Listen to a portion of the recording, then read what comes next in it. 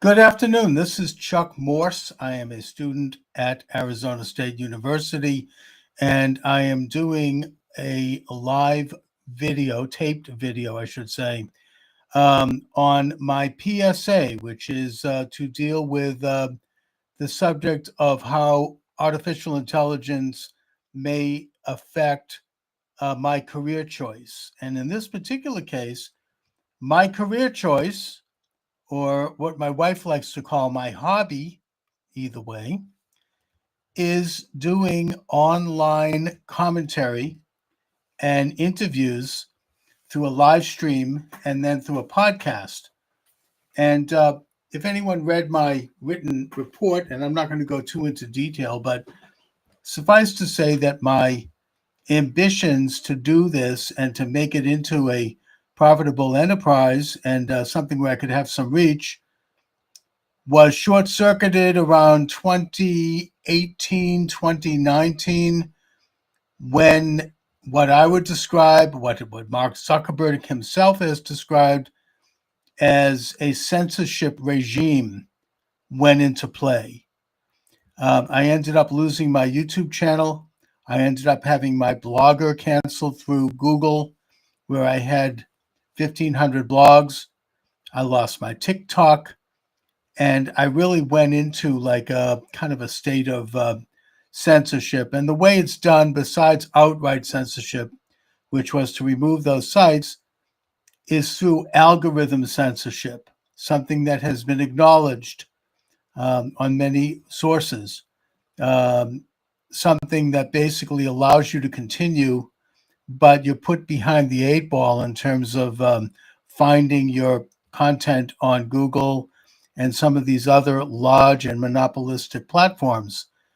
In fact, right after around 2018, many elite colleges, including Harvard, set up these sort of, social media what I would call censorship mills, where they would look at weeding out what they called, quote, misinformation, disinformation, and malinformation, unquote.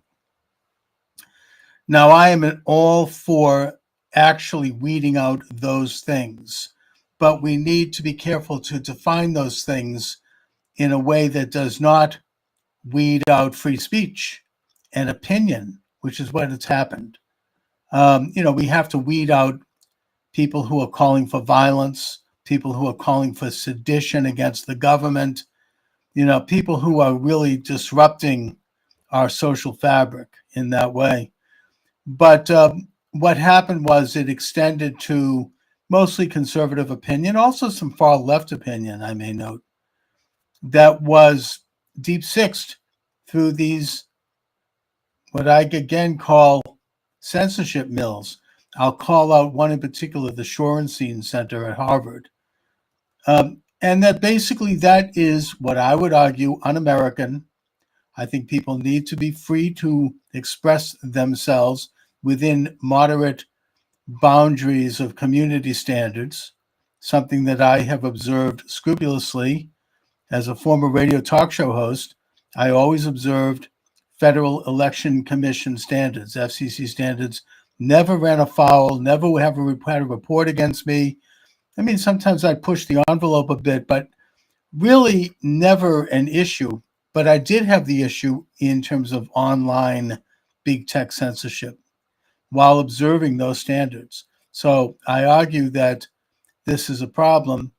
I think recently we have seen, and I have a quote from the testimony from Mark Zuckerberg, that the Biden administration pressured him as head of Meta, Facebook, to censor information that they didn't like.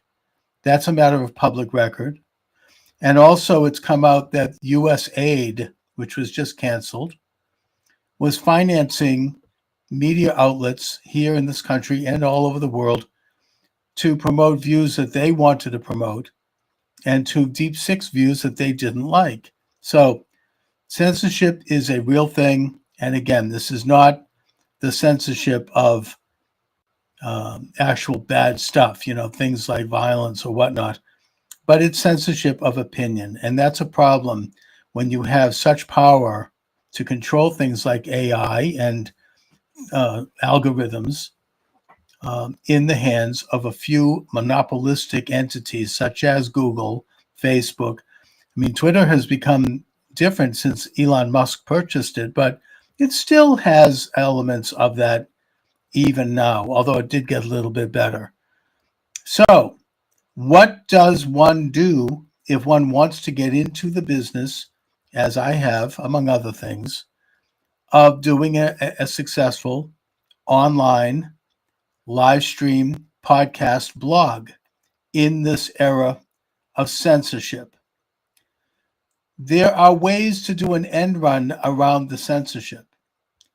Look, YouTube and Google, they banned Donald Trump even before he left office at the end of his last term. I mean, they literally shut down his Twitter account where he had upwards of 50 million followers. They just shut it down. They shut down Parler, which was a platform that was competing with Twitter at the time. Twitter at that time was owned by Jack Dorsey and others. They just shut it down because it was having conservative opinion and it was catching up. They also shut down many, many thousands of online entrepreneurs and commentators, including myself. So that's a fact. So what did I do? What I did was I found alternative sites.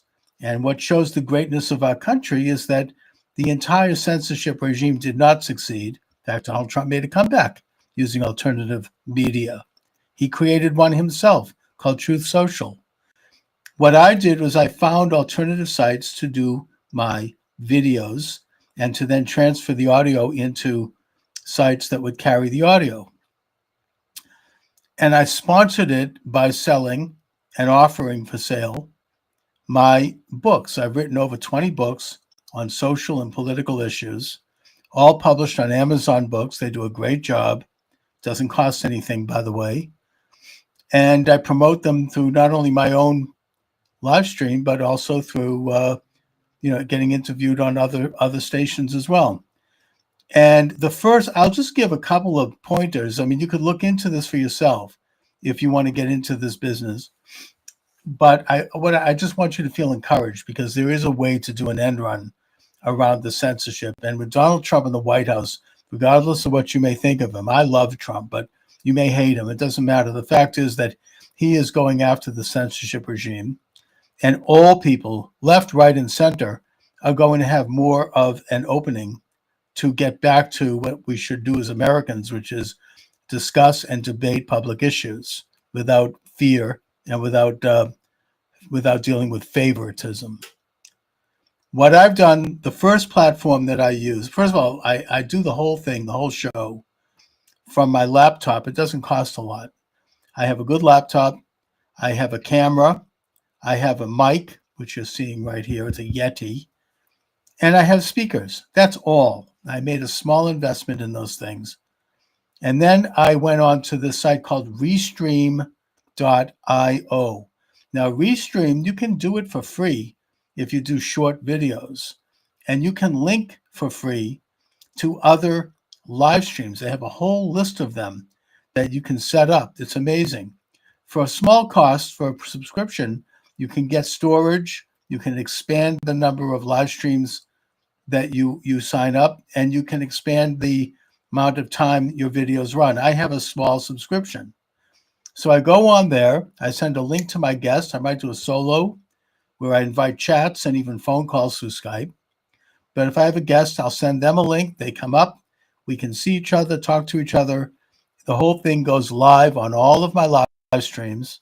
And then at the end, I download a video and an audio tape of it, recording of it, which is what I'm going to be doing right now to send to my teacher at ASU. So and by the way, this isn't going live on any of my sites. This is just for school. So, and just so you know. So anyway, that's the first step. Then I do my interview on Restream with my guest live. Once that's done, I then you can download both the video and the audio. I post the video on various alternative sites, including Minds, Gab, Getter, Truth Social, my Facebook and Twitter page. LinkedIn carries the show live. It's really amazing. I mean, a bunch of people carry it live, and it doesn't cost me anything. That doesn't. I download the audio into the second platform that I pay a small fee for, and that's called Podomatic. And Podomatic stores these audios. I have over 500 of them at this point, and they automatically send it out to probably upwards of 20 different podcast sites, including the big ones like iTunes, Spotify, iHeartRadio, and others. And that's how I do it, and I'm building it, and I'm building an audience very carefully and slowly but surely. The way I monetize it is I sponsor myself. It's very difficult to get people to pay for ads. You really have to have big numbers. But what it is I've published over 20 books on Amazon, and I get royalties every month from the sale of those books. So I promote them both on my show. I get myself booked on other podcasts where I get them promoted, and I promote them through my social network where I have about 30,000 followers on Twitter X, on Facebook, on LinkedIn, and on others. So that's how I monetize it. I'm not rolling in dough by any means, but it's gradually growing. I mean, my main source of income right now actually is Uber. And in fact, I attend ASU with the Uber scholarship. I love Uber, by the way.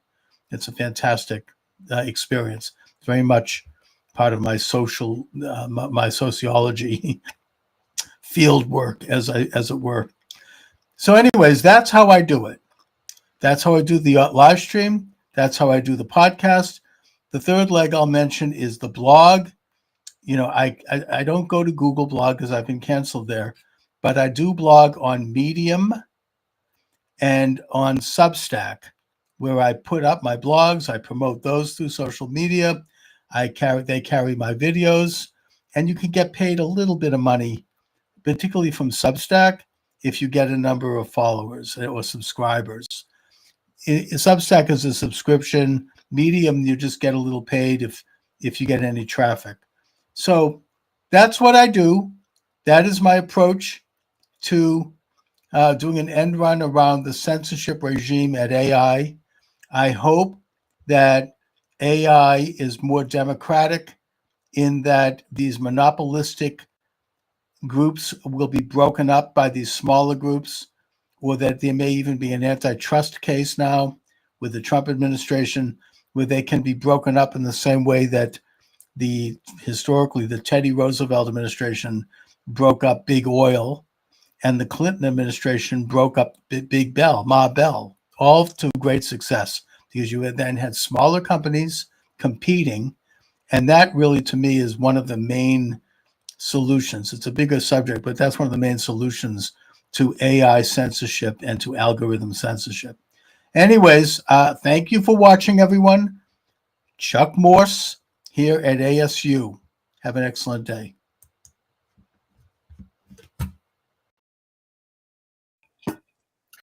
All right, welcome aboard, everyone. Charles Moscowitz. Welcome to the program. My guest is Scott Miller. Scott is the author of The Most Dangerous Man in Washington. Good title, by the way. This book deals with a topic we all went through, one that I think most people now understand was presented at the time with a lot of lies and falsehoods that really resulted in a panic that was certainly worldwide in nature. It was almost like a massive experiment in social engineering, in my opinion. But either way, it's something that we're all still trying to think about and look at so we can take a lesson from it and learn in the future in terms of how to proceed forward. And that is the so-called pandemic of 2020, 2021. Now, Scott, I mean, just as a matter of note, my program, along with thousands of others on YouTube, was penalized at the time because I interviewed a doctor who was one of the most revered in America, who made the mild suggestion that pregnant women and children should not be getting the jab. And I interviewed another doctor who said that there were certain early cures or at least treatments for the pandemic, for the COVID-19 virus. I'm even not going to mention their names now because I'm running this show on a pirate YouTube station. So, but you know what I'm talking about. I know. I think I know exactly who you're talking. I mean, specifically who you're talking about. That's right. So what we have now is most of the things that we were banned for have now been basically admitted and acknowledged. Even the famous scarf lady, Dr. Birx, has acknowledged that early Right? treatment. Yep. I mean, it could have been saved thousands of lives who unnecessarily were lost. So, Scott, why don't we start with your story, how you got involved in this as a doctor, and how you came across the issue in the early stages. So I'm a PA, and I was a single owner, single practitioner in I had my own pediatric practice in Southwest Washington, and I'll try and make this part brief. But on March 12th, of 2020, which was my birthday, the country shut down, and Fauci, and then later Birx are standing up saying that there's no cure. And not only is there not a cure, there's nothing we can do apart from shelter in place and hide from humanity, which it doesn't make any sense, right? He later did an interview in like Vanity Fair or something where he brought up vitamin D when we knew early on how critical, because when you look at latitudinally where people like in the Northwest, I ran thousands of vitamin D panels and most people are deficient, and it's critical for the immune system. So on March 15th of 2020, I came across an article out of Italy, and it said COVID pneumonia and the melatonin connection, which intrigued me because I only knew melatonin as, released from the pineal gland, our sleep aid. Mm-hmm. And I'm reading through this article, and it literally broke down why children didn't get sick, why they're pretty much immune to severe illness, even moderate illness. And again, this is early on, and I'm like, what? If this is being put out, how come no one's talking about it? Mm-hmm. So I read through the article. There were like 120 references. So I clicked on every single reference. So for the next 2 weeks, I just immersed myself in everything I could find on SARS, MERS, and then what I was reading from this article. And I realized, wow, this is something that we can mitigate. And then about 3 weeks after that, the study out of Australia came out with ivermectin, the in vitro studies, which I had been using in kids for over 10 years. And I thought, well, this is a no-brainer. And then I realized I had already been treating COVID patients in my clinic, the parents, with using budesonide. Dr. Richard Bartlett had talked about using budesonide in the ER, right? Mm-hmm.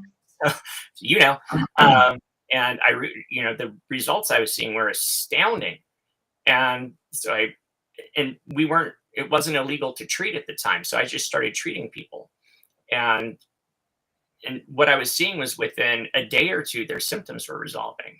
And I'm like, well, so I started sharing this information. And then, and the other aspect was having a pediatric practice. I watched the devastation of the pediatric population when they were sent home from school, isolated. It was such a psychologically traumatic event for them. They weren't allowed to play with friends. They were told they were vectors of disease, and it was crippling them. So I ended up being asked to speak in Olympia at the Capitol on a freedom movement and things.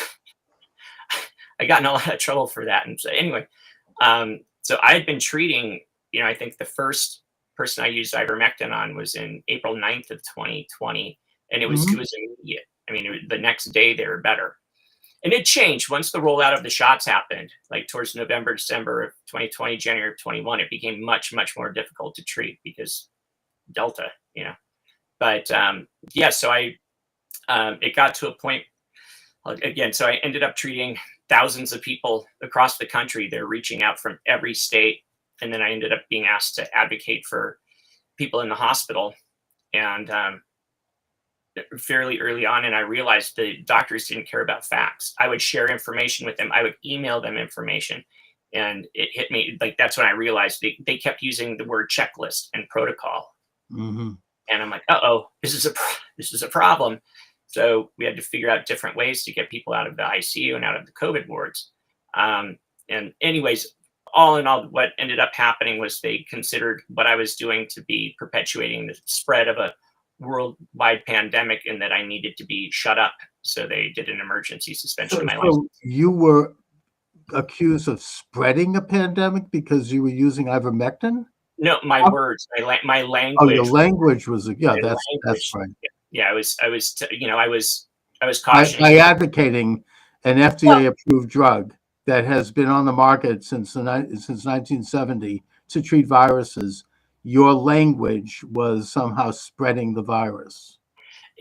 So in writing the book, because and I've read, probably 10 different books on, like the war on ivermectin, these different books. And I was asked by some colleagues that, knew I have a fairly unique experience because I was fighting so many different fronts and trying to, opening schools and critical race theory and hospital management and trying to block mandatory vaccines. I was writing medical exemptions so kids could go to college, parents could go to work, and it was just, Washington State was tyrannical. And so when I was asked to write the book, I initially just went back to I journaled everything, and there was a lot of anger in it because so many people were devastated by it. And what you said, if we would have done early treatment, it wouldn't have been thousands or tens of thousands. Yeah, Maybe, I mean, this now 5 years later, they're admitting this. yeah. So I mean, I know of a doctor who she treated her husband with ivermectin, but did so quietly. And a lot of doctors, my own physician, who was at a major hospital here in Boston, where I live, in the initial phase of the virus, she was very open with me about it. And she's like, this is an overreaction. People, I know patients will probably, and she predicted this, and I've seen it now. They'll never take off the mask. They'll be locked in their house for the rest of their lives. There are people who have been traumatized in that way. But then later on, she became like a different person. I don't know if the hospital had a conversation with her. I'm not sure what happened, but she was no longer friendly to me and no longer candid about the situation. I think that somehow doctors, you invest 8 years of your life getting a doctor degree and getting a license, and you have a lot at stake, and they just didn't want to risk that. I mean, very few had the courage, and I'm not blaming them. Look, it's easy for me to say, I'm not in that profession, but they just didn't want to step forward and talk about the truth. Well, the thing is, they were at risk for losing their jobs, right? So Exactly. that's one thing. When things were,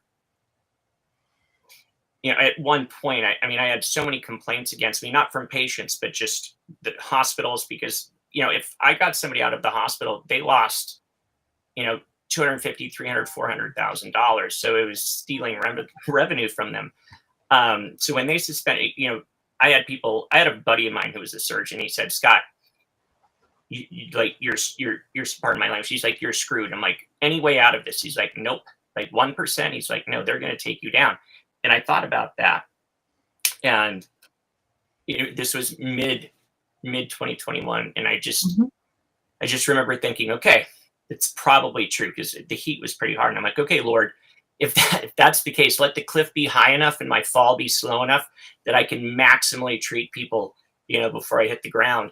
Because when I didn't lose my job, I had built a medical practice over the last 5 years. They didn't, we lost everything.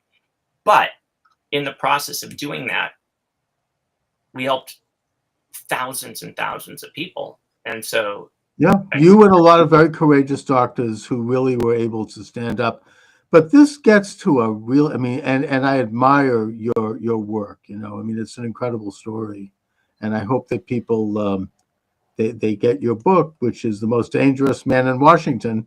We're going to get into some more of that, but what you're talking about here gets to a much deeper question. Why was this happening? Why were doctors being threatened to toe this line? Who was behind this? I mean, why, this is obviously some kind of an agenda. I'm not here to weave a conspiracy theory because I have no idea. All I know is that there was something going on in terms of an international effort to control the conversation around this. and to present this in a certain way that centered any opinions, including opinions by some of America's most revered and respected medical personnel who might otherwise dissent from this official line. So, what was going on here? Who was behind this? Why did they do this? I'm going to say something first, just for context, where on March 18th of 2020, Yeah. you wouldn't get reimbursed for a telemedicine visit. On March 19th, you got full reimbursement for a telemedicine visit, where it's like HHS just flipped the script. So which, for all intents and purposes, it allowed all the doctors. I mean, we're talking about pediatricians that do newborn exams that are now doing them over the phone. I mean, like, nobody was in clinic anymore. There was urgent care, emergency. And so, I look at it from a medical industrial complex standpoint. What was the primary agenda from the very beginning? Bill Gates said it, and Anthony Fauci said it. It was to inject all 7 billion people on the planet with the new mRNA technology. I mean, they told us that early on. So what was the agenda? Well, and this was before they rolled out the mRNA technology. But they were already telling us that. So they already had that in the can, so to speak. That's not. Yeah, I mean, this was a beautifully, I mean, horrifically, but elegantly planned. They had the Agenda 2030. They in 2019 they had that role playing event where the Simpsons talked about it with cat fever. I mean, like, Yeah, and there were several movies that were made at that time. I remember one. I don't remember who was in it other than Dustin Hoffman. That kind of foreshadowed this. I mean, that this dread disease is going to be breaking out, and they call out the army and his National Guard. And I remember at the time, people on the left side of the political spectrum, like Andrew Cuomo and de Blasio in New York, and the mayor of Chicago, they wanted martial law. They wanted what actually did happen in Australia, which was a complete, fascist seizure of the government, where people would be basically put into camps who didn't agree and who actually strode out into the street without wearing a face covering. And fortunately, Trump did not do that. I fault him for other things. I think he could have stood up to Fauci and Birx, and I certainly think that it was a mistake to roll out that vaccine so quickly. They kind of appealed to his weak point, which is flattered him, I guess. I don't know, but the point is that there was an agenda to really shut down small businesses, churches, mom and pop stores, whereas the big guys stayed open. And it was even more sinister than that, in that all of the so-called blue states, New York, New Jersey, Minnesota, Illinois, they placed COVID-19 active people into nursing homes. Now, there's a word for that, and that word is genocide. How did they explain this? And that's one facet of it. And I have an intimate. I had a skilled nursing facility reach out to me, or the owner of a skilled nursing facility reach out to me on February 5th of 2021. Everyone was sick, 80 to 94 years old, and my office manager, and it was my daughter's birthday. I had been absent for so long, and we're on a ski lift skiing, and I get this text, and I'm like, this is bad. And none of them died. We took care of everyone from a ski lift and a ski slope with my office manager going in. We were able to, I actually wrote a chapter about that, because it was, at the time, I look back and I was like, oh, that was super easy. I mean, that was actually fairly easy to keep all of them alive compared to other things. But what they were doing was literally deliberately killing all of these. I mean, they purposely did it. They knew it would happen. It was so what you're saying is that Andrew Cuomo, Governor Murphy of New Jersey, Wolf in Pennsylvania, that they consciously and wittingly were trying to kill or cull the herd, maybe, of very elderly people. It's interesting that Levine, If who is nobody like me knew how to treat and knew that what knew when I heard that when they had alternatives for where those people could go, when I heard what they were doing, I looked at my wife and I'm like, wow, they're they're wiping out. They're there's no other explanation for it. There really isn't. And also Levine over in Pennsylvania, who became HHS under Biden's regime, he actually pulled his 90-year-old mother out of a nursing home in advance. So obviously he knew what was coming down the pike. exactly. You had, Waltz over in Minnesota. You had, Whitmer in Michigan. I think Newsom, even here in Massachusetts, Baker, in one incident, which was a VA hospital, putting COVID-19 people in the hospital. It's a story that really, really needs to be told, needs to be investigated. And I think in a practical sense, it raised the numbers that they could then point to. I wonder if some statistician could do some research and find out what percentage of Americans who died of the COVID virus were in these nursing homes. I think it's probably more than half. A large, I mean, it's a large number. And Yeah. what's interesting too is by summer of 2020, as the numbers were really dropping. So they flipped the script, and so they went with new cases, asymptomatic cases, based on a PCR cycled at 40, right? So they were because they weren't having the deaths, they had to switch it to new cases, and that's how they controlled school openings. That's how they controlled opening up the states, was the manipulation of the PCR test. And Which I mean, is not definitive, by the way. It oh really no, it's not. it wasn't even created as something that could detect the virus. It had nothing to do with it. No, and it was so frustrating because again, for me, kids had to test to go back to school. I didn't use it. They had Abbott Labs came out with a rapid, and I don't care about the results. It's like, if you're not sick, it's going to come up negative. And I'm like, that's all I need to be able to get these kids to go back to school. Right. So, which I got in a lot of trouble for doing that, because they wanted everyone PCR tested and I wouldn't do it. And so the county health department came down on me pretty hard for that. Like, you have to PCR test. I'm like, nope, I won't. And also the kids were not getting the virus. I mean, it's to have these minimal. kids, It was very, right, very, and even if they did get it, it was nothing. It was something they'd get over pretty quickly, but to have them being locked down and then to come back and wearing those masks, I mean, it's really something that ought to be viewed as a criminal event. I mean, there's no other way. And I still see people today, 5 years later, putting where their masks are strapped to their face. I mean, I know people at the time, the hysteria and the hype was so severe that, I mean, you'd be walking down the street or you'd be in your car with the mask, and there was never any evidence that the mask did anything. oh, yeah, I wore one once, if I was like, I never wore one until my son's 10th birthday, where my wife said, please don't get arrested or go to jail, because we were flying to San Diego.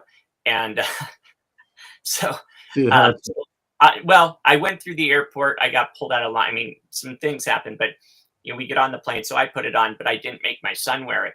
So I just had him eat and, like, drink things the whole flight. And he ended up getting what was called a yellow card on Alaska Airlines. And my wife found out, and she lost her mind. So when we land in San Diego, we're deplaning on the tarmac, and there were riot police waiting for us. And I was like, seriously? And her first thing was like, don't get arrested, because I had done some things in Washington and Oregon that ruffled some feathers.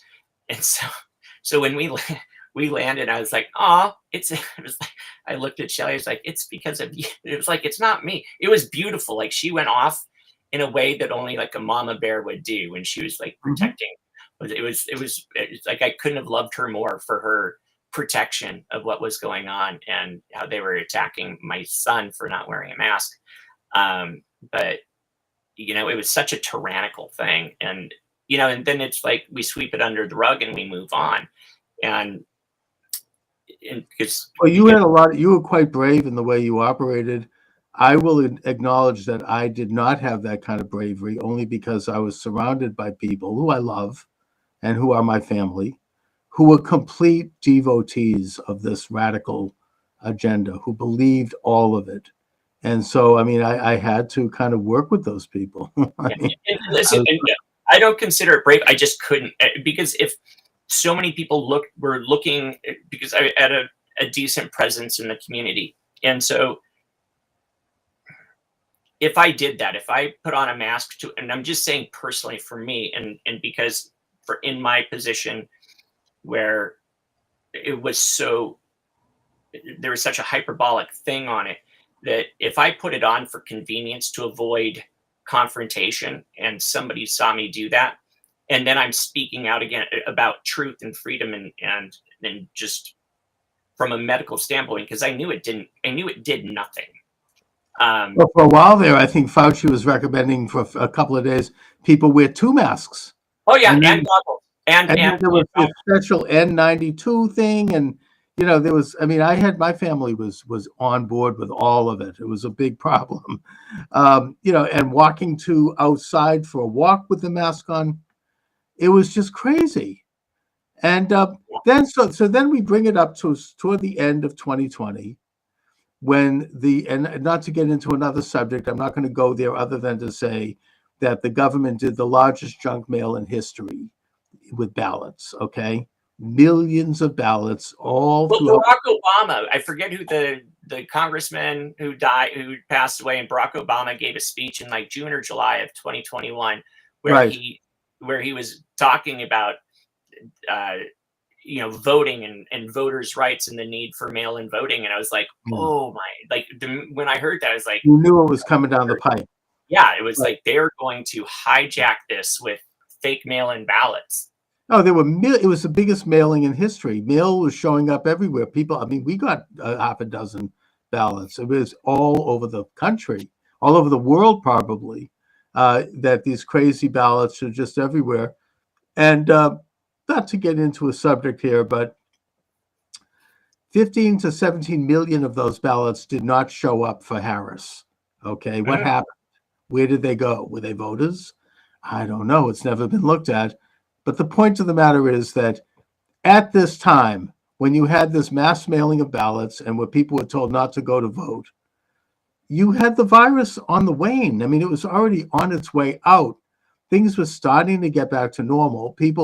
The idiocy of it was that people were allowed to go to restaurants and they could eat, but they had to wear the mask as they walked to the table, and they were only able to take it off when they were eating and then put it back on in order to get out of the restaurant. I mean, it was so idiotic from a scientific standpoint. But at least people were starting to go out again a little bit. And then the vaccine comes down the pike. Now, the vaccine, even in the best context, it was to deal with a virus that has basically disappeared. So they started talking about like another virus that's milder that was supposed to be there. But this vaccine wasn't even there to deal with that. And yet they launched under the new regime this directive that everybody would have to have the vaccine, and that you would have to prove you had the vaccine with a card that would allow you to go into businesses and restaurants and stores and colleges and banks. And if you didn't have the card, you could be denied entry. And eventually, I think it was fairly open at that point, that this card would become digitized. In other words, you're going to have a digitized health card with who knows what kind of information on it to start with, medical, whether you had the jab, but that could eventually be used to put on anything they want to put on. That is the end of freedom. I mean, Dr. Naomi Wolf got into this on my show, and she did a lot of incredible research on it, and other people as well, that this was the end, and yet it was stopped. And it was stopped by one group of people, the Canadian truckers. They stopped. And at the time, just to get into it, I mean, We just in Boston had a new mayor elected, Mayor Michelle Wu, who one of her first acts was to say that you had to show the COVID card in order to go into a public venue in Boston. And, most people ignored this. And even like some of the liberal suburbs like Somerville, they didn't do it, only Boston. But when the truckers hit the street, that put a stop to it. That ended it because they brought the economy of Canada almost to its knees, and it was spreading. It went to Australia, New Zealand, United States, France, even Israel. People started to, say, we're not going to do this. And so it ended that whole regime. Everybody backed away, and the whole thing was over. Of course, they were demonized. They called them Nazis. They shut their bank accounts. But those people had courage. They stood up to this international fascist regime. Well, it was a beautiful thing to watch. And what's interesting when we go back to what you were talking about towards the end of 2020, and Daniel Horowitz and Steve Dace with Blaze TV. So Daniel reached out as he had heard, because I was so, we'll say, passionately, the hill I was willing to die on was to prevent mandatory COVID vaccines for kids. I mean, that was like, I was willing to lose everything for that. They took me down before it got to that point. We achieved that victory in Washington State, but he asked what was Delta, because we're looking at something, the wild type virus, that was super easy to treat. I mean, when I say that, I feel bad for, when I not feel bad, the tragedy of what took place in 2020. It's genocide. It's horrific. And then all of a sudden, it was like, we need to change some tactics. And the only thing that changed in that course was the rollout of the vaccines. And I remember sitting there as my wife was asking, why is it so much more difficult to treat now? Like, why are people getting, like, younger people getting sicker faster? And it's like, the shot. Oh my, like, the Delta was the shot. Like, the whole rollout changed everything. And she's like, I don't know that you're allowed to say that. I'm like, pick whatever, because what usually happens with the virus, it's not trying to kill you. Our government is, but the virus isn't, or the bioweapon that they created. But it was like a switch flipped. And now I've heard all sorts of things about the negative effects of the mRNA vaccine and the spike protein and all of that. And I'm not a medical person, so I can't speak to it. But what I've heard from various people I've interviewed, including Ed Dowd, who did a lot of good work on this, he's an insurance actuarial who looks at charts, is that the vaccine has caused various ailments, possible infertility in young people, heart disease in young men, these various other spasm type illnesses, a general malaise. If you've already had a tendency toward heart disease and cancer, the vaccine mRNA exacerbated it, didn't cause it, but it didn't help. And other various ailments. It has been the worst vaccine in history. Now, I'm not anti-vax. I mean, I think that, the polio vaccine is good. It's been around since the 1950s, and it's proven to be effective. It's not. But hold on, they changed the definition of vaccine. And vaccine, we were told, Joe Biden said 100%. And he said this, it's 100% effective in preventing, right? So if we have a definition, it's like, I cured you, yet you're still sick, then that word cure has no functional meaning, right? The word has to matter. A vaccine is preventative. So when they go, it's 100%, and then 95, then 92, then 87, then 85, as they're changing the metric, then they had to change the definition of what a vaccine is. So it's not a vaccine, and they know it. And when you said probably, I'm in groups with tens of thousands of vaccine injured, and it's far more devastating, the encephalopathies. I mean, like, the people that don't die, like clotting, strokes, heart attacks, etc. So the people that don't die are it's so devastating. It breaks my heart to see how it's impacted them. It's not everyone, but so many people that were coerced into doing it for like, there's so many reasons that, I fought against it. I know why people would get it, because they needed to protect their family or their jobs, and or we trust our doctors, right? It's like, go to your doctor and you trust them. So it's like, well, sure, I want to do my part. I want to do my part to protect Right. my neighbor. And also the massive propaganda around that and the rollout of it, and it never made any sense. I mean, first of all, we know they lied about the claim that it creates 95% immunity. It creates no immunity. Once Exactly. that became obvious, they then switched gears and they said, well, it'll prevent you from dying, or it'll prevent you from going to the hospital. Now, the Cleveland Clinic, which is one of America's most respected medical institutions, did a very thorough survey of their patients with the vaccine and with COVID, starting right from the very beginning. We're talking about many thousands of people, and they concluded, and it's published online, you can see it, although the media ignored it, that 70% of the people who died from COVID had the vaccine, and 70% of people admitted to the hospital had the vaccine. So it didn't, that was a lie. It really didn't do anything positive. And even people that I know in my own family who worship the vaccine and who worship, they've said, oh, we love Anthony Fauci.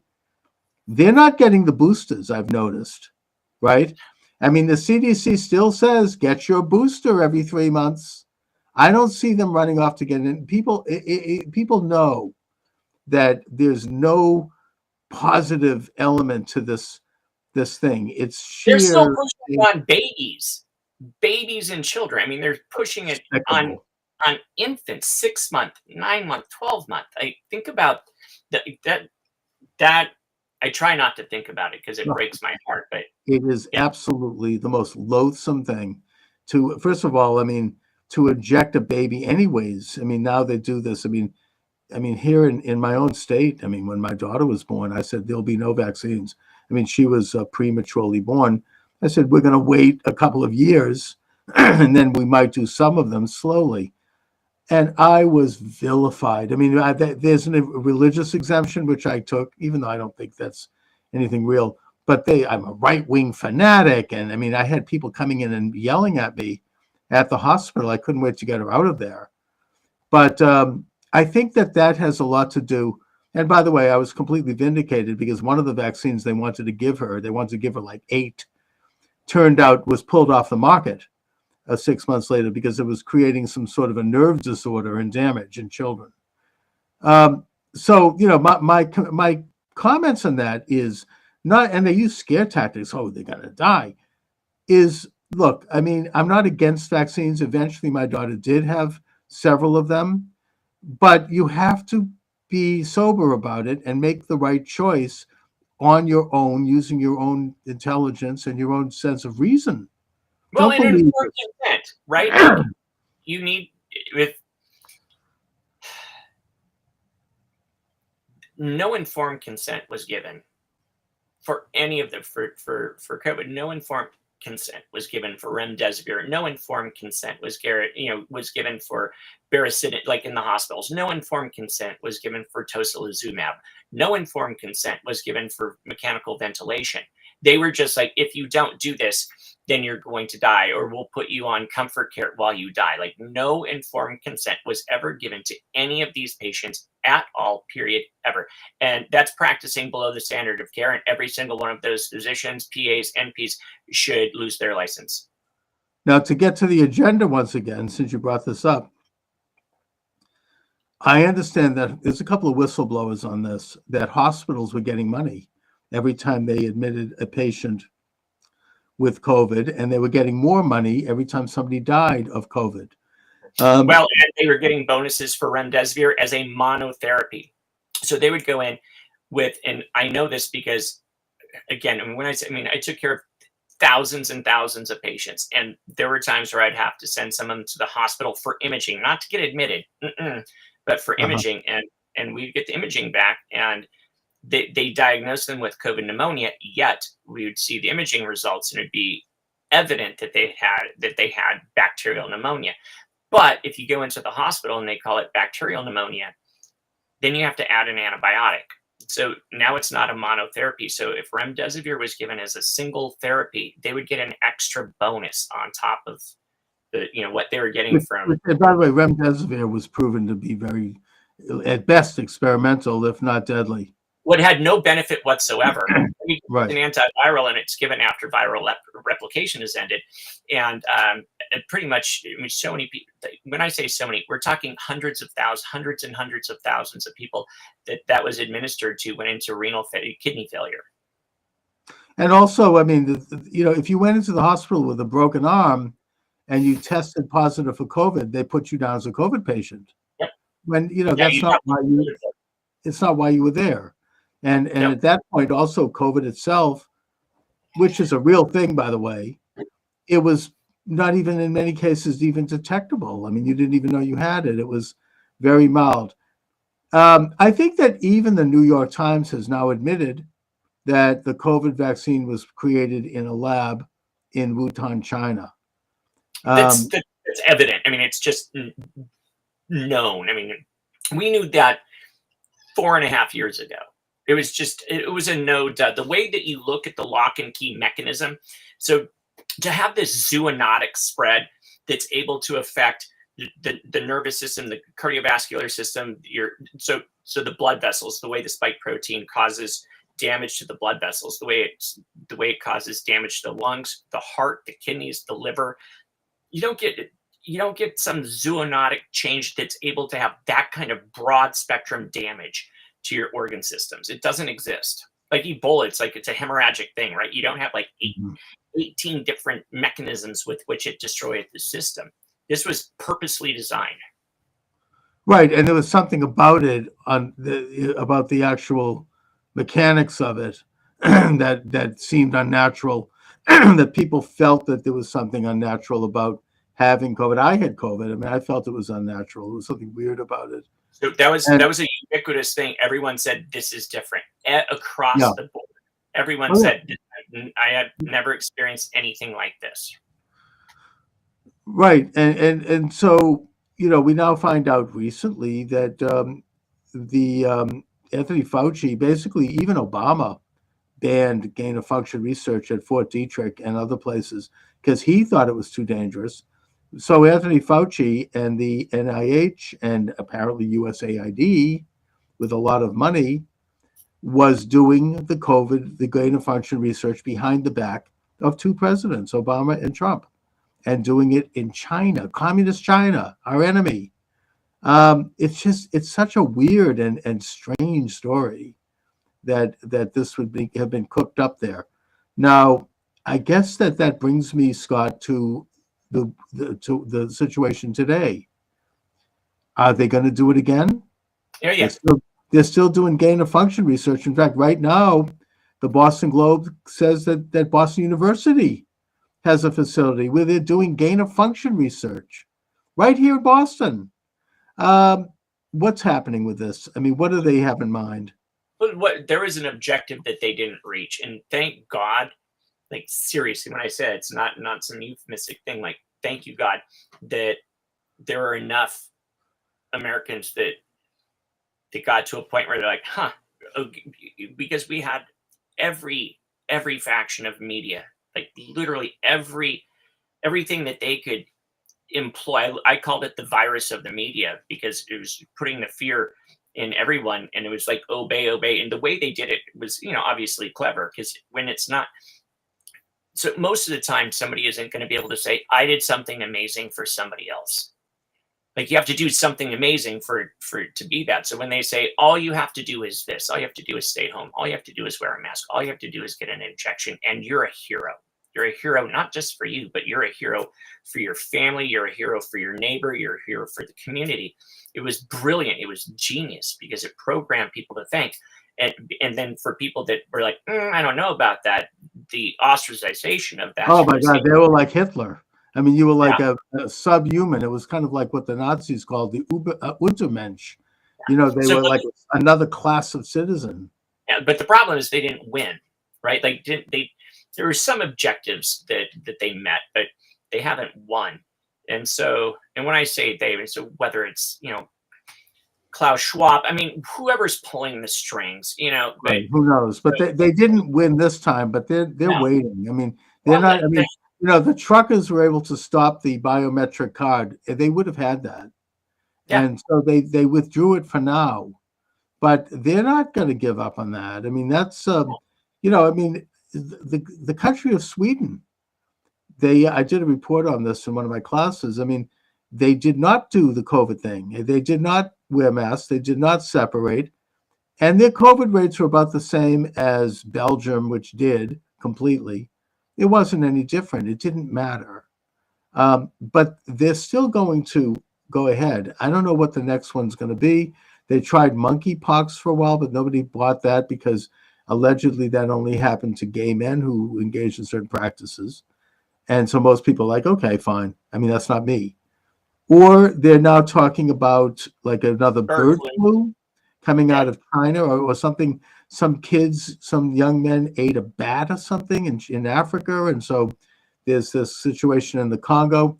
So I'm wondering, do we have enough courage at this point as a society and as citizens to stand up and say, I'm not going to go, I'm not playing ball. I'm not going to go, I'm not going to do it.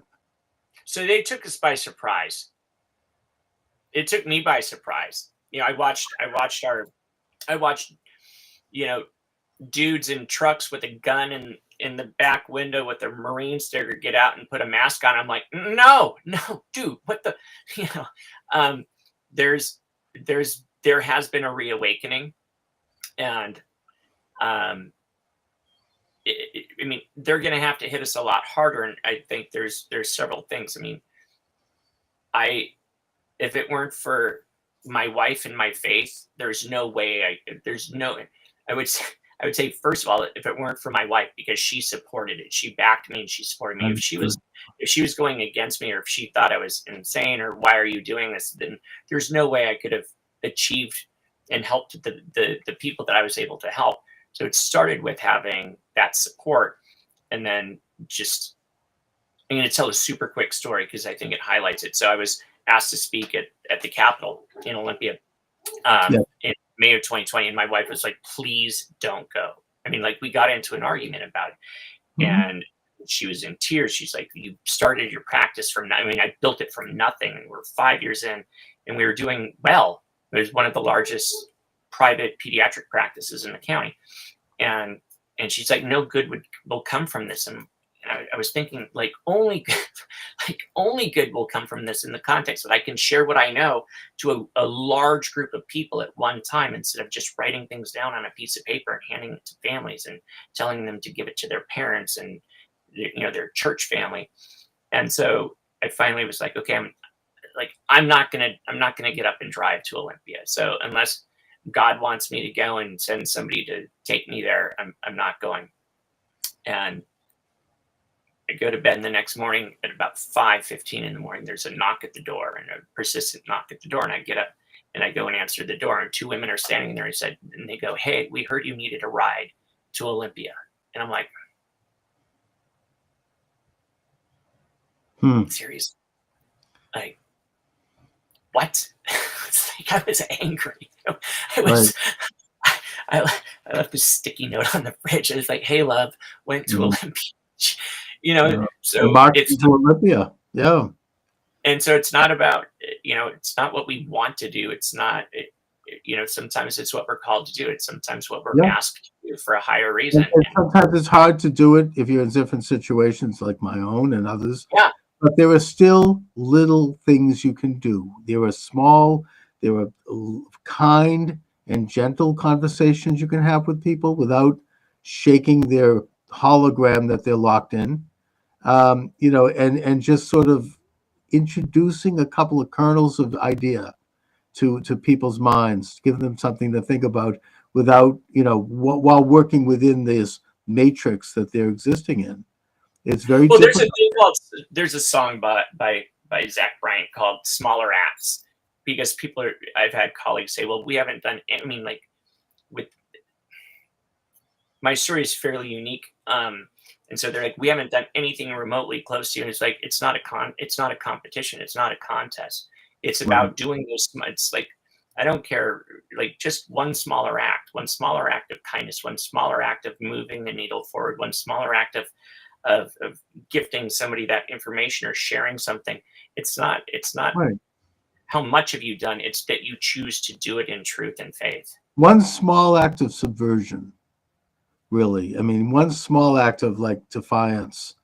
And also, I mean, there's a sociological term for it, which I'm not sure. I don't know it right now. I forget it. But um, if you're like at a public meeting and everybody is into some kind of an insane advocacy of something, and you stand up and you make a couple of quiet, kind, easy comments in defiance, it can change the whole complexion of that meeting, and it can get through.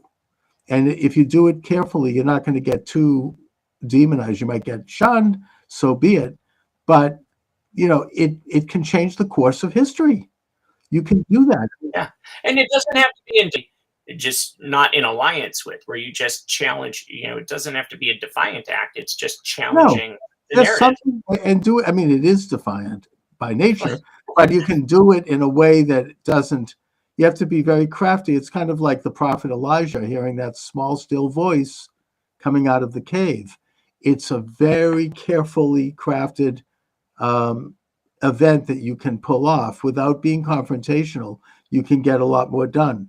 But on the bigger picture, sometimes you have to be confrontational, because everybody's when you're dealing with people who are fully witting and conscious participants in this evil kind of experiment, you have to call them out in any way you can.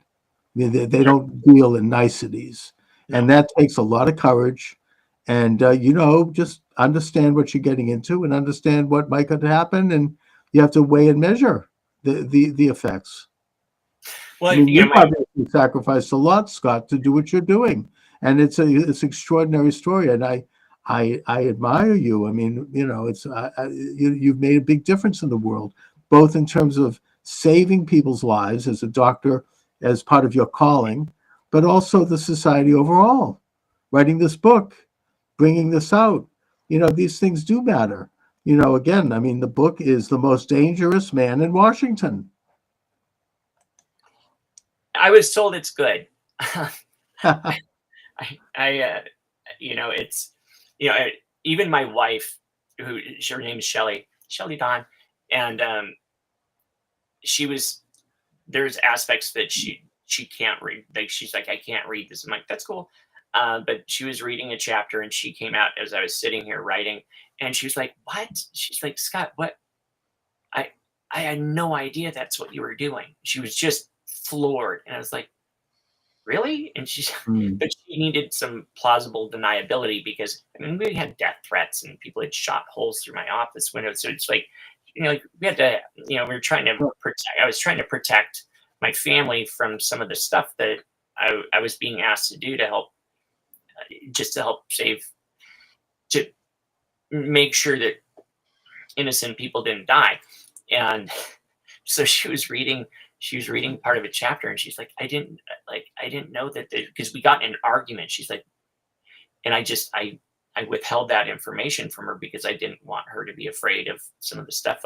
And when I say that, I mean, they were risky. You didn't want to get into it at the time because it's scary stuff. No, I get that. It's, so when she read it and she was like, now it makes sense. Like this all makes sense. And as I was writing about what I was actually doing and how we were kind of subverting some of the systems and helping take care of people,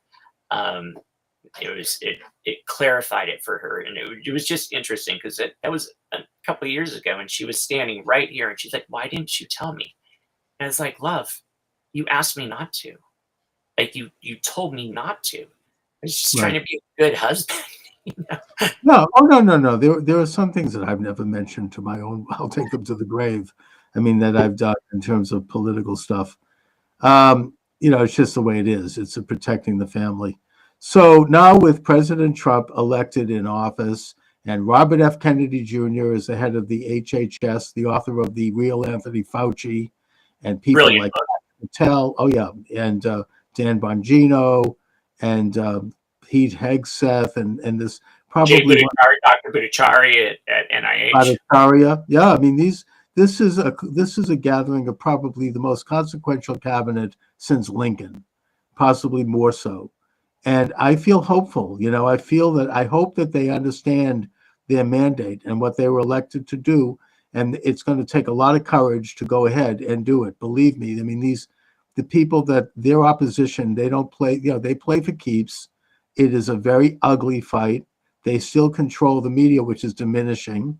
The only thing they have working for them is that they're carping about cutting the size of government, as if there's something wrong with that, and Right. demonizing. And it's not flying. I don't think the American people are buying it.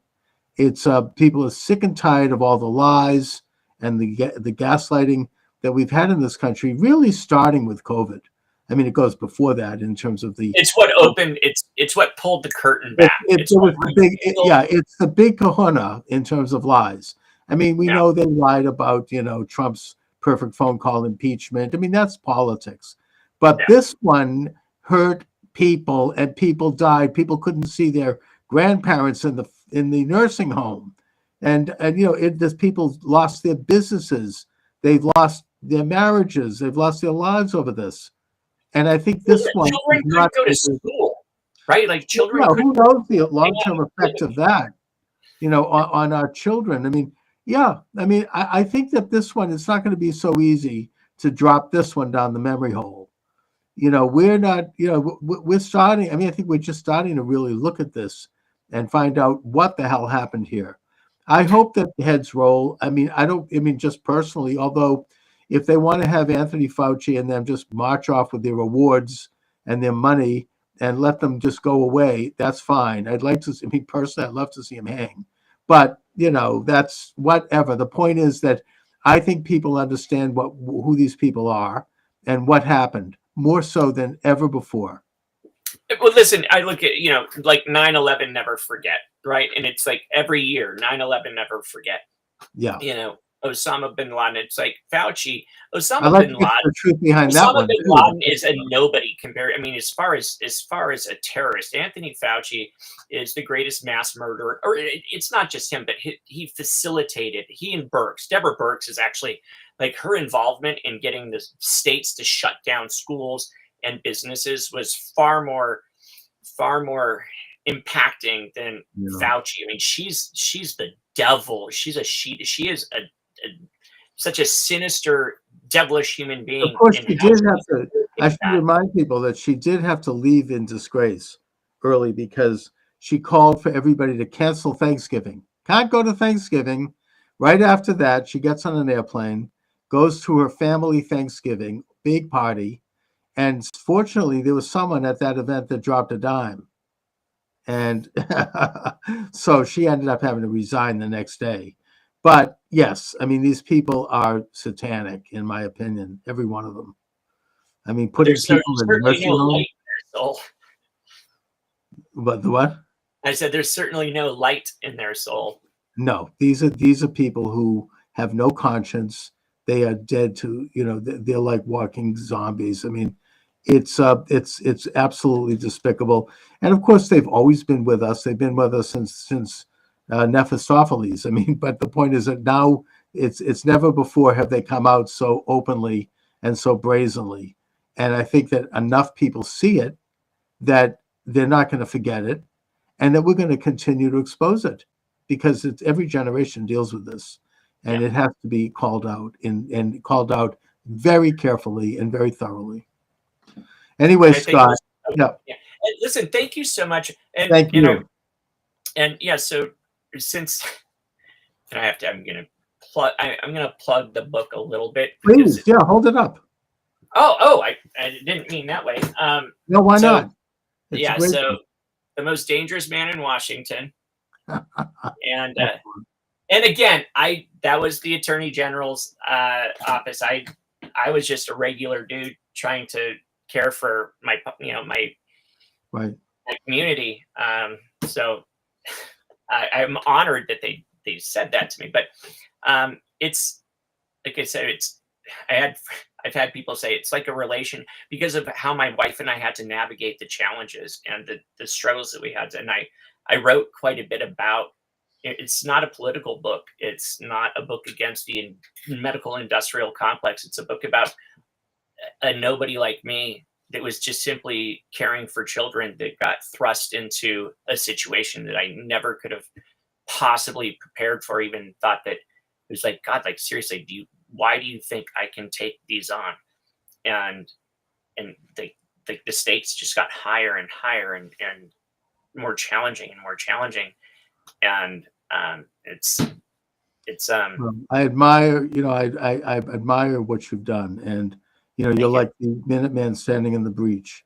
It's really an incredible story, and it's one that we ought to understand. You're not going to get awards like Fauci with the left. They always, they weigh each other down with all their awards Yeah. and their worship. It's because they don't worship God; they worship each other. They hold up idols, and Well, and they we don't do it for rewards. We do it no, because we it's right. don't, because we can sleep better at night, and we know that in the bigger picture of eternity, we're going to be rewarded, and because we know that we're doing truth, we're talking truths, and that does make a literal difference. Anyways, Scott, I stay in appreciate touch. the time. I really appreciate your time. Great book. Let's do more programming in the future. Please recommend people to me. I Oh, want to do, absolutely. yeah, I want to get into this more and more. And I have been, but I want to continue. And I just, I'm kind of like speechless. I mean, I really appreciate the work you've done. So Thank you. That means a lot to me. Truly, thank I you very appreciate much, it. Scott. All right. You have a All great right. night. You too. Have a great night. Thank you. Anyways, welcome to the show. Charles Moskowitz here. Michael D. Shaw is my guest. We're live at 7 p.m. Eastern Standard Time. You're welcome to join us if you want to call in 508-537-5596, so you can comment on TikTok or on any of the other platforms, the millions of platforms that we are on. So, Mike, the hits keep rolling along, Yeah, don't the they? hits keep rolling in, and even Mitch McConnell this time voted in favor of Cash Patel. Oh, And it yes. was those two miserable women who. What is the deal? Did they say why they didn't vote for Cash Patel? Because they're Democrats wearing an R on their shirt. Yeah, there were a lot of those.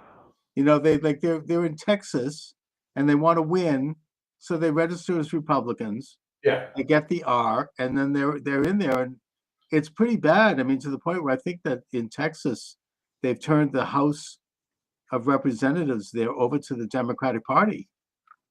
So that's how they get ahead. But nevertheless, Cash Patel in there is huge.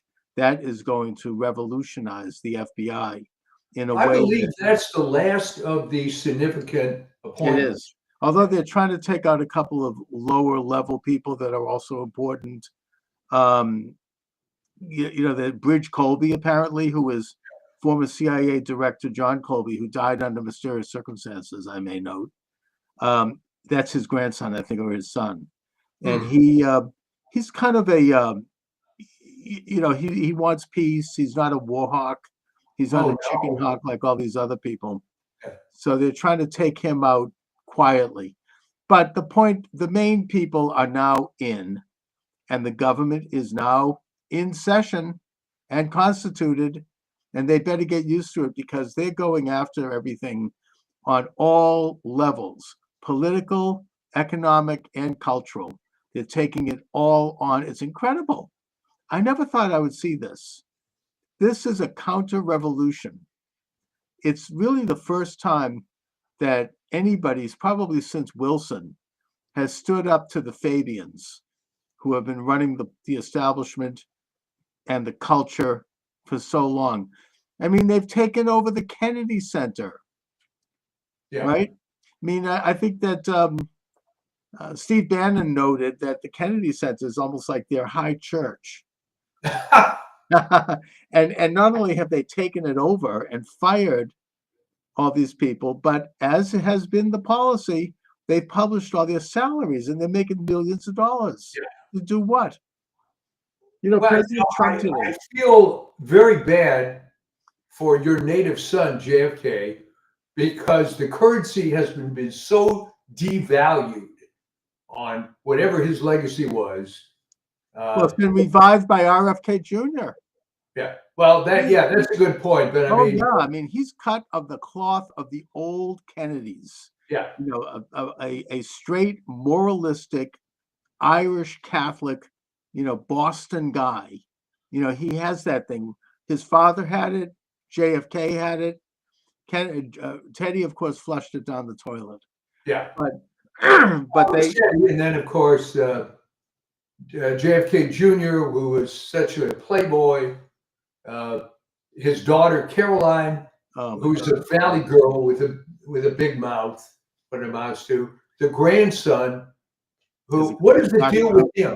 What is the deal with that he's guy? a complete nut. And also that she's a real disgrace. I don't even think liberals are comfortable with her. I mean, Alan Dershowitz did a great TikTok where he talked about Caroline Kennedy, that he said, like, he was invited to some kind of a dinner on Martha's Vineyard, and she was there, and she said to him, if I had known you were going to be here, I would not have come.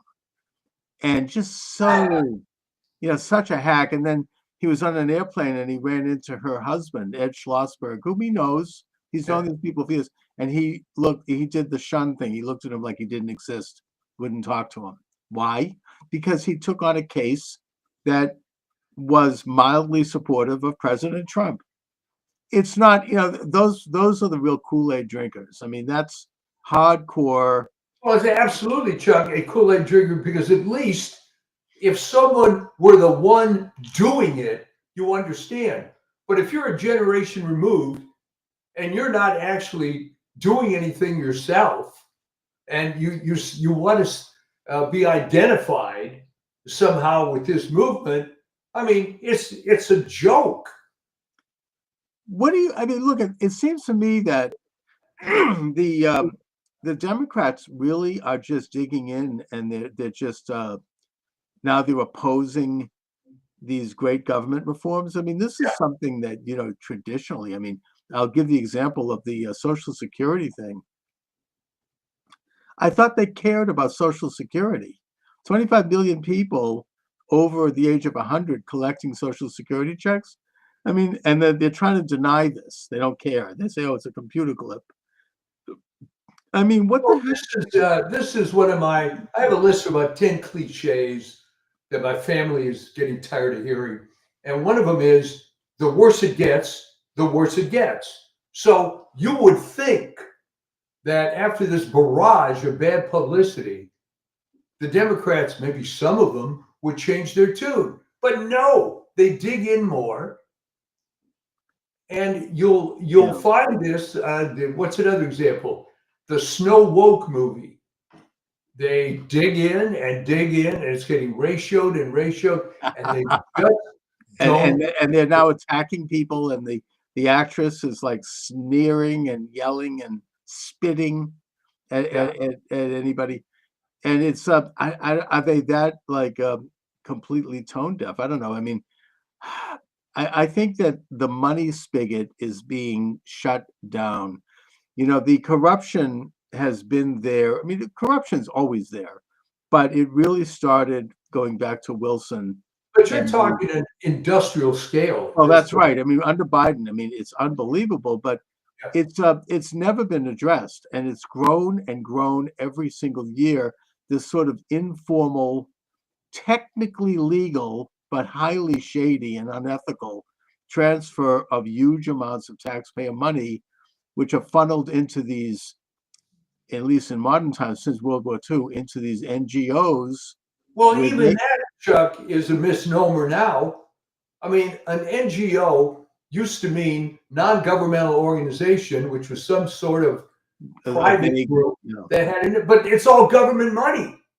Well, it is. It's exactly completely funded by, and the amount is unbelievable. And I think they're having trouble hiding it. They're denying it, or they don't talk about it, but it's all coming out.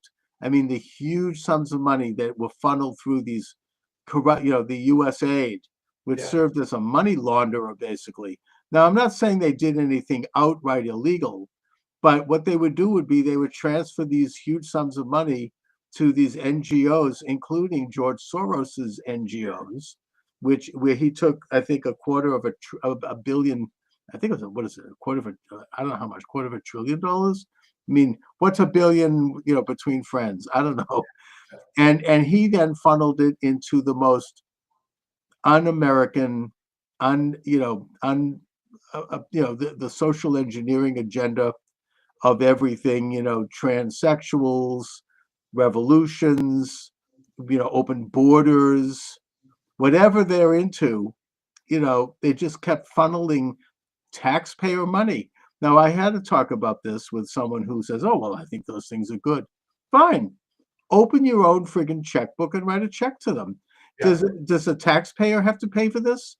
Do we have to pay for sex change operations on animals? Was it like $30 million? Or sex change operations in Guatemala? And they're doing, trying to do regime change. I mean, they were probably behind a lot of the coup d'etats over the past who knows how many years, going back to the 60s. And most recently, besides Ukraine, they had a communist coup d'etat in South Korea, and they had a communist-style coup d'etat in Brazil. And they just, really, when you get down to it, they're freaking out because the money spigot is being shut down. And the amounts of money are unbelievable. In a sarcastic way, I would have a little more sympathy for some of these covert activities if they ever worked out. But this regime change thing never seemed to work. Well, it's all supporting this artificial, unwanted, social projects that are not commensurate to anything positive. I mean, you're right. I mean, if they were spending money on something that was actually promoting good in the world, but they're promoting evil, satanic agendas that nobody wants, and they do it secretively. And I think that now, the only attempt, I think since Wilson, there was only one other attempt to try to get to the bottom of it, and that was the Reese Committee hearing. And that was undone. They went to the bottom of exposing the big foundations that was set up as a byline of the 16th Amendment, which established taxation. Those are big money pits that allow these wealthy, these wealthy demons to employ their useless offspring and friends with fat salaries and send money to causes and candidates that promote this un-American agenda. And the Reese Committee exposed it. They published a book about it called Foundations, but they were undone by the establishment. Trump is the only other person and the only other movement that is now taking this on. And it's scary, but I think every single day that he moves forward is another day where more and more people are becoming conscious of what's going on in the world. At what point do you think some of the Democrats might jump ship? That's a great question. I really wonder about that. I mean, there does seem to be, the more hardened they get and the more they're losing, and the closer we get to the next election, I think you're going to have to see some of them try to save their own skin. And now with with Kash Patel at the FBI, there might be some investigations of some of these people, not to mention names, but people like Adam Schiff, maybe. Did you see he and I think Schumer, who's another one, by the way, who's being investigated by the DC district attorney for inciting violence against Doge employees and violence against 2 Supreme Court justices, which he mentioned by name. He and Schiff and I think Blumenthal from Connecticut and 2 other people are standing outside of the FBI office protesting Kash Patel's nomination. It was pathetic. Just 5 of them looking there, so forlorn. Did you see that? I didn't see that one. holding up some stupid sign. I mean, it was just, and you know, and they're making, and I mean, Schiff for the first time, that arrogant smirk that is, you know, plastered on his bubbled head was like was kind of like falling down a little bit. Maybe finally justice will be done.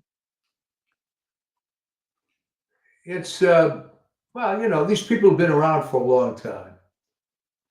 The career of Schiff, I never really understood, but it's a very weird district that he came from. Hollywood and Burbank. There's some entertainment people in it. There's some what you might call ethnic Democrats in that district, and but the brand of the Democrat Party is losing it. I mean, there was a show, I think it was yesterday. Well, who do they have on the bench? Who's going to run in 2028? And the most popular name was Kamala Harris.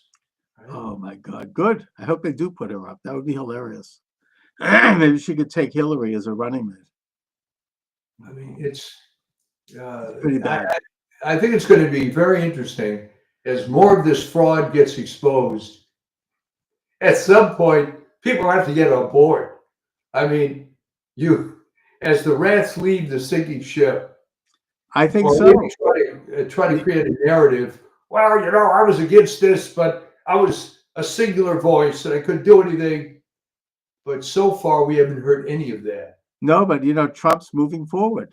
Yeah. You know, he's now talking about the Doge monies that are being exposed and expropriated, offering a huge tax rebate next year, which is incredible. $5,000 for taxpayers next year out of the Doge money. And they also note that as part of the incentive of that, you have something like, what is it, 7 million able-bodied men in this country not working. You know, either they're not working or as government employees, they've not ever gone back to work because of the pandemic.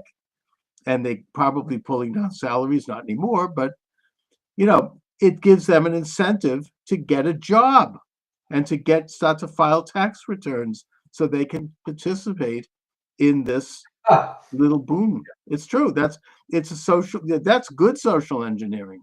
That's what, you know, you want to use our tax system to do. The broader issue that Trump is mentioning, besides the brilliant idea of creating an external revenue service, which is basically to collect taxes from tariffs, is to just do away with the IRS altogether. This would have been unthinkable even a year ago. I mean, I remember I was asked this question when I ran for Congress by the Boston Phoenix, a left-wing paper. Right. David Bernstein called me into the office to interview me. Did you suggest that we should get rid of the IRS? Like I was some kind of a radical idea, you know? How could you have done this? This is disqualifying you. And this is a guy on the left. They were pretty far left too. But yeah, I am suggesting that. You know, the IRS was only put in place in 1913. Before that, the federal government raised revenue from tariffs and apportionments from the states. In other words, the states continued to tax, but they would give a percentage to the federal government. And it was just fine. It ran very well. Washington put in a couple of sin taxes, fine. Tax on liquor, great. The point is that the government didn't need to go into people's personal income. And you have to go through this excruciating process of shelling out money every time you get paid. I mean, it would seem that if you're worried about something being a non-regressive tax system, you'd be more in favor of a consumption tax rather than an income tax. The problem is that in Europe, where that's common, they never got rid of the income tax either. So they have both.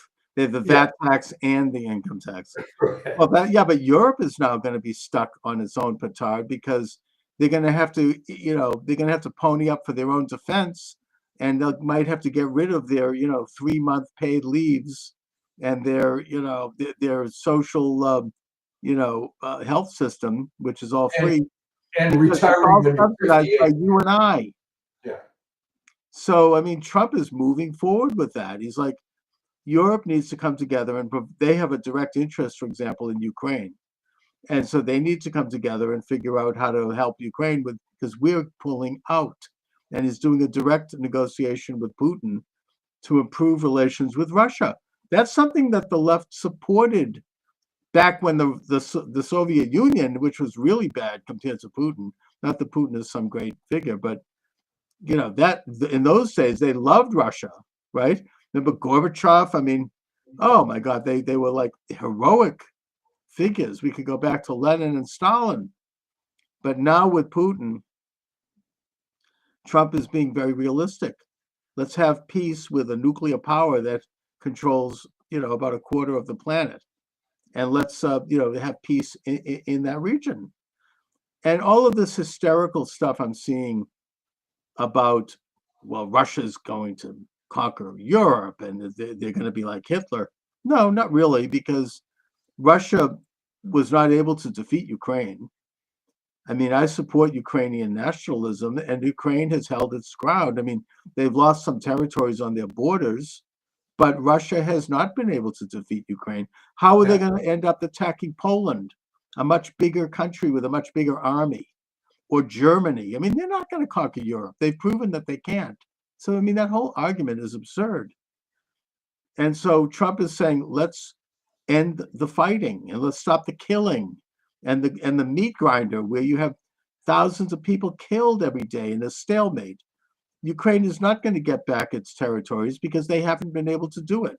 They launched an offensive with huge backing from the United States in the tune of like hundreds of billions of dollars and all the latest equipment, and it failed. They can't do it.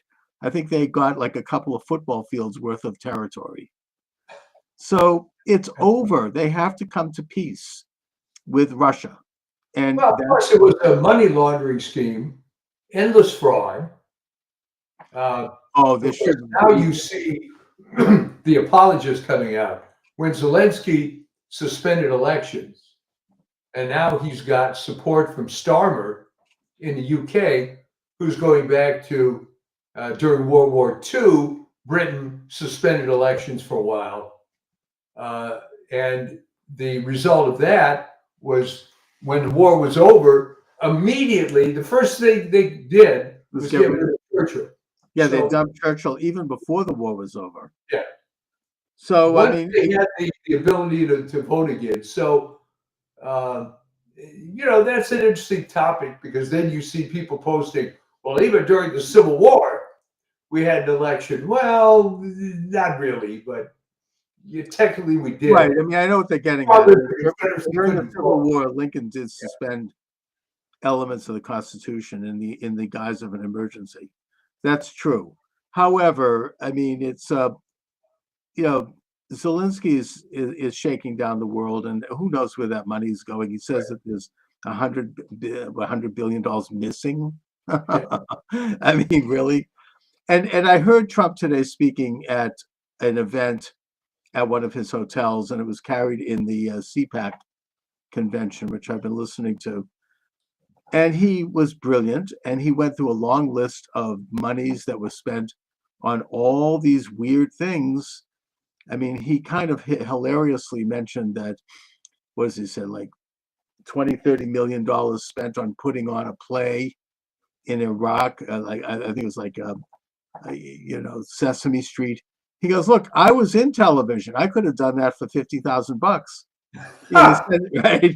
Send the actors over, maybe a few tips, but $20 million, which gets to the question, and I hope that the Trump people get to this. Who exactly got that money?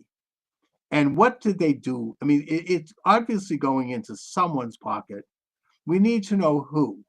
We need to know, for example, that James O'Keefe from Operation Veritas used to be, as his own thing now. He does a great undercover thing where he sends people in with a microphone, disguised, and they get interviews with people on the inside who then talk about stuff happening. I'm sure you've seen some of his videos. Oh, yeah.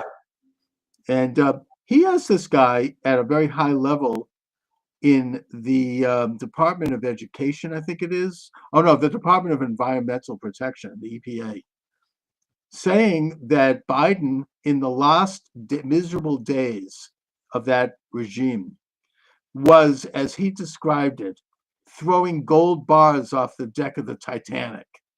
Billions of dollars sent to these shady environmental groups that were just set up. In one case, set up by Stacey Abrams. Need I say more? This front group that had like $100. You're talking $2 billion. Yeah, And, $2 billion. Can they get that back? Can we find out who got that money? Lee Zeldin is pretty good. I mean, he's pretty zealous. He's like, we're going to claw that all back, and we're going to, expose this. And he's fired all of these people that are involved with like environmental justice projects, whatever the hell that means. Really, what is that? Anyways, and Trump was like hilarious. It's like, what is this? Justice, environmental justice, something for, pygmies, or I don't know what. It's like, what are they doing? I mean, what the hell is this stuff? Who's getting that money, and what are they doing for it? it's going to be very difficult, unfortunately, because, all right, you have an NGO, and that's going to give money to another NGO, and another one, and another one, and you can investigate it with good resources, and you'll be able to find out. These guys that Elon Musk has working for him are pretty good. They know But here's the problem, Chuck. As you said earlier, technically, it's not illegal. Doesn't matter. It's our money, and we can get it back. Yeah, no, but what I'm saying is well, maybe we can't get it back, but at least we can know who has done it, and they can be exposed. Maybe they can be exposed, but the trouble is, if you get a government grant, all right, it's gone. Unless the grant is fraudulent per se, which I don't think these are. No, they're probably technically legal, as I've said. I mean, it's technically legal to give money to do transgender teaching in Guatemala. Yeah. They technically are not, they know what they're doing. These people are very crafty lawyers. It's like the Clintons. They know how to always one step ahead of the law. They know how to manipulate things in such a way. But the whole thing is a fraud. I mean, what did they do with the money? I mean, I know I've mentioned this before, but in my own example, a very small level, when I ran for Congress in 2003, 2004, all these people came out of the woodwork who wanted to offer these services for this, for that. We're going to give you consulting, public relations. We're going to do vote, get out the vote, all these vague promises. And I was raising money, and I gave money to people. And there was this one guy, very slick. We're going to do a PR thing, and we know all these people in the district. And I gave him a pretty good check. Didn't really hear from him again. I figured he was doing the work he was hired to do. I think it was 3 or 4 years later, after the campaign was over, I ran into him at a Starbucks, and he had remorse. He confessed to me, I want to tell you, I didn't do anything. I mean, I just took the money. He actually had some remorse, which I think is unusual for these people. But you could see that he actually felt badly. So that showed me what goes on here. Yeah. They just get these checks and they do nothing because there's nothing to do. Promoting gay pride parade in Belgrade, fine. You could do that with a couple of ads. I mean, Trump was hilarious. He goes, I could have run a few ads in a newspaper for like a couple of $1,000. They're getting $50 million. Who got that money? Who parked? Somebody's walking around wealthy today, millionaires today. Who got all the money from Ukraine? I noticed that, not to point a finger here, but Bill and Hillary Clinton, the minute the Ukrainian invasion took place, they set up the Clinton Global Initiative again. They had just ended it earlier. What the hell is that? We know that from USAID, their dear daughter, Chelsea, got a $3 million payment for her wedding. That was something that was reported, by the way, even amongst the liberal press. They said that she got it from the Clinton Foundation. Where did the Clinton Foundation get it? Apparently USAID.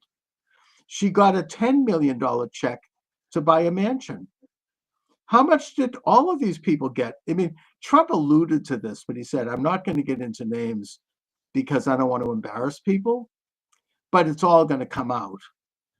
I mean, this is absolute fundamental corruption. These are people with their hand in the cookie jar. They never thought they'd be caught. I mean, I think that the list of politicians who have gotten rich since they entered office, that's already been published. I think if you get into stuff like the Clinton Foundation gives money so Chelsea could buy a house, I think that is straight out fraud. But they know how to do it in a way that somehow, these are very crafty lawyers, especially the Clintons. They always walked one tiny step ahead of the law. You know, they can't be pinned down. I agree, of course it's fraud, but they must. Well, here's the thing, Chuck. Okay, the house can be owned by the foundation. That's what I mean. So if she's given the use of the house, that's income. All right. So, I mean, they Biden look like a choir boy, actually, you know, comparatively. If someone decided to pay your mortgage because they like you, free housing would be looked at by the IRS as income, right? I would think so. Why not? They were at one point trying to tax health insurance as being income. Now that got shut down, but well, they tax Social Security as income, even though it was already taxed. Yeah, well, that hopefully is going away. Trump is going to get rid of that. I mean, I remember that the main author of that was none other than Senator Joe Biden. I remember I debated that issue with Barney Frank when I ran for Congress against him. What was the argument in favor of it? The federal government is doing all these services. The federal government, people can afford this. You're making a big deal out of nothing. You know, and I pointed out that not only is it taxed, but it's now going to be means tested, and they're raising the retirement age. Yeah. This is your money. You paid into that rotten system your whole working life. Every time you get paid, there's money that comes out of your check for that miserable payment.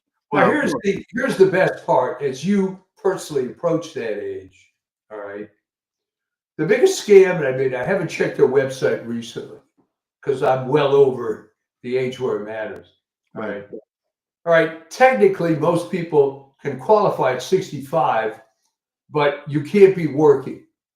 You can still be working at 66 and collect it. Okay, but here is, and I loved having these conversations with people younger than me. Well, Mike, you go on their website and they say, no, don't take it till 66. Wait till you're 70. And I know people say, of course they'll say that. So well, I've heard this argument. I can't decide what to do myself on that one. No, it's very easy. All right. Okay. First of all, I'll make it easy for you. Do you know when you're going to die? Probably not. Right. Okay. So the argument is if you wait till you're 70, the monthly amount will be higher than if you took it when you're 66. But that's BS because it's advertised over the number of years. So yeah, but it's always better to have money now than to wait because you don't know if you're going to be around to get it. They don't want you to take it, so they don't have to pay it out now. That's all. No, I know that. And obviously, if you pass away before you can collect it, the money just disappears, unless you have a spouse.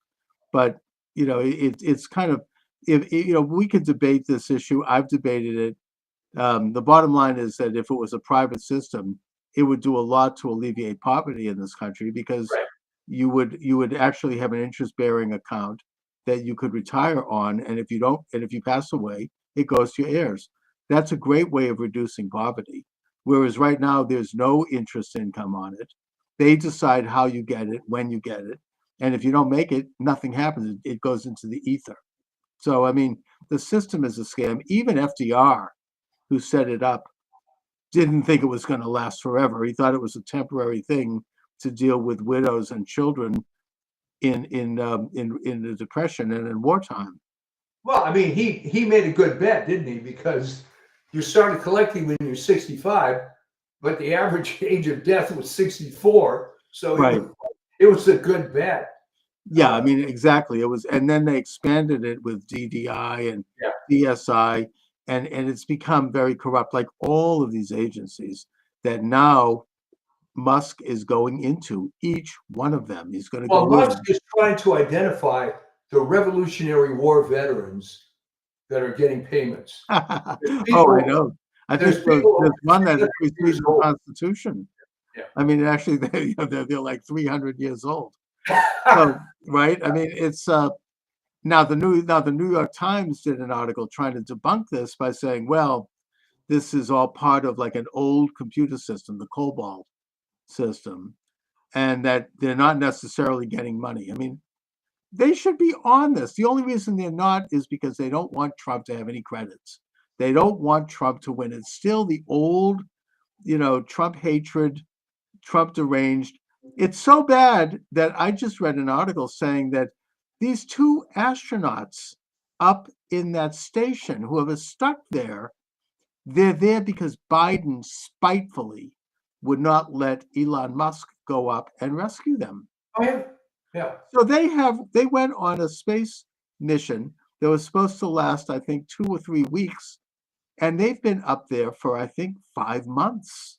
Yeah. And now Elon Musk is going to rescue them. He can't do it overnight, but they say that he's going to have it done within the next 2 or 3 weeks with SpaceX. But the Biden people were so spiteful that they just didn't want Musk to do it, because so they left them there dangling in space. Yeah. Can you imagine how awful that is? I mean, Well, yeah. I mean, this has always been with the left. They don't care about any of these causes. It's just a hobby horse to power. They don't care about civil rights, women, gays, any of that stuff. Yeah, the useful idiots might, but it's just ways of raising money. Meanwhile, Sean You Spicer, alluded to it yourself when you said back in the day they were all in favor of cooperating with Russia. Well, oh yeah, they loved Russia under Stalin. yeah. Now you have Putin, they keep referring to him as a dictator. He's actually not a dictator. He was elected, and he's popular in Russia. That's whereas Zelensky's canceled all elections. But I heard an interview with Sean Spicer on Glenn Beck, speaking of Biden, how spiteful he was. Yeah. Biden fired anybody remotely affiliated with Trump when his regime took over. And Sean Spicer was on like a board of directors at West Point, some kind of a thing which presidents appoint these people, some kind of a visitor committee. It was an honorary thing. And his term was due to expire. Biden fired him and fired Russ Voigt, now head of the Office of Management and Budget, on that same committee, just out of spite, 2 months early, 2 months before the end of their term. And Stephen Miller, who, while in exile, headed up a law firm that focused on, helping Trump supporters. And he asked Spicer if he would be part of a lawsuit against the Biden regime, claiming that he couldn't fire him, knowing that he would lose. And Sean Spicer went along with it. And so they brought the law firm, and a federal judge said, no, you have no right to stay there. The president has full plenary authority to fire whoever he wants. So then Spicer appealed it through Miller, and the appeals court threw it out as well under that same argument. It's called Spicer versus Biden. And it established, which is what Steve Miller was trying to do, the fact that a president can fire whoever he wants. This is a federal court decision. That's So, right. and at the time, the left, and yet Rachel Maddow, look at this terrible defeat of the Trump people, right? They've lost their case. Oh, well, guess what? Now Trump is citing that case, Spicer versus That's right. Biden, in his firing people. And it established this principle, which is why they did this, that the president of the United States has the plenary power to fire anyone in the executive branch. And so they're moving forward. You get these corrupt judges who are trying to slow it down. They're not going to get away with it. Yeah. They might slow it down. I mean, they slowed down Kash Patel. They tried to slow walk it, but he did it. He's there. They're not going to stop it. And they're not going to. I mean, you have this guy in the head of the legal office, Dellinger, a rabid Biden guy. Trump fired him, of course, like anyone would in his position. And he has this rotten federal judge, Amy Berman or someone, who was also involved with some of the lawfare decisions, say that Trump not only cannot fire him, but he has to continue to have access to all of the the files and the information in that office, and that he cannot be in any way marginalized or left out. So that's going to the Supreme Court. I mean, that obviously is absurd. I mean, it just shows how utterly corrupt they are. I think a lot of this is going to stop once they impeach some of these federal judges. That's been a very rare thing to do. I don't think that's the way to go, though. I don't think they can. Impeaching a federal judge is very difficult. I just think they have to be overturned, and it'll happen on the Supreme Court level. And once they overturn one or two of them, it's all going to tumble. It'll be like that attempt in 2024 to get Trump off the ballot in several states under the insurrection. Once they won one case, they all fell off. You just need to have, and if it means going to the Supreme Court, fine. I think the Supreme Court will throw that out unanimously, maybe with the exception of Jackson or Sotomayor. I don't know. But the point is, it's obviously in the executive power to fire whoever they want. Well, I mean, what's upsetting about it is that why do you have installed these corrupt judges? Because Biden and Obama put them there. They're radicals. They are, I mean, it's, they're extremists. And they're showing that. I don't recall, though. I mean, when did this start? I don't recall when I was much younger that, you could have. I actually had friends from high school in two cases whose fathers were federal judges. These people happened to be a little liberal. They had a picture of JFK on their wall and whatnot, but you never got the impression that they were just tools to this extent. Well, they are. I mean, I think that's something that's been around. I'm trying to remember Michael Glennon in his book, The Double Government, which I'm reading. He has a case in there. I can't recall it exactly, but it has to do with the fact that William Rehnquist, while working in the Nixon administration, this is the other side of the coin. Yeah. He was involved in a case that would prevent the CIA from being investigated or something like that. With and he actually wrote decisions as special counsel to Nixon that would prevent the government from prosecuting certain elements of the CIA. Well, he ended up on the Supreme Court, and as a Supreme Court justice, he was the swing vote that legalized that. I mean, a complete conflict of interest. Yeah. And he was. It's utterly corrupt. I think there's always been some corruption in the judiciary. I mean, it's you need to get. There has to be some couple of honest judges, but I mean, this is just how it is. I mean, I think that in the case, though, of the president's ability to fire people, that's too obvious. You can't just make it up that badly. I mean, it's sort of that simple. It's just like Roe versus Wade. Once it finally came up before them, you can't continue something that is so blatantly unconstitutional. on a federal level. I mean, you just can't, even if you want to. So I don't think those things are going to stand.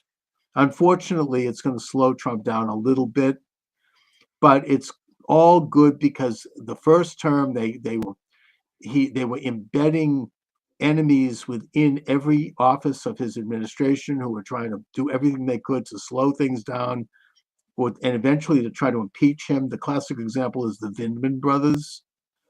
That's not going to happen this time around because Trump has fired all of them. That's right. And the only line of defense they have are these rotten federal judges, and they are bringing the cases before these select federal judges. I don't think it's going to work in the long run. And No, it's Trump not got gonna rid work of in the these long run, but solicitor generals because they so- were more corrupt. It's so annoying. And I've never been impressed by the judiciary for a number of reasons. The personality of these individuals pretty much sucks across the board. How about the example of Earl Warren? Oh yeah, really, a very. I mean, he's a conservative guy. He wasn't even a lawyer, by the way. No. He's a conservative guy to some extent. Right. Gets on the Supreme Court, becomes this liberal change agent. What the hell was that all about? No, it's yeah, I mean him and Brennan and a couple of these other people. Very bad. I mean, it's look, it goes way back. I mean, we could go back to the Dred Scott decision. I mean, this is, this activist, right? Activist judges, and that's part of this is an enormous power, an unchecked power in many ways. But the Doge people are going in. There is even talk about them auditing the Fed and putting Ron Paul as the head of it. They're going into Fort Knox. Apparently, there's been midnight shipping of gold bars from Britain, the city of London, to Fort Knox because maybe there isn't anything in there. There hasn't been an audit of Fort Knox since I think the early 1970s. You mean the movie Goldwater? The Goldfinger was true? Yeah, apparently. Well, the Goldfinger. Don't forget that the James Bond books were written by Ian Fleming, who was a member of the British Secret Service, MI5. So a lot of that stuff is true. It put in a fictionalized account. I was never a big fan of the James Bond, so I can't really comment too much on those. I know that my brother's a huge fan of that. But I heard that about the gold bars, and you're thinking, oh my God, even Fort Knox is corrupt. There's nothing in there. They'll go in and they'll find like an IOU note on a desk. But everything has been completely rifed through with corruption, and it's all going to be investigated with modern technologies, with people who know their way around forensic auditing and computers. Somebody who's into that I'm very close to, who's into statistics and computing, told me that it's not good because in the private sector, you have all these computer guys, these nerds coming in and taking over these companies, and they don't really know what the hell they're kind of devoid of any real knowledge of real life, and they're firing people who do, and it's a problem. And that this is what's going to happen to the federal government. And that's not good. I don't think so, though. I think that does anybody really think that firing about 20 to 25% of this federal bureaucracy is going to affect anyone's actual service? I mean, I don't think so. And if it does, it's for stuff that we shouldn't be doing anyways, like DEI and sex change. The stuff that, social engineering. Well, that's like when I first, many years ago, and we did a lot of business, my old company in Mexico. And we had a trip down there, and this is back in the 1980s, I think. And the phones went on strike. So I asked the guy I was visiting, I said, how can you tell the difference? I mean, they didn't work anyway. Right. So, I mean, it's not going to affect. I mean, here in Boston, the Kennedy Library had to close early, and oh my God, the newspaper, the media was the hair was on fire over this. It opened the next morning. A couple of people were fired. I mean, you think that the Kennedy Center is being closed. I mean, this is like big news on NPR. Look what's happening. And I mean, this is I don't think that this deranged approach is changing amongst the media, right? They just it's as bad as ever. no, they're not going to change. They're digging in. It's my old Ethel Rosenberg Model UN thing. Yeah. That this is what you were taught, and you're going to, so to speak, die on that hill, and nothing But else I think matters. half of the Democrats are sick of it. Like the Bill Maher Democrat, the old liberals. Yeah. They're sick and tired of it. He had on Chris Hayes from the MSNBC, who has a book out. He's one of these hard left. His big cause: we should mind up. If parents want to do sex change operations on their children, it's none of your damn business. That's his big cause. Really? I don't think most Democrats are big. That's not popular. Yeah. I mean, most Democrats don't like that, except for the people on the hard left. And and yet they're digging their heels in. I don't get it. I mean, it's not going to work for them. Well, it's been so many years of being more leftist than thou, right? So they take the latest cause, which I'm thinking this is ultimately just an evil joke that whoever came up with this John Money transgender thing. Yeah, It exactly. was almost like a joke to say, okay, how far can we take this? What are they going to fall for? It's sort of like a riff on the book of Job. Well, don't kill him, but try to screw around with him a little bit and see how he's going to react. And it's an agenda that is not it's not organic. Most people don't support it. I don't think most gay people support it. No. It's a leftist agenda which basically wants to change human nature as a virtue. There's no such thing as the difference between men and women. There's no such thing as men and women. It's like an attempt to, it's the ultimate totalitarian approach that they can be bigger than God. They can change human nature by force, and that's a great and exciting virtue. And I just, it's not the kind of thing it's not a movement. I know people who have actually done some of this stuff, and it's pretty bad. I mean, it's younger people, especially young women, have been sucked into this thing, and I hate to think about what they're going to be like, 10 years down the road. I mean, it's, somebody tells me, oh, well, you can't stop the puberty blockers because you can't take some. Really? Yes, you can. That's weakening the bone structure of children. You stop it immediately. And if somebody continues it, they should be arrested. That's dangerous. It's been banned in every European country now because of that. But in this country, they just... then you have to raise the question, if it's okay to do this, then what really is your complaint against Joseph Mengele exactly? Oh, this is worse. Yeah. Oh, yeah. I mean, this, experimenting on children. Yeah. And now this is being done by, I'm not going to mention the names of hospitals, but right here in Boston, I know of several places, and I personally know of and know, because they're people that are members of an organization that I go to, who are doctors who are doing this. Yeah. This one it's all about the dollars.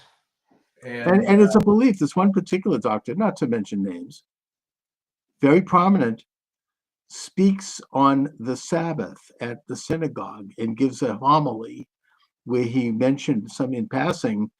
He said, well, Adam and Eve, oh, well, we now know that that's not really the creation of men and women anyways, right?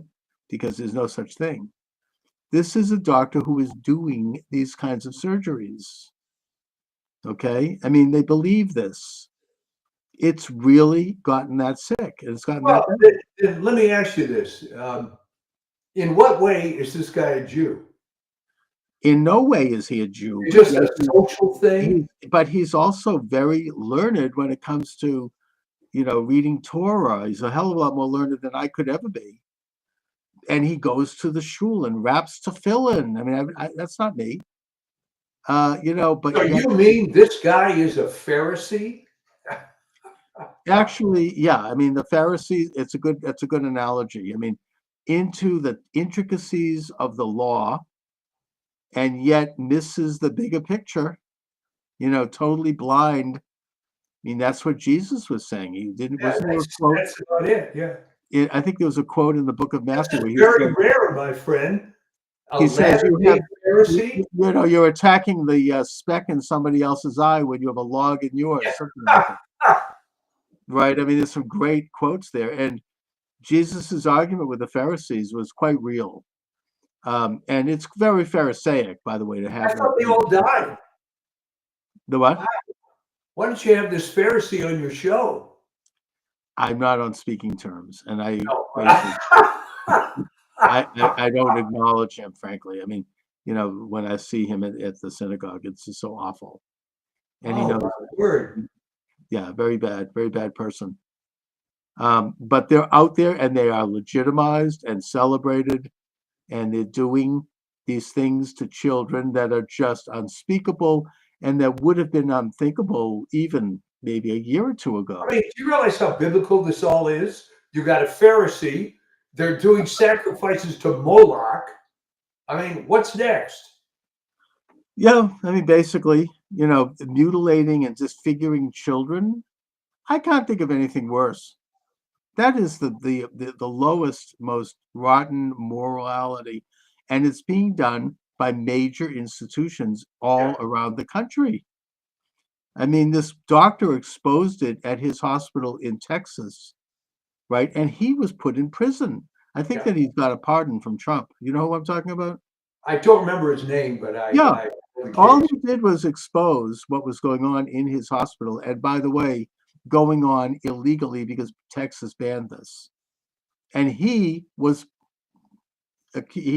you violated some kind of a technical rule by talking about what's going on here. And he ended up going to jail. Yeah. I mean, in a way that the power, when you have something that's so distorted, and I know this is a milder example and I don't care so much about it, but if you refer to somebody by a pronoun that they don't like, you could go to jail. You could be penalized. You could lose everything. And the reason there's such an extreme reaction to this is because it's a false idea and you need that to support it. This is what the Nazis did do. If you didn't go along with their crackpot race theories and their other stuff, you could end up in a concentration camp. Well, if you criticize the British government, you could go to jail. That's true. I mean, if you read a couple of lines out of the Bible in Canada, you could go to jail, apparently. Yeah. So yeah, I mean, this is the ultimate example of a totalitarian system that is living and founded upon lies. And in order to preserve those lies, they have to come down hard on anybody who exposes it. They have to crack down on them so that it's made an example. You then know not to do this because you see what happened to the guy down the street who spoke up. That could be you. That's the message. That's the message. What was the reaction in your synagogue when this guy was giving his talk? Nothing. Like nobody. I don't even think anybody heard it. I mean, people were all snoozing on the chairs anyway. Oh, all right. But nobody cared. Nobody. I don't think I was the only person who was like, I heard this. And then I looked into him and I found, sure enough, he's doing this stuff. And yeah, I mean, nobody cared. Nobody thought to look into it. He's fine there. Nobody even knows. Nobody cares. It's just not discussed. it's a complete disconnect. It's just Gee. a moral disaster. Anyways, I don't want to talk about somebody personally, so I don't think anybody listening to the show will know who I'm talking about anyways. No, but the fact that this exists under the color of a religious organization. Yeah, it makes it particularly awful. Yeah. That's exactly right. It's and it's one thing if somebody wants to say, well, I'm really a woman, fine. But to use the force of the law and of government to force people to lie and say this, that is the example. That's what the Nazis did with their crackpot race theories. You had to go along with it or you face the consequences.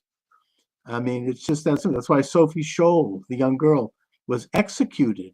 She was Christian. Her Christian conscience said, this is wrong. They're taking people away and they're executing them. And she spoke up, and the Nazis executed her and several other. What's the name of her organization? It was like something like the Roses or the Pink Roses or something like that. Yeah. They were young German teenagers who had like an awareness of what was going on. It's interesting that this leftist group here in Boston, what is it like? Our Bodies, Ourself. It's some weird name like that. That's supposed to study the Holocaust. They mention Sophie Scholl, and I think it's her brother and some other people, but they don't mention that they were Christians, because that goes against the narrative.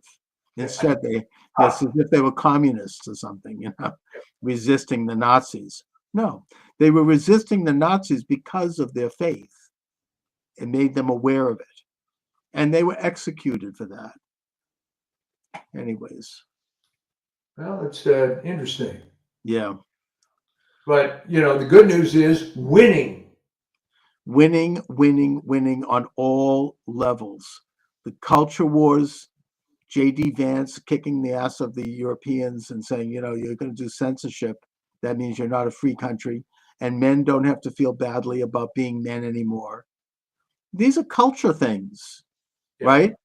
On the economy front, I think that, they are reducing. I mean, it's going back to Trump's playbook of holding the line on taxes, reducing onerous regulations, consolidating government agencies. Scott Bessent has said that we're going to maybe have a little hard time before things get better because of the horrendous mess that they've left this administration. But they're working to kind of consolidate and reduce the size of government and to balance the budget. These are things that are going to further advance the solidity of the American currency. And then, of course, politically, we have taken a major step away from World War, which is where we were headed. We have secured the border. 95% of border crossings have ended.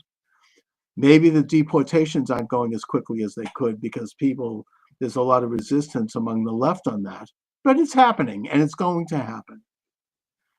And I just think that on all fronts, they are moving forward with exactly the set of principles that President Trump ran on. And I don't know why. I mean, the left is so shocked. He said he would do it, and he's doing it. Well, I think they're shocked because there aren't too many presidents in history that actually did what they campaigned on. It's incredible. I know, really. They usually toss out all of that stuff once they're in office. Trump doesn't. He goes with it. I mean, some of this stuff is just ridiculous cliches, like when LBJ said he wouldn't commit to a land war in Asia, things like that. Oh, yeah, right. And by the way, Bill Clinton, to his credit, actually did reduce the size of government while he was in office. He said he would, and he did consolidate some agencies. Maybe if he had had the technology available to him at the time, like Trump does, he might have done more. But the point is that to the degree that he did that, he had a fairly successful 2 terms, right? They balanced the budget, they reduced the size of government, and the economy was in pretty good shape. So, apparently it's okay for him, but not okay for Trump. Trump has more modern tools at his disposal. AI, bringing in, technologies that can really finally streamline the government and make parts of it go away because it's no longer needed. Look, we're dealing with this in the private sector. Why shouldn't the government deal with it? Well, I mean, I'll give you a little anecdote to end the show of Yeah. bringing technology into finding out where the money is. I had a very good friend. He became sick years ago, but he was one of the original guys to start internet service provider company in LA. He had a tremendous computer background, and one of his favorite stories was when Drexel Lambert was going through all these issues. He said their problem was all mainframe computer, and they could never balance because it took too many hours, and then the next day would start. So he came up with this incredible software that allowed them to very quickly see what the situation was. And he describes a room full of, as he described them, Orthodox Jew guys working on these mainframes and looking at this stuff. And my friend Tom comes in, runs this audit. And this is what he said. He said, Mike, the guy looks at me, he said, this can't be right. We have no cash. We've got no cash. This can't be right. And that's, of course, when that organization went bankrupt. But it took technology for them to see that they had no cash, right? And I always loved that story because that was, these old mainframe guys, and now some young whippersnapper comes in there with, it wasn't AI, it was just a better software. And they didn't like the results, but sure enough, the bank went under. Exactly. They had no cash. So, all right. So, Mike, do you have anything coming up on the Substack? Yeah. I put together actually a couple of articles, and I got an email from a high school friend saying, "Are you all right? Haven't seen your columns for a while." And of course, the joke at this age is if you don't hear from someone for a while, you get worried. They've disappeared. Yeah. Well, that's the social. That's the younger generation social network thing. Yeah. So anyway. So anyhow, onward and upward. Yeah, it's winning, baby. It is. Your mood is so much better now. I can't believe it. I can't believe it. I mean, it's just to me, it's like I'm glad to be alive in this age to have witnessed this. Oh, he's transforming the entire society. It is. It's just transforming the whole world. I mean, it's almost like I can't get any work done because I go to the internet and now what did you do? And now what did you do? Yeah, exactly. All right, Mike. Take care. We will see you next time. Thank you. All right. Thanks for joining me, everyone. Charles Moscowitz here. And welcome to the program. My guest is Mary Graber. She's the author of Debunking FDR, The Man and the Myths. She's a resident fellow at the Alexander Hamilton Institute for the Study of Western Civilization. She's the founder of the Dissident Professors Education Project. She taught at the college level for 20 years, most recently at Emory University. Her work has been published by The Federalist, Town Hall, Front Page Magazine, City Journal, American Greatness, and Academic Questions. Thank you so much for joining me today, Mary. Oh, you're welcome. It's my pleasure.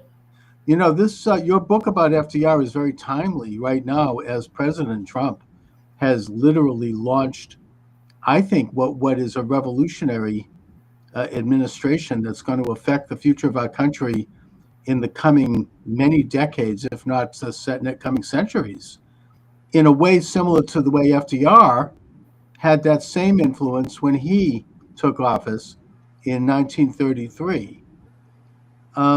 So it's important to understand what he established, which in a sense parallels exactly what President Trump is trying to undo and recreate something new.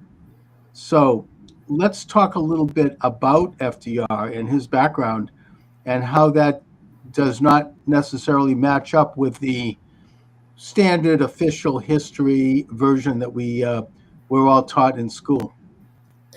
Yeah, well, yeah, there are a lot of myths about Roosevelt, and you're correct. As a matter of fact, President Trump came out and said that they were going to shatter Franklin Roosevelt's New Deal coalition, and it looks like that's what they're doing. Excuse me, but yeah, there are a lot of these myths about Franklin Roosevelt that, even conservative authors say that, if his New Deal policies didn't work, he really meant well, which I found out was not the truth, or that, these were intended to just get us out of the depression, all the New Deal programs, the agricultural program, the NRA, the National Recovery Administration, the TVA, all the alphabet agencies.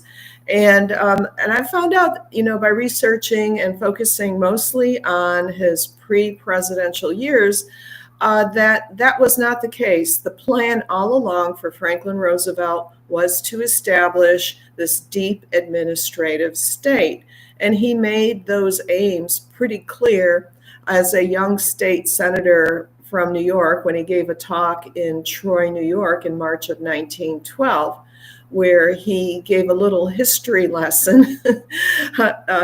He was not a good student at Harvard, but he nonetheless felt himself capable of providing a history lesson at the People's Forum in Troy, New York, and said, well, the founders were successful in establishing independence, but what they were really sort of groping towards was interdependence. And that is the real aim of this country. And, what if that requires compulsion? Well, the government knows best. And, as an assistant secretary of labor, he wanted, mandatory military training, universal military training. He wanted, compulsory labor. He really liked what the New Deal stood for.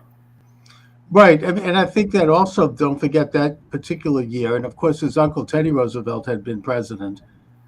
So he obviously, had ambitions as a young man. He became a part of the Wilson administration.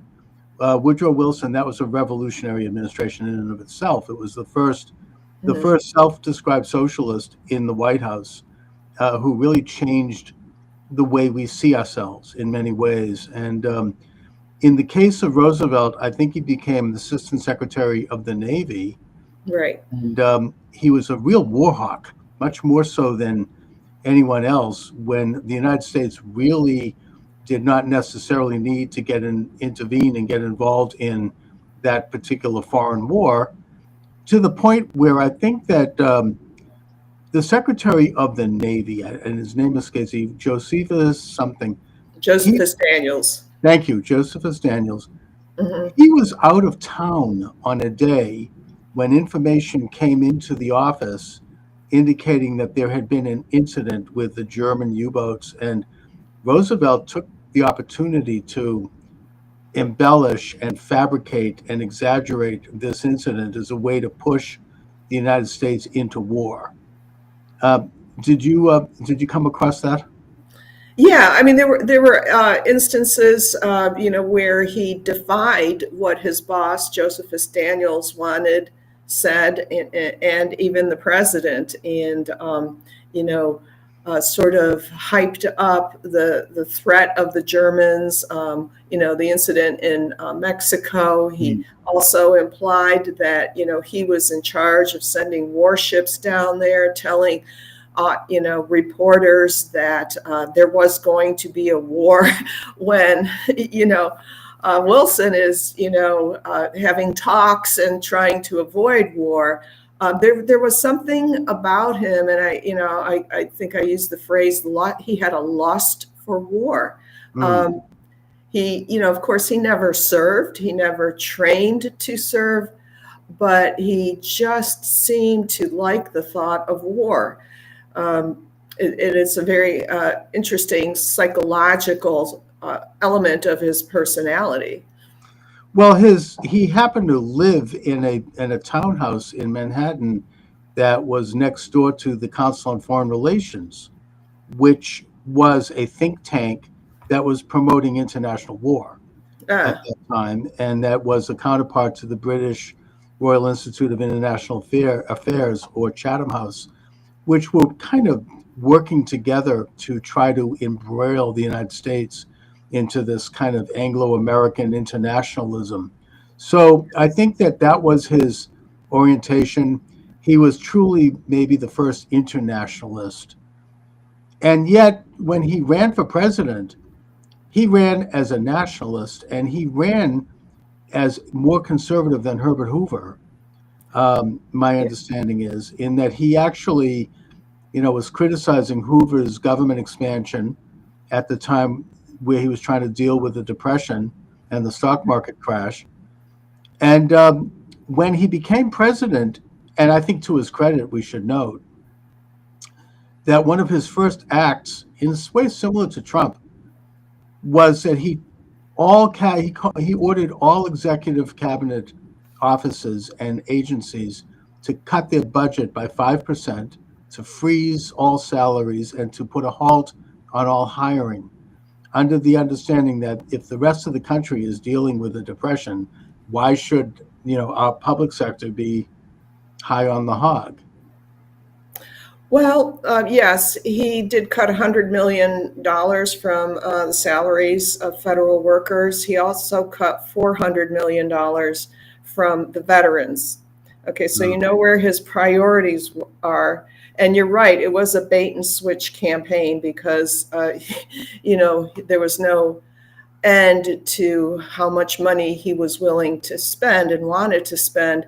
And actually, one of his advisors, Bernard Baruch, was the one who gave him the figure of cutting $400 million for veterans and $100 million for federal workers. So Bernard Baruch was the largest contributor to his 1932 presidential campaign.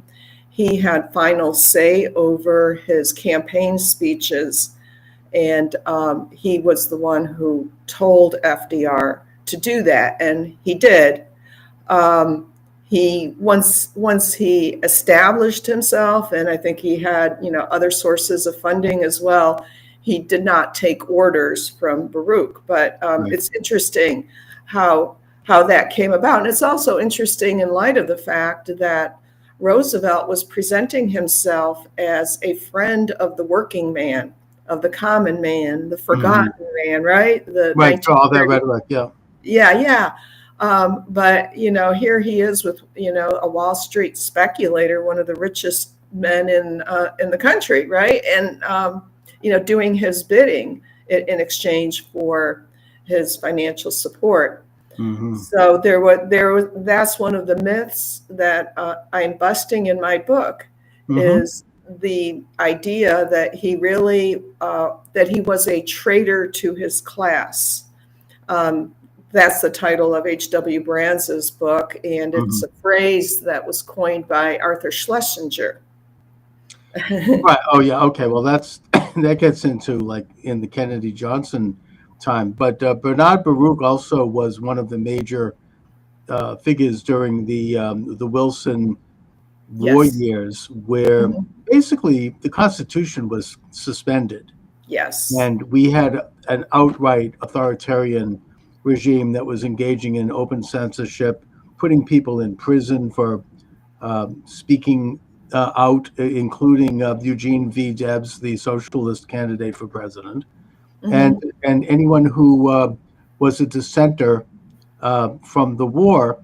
And that FDR also, and this is something that you could tell me if I'm really going out on a tin hat here and speculating, but when he gave his initial speeches, he talked about a national emergency and the need to have extraordinary powers in the presidency to deal with it, the national emergency being the Depression. Mm-hmm. And that in his inaugural address in 1934, he basically and fairly explicitly said that he would be declaring a national emergency, and that that a few weeks into his administration, he declared what's called the bank holiday, where all banks were closed. Mm-hmm. There was a lot of fear in the country at that time. I mean, there was then some banks were liquidated and others were allowed to open limited. I don't know if people lost money. I recently read some letters written by my late grandmother, who was around at that time and who was a teenager, and she kept a diary, and she was like, everybody was frightened. Everybody was like, what is going on here? It's like the country is moving to a dictatorship. You know, Really? I mean, we should note that at that time, Hitler had declared a suspension of the German Constitution after the Reichstag fire. And of course, you had Mussolini had already taken emergency powers in Italy, and you had Stalin, and you had others around the world where you had this kind of massive move toward a strong, hyper-nationalist entities. And I think that FDR was cut of that cloth in the American context. It wasn't like Germany or Italy, but I think that he saw himself in that vein, but he was restrained by our way of life. I mean, he couldn't get away with that here. Well, yes, he was restrained by the Constitution. You know, the other two branches of government, even though he tried to fight those. But it's interesting, you know, about your grandmother's diary, because when you read most of the history books about, you know, Franklin Roosevelt, what you read are excerpts from letters who are people who are thanking him, willing to do anything. And when you're talking about the banking holiday, now the banks, you know, in New York State, the banks were okay. You know, Governor Lehman, who was the lieutenant governor under Franklin Roosevelt, was, you know, was governor then. He did not want to close the banks. And Lehman, unlike FDR, knew about economics. He was a finance guy.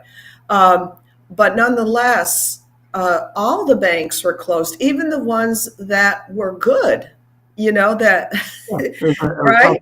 Sure. And also, along with that so-called bank holiday, you know, nice nice way to put it, right? People were ordered to give up their gold. Right. There were lines. If you read the New York Times, it's so revealing. You know, people were in fear. You know, they're given like 2 days notice and told you need to hand in your gold by Thursday. Otherwise, you will face a $10,000 fine and 10 years in prison. Oh, boy. Yeah, people were emptying out their, you know, safe deposit boxes and banks. They were going through their jewelry boxes, like if they'd gotten gold coins as a Christmas present, they were bringing them in and waiting in line, and there were guards there. And I mean, that's what Lenin did, you know, after the revolution, right? You know, they took over the banks, and there was really no constitutional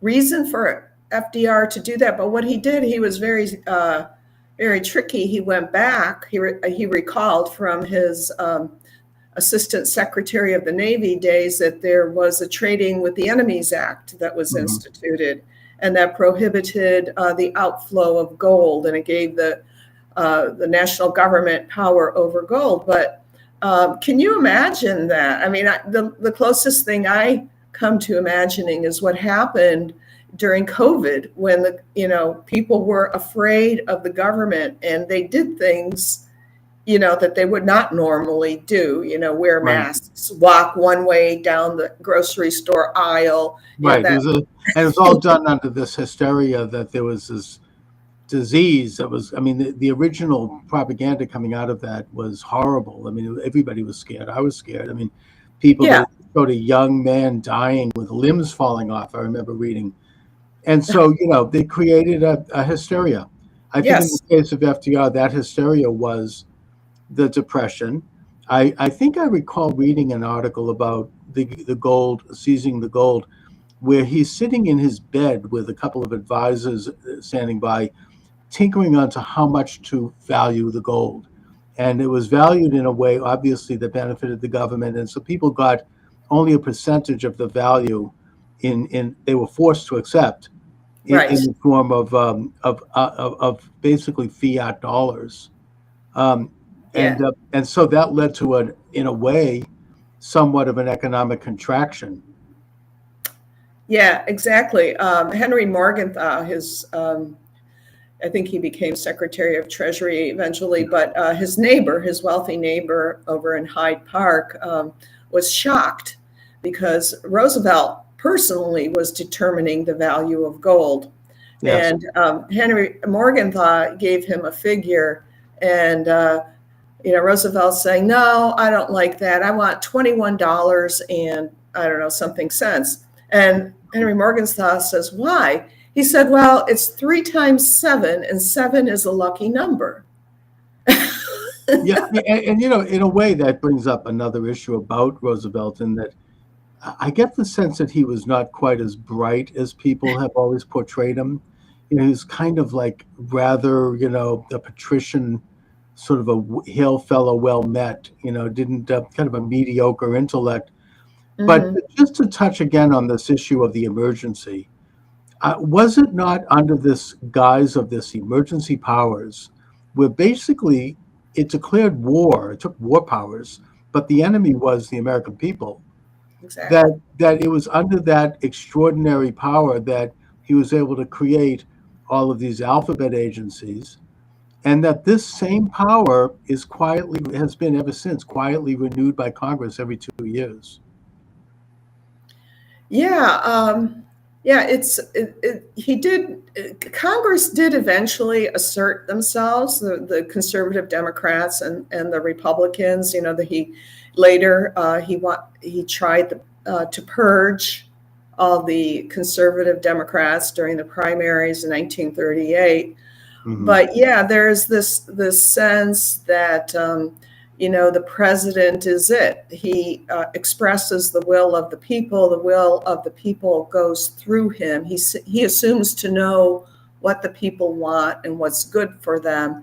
And that banking bill, it was amazing the way it was passed. It was like when Nancy Pelosi said we have to pass the bill. Pass it to find out what's in it.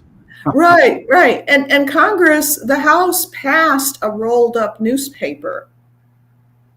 It was like at midnight, and and it's an emergency session, and they're all, it's overwhelmingly Democratic, and all these congressmen are new. They don't know the ropes yet, and they feel this sense of emergency, and they're passing a rolled up newspaper because it was still being printed. And then, the Senate passed it 38 minutes later. Right. And it was kind of the beginning of these big, confusing omnibus bills, which they don't have a chance to read them. It's like 1,000 pages. It's like the USA Patriot Act was that, where Biden had one, I think, with the so-called Inflation Reduction, which, of course, is one of these Orwellian names for a bill. Right. Also, when FDR met opposition from the Supreme Court, that's when he tried to pack the court, which was the most unpopular thing he ever did. I mean, I think that was opposed by all sides, and it was like a low point in his presidency. Yeah, he overreached. He was buoyed by the 1936 election, which he won overwhelmingly. I don't know how many states went with him. I think it was over 40, and voted for him. And so he thought he had this mandate, and of course he was going to take as much power as he possibly could until someone stopped him. I mean, that was in his nature. One of the accusations that was leveled at him at the time was that he wanted to be a dictator. And I believe that that assessment is accurate. He had no sense of humility, as far as I can tell. He never admitted he made a mistake, and punished people who disagreed with him. Right. And right, He could be very vindictive toward anybody who defied him, and he was known for that, including Joseph P. Kennedy, ambassador to Great Britain, who was, in a sense, trying to keep the United States out of the war. So my guest is Mary Graber. The book is Debunking FDR, The Man and the Myth, available at Amazon and at major bookstores. So you had the situation of emergency powers and the alphabet agencies.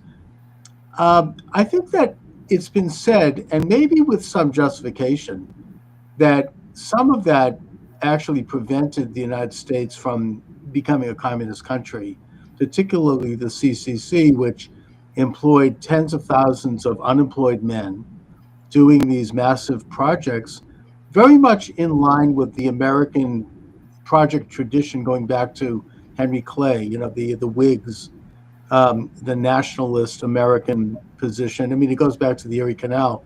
And right here in Boston, for example, where I live, the FDR administration, they created the Cape Cod Canal and the bridges over that canal in a matter of 3 years. It's actually amazing when I drive over that bridge to go to the Cape to visit my mother.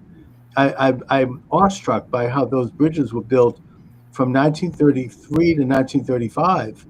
Today, those bridges would take 20 years.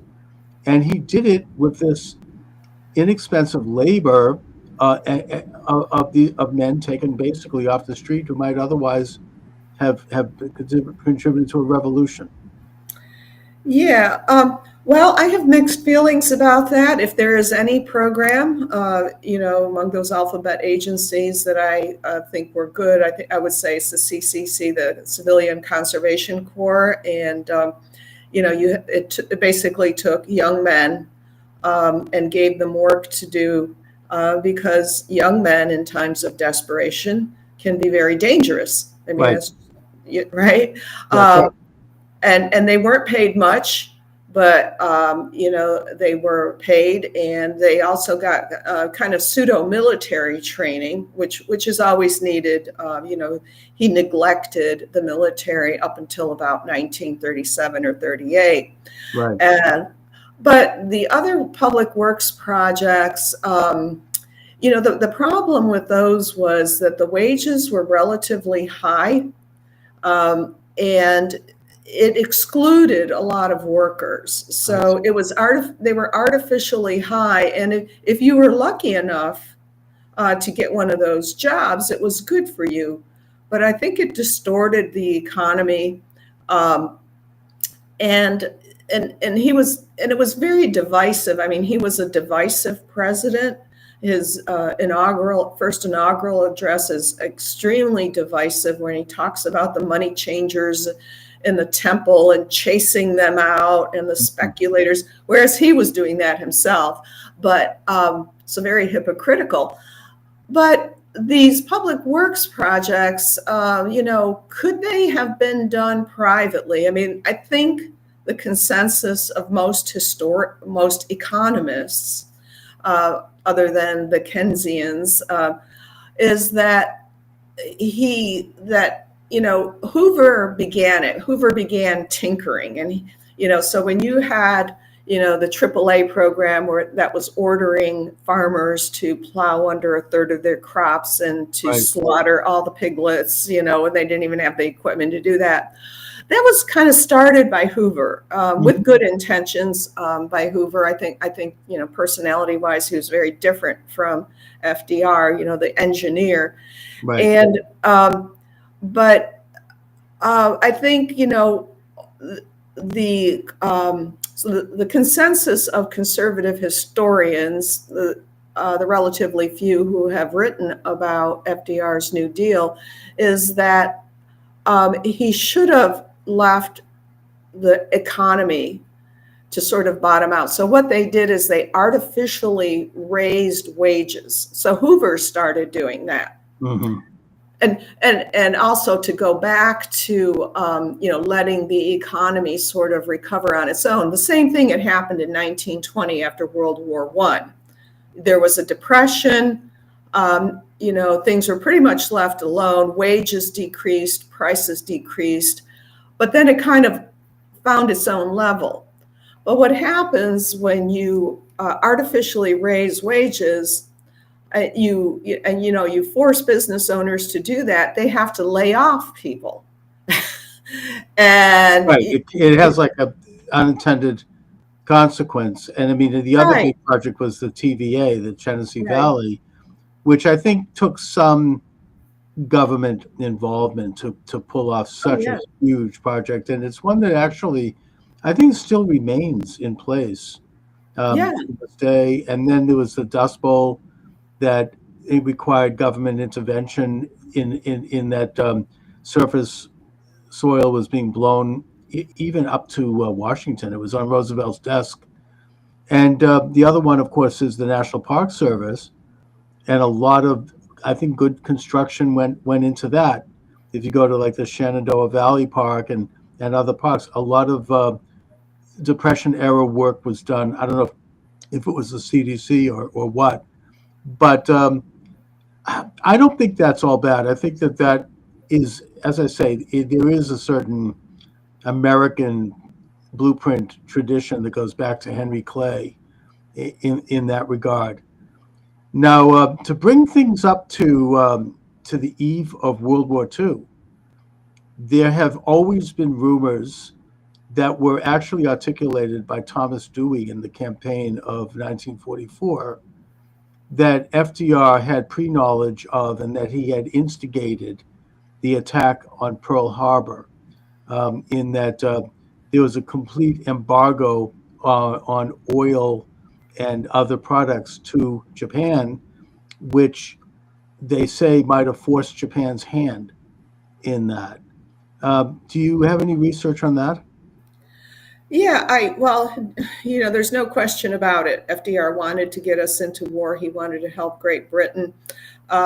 He also had a lifelong hatred of Germans and the Japanese. There was the Alien, I think it's called the Alien Exclusion Act or something in the 19-teens that prohibited, Japanese nationals from owning land. That led to riots.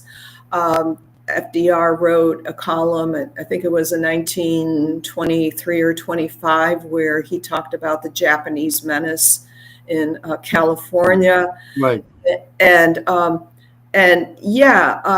So yes, the encirclement, sort of cutting off this island nation from all its resources, was provocative. He did, also, he sent someone in the Navy was going to send him off into the Philippines, knowing that, into Japanese enemy territory, basically on a suicide mission, hoping that the Japanese would attack. Admiral Richardson had told FDR, don't keep the fleet in Hawaii. They're vulnerable, And FDR said, well, I've got an election to win, 1940, and kept the fleet there. And, of course, fired Richardson or moved him to a different position and put Kimmel in his place. Mm-hmm. So did he know exactly on December 7th, on December 6th in the evening that, 3:00 in the morning of December 7th, 1941. Right. Well, I think I think the telegram came in around 1:00 in the afternoon, and so it was in the early morning hours, the West Coast time. Did he know that it was going to happen exactly then? I don't know, but certainly it was not it could not have been a shock to him. And one of the first things he said, or the first thing he said immediately is, I'm ruined, or, about his own reputation. You know, forget the 3,000 men who died, right? Right, exactly. It was a devastating attack. Even if he did know, I'm not sure he knew it was going to be that big an attack. Right. It really destroyed the Pacific Fleet, and it was what really was one of the most infamous events in American history, and did nothing like that up until of course, the attack on 9/11 of 2001. Now, FDR's administration was honeycombed with communists. That's something that has been proven beyond a shadow of a doubt. Whittaker Chambers, who was one of the handlers of communists inside the FDR administration, including Alger Hiss, of course, Undersecretary of State, Harry Dexter White, Undersecretary of the Treasury, and several other people. Laughlin Curry, who was a chief legal counsel who actually lived in the White House, Harry Hopkins, a bunch of others. He warned the Roosevelt administration, mainly after the Hitler-Stalin Pact, because he could see that, we were heading into real danger at that time. He had a meeting with Adolph Burley, who was a close associate of FDR, and he warned him. And he said, please let the president do something about this. When Burley went in to talk to FDR about it, FDR told him, mind your effing business. And he did nothing.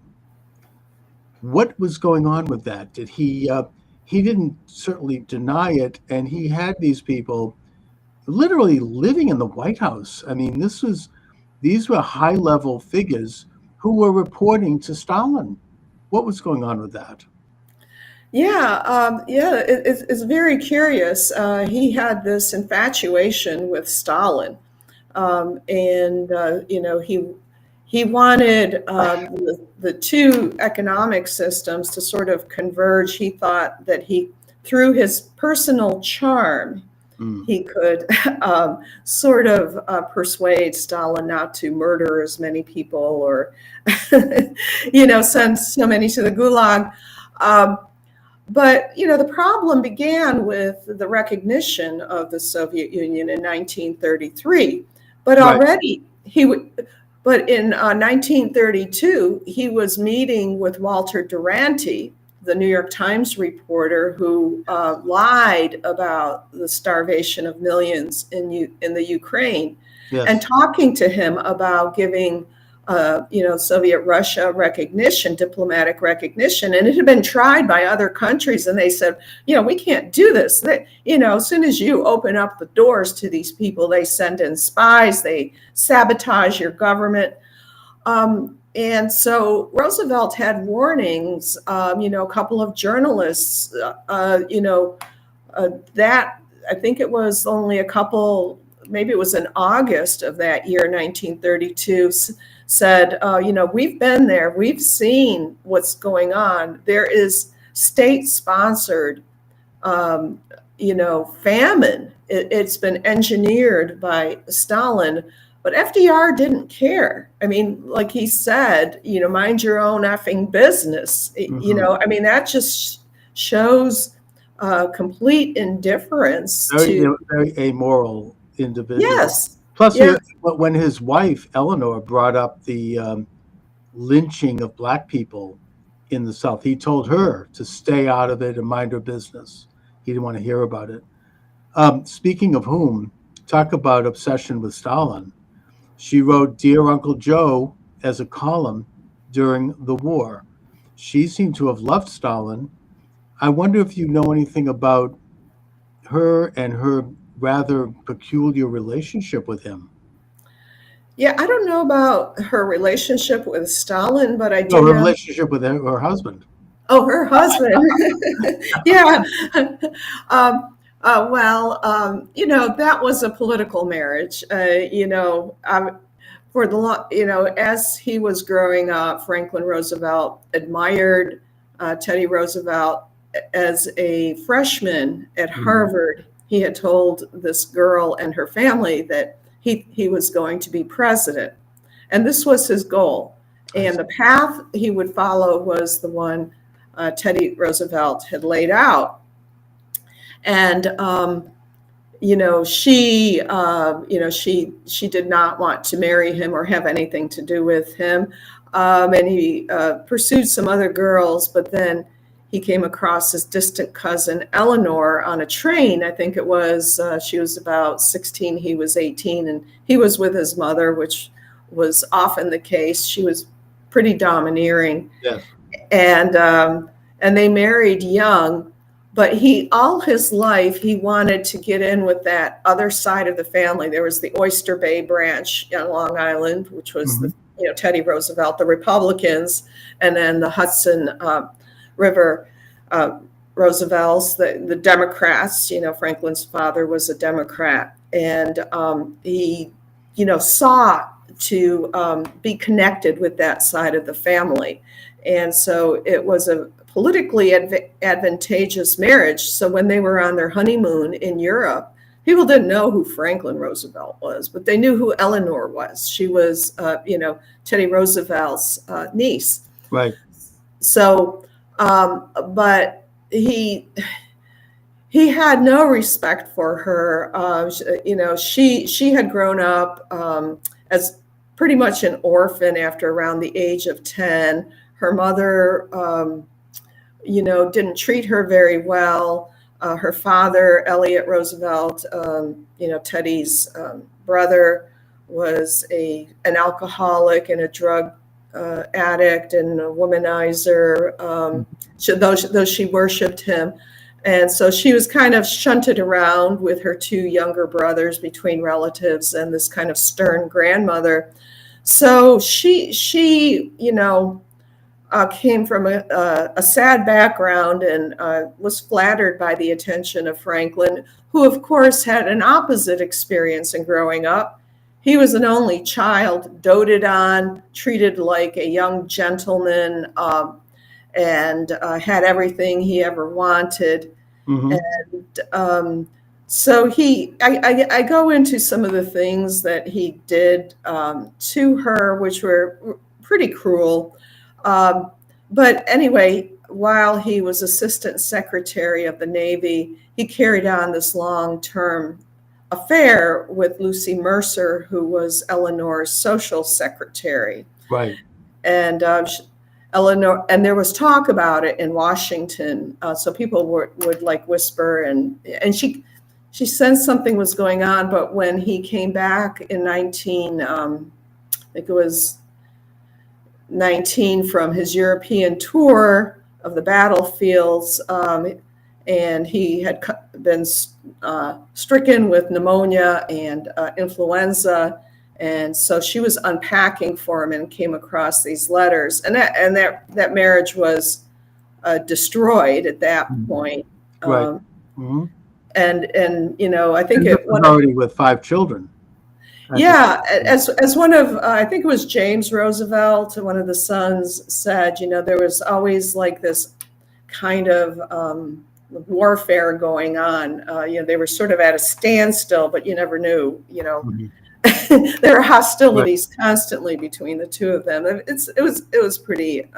Plus, there were rumors about both of them having extramarital affairs, even during the White House years, and there was rumors of Eleanor having lesbian affairs, of FDR being a homosexual while at Harvard. They seem like, in a way, like the classic elite type people that just led a rather decadent and strange life. Well, there was the scandal of homosexuality at, while he was Assistant Secretary of the Navy. And, there was a hearing, but he got out of that. And there were several people who described him as being effeminate. So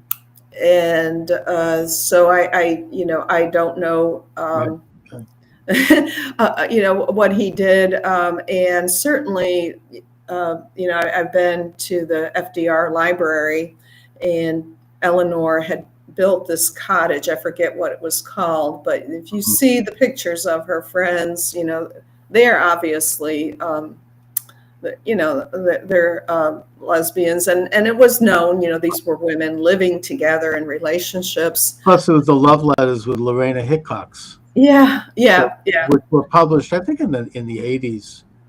But yeah.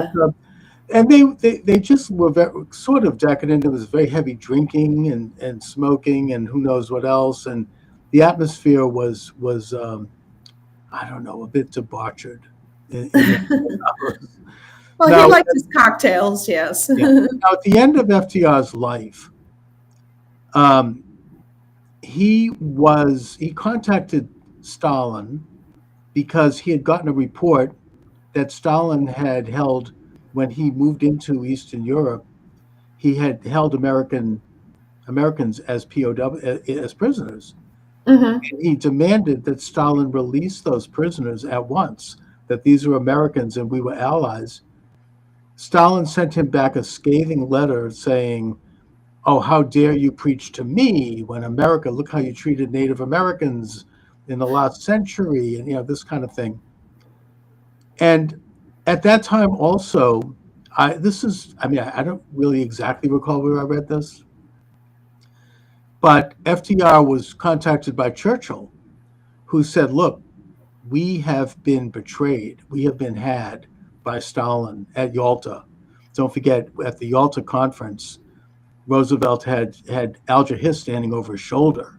Right. After that conference, Alger Hiss went to Moscow where he received an award. And then he became undersecretary of the first Secretary General of the UN.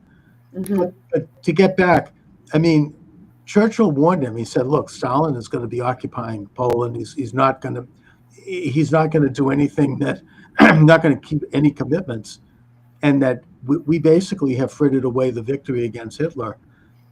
And FDR became angry about it, and it's like he became, to use an expression, red-pilled. He's like, "I've been had. I thought that I could work with Stalin because of my great personality and charm, and Hmm. and I'm in big trouble now, and Stalin is screwing this country, and he's occupying Eastern Europe."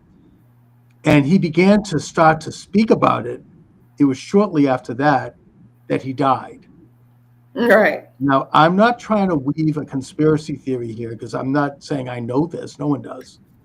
But I kind of wonder, given the fact that the people around him, very close quarters, were pro-Stalin, including his chief lawyer, Laughlin Curry, and Hiss, and his wife, frankly. I mean, I kind of wonder if something might have happened.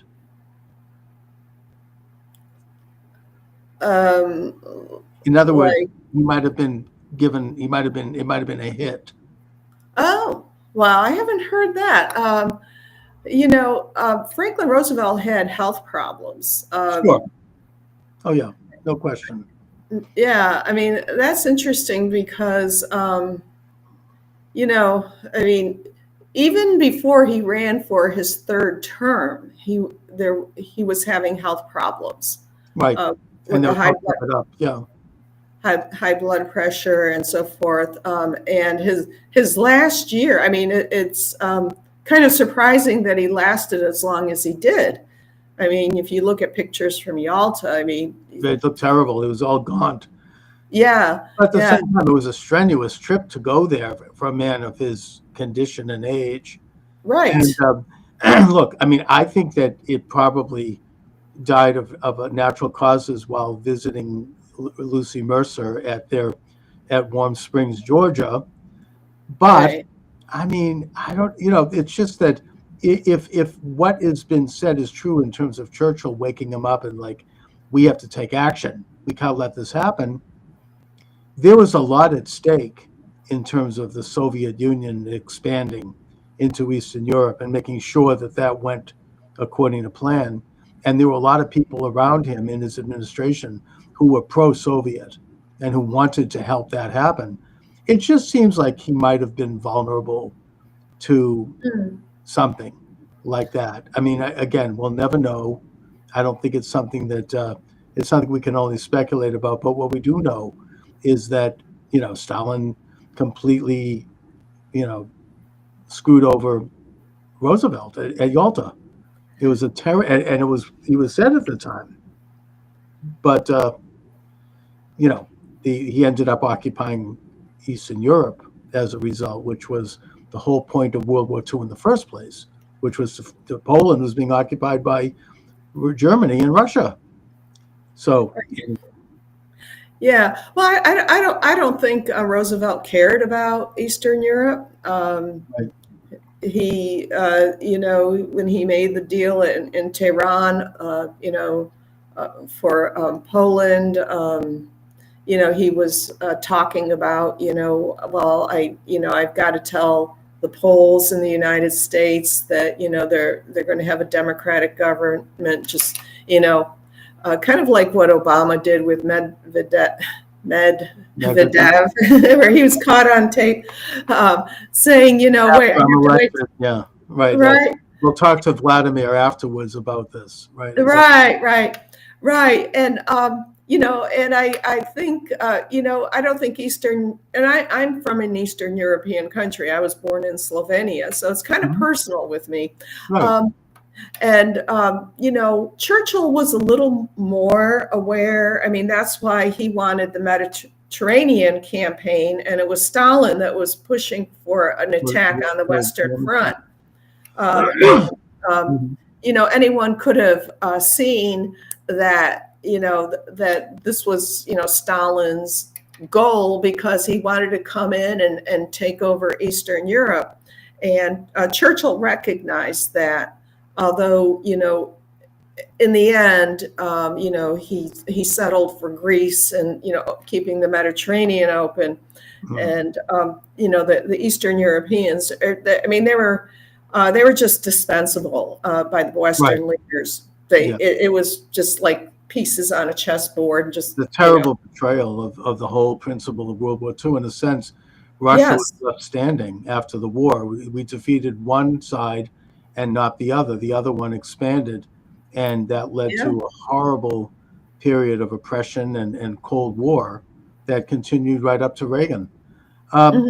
So to sort of wrap things up, I want to look at the legacy of FDR in terms of the actual impact that he had on how we governed ourselves after his administration, what sort of changed, and in the context of what is happening right now with President Trump, who is sort of beginning to unravel some of what Trump accurately describes as the deep state that I think was established by FDR and by Truman.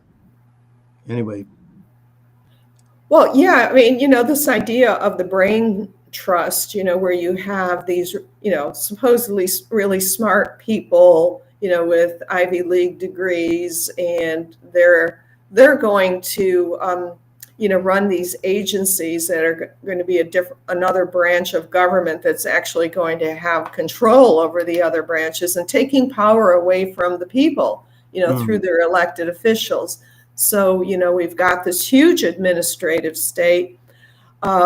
And you just listen to some of these people who are being fired or, given these compensation packages. And it's like, how dare you, kick me out? Don't you know what I'm doing for you by having, drag shows in, Turkestan or wherever, that's what they need, we know this better than you do. And, just the arrogance of such people. I mean, Joseph Lash, you're talking about communists and Eleanor Roosevelt. He was a very close friend and was part of this front group that was a communist group, and she was just sort of taken in. But even he, in his book, admitted that these bureaucrats, these PhDs who worked in Washington, D.C., were making 2 to 3 times as much as they could make if they were teaching or had other jobs. I mean, and Washington exploded in size. It was a sleepy little town, but under the New Deal, you had all these, self-important people walking around, and that's, and it's only grown since then. And, that's what Washington has become. And I think that was one of the reasons, there's been these proposals for, putting these offices in Wyoming or, someplace else. President Because Trump wants to put like the Department of Agriculture in Wyoming, which is brilliant. Get it yeah, out of Washington. Why, it's this huge. It looks like ancient Rome. It's yes, this massive government, and these people seem to have gotten awfully rich. These are public servants. Even like I noticed Samantha Powers, the head of the USAID. How is it that she's worth $18 million? oh, is she? Yeah, apparently. I mean, working for AID, didn't start out that way. This is true. Trump is saying he's going to investigate this.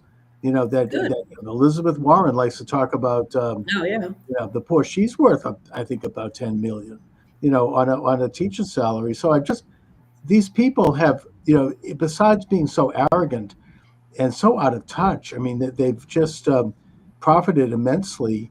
Obama was given a book deal worth $10 million just to start running. I mean, in a way, it's sort of a hand washing the other. This whole rotten establishment where they just sort of help each other up the rat line, and they demonize everyone else, and they have no idea who they are or what they're doing. It's just it really is almost like what Professor Michael Glennon called the double government. He's being a professor at he's not some conservative. He's a professor at the Fletcher School, and he's a former counsel to the U.S. Senate. So I think that's what we're looking at now. They are so out of touch, so top heavy, and so filled with their own sense of importance. And that does reflect Roosevelt's personality. I mean, he almost had like a sense of like, not noblesse oblige, but, like divine right of kings, which is something that we got rid of when we kicked out George III, or the Chinese concept of the, the magic kingdom. I mean, the head of the Chinese dynasty, the mandate of heaven, they called it. It's really something that's not the American way. And I think that he set in motion a pattern that has continued up until now, that enough people are waking up. So it's very interesting to study who he was and what he did. I mean, it's not just politics either, or policy. It's personality. It's, you set the stage. The president does this. I mean, George Washington was very aware of that when he became president. He wanted to be careful how he was addressed, how he looked while riding a horse, what kind of suit he wore, how his hair was combed. Because he knew that he was setting a stage that every president following him would imitate to a certain degree, and they have. So FDR had that kind of impact on American politics, not just the presidency, but the entire, bureaucracy that has run the show since. And that's now being smashed, thank God. Yeah, well, I hope it is smashed, because these people who are in these departments, they change the terminology, they change names, they switch people around. I was in academia, so I know that they're going to try every method that they can think of, behind the walls to keep doing what they've been doing and feeling very righteous about it. But that's what I'm trying to point out in my book is that, FDR thought of himself, or actually Edmund Wilson, the liberal journalist, said that he governed as if he were Lord of the nation. And I think, and that comment struck me. It's in a book called Upstate. And I thought, well, that's exactly right. And John Flynn had this book in 1940 titled Country Squire in the White House. But that view of Roosevelt, which I think is accurate, has been quashed by these historians. These historians in the interim have built up this myth that FDR was an advocate of the working man, of the forgotten man, when in fact he was the opposite. He was an elitist who felt that he was like the country squire who would tell every American, what their job was, where they should live, the farmer, where he should plant his crops, what crops he should plant, even though he'd never farmed actually. So that is who he really was. It was like a feudal lord, Yes, exactly. controlling the serfs and being very benevolent, but yet everyone had to be, basically subservient. So the book is Debunking FDR, The Man and the Myths. Mary Graber is the author. The book is available at all major bookstores and Amazon and Barnes & Noble. Mary, what is this project that you're involved in? The dissident, professors. What are you're calling it? The Dissident Professor Education Project. Yes, well, that was started back in 2011 when I was still teaching at Emory, and I was writing articles. People are aware now about critical race theory and DEI, but no one was really aware of that back then. They knew that professors were liberal, but they had no conception of what was really going on. And so I thought, well, I know what's going on because I'm right in the middle of it and I'm going to expose it. And I was writing articles, and I had these adjunct positions. And, when a department chair or the college president got wind of these columns, all of a sudden I had no more classes the following semester. So to teach after they'd been begging me. And so I was sending out my articles to a list, and I'd gotten a check for $500 from one of my readers. And I thought, wow, I'm going to, have to really do something with this. So I set up a website, and I thought, well, I'll be a nonprofit so he can get the tax write-off and other people can. And then I got caught up in Obama's IRS. Uh-oh. Yeah, well, that was the whole Lois Lerner business.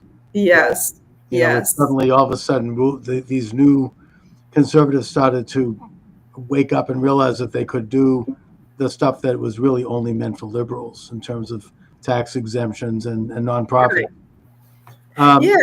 Yeah, very, very bad news. Mary, so thank you for joining me. This is really a great talk, and I'd love to get in touch with some of the other authors and intellectuals in your group. But let my listeners and viewers know where they can get your excellent book and website or anything else you'd like to share. Sure. Yes. So my book is, published by Regnery. You can go there. You can go to Amazon, Barnes & Noble, any place books are sold. You should be able to get it there. My website, if you want to see all my articles, I publish frequently. I've been publishing on FDR lately. It's marygrabar.com. Last name is Grabar. Sign up for my newsletter. I send out notices when I have things published or if I'm speaking someplace, and you can go to dissidentprof.com and sign up for my newsletter and stay in touch. And that's how you can get in touch with me. Dissidentprof.com. Mary Graber, again, thanks for joining me today. Really good talk. I really appreciate it. Yes, it's been fun. Thank you. All right. All right, welcome aboard the program. Charles Moscowitz here at the new time of 7 p.m. Let me also go live on TikTok. I had one of my regular station was shut down, but they just I actually, for whatever reason, was able to do it at an older station. I don't know why. So here we are. Oh, good. I can actually get you on the picture. Anyway, Mike, let me just see if I can set this thing up. Okay. All good news. All good news. Amazing. I can't believe how well things are going. You're just walking on air here. I mean, I think the whole country is, whether they want to admit it or not. I mean, everything is totally transformed. Yeah, it's incredible. Today, RFK was confirmed. That is huge. That to me is probably the most important accomplishment yet in many ways. He is somebody who, maybe it's because I'm an old Massachusetts guy and I have nostalgic feelings about John F. Kennedy and Robert Kennedy growing up, following them and in a way idolizing them. RFK Jr. is a hearkening back to the great Kennedys and not the crummy Kennedys that came afterwards, starting with Ted. But it's a restoration of that whole family and their what they wanted to do, and at least the image of it, and in a way the reality of it. He's I don't know if you heard his acceptance speech, Yes. but it was damn moving. It was really powerful. He really feels he's very idealistic, just like his father.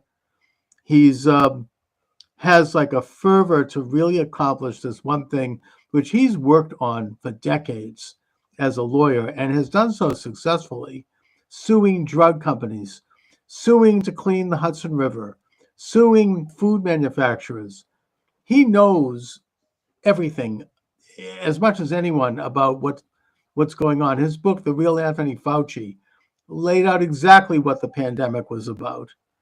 And having him in there is just an incredible opportunity.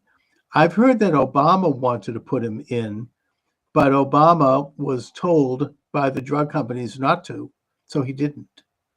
It takes somebody like Trump to actually go ahead and do the right thing. And now with Tulsi Gabbard in there, also a great, warrior, someone who's a lieutenant colonel who served in several wars and who wants peace in the world. And the last chip to fall is going to be Kash Patel. I understand that's happening early next week. It looks like he's going to make it because Susan Collins is rumored to be voting in favor of him. Good. So, and the thing with RFK, all right, I may not agree with him on 100.0% Right. of everything, but good God, what was the alternative? Tony Fauci Jr. coming in again. It's just, it's so easy. And I hope people just look at it like this. In any of these moves that Trump's trying to make, if the Department of Education is so great, let's look at the performance of the kids. It's deteriorated essentially every year. Mm. If the current HHS, FDA, NIH, etc., is so great, why is the morbidity worse every single year? I think that the country has gotten sicker every year for the past several decades. I trace it back to the introduction of fluoride in the water, which I think everyone now admits is a toxic metal, that you can get enough fluoride without putting it in the water to the degree that anybody should have it. And then from there, you ended up with seed oil. Since I've become aware of seed oil, which is highly toxic and which you can't digest it, I've been looking at labels and it's in everything. Oh, yeah. And it's very toxic. Anything like, canola oil or palm oil. Palm oil has been linked with heart disease. Other of these so-called vegetable oils, which they were originally sold as good, starting with margarine, that it's very toxic. The body can't digest it.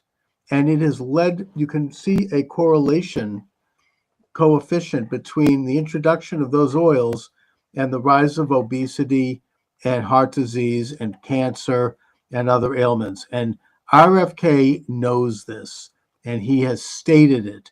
And I think he's going to go in there and kick ass and really get this stuff taken out of our diets for once and for all. Yeah, it just, let's leave it at this. Just somebody take a different look at what's going on, because the current modality is not working. It's really that simple. Right, exactly. Something has happened, and it's like anything else. You could look at, a train wreck, and you can say, what happened? Was it human error? Was it design flaw? Was it, the train was worn out? You do the research and you make corrections. Well, this is no different. I mean, the rise in these diseases and the sickening of the American population is not an accident. Now, maybe it was inadvertent. I doubt it, but maybe. Let's give benefit of the doubt. Either way, it has to be exposed and it has to be addressed, because we're all going to die. I mean, it's just this is the most important function. So this is incredible news. Well, It it is. really, And then let's delve a little deeper in this big pharma thing uh, in this sense. Before everybody just has this monolithic anti-big pharma situation, consider that what they're doing is just making the products that, quote, modern medicine thinks it needs. Here's a simple example. When you go to the doctor, they run blood, and you have a dozen parameters, 20 parameters.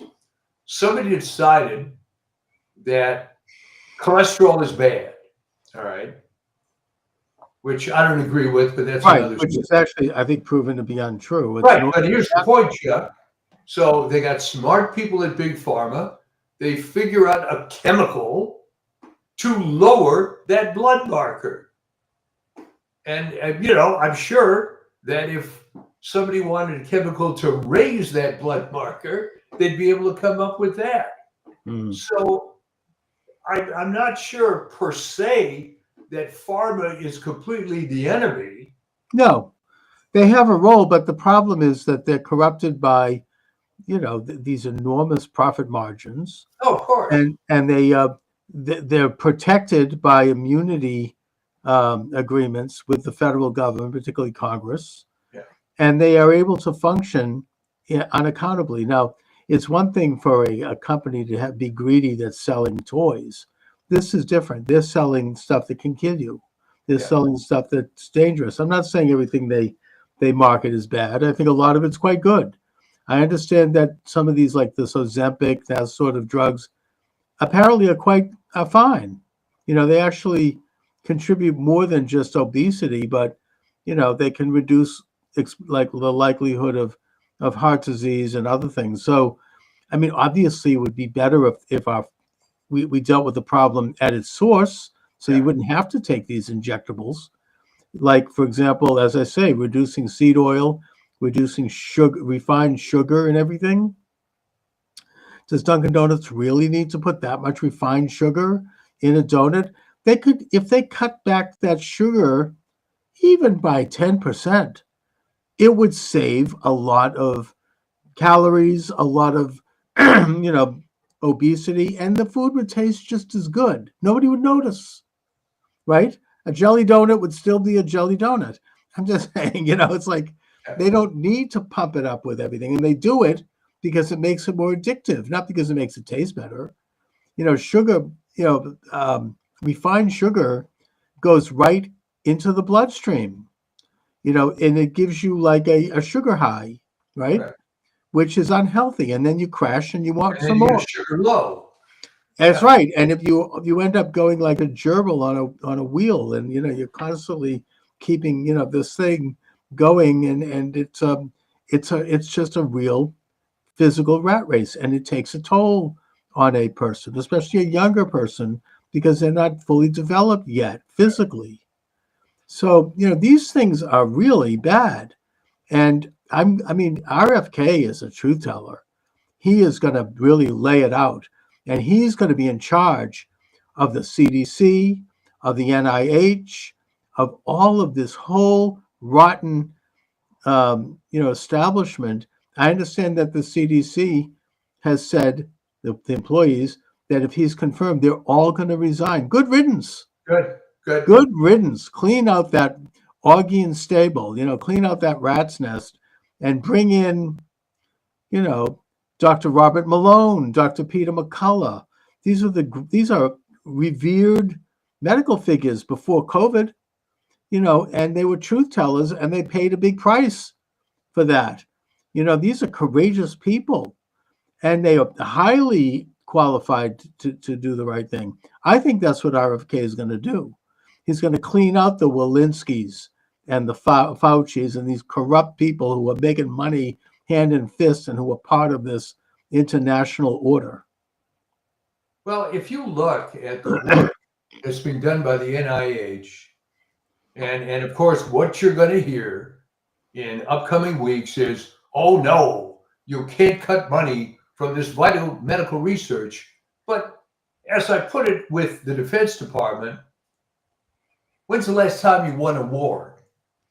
When's the last Well, time? first of all, it's a lot of bull crap anyway, because the fact is that, when they hear this propaganda from like on MSNBC and from people I know, oh, USAID is going to hurt humanitarian. That's bull crap, because maybe 10% of their money is going to the original mission, which is important.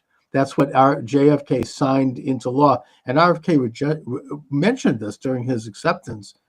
That's not being interrupted. That's gone directly under the auspices of the State Department, and that is going to continue. The problem is the 90% of that organization is supporting radical causes, radical political figures around the world. They're supporting regime change and revolution in this country, not to mention Hamas, Afghanistan, the Taliban, the Syrian ISIS group. I mean, what? That's taxpayer money. Not to mention the fact that in this country, they're behind the lawfare against President Trump. They had, Operation Mockingbird media people love to see the names published of who got, checks from them in this country. That's interfering in our free press to promote fake news and propaganda. It's it's the biggest scandal I think that we've seen in the past decades, and that's only the beginning. Wait till they open the door to the Department of Education. I wish the late Dr. Samuel Blumenfeld were alive to see this. He's like dancing in heaven. I mean, we never thought this could happen. They're going to open the hood on that one, and you're going to find who was getting education checks. Well, I have to give compliments to Blumenthal, who I never met, although I saw some of the videos, and of course I know about him from you. He was very, very perceptive early on. Yeah. To see what was going on, because back in those days it was nowhere near as bad as it is. No.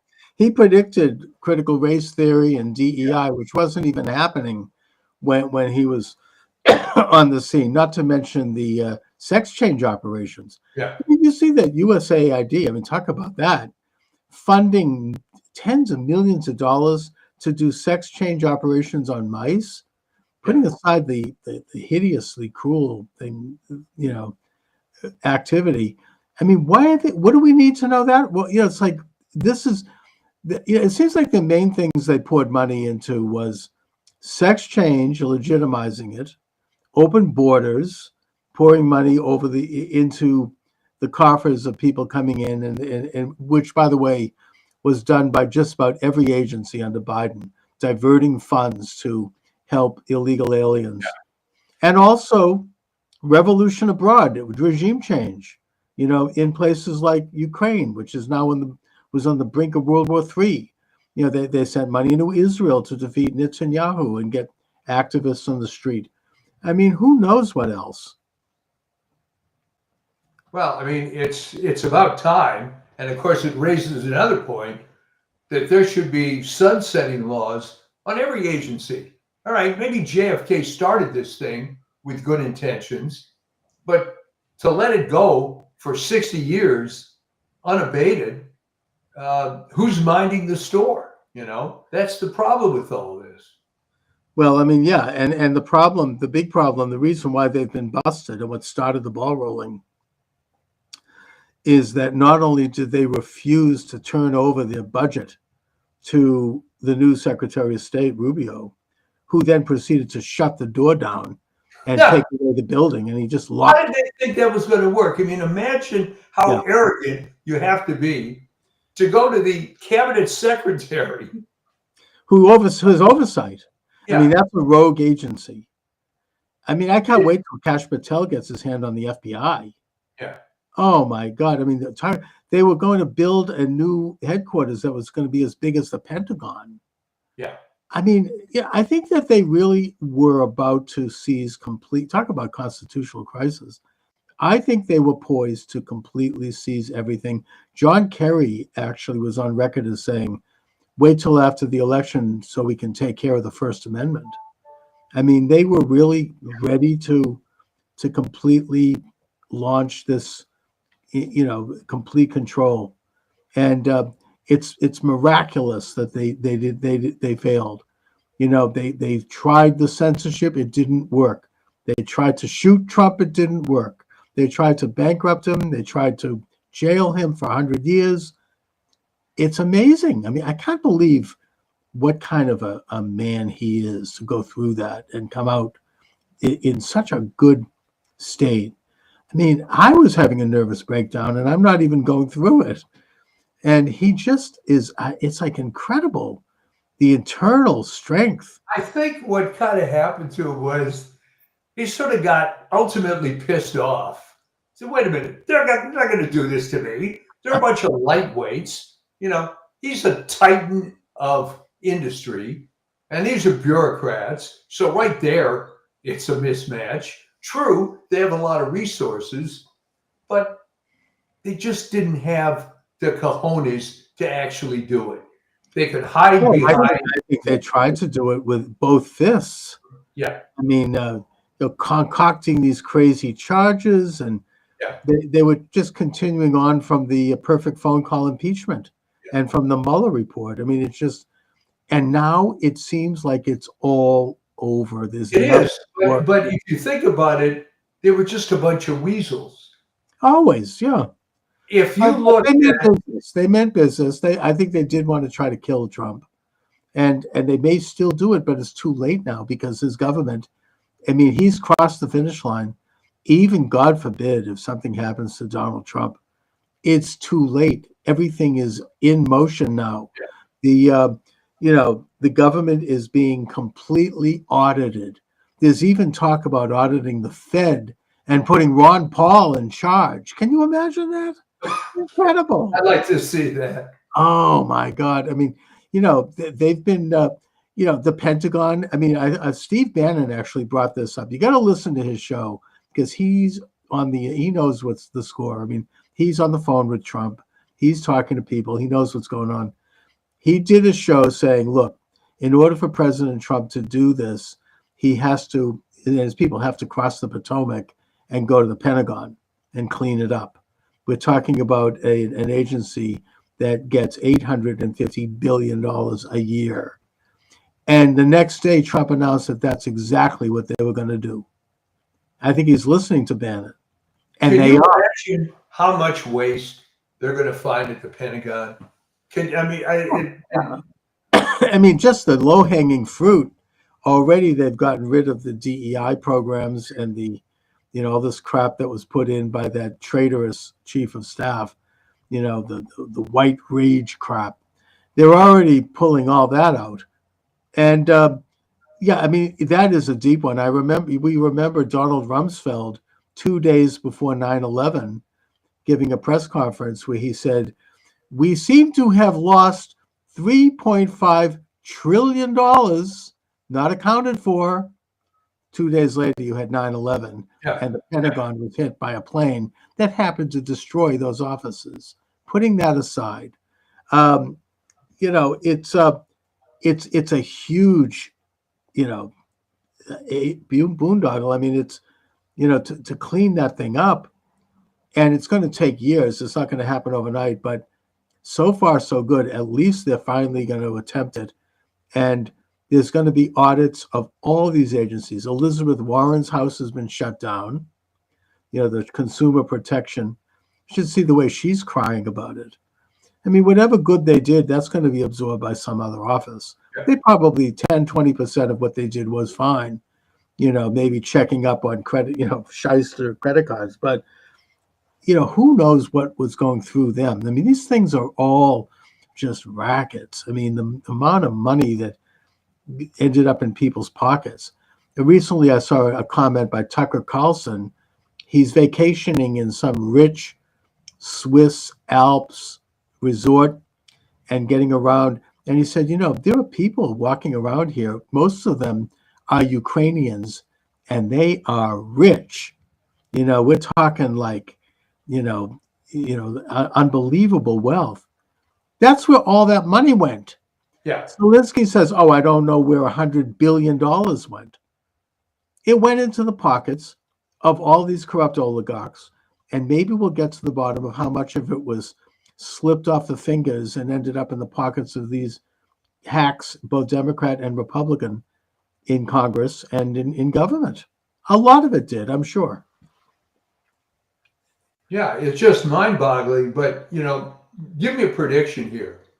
What's going to be the reaction, and how is it going to change going down the road with the liberals, CNN, and so on? I mean, right now, they're saying things like, well, Musk has made a lot of charges, but he has no evidence. There's tons of evidence. That's bullcrap. Yeah, well, I understand. So is there ever going to be a point where they can just accept it and say, hey, folks, we've been ripped off for the last 50 years?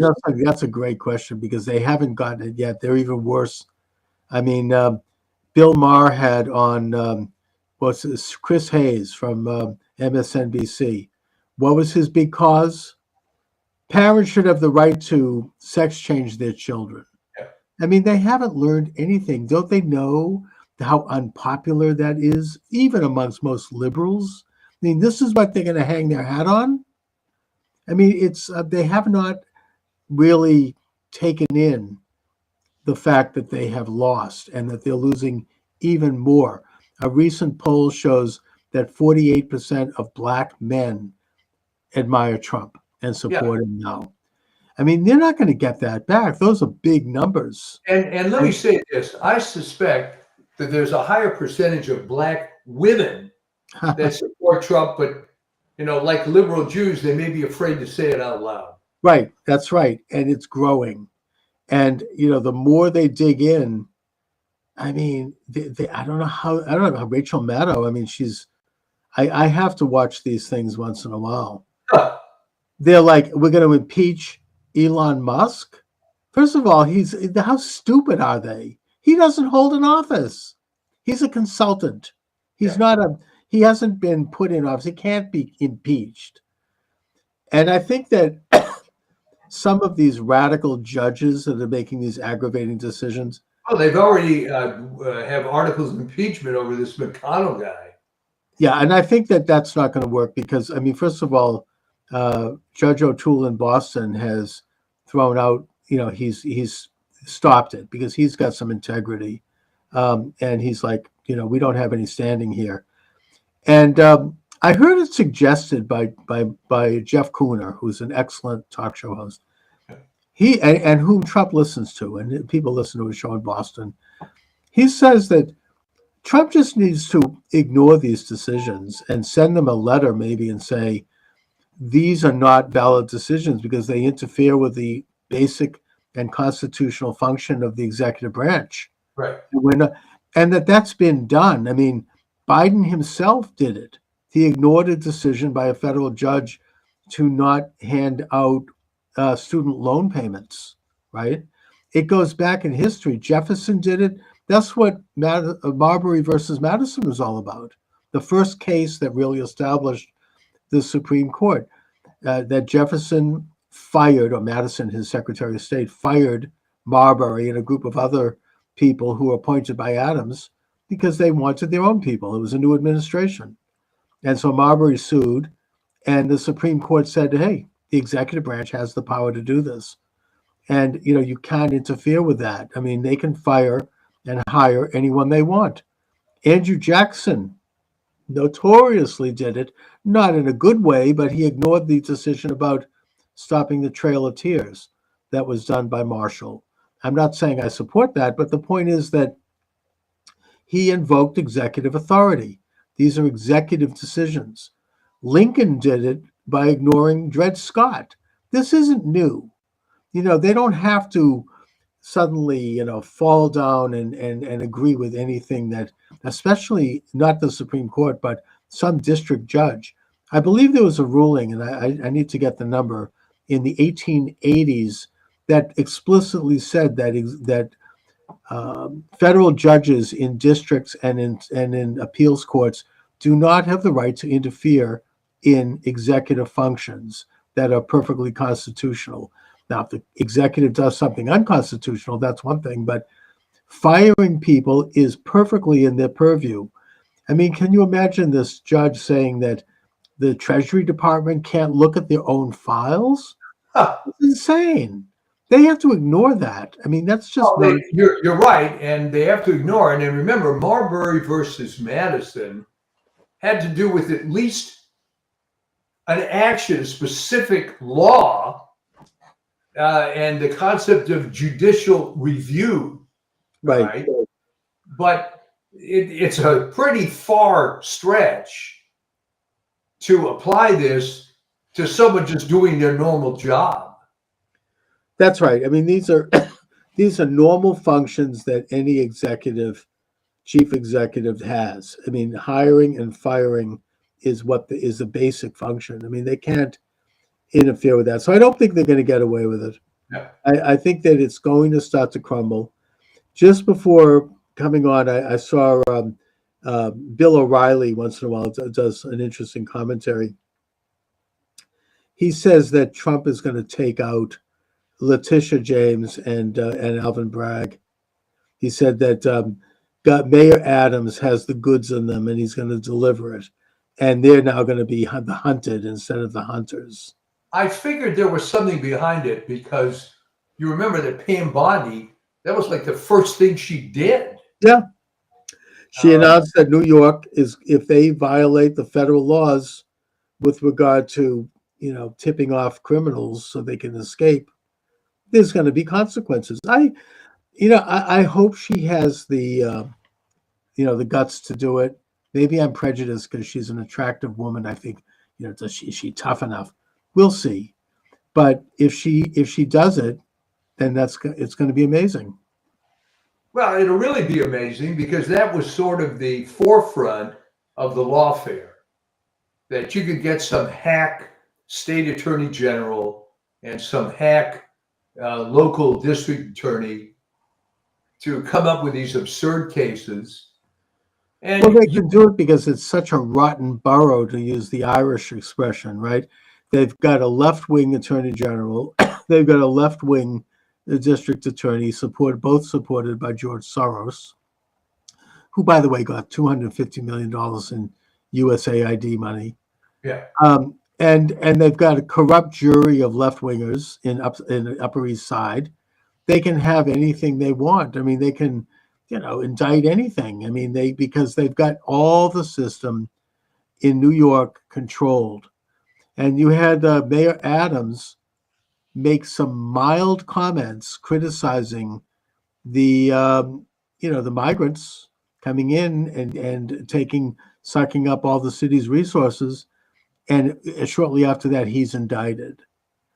This is how they played ball.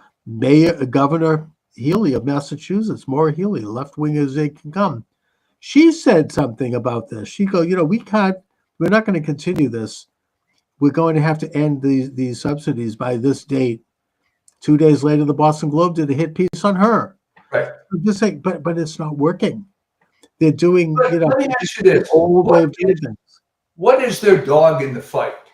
Okay, if they're willing to take out a fellow super left winger like Healy, what, they're going to die on the hill of illegal immigration and transgender surgery?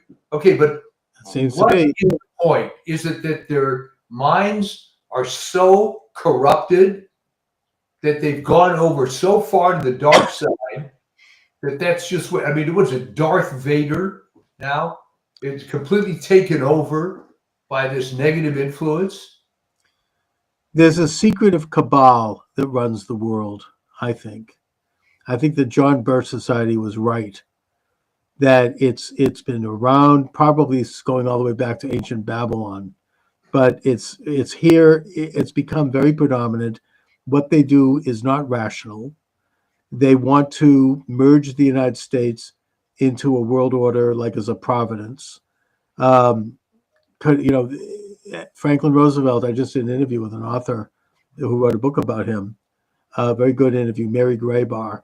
It's up on my Rumble station.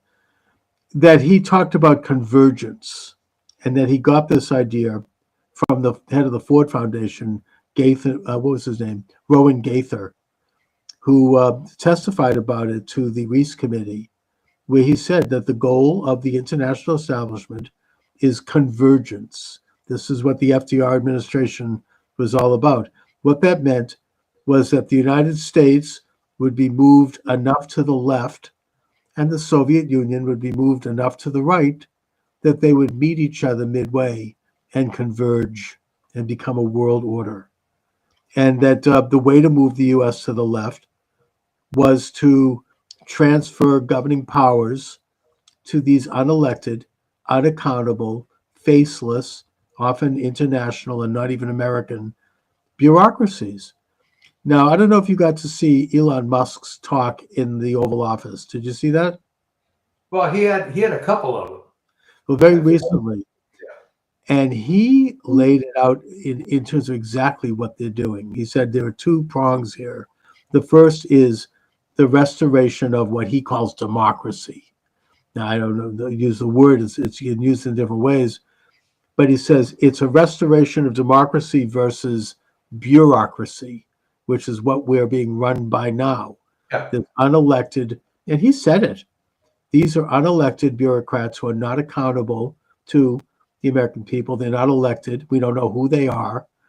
And they have been transferred governing powers, and they're using that to push their own immoral, satanic agenda. And they're using it. And then the second piece, he said, is the amount of money that is being expropriated from the American people directly and indirectly to fund this whole mess. It's astronomical. Yeah. I mean, there's trillions of dollars, flying out the door. I mean, every single agency has been corrupted, not just by the migrants. The Social Security Administration is spending, what did they say, $50 billion a year on people who are over 110. How likely is that, right?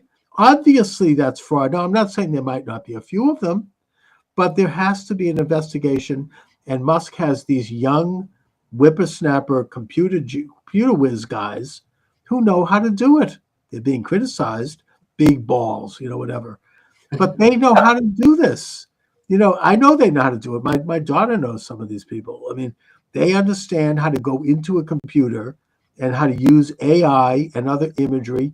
One of these guys that Musk just hired, he's 21 years old. He just deciphered some ancient texts that nobody could even figure out by using a combination of AI and image technologies and other methodologies. And he was able to crack the code of this ancient Sumerian.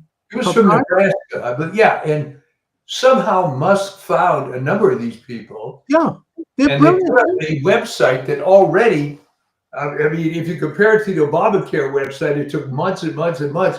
This thing was up in 2 weeks? Oh, I mean, these guys are going to be able to go into the Social Security system and crack it very quickly and find out exactly who is doing what and who's scamming that system. It'll be not only will it be a saving of probably hundreds of billions of dollars, which will secure Social Security, which could go back into the Treasury, but they could do this with every single agency. I can't believe this is happening. It's incredible. I mean, they discovered that the pension, they can't lay people off too quickly because the pension system is being stored on paper in the bottom of a mountain in Virginia. Yeah. It's all by hand. So it takes us, they're going to put that thing, they're going to modernize that very quickly and systematize it and use AI in a good way and get this thing done. It's unbelievable. It's no wonder their heads are blowing up over Musk. Well, remember, Chuck, it had to be headed up by some guy that was an outsider, because what's in it for a career politician to try to break down the system? And for that matter, what's in it for toadies like George W. Bush? Oh, yeah. They did nothing. I mean, they were just functionaries. Yeah. We haven't had a real president actually since FDR in a negative way, but at least, he wanted to make changes. this is, and Trump now knows how to do it. Trump 2.0. He's not part of this rotten, illuminated establishment. And I don't see how they're going to stop it now. He's moving. Every day is like Christmas morning. You're waiting to open up the next package. It's unbelievable every time. I mean, I can't wait till tomorrow to see what he does next. Well, go back to my earlier question. At what point are the rats going to start jumping off the sinking ship here?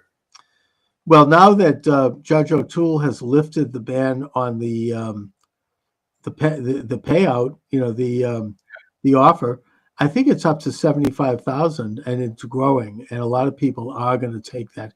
Okay, I guess the rats I was referring to are the big ones. Is the Rachel Maddows of the world and the apologists. Well, Trump is routing them out on a high level. I mean, he's gotten rid of these corrupt inspector generals who have turned a blind eye for 4 years, 8 years on corruption. He's going to put in his own people. He's getting rid of the U.S. attorneys who are then coming in. Even here in Boston, we've got what's her name, Leah Foley. She's a Trump person. She's taking over that office, and she's kicking ass. She's getting rid of all of these leftover hacks, and she's like, hey, if this state is going to try some bull crap about letting migrants off the hook by alerting them, they're going to go to jail. We're going to prosecute them, and she means it, and so doesn't Bondi. They're not going to. This is bad stuff. You can't do that. I mean, there's an FBI agent named Zip Connolly who is in prison now. He's been in prison for probably 20 years because he tipped off Whitey Bulger during that scandal. He was an FBI agent. Yeah. These people, this is what's happening. Apparently there was they think it was FBI agents who tipped off that Venezuelan gang, Tren El Agua in Denver. So when ICE showed up, there was no one there. That is a major crime. And if they can rout them out, they're going to go to prison for a long time. I think they know who it was, Yeah. but they're not publicizing it. I'm just waiting for the inevitable video of not so much a bad FBI guy, but some so-called do-gooder who gets busted, and the tearful, well, I wouldn't try to hurt anybody. And, yeah. Well, first of all, you're putting those ICE agents in direct danger. I mean, they could walk into an ambush. That's dangerous. Those are major crimes. Oh, you can't do that. Agree. And as far as people who are defrauding Social Security by collecting after their mother or father died, I mean, that's obviously what's going on here. They keep the name up and they keep the bank account up, and they continue to collect it to the tune of $100 billion. I mean, I don't think that those people should go to jail. I think two things should happen. First of all, they have to stop the check. Secondly, there has to be a clawback, figure out how much they took and just have, go in and pull it back and put it back into the Social Security Trust Fund where it belongs. So, there are definitely things that can be done to claw back all this money that's been ripped off for these crazy, that's just outright fraud, but also these absolutely insane stuff for sex change and who knows what else. Very exciting times. Yes, indeed. And who would have thought that this could even have happened?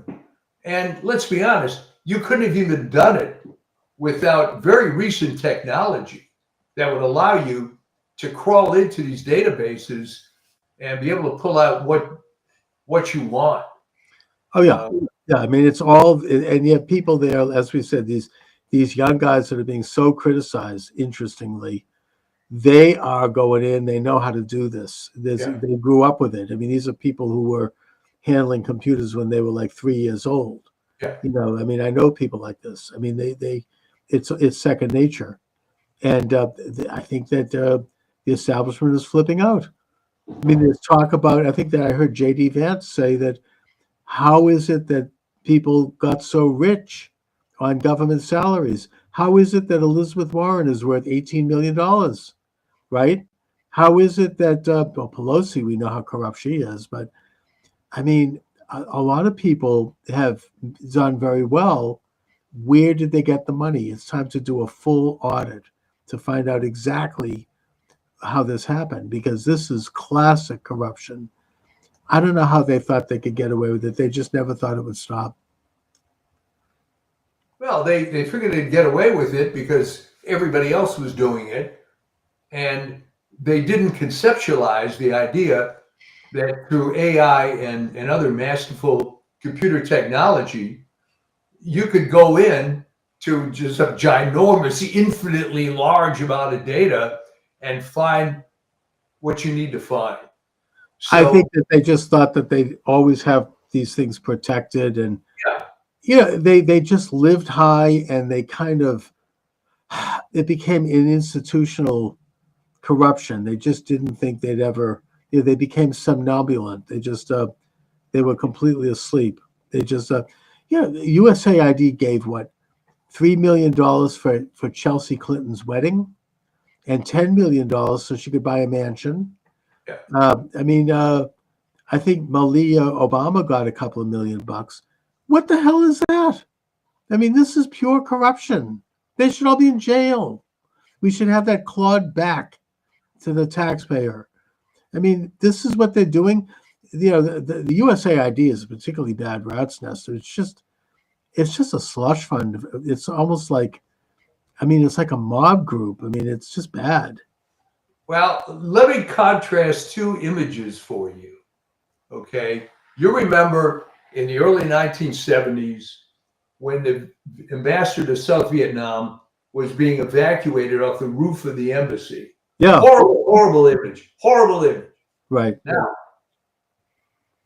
a couple of days ago, when some workman is taking down the lettering of the name U.S. Agency for International Development. That was beautiful.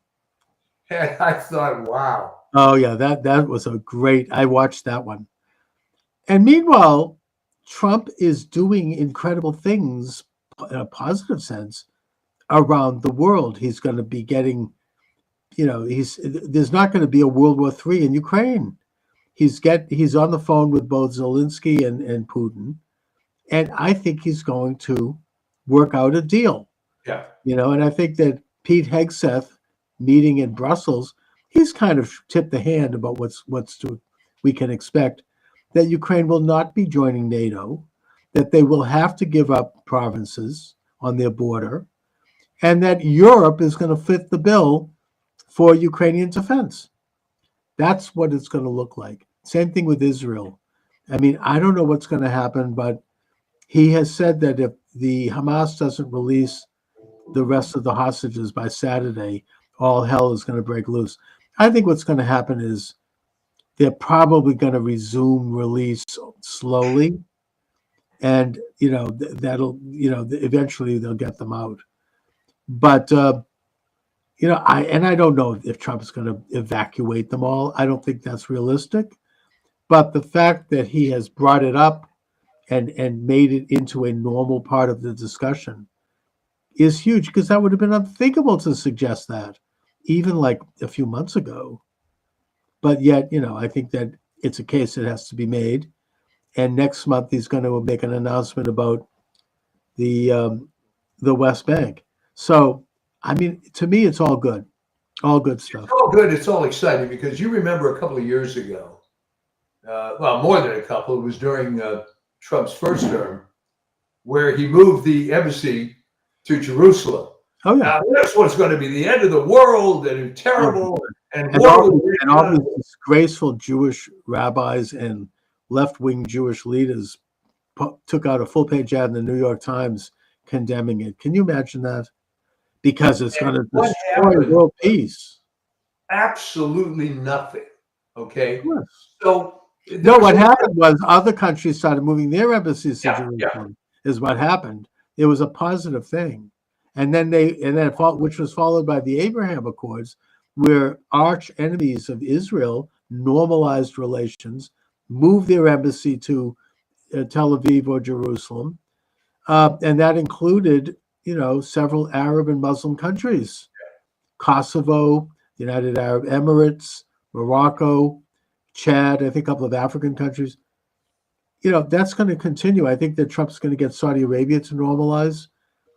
These things are all amazing. It would have been unthinkable if Trump had been allowed to serve his second term.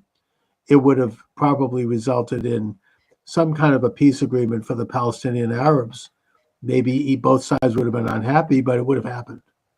And it's going to take somebody like Trump to kind of wade through that mess. I mean, it's an incredible thing to watch. Well, tell me this, because you're right in the heart of it. All these liberals in Brookline, Massachusetts, that you see every day at the grocery store, are they starting to get red pilled a little bit? I think some of them are, even though they're kicking and screaming. But yes, I think that some of them are. I think some of the younger people are. I mean, like people my daughter's age. I mean, I think they are getting red pilled. The old lefties, they're not going to, that's just hard. I mean, they'll goose step right into the grave. Who cares? So, but I think they are. I think if Trump continues on this path, it's going to be undeniable that he's achieving a lot and a lot of successes, and they just aren't going to be able to hold on to that any longer. I think it's going to erode. I think that we've seen with his election a very, very profound change in this country that's going to continue for the next 50 to 100 years. So many ways, because you're already preparing yourself. These stupid left-wing historians that will forever rate Trump as one of the, quote, worst presidents. It's like, go ahead. Oh, yeah. You got like Robert Mitchum or one of these guys that just inveterate Trump haters. But, it can happen. I equate it to Andrew Jackson's election.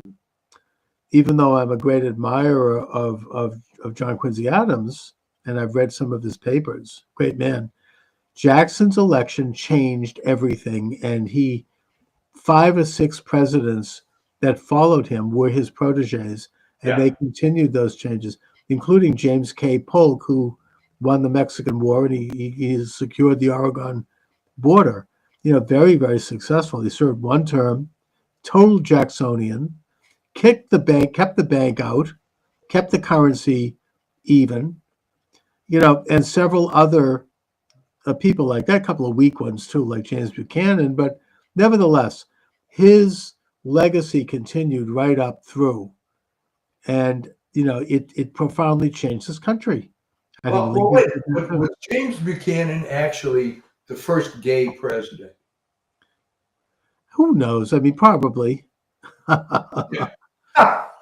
Whatever. That's what they said. He was a bachelor, and they referred to the vice president as a queen. Yeah. So probably true. But he was a protege of Jackson, as was Franklin Pierce, as was Andrew Johnson, as was of course Martin Van Buren. They were all proteges of Jackson, and they all moved the ball forward in a lot of ways, and they've all been marginalized by historians. Who cares? Now, why was Pierce especially so maligned? Why would he do what? Why was he so maligned by historians? I think he was, he actually had some problems in the White House. I think that under his administration, you had the Fugitive Slave Act. There was some, and the country was coming apart in his time. I think that probably he just didn't have much of strength. I mean, he didn't really, and same thing with Buchanan. I mean, they just kind of, they kind of just drifted. They didn't really show leadership, at a time when the country was really coming apart. And then, of course, Lincoln came in, and that was another huge change in terms of how the country governed itself, for better or for worse. Well, as I recall, and you're more of an expert on this, I think the thing that cemented Pierce on the bad list of the historians was that when the Civil War broke out, he wrote an editorial, I believe in the New York Times, savagely attacking Lincoln. And that was not a good PR move for him. No, and also his people started showing up at his house in New Hampshire and throwing garbage at him and screaming at him. Yeah. And he came out and he gave an impassioned speech saying, "Look, we're all going through a hard time. We should try to hold it together as Americans." This was after he was out of office. Yeah. But he is somewhat of a tragic figure. I think that their son was killed in a horrible accident on the As I train. recall, Chuck, it was a train ride on the very way to take occupancy of the White House when he first got elected. Yeah, his son, he was beheaded. It was horrible. And his wife went into a major depression. He had some personal problems. Yeah. He was a drinker. He just had some, it just was a weak presidency. That's the way it goes. I mean, my book, Assassination in America, looks at things like what happened to Zachary Taylor, which was very questionable, and also William Henry Harrison. There are questions about why it is that they died the way they did. There were two schools of thought, both of which were legitimate in a way. You had the Jacksonians, who wanted to really be populist. They were kind of like the Trump of their time, Jackson. Yeah. On the other hand, you had the American system that eventually would be embraced by Lincoln, which wanted to have a strong central government that would do infrastructure jobs, create canals, national roads crossing states. They were for high tariffs so they could protect American industry and labor. They were for the bank, but they weren't for the bank as it is now with the Federal Reserve. They wanted the bank to be more like the land bank that was set up in Massachusetts Bay Colony, which would be owned by the government, and the profits would go toward the government so people wouldn't have to pay taxes. Yeah. I mean, it was more of a direct kind of a bank. And both sides had their points. Both sides were legitimate. It's not one side good, the other side bad. The balance between the two is what made this country dynamic in many ways. I mean, I just did the show about FDR. He was bad in that he was an internationalist and a warmonger, and he was, in that way, but at the same time, he did embrace certain of the Whig ideas in terms of like developing infrastructure, tariffs. Some of these agencies were not bad. They did major work in this country, like the CCC. I mean, they built the Cape Cod Canal and the bridges in 3 years. It's incredible. I drive over that bridge going to the Cape to visit my mother, and I'm always amazed. 1933 to 1935, that it would have taken 20 years to build that bridge today. It would have cost a fortune. FDR did it quickly because he marshaled the forces. He took thousands of men off the streets who might otherwise have become communists, and he put them to work at low wages, but he gave them an experience. These are young, unemployed men. So, it's not all bad. I mean, there's some good things there too. Interesting. Anyway. Well, good. That's American history today. I'm thinking. I'll tell you, is that assassination book still available? Oh yeah, it still sells. Assassination in America. Thanks for asking. All right. Yeah. Yeah, I get into all of these various conspiracy theories. I try to look at which ones have legs and which don't, and I go all the way from the death of Lewis, Henry Weather Lewis and Clark, who died under mysterious circumstances, and the death of actually Alexander Hamilton, right up to the Clinton death list, and the death of Tim Russert, the newsman, which was very suspicious. Anyway, yeah, I cover it. It's many chapters in that book. I'm gonna have to check that out. Yeah, it's available. I certainly read a few of your books, but that one somehow I missed. So it's available on Amazon and Barnes and Noble. Assassination in America by Charles Moscowitz. Thanks for asking. Good. Okay. It was an interesting piece of research, a bit dark. I mean, I also cover a couple of cultural figures like Martin Luther King and Marilyn Monroe, and it's not just political figures, people who died under questionable circumstances. Question. How about Scalia? I don't know if I think I probably published that book before that one, but yes, that was very, very suspicious. It was, look, when you have power and you're in a position of influence, you have to ask what happened. I brought this up. Harry Mullis is another one. I mean, I actually did a piece on maybe that Franklin Roosevelt was assassinated. Why?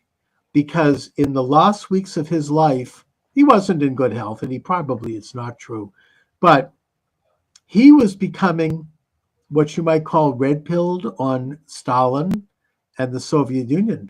Too little, too late, though. I mean, too little, too late. But he got notice that Stalin, when he occupied Eastern Europe, he was taking tens of thousands of American soldiers into custody, where they were disappearing into Siberia.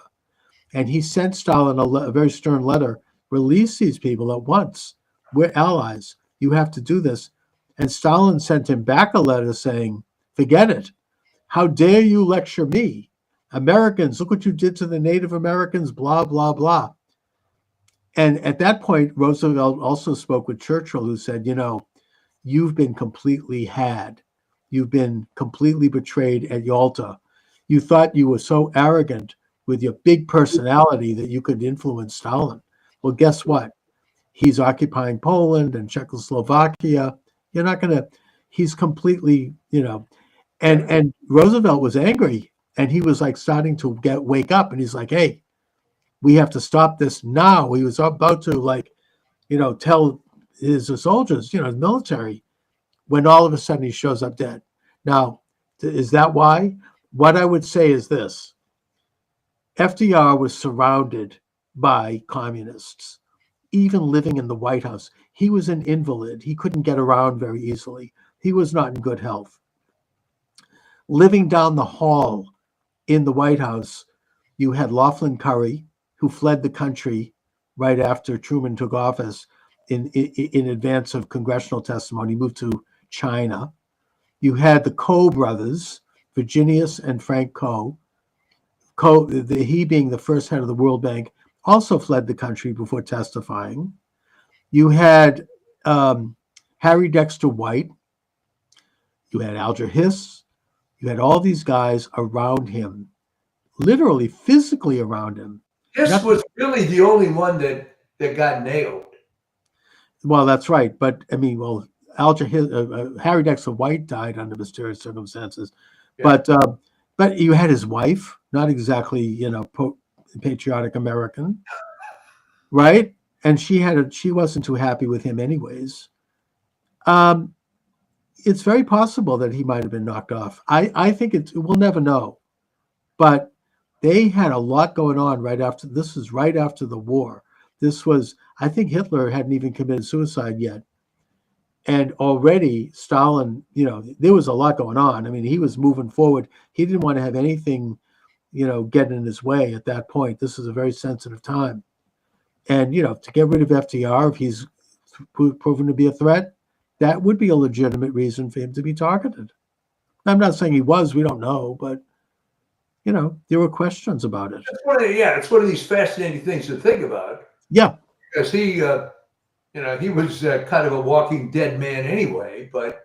Right, but if all of a sudden he's starting to make waves and he's starting to wake up and he's angry, that's not convenient for the agenda of that time. It's just that simple. Anyways, wow.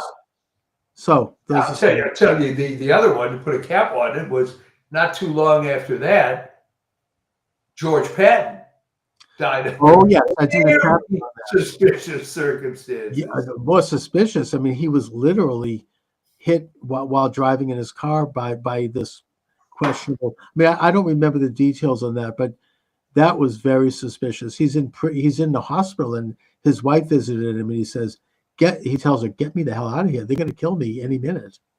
Yeah. And, you know, the other one, of course, is also James Forrestal, the first Secretary of Defense. I mean, I can't really get into all of them, but I did chapters on all these people. Wow. And it was a very interesting subject, a rather dark book to write. You know, you kind of like, some of the too Well, much. the antidote for the dark book is what's happening right now. Right, and let's hope some of these things don't happen right now. But anyway, Mike. So what do you have coming up on the subject? Okay, well, again, I've been kind of bogged down with anybody that's moved, especially when you're a few years old. All kinds of stuff that you have to get rid of, and Oh, sure. so you know, Chuck, it's two stages of a man's life: accumulating stuff and getting rid of it. Well, And you know, we're going through that. So it just the writing for me is kind of recreational, which obviously is why I don't charge for the Substack. So people can't expect to get stuff every week, although I was doing it every week. right. But we got into this, and it's you know, this will even out. But yeah, plenty of ideas. But Yep. maybe I put AI in my head to just have it come out into a digital article or something. And there's just so many excellent things going on that it's hard to, like, I don't know. I almost feel like I've got nothing to say. I mean, it's just, it's like watching this grand parade. It's Well, just it is true that more negative times are more conducive to producing, in a very broad sense, art, you know. Yeah, right. And that's what I'd gotten used to for all these years.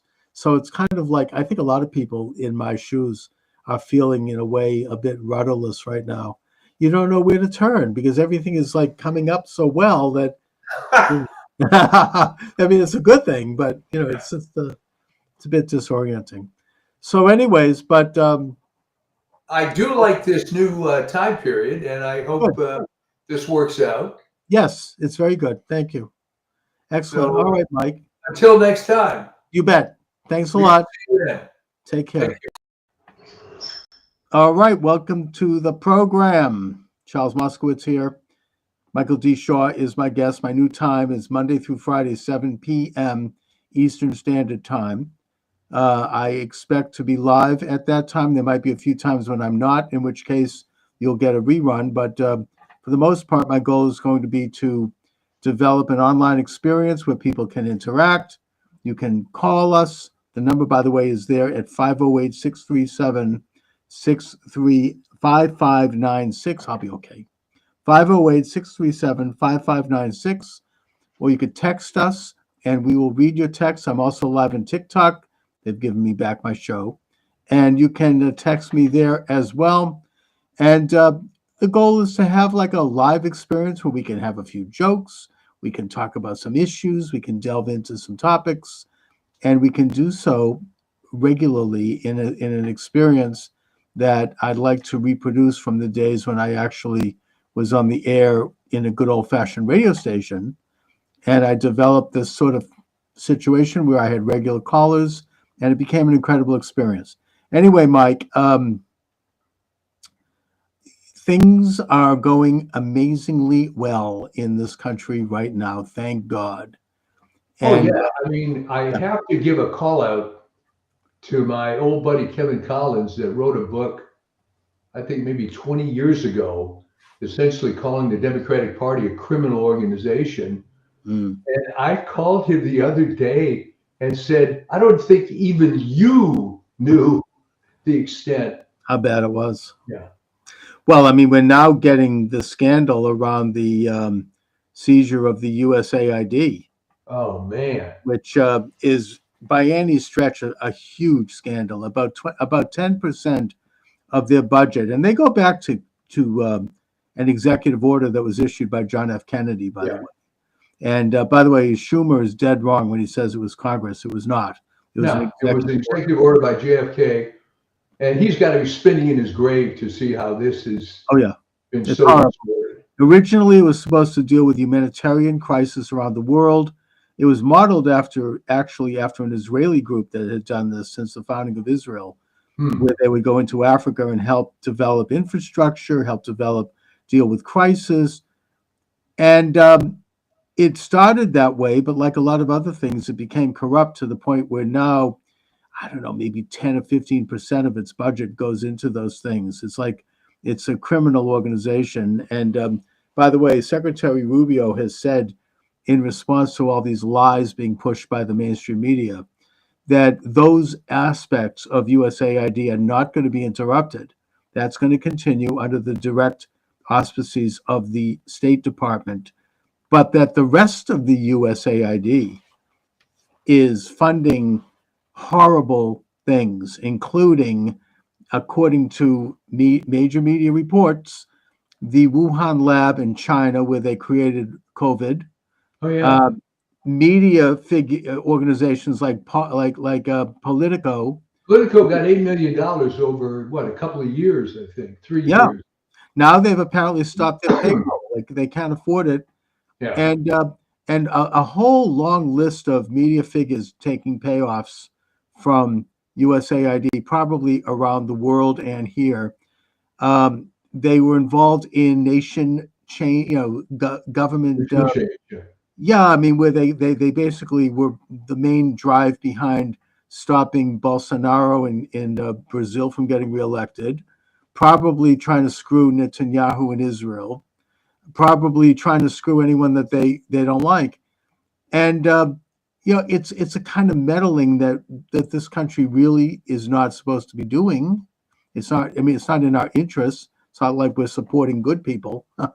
It's the communists and radical Islamists. Apparently, money was pouring into Gaza and Yemen and Afghanistan, even recently, certainly under Biden. Stuff that is not only not in the interest of the American people, but is promoting world war. Does anyone have an idea, Chuck, of when it started going rogue?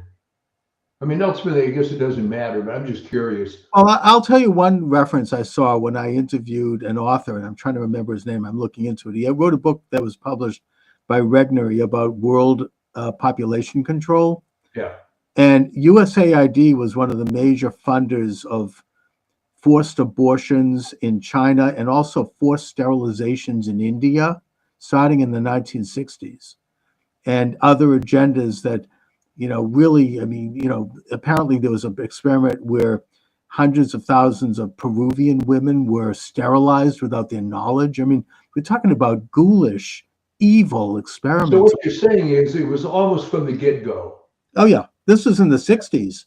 And Lyndon Johnson praised them at that time as being on the cutting edge of creating, a reduction in the world population. And he was corrupt as hell. And Indira Gandhi in India was all behind it, probably got a ton of money. A lot of politicians, a lot of the money was funneled in, a lot of the money that was sent to Ukraine was funneled through USAID. And now the Ukrainians are saying, he says that they are missing $100 billion. I mean, really? I mean, this is a huge, a lot of that money ended up going back into the pockets of corrupt politicians, corrupt organizations around the world, and including in the Democratic Party.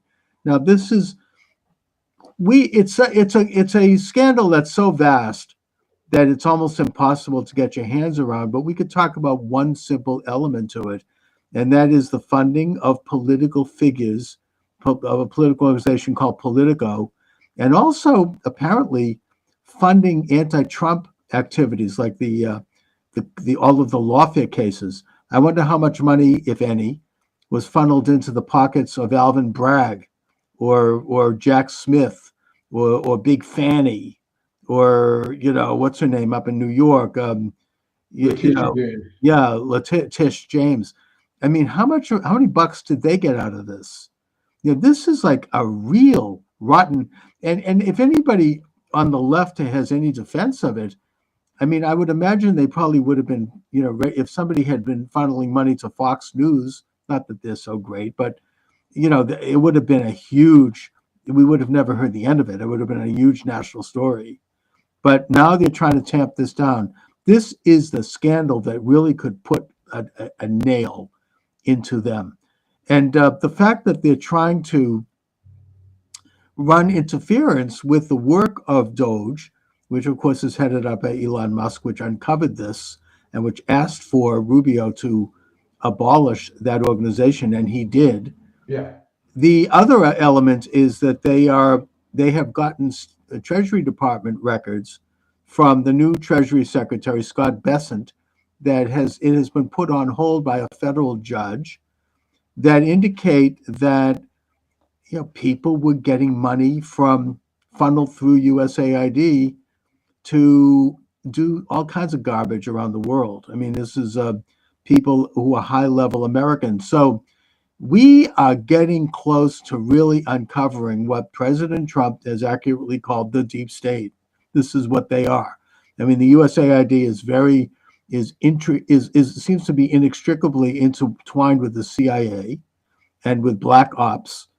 And the reason that Rubio said, and I saw him interviewed on this, that he had to seize their organization and shut it down was because they would not turn over records about their budget and where their money was going and how much they had. Yeah. And that's, of course, at least insubordinate for any alleged American organization. But they're not even American. I mean, it's a worldwide thing. It's a corrupt group of rogue operators all around the world. They've got something like at least 10,000 employees, all of whom are now out on their ass. They've all been cut off. They were funneling money into Afghanistan. I mean, it's really a huge scandal, and we only know the tip of the iceberg. Well, you would think that if someone really believed in the Democratic Party, they'd be all in exposing this kind of corruption, but instead they're doubling down. They're having these stupid protests over this. Can you imagine? This is their big cause now, protesting the shutting down of USAID. And they're going to go on the street here in Boston at the State House. There not too many people showed up, but it's this is what they're fighting for now.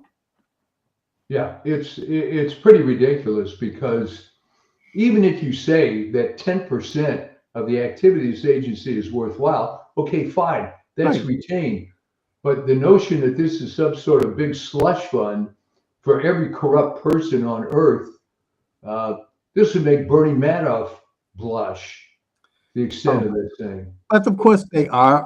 We know that they are standing by it because they are supporting leftist causes, leftist politicians and parties who are trying to overthrow governments. They spent $10,000 trying to have what was it, like a gay pride parade in Belgrade?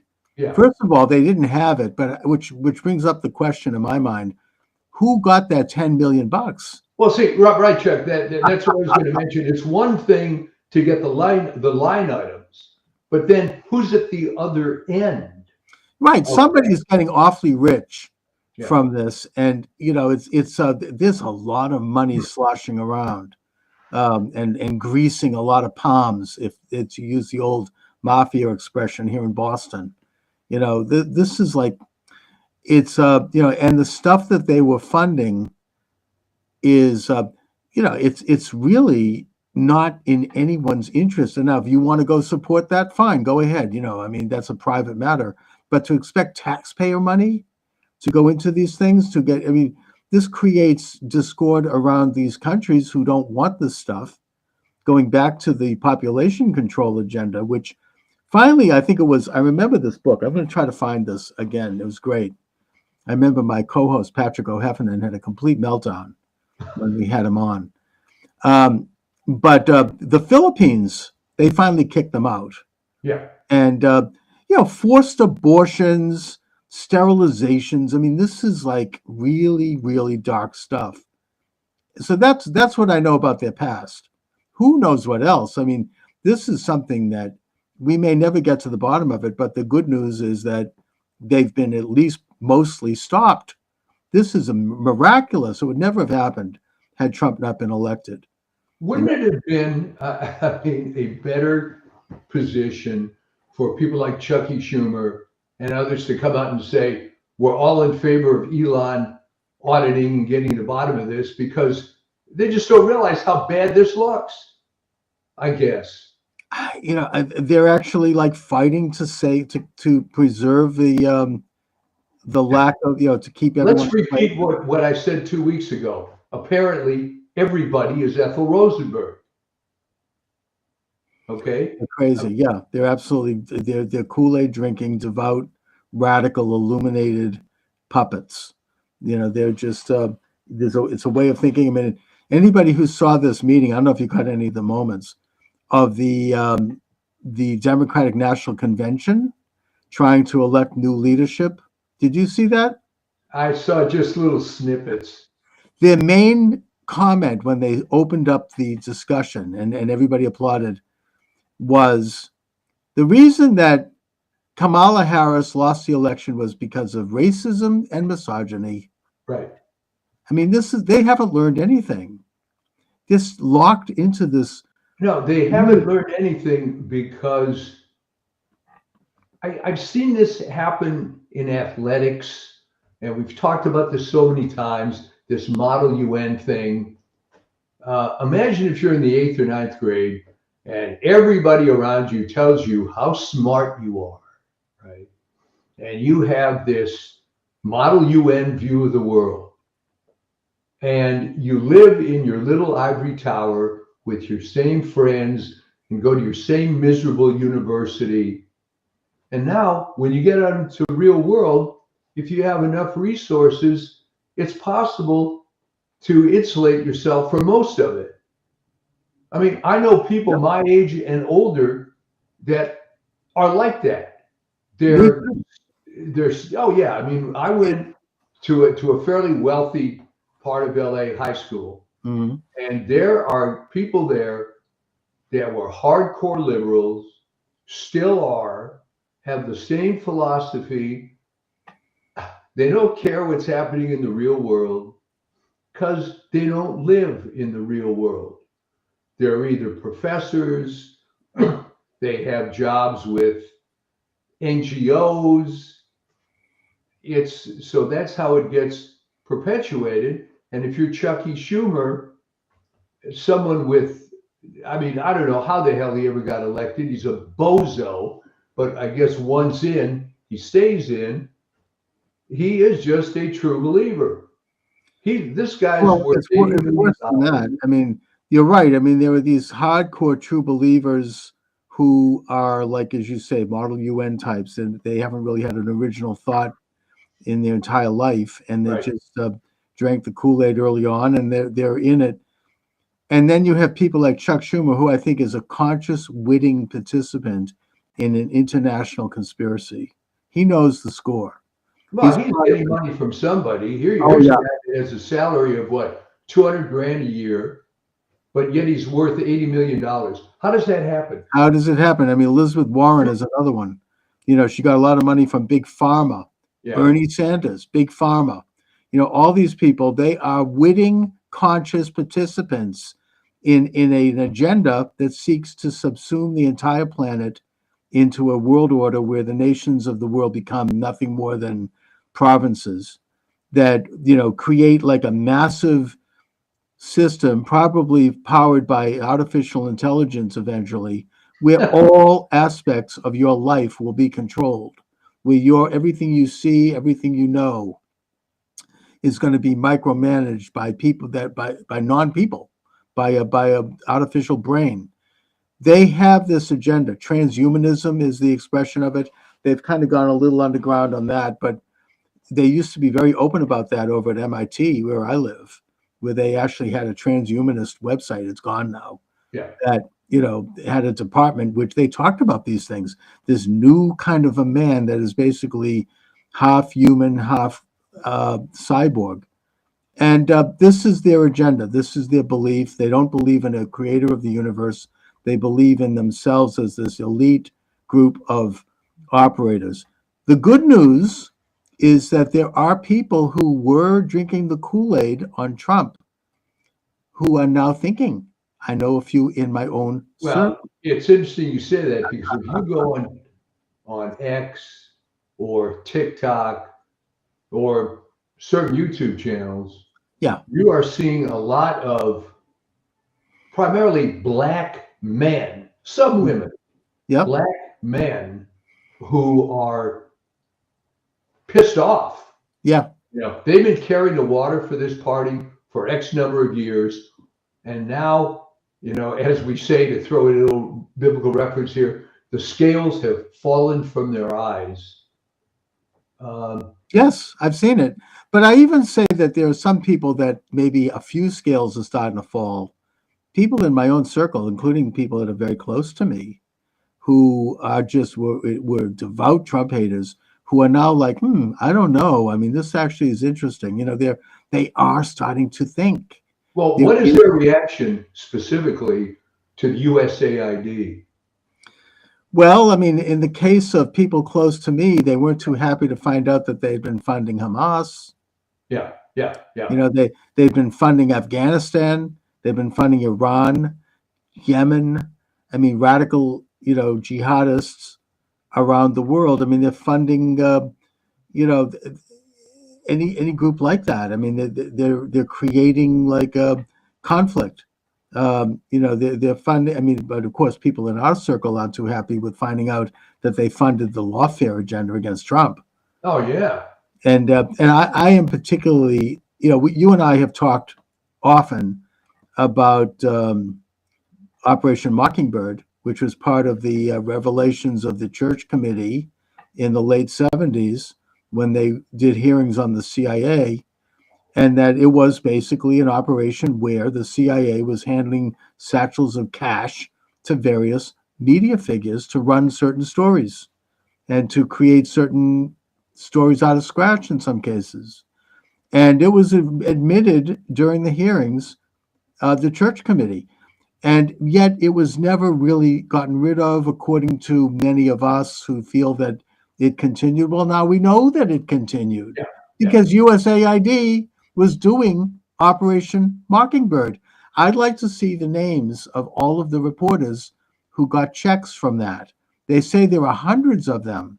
Media outlets, reporters, individual reporters, journalists, columnists. Let's get it all out. You see, they're trying to get judges to stop the release of this information. But we need to know exactly who was doing this because they have tried to corrupt. This is what they do in, you know, in fascist countries. And, you know, the media is like basically controlled by and a stooge of the ruling junta. This is what they were doing. They were just stooges of this state, of this apparatus. They were running stories, fake or otherwise.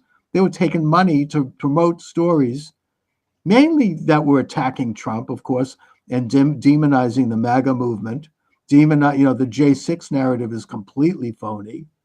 By the way, I'm having 3 of those people come on my show next week. Oh wow, good. Obviously, I think it's the old story. They don't know when to quit. Okay.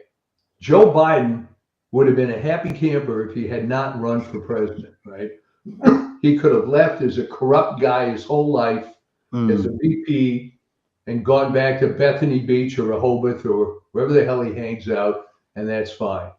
Right. But instead he comes in, is going to be completely discredited president. No one is going to support this guy. Do you know there's rumors that he pardoned himself an hour or two before leaving office? I had heard that. Is that credible? Yes. Well, he pardoned his brother and his brother's sister-in-law and his sister and her husband. Yeah. He issued these crazy pardons. You know, we know about Fauci and Milley, all within a few hours of leaving office. You know, I think that there are a couple of federal judges now who have stood up and read the Constitution and realized that you can't pardon somebody for something that hasn't happened. Yeah. You know, they have not been formally charged. Now, maybe he could get away with the Hunter Biden pardon because he was convicted. Oh, he was charged. Exactly. But Milley wasn't, Fauci wasn't. They were not charged with anything. And even the Hunter Biden thing, you can pardon him for the crimes that he committed, but you can't say, well, anything that might come up. Yeah, you have lifetime immunity, lifetime free pass. Yeah, it doesn't really, there's no precedent for that in terms of the use of the pardon, except with the one single exception, and that is, of course, the Nixon pardon, the Ford pardon of Nixon, which was an unusual and exceptional situation. But other than that, it's never been done like that. No one's ever been given pardons for something they may be possibly charged with in the future. Of course, the proof of the pudding, my friend, is that these guys accepted it. All right. Where's the Fauci that I've always known, who defends to the hilt every miserable thing he's done in his rotten life? He has an answer for. So Right. now you give him a pardon. He's silent.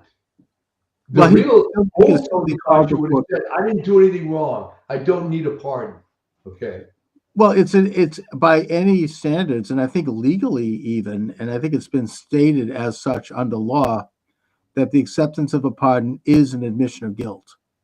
Yes. It's just like, in a way, pleading the fifth is an admission of guilt. You're saying, I'm guilty, which is why I can't talk about this, because I'll be incriminated. And I think what's going to happen with this stuff is there's going to be these lame efforts to get left-wing federal judges to try to suppress these movements for a while. But first of all, what's going to happen is stuff is going to get leaked anyway. You can bet on that. Right. And the public, there's not going to be very much support for this criminal activity. There's going to be the Jasmine Crockett's and these low IQ types. They're going to try to frame this as a fascist takeover of the government and so on. But that is mighty thin gruel now. No one's buying it. No. It's not flying. And you're right. They got some leftist federal judges who might, we just had something here in Massachusetts where a federal judge has put a stay on President Trump's buyout program for federal employees. It might slow it down a little. There's going to be another hearing. Well, wait a minute. What's wrong with that? Bill Clinton did it. Of course, it's completely appropriate. And he didn't even say why he did it. There was no law cited. So it's just one, it's kind of a desperate grasp at like kind of judicial activism. It's not going to stand. I think that by Monday there's a hearing, and he is absolutely in his right to offer the buyout. I think about 50,000 employees have already taken the deal. Oh yeah, and that stands. But there's another federal judge. They're trying to jimmy up the system a little bit, but look, the Supreme Court is not going to stand for it. Other than that nutcase, Coney Barrett maybe is a loose cannon, but putting that aside, I don't think that it's going to stand. I got to tell you something about her to interrupt. She was being praised to the hilt, these adopted kids, and she's so religious about.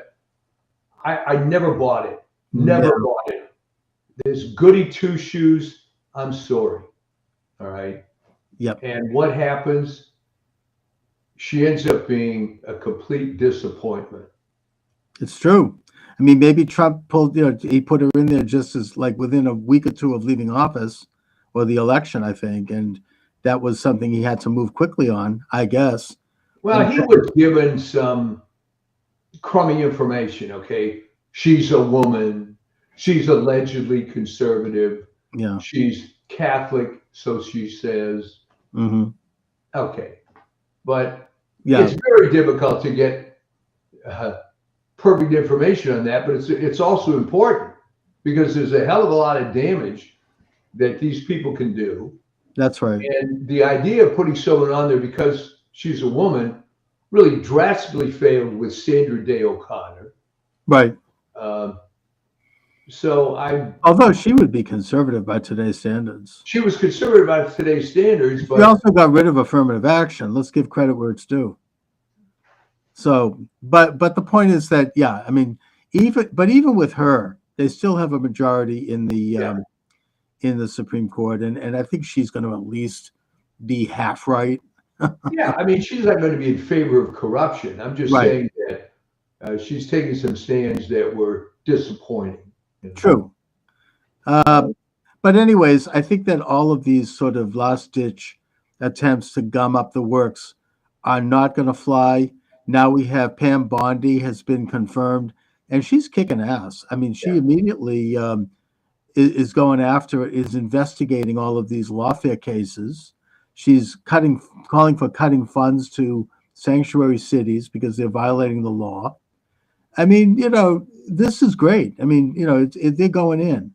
I think that we can hold our breath and hope that RFK is confirmed. I think he probably will be, but if he is, that's huge. I mean, that's a revolution. It's going to be a nail biter. And in fact, I got into it on the ACSH website with some woman who has a lot of knowledge about, and she picked this so-called HIV/AIDS denialism as something that he supports, and this was a disqualifier.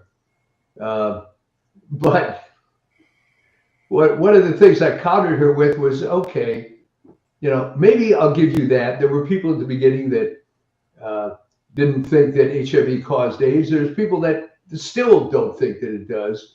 But how about COVID vaccine denialism? You think that's a bigger deal? Right.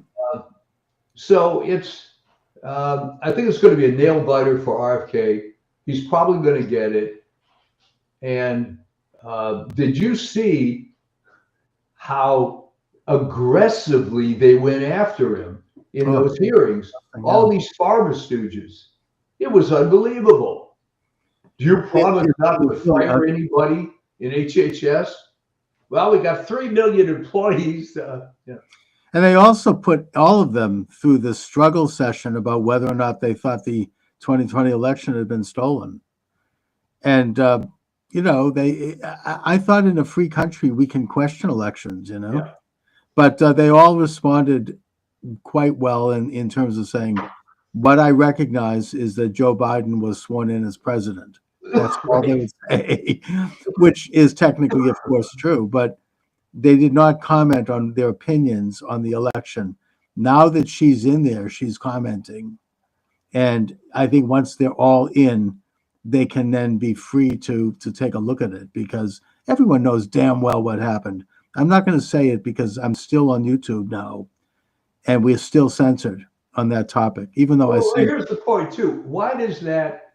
Well, okay, philosophically it matters, but why, in a practical sense, does it matter in this sort of hearing whether he legitimately won the election? His term is up. Exactly. It's over. I sent Google a note asking them to restore my account and YouTube, because I said, look, I was taken down because I had some people on the program who claimed that the election was stolen, but he's gone now. It's over. Yeah. It's not relevant at this point, and no one's going to threaten Obama's regime. There was, I get the fact that they were afraid. You said Obama's regime. Okay. Obama's regime, Biden's regime. I mean, that there was comments about people wanting to decertify electors. Yeah, they wanted to stop that. Okay, fine. But it's over now. He's out. Doesn't matter. Now we could go back to status quo ante and talk about whatever the hell we want on elections. It's no different than talking about whether or not James Buchanan's election was stolen. It's history. Doesn't matter. Anyway, we'll see what happens. Well, wait, why are you comparing him to James Buchanan? No, I'm making the point that we could talk about Jefferson's election stolen. It doesn't matter. He's gone. It's like, it's history now. It's not a threat to any regimes. It's not like a political issue anymore. It's now an issue for historians to kick around, which is free speech. It's at this point. If he's proven to have stolen the election, it doesn't matter now. He's out of power. I mean, I suppose it would obviously be greatly damaging and embarrassing to the entire liberal democratic establishment. Too bad. That's free speech. But whatever, tell them. Well, what you're seeing now in parallel to the political situation is a total freaking meltdown of the entertainment industry. Okay? They are doubling down and tripling down, and they gave 13 Oscar nominations to this Emilia Perez movie, which basically is about Transvestite or something that got the did he get like the greatest woman actor? I think. yeah. Well, the promotion of this, despite the fact that the movie did no box office, it very tellingly has an extremely low rating with the public on Rotten Tomatoes, but with, of course, the Access Media Critics is up there. But they're just doubling down. I mean, Disney is hemorrhaging money. The entertainment industry is collapsing, and they're just, it's like, I see an iceberg ahead. We're going to just go right into it. Although I understand that I saw a few snippets of it, but the Oscars, they did not do the usual typical attacking Trump. Oh, we're going that was, I think you're thinking of the Grammys. The Grammys, yeah. We're going through such hard times now. We're going through such trauma. America's going through such a dark period. Well, there were some DEI comments made at the Grammys, I believe. Because I thought the main focus was on the LA fires. That industry is collapsing. I mean, all the awards for Beyonce, please, best country album. Yeah, right. But I mean, I used to be a member of NARIS in the 90s, and it was already going bad. At that, but I mean, there was a great story that they figured that the show was getting popular, National Academy of Recording Arts Society. So the show was getting popular, so they decided they had to have a front man, rather than just kind of an office staff in Burbank. So they brought this unemployed musician out of Atlanta. I forget his name, frankly. Okay. It may come back to me. They give this guy, and this is in the 90s, $1 million salary. He starts sexually harassing all the women in the office. It was just bad news. Pathetic. There were scandals with money. And it's just too bad how that goes. And I guess that was kind of a harbinger of what was going to happen now. It's a completely different universe. There's no such thing as a record anymore. Everything is streaming. Right. Or an MP3. There are a jillion different genres of music. Billboard magazine is important only in that you can track the popularity of certain charts. But there's kids of the prime age that used to be this top 40 kind of stuff that don't listen to that anymore.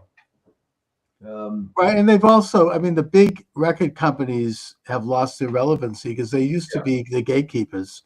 You didn't get a record deal and you didn't get heard unless you were picked by the big three. I think it was a big five.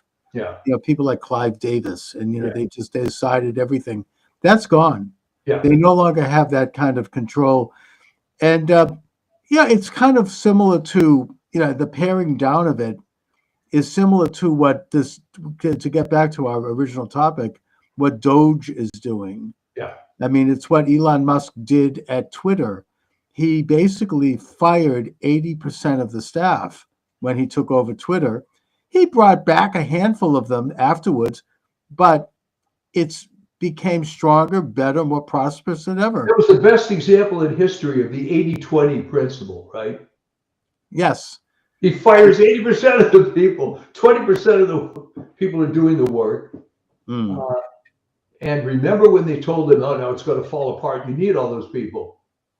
And he's thinking, no, I don't. This is all IT. It's all automation. What are these people doing? And if you remember that video that went viral a couple of years ago of those two women in a swimming pool talking about what their day was like, they worked for some tech company. And they got free meals and they got all this time off. And as an afterthought, well, what is it you do here? Yeah. I mean, that's that about describes it.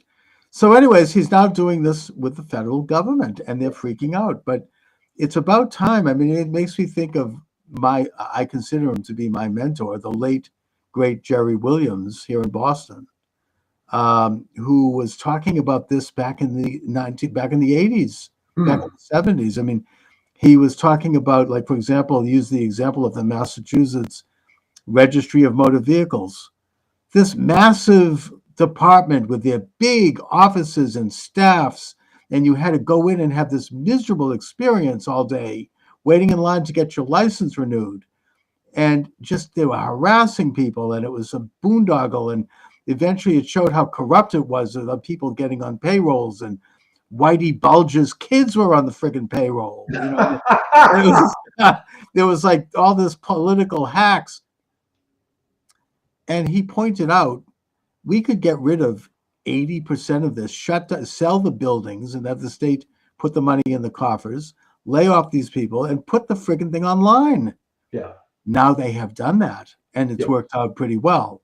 You still have too much of it, but at least it's been pared down a little bit. That's what needs to be done on the federal level. We don't need to have this kind of stuff anymore.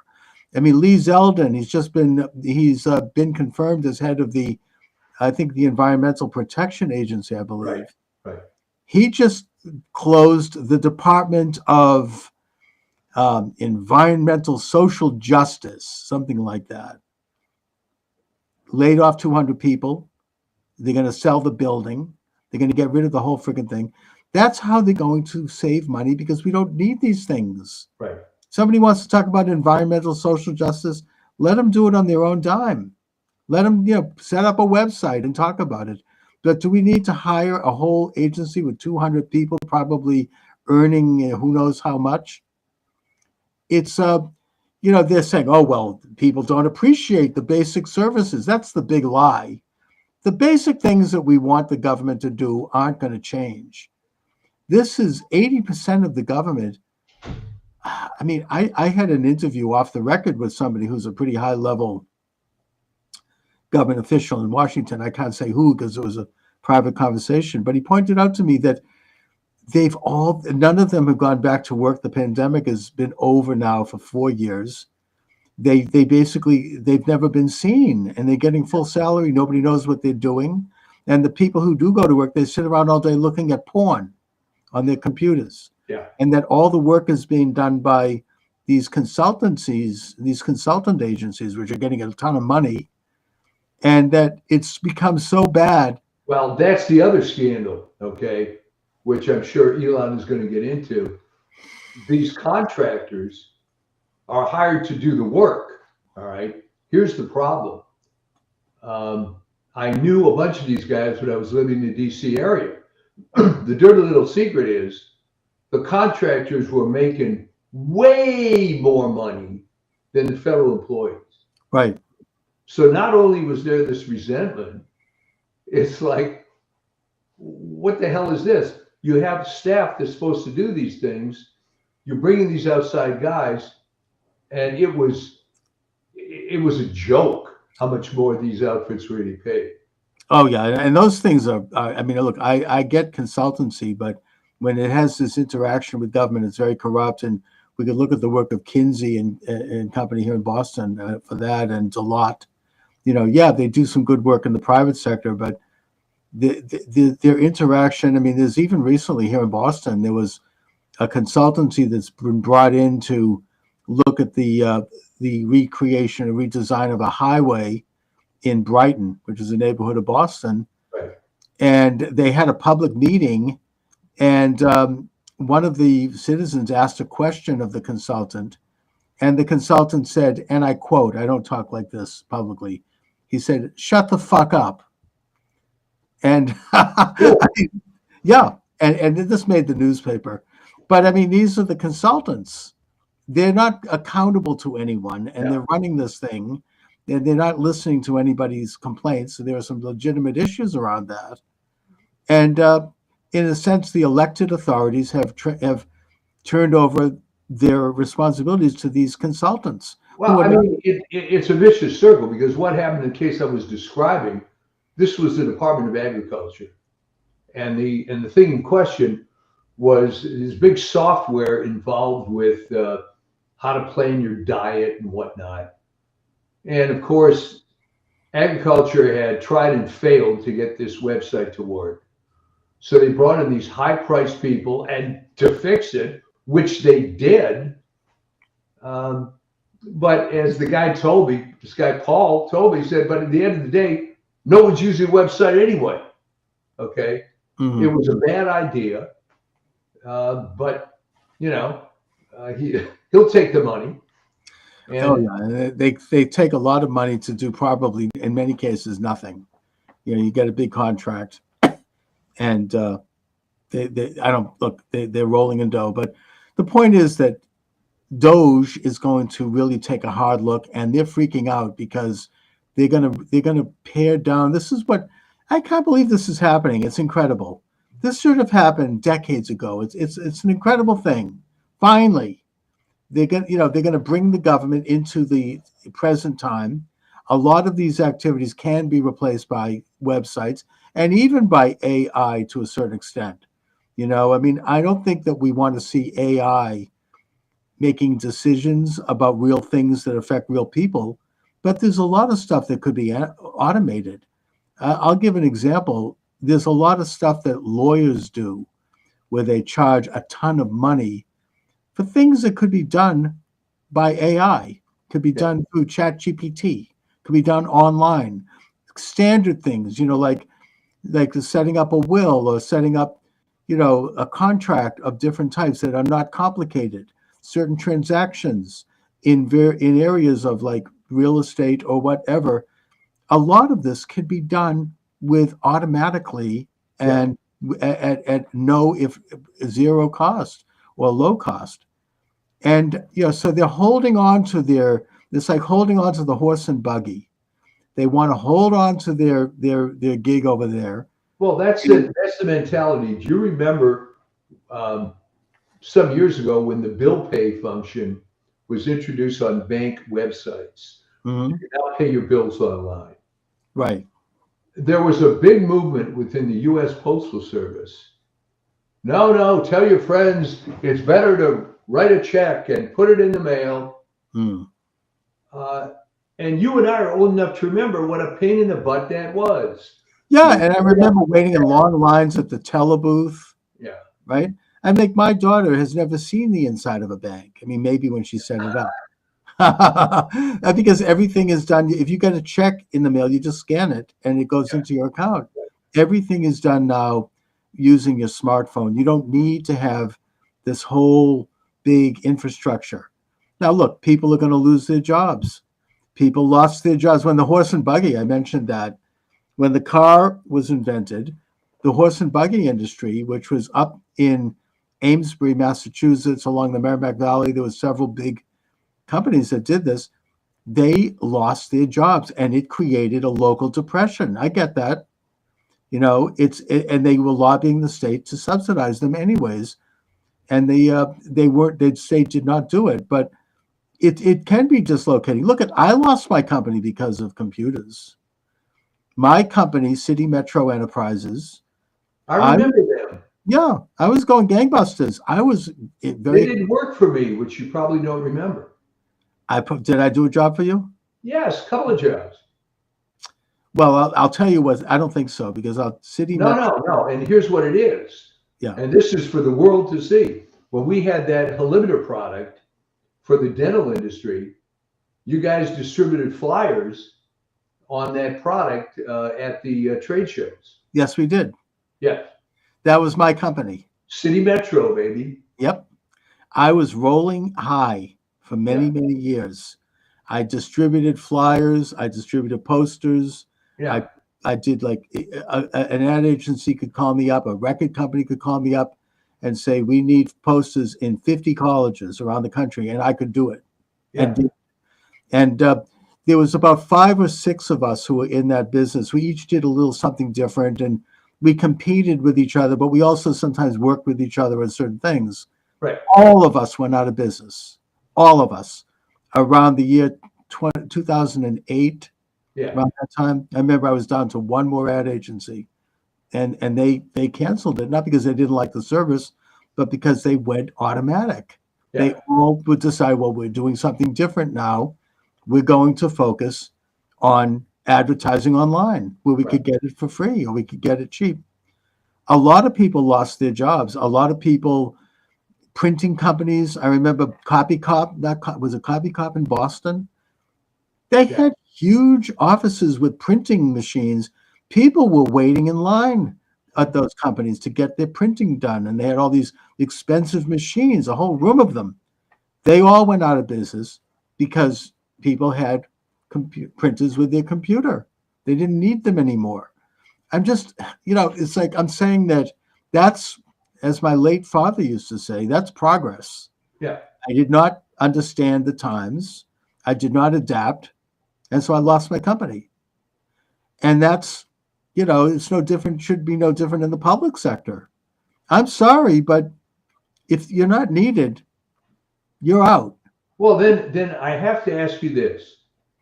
With all the waste, which is so obvious to the point that you can create a department to promote government efficiency. Yeah. I have to ask you, as a student of the human race, when all these cabinet secretaries came in, what did they think? They were just a big potentate and they'd go to lunch and look pretty?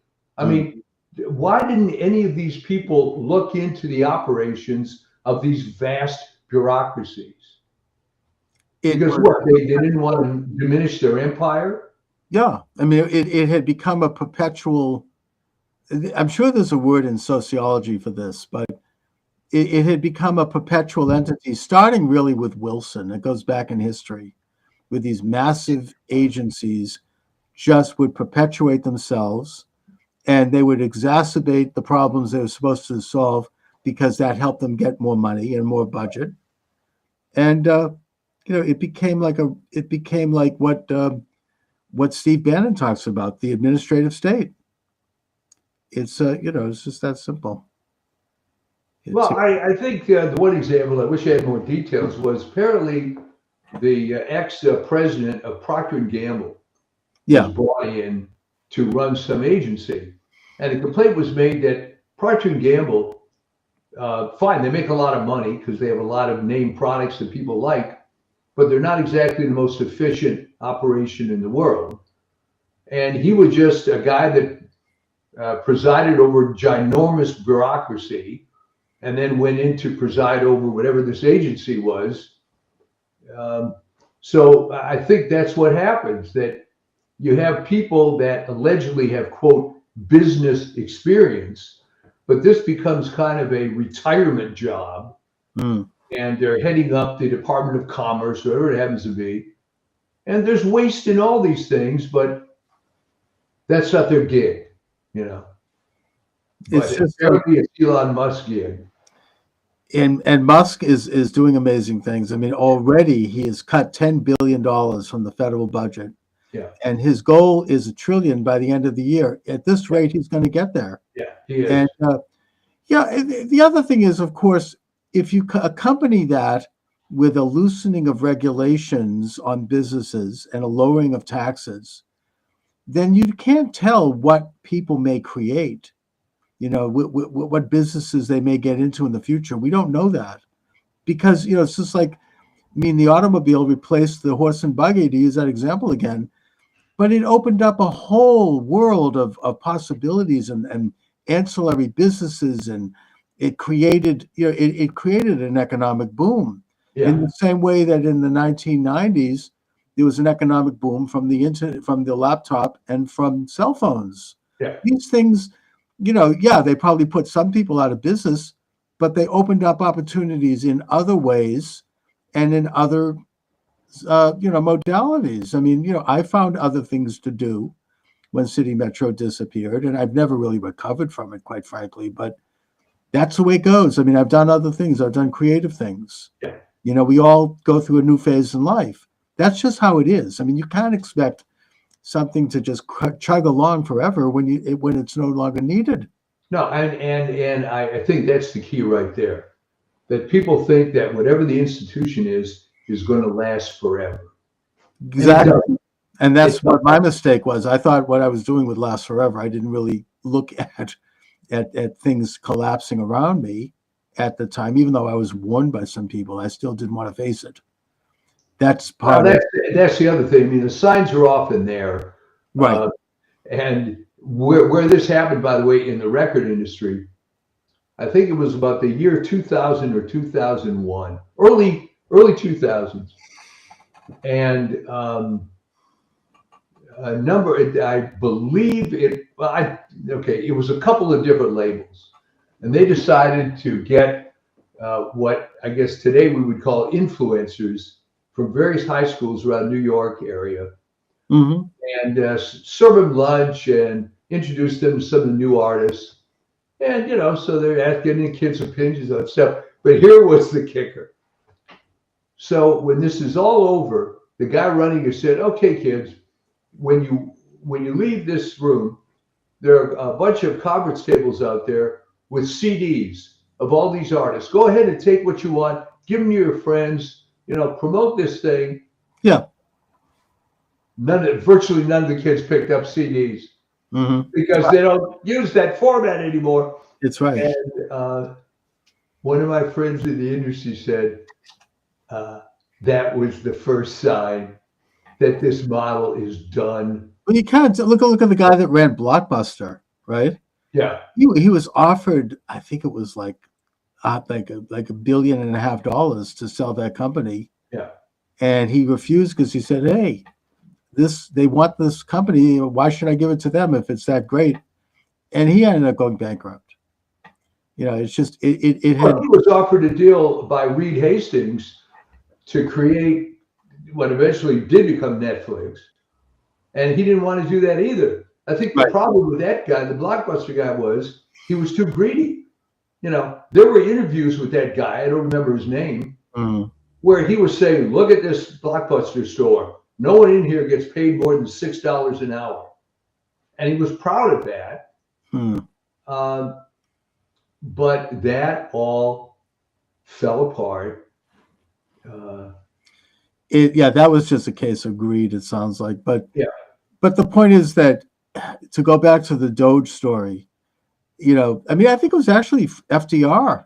This is Doge. He's doing no different than in a way FDR did, but not. Musk wants to do it on a bigger scale. When FDR entered office, he immediately ordered by executive order all agencies to cut their budgets by 10%. 10%, right? Yeah. And he said at the time, he goes, look, the country is in a depression. Why should the government not reflect what's going on everywhere else? And they did. So, I mean, and he's, of course, a hero of the liberals. But that's what's happening now. You have to go in and clean house. I mean, I feel bad saying that for some people. Trump is offering a very generous buyout, 8 months of pay, plus you might have a retirement fund of some sort. Or you can, have 8 months to look for doing something else. Yeah. And again, with the reduction in regulation, it opens up opportunities to get into business, to become more entrepreneurial. There are, who knows what might be invented coming down the pike. You have to learn, open your eyes and, think, people need to think outside the box. It's just that simple. Yeah, I agree. It's, you can ask yourself why no one did this before. And it took someone from the outside to do it. It did. And every government probably from FDR, because ultimately he did increase the size of government anyways, but a little bit. Yeah. I mean, so from that time on, it's just continued to grow and it's continued to increase. And now you had, we've talked about Michael Glennon's theory about the double government. I mean, that was the establishment of the intelligence half of the government, what he calls the Trumanites. Yeah. Their power is being curtailed. You got Ratcliffe now offering buyouts to CIA agents. Apparently something like, what is it, like 90% of them are taking it? Yeah. It's Yeah. incredible. Good riddance to them. Well, I think it's so high in the intelligence agency because they realize that there's been such abuses. And whether they're going to be retire early or try to do something else, but they know the hammer's going to come down on this. Right. I mean, they know that like President Trump has declassified the information around the assassination of JFK, Yeah. which implicates the CIA, quite frankly, and other things like that. I mean, it's their power now is being curtailed. I mean, I worry about President Trump's safety when I say that, but it seems to me, thank God, so far they're being reined in. Whoever thought this could happen? It's incredible. This is really like Well, it's it could never have happened under the standard paradigm, where Bob Dole, it's his turn to run for president, It had to be it would never have happened under the that. outside, yeah. I mean, and now Trump is coming back, having learned lessons from the first term, and he's getting rid of all of his enemies who have burrowed into the government. Yeah. Biden tried to put them there just like Obama did when he left, except Trump is finding them and routing them out. All those corrupt inspector generals and the FBI agents. I mean, people like, we remember Peter Strzok and Lisa Page and McCabe and Comey, the Vindman brothers. These are people who are all in the government, burrowed away, waiting to get Trump later. Trump's learned, and he's getting rid of them. He's finding them and firing them. And I just think that that's very heartening. They're not going to pull off another coup like they did last time with the fake dossier and the Mueller group and then the perfect phone call impeachment. It distracted Trump for 4 years with that crap. And they're not going to get away with it now. It's great. So. Yeah, there's going to be a new revelation every day. And next week, we'll probably have some other big deal to talk about. Yeah, like getting rid of the Department of Education. The late Sam Blumenfeld is dancing in heaven because he wrote about this for decades, how corrupt that was. Reagan promised to do it, and he didn't. Now it looks like it's being done. Trump has been I'm not a member of the Reagan cult. Neither am I. And one of the reasons is that not only did he promise to do it, he could have done it. Right. No, Reagan was not a lot of what people think. I mean, there are a lot of great things about him, but no, he was an insider. Yeah. But Trump is doing it, and again, the propaganda is going to be, the children are going to be, bull crap. Maybe 10% of what they do might have some good aspects that will be folded into another agency. The 90% of stuff they do is push leftist propaganda, critical race theory, sex change operations on children, masks. Who knows what else? It's garbage. It's very bad. It's a very exciting time, and it's just wonderful to see the change in your demeanor. I mean, before the election, you were so worried. Now, oh my God, you're the old positive Chuck. Oh yeah, no, I'm feeling better every day, and I think that everyone is. Even people who hate Trump are. Everyone knows it. Oh, thank even God. the liberals deep down are admitting that things are better. It's incredible, and he's just an absolute dynamo. It's just an incredible thing to see.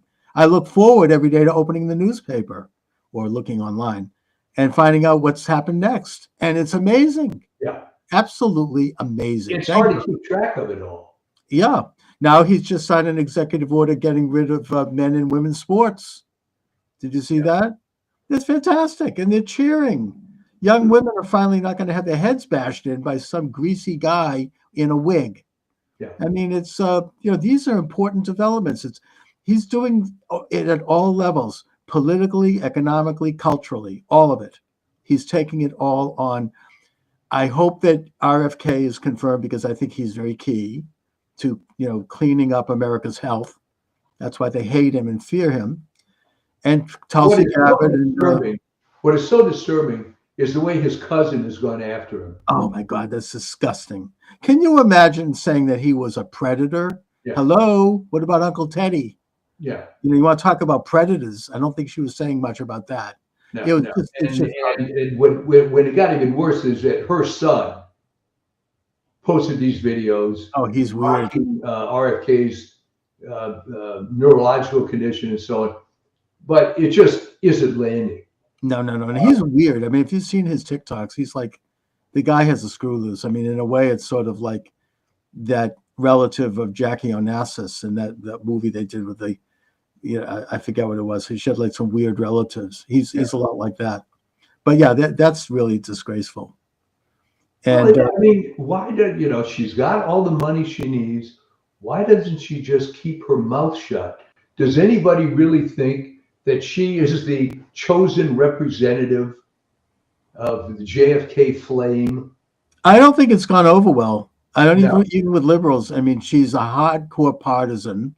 I think with her, it's an old Democrat Party thing. Yeah. And I don't think that's flowing. I don't think that's a good look. No. No, but let him do it, And also, Kash Patel is going to be friggin' amazing if he gets in. That's a tough one, too. Well, they delayed it, I think. They did. They delayed it, but it's going to happen, hopefully, God willing. He's an amazing, I mean, he's conducted himself incredibly.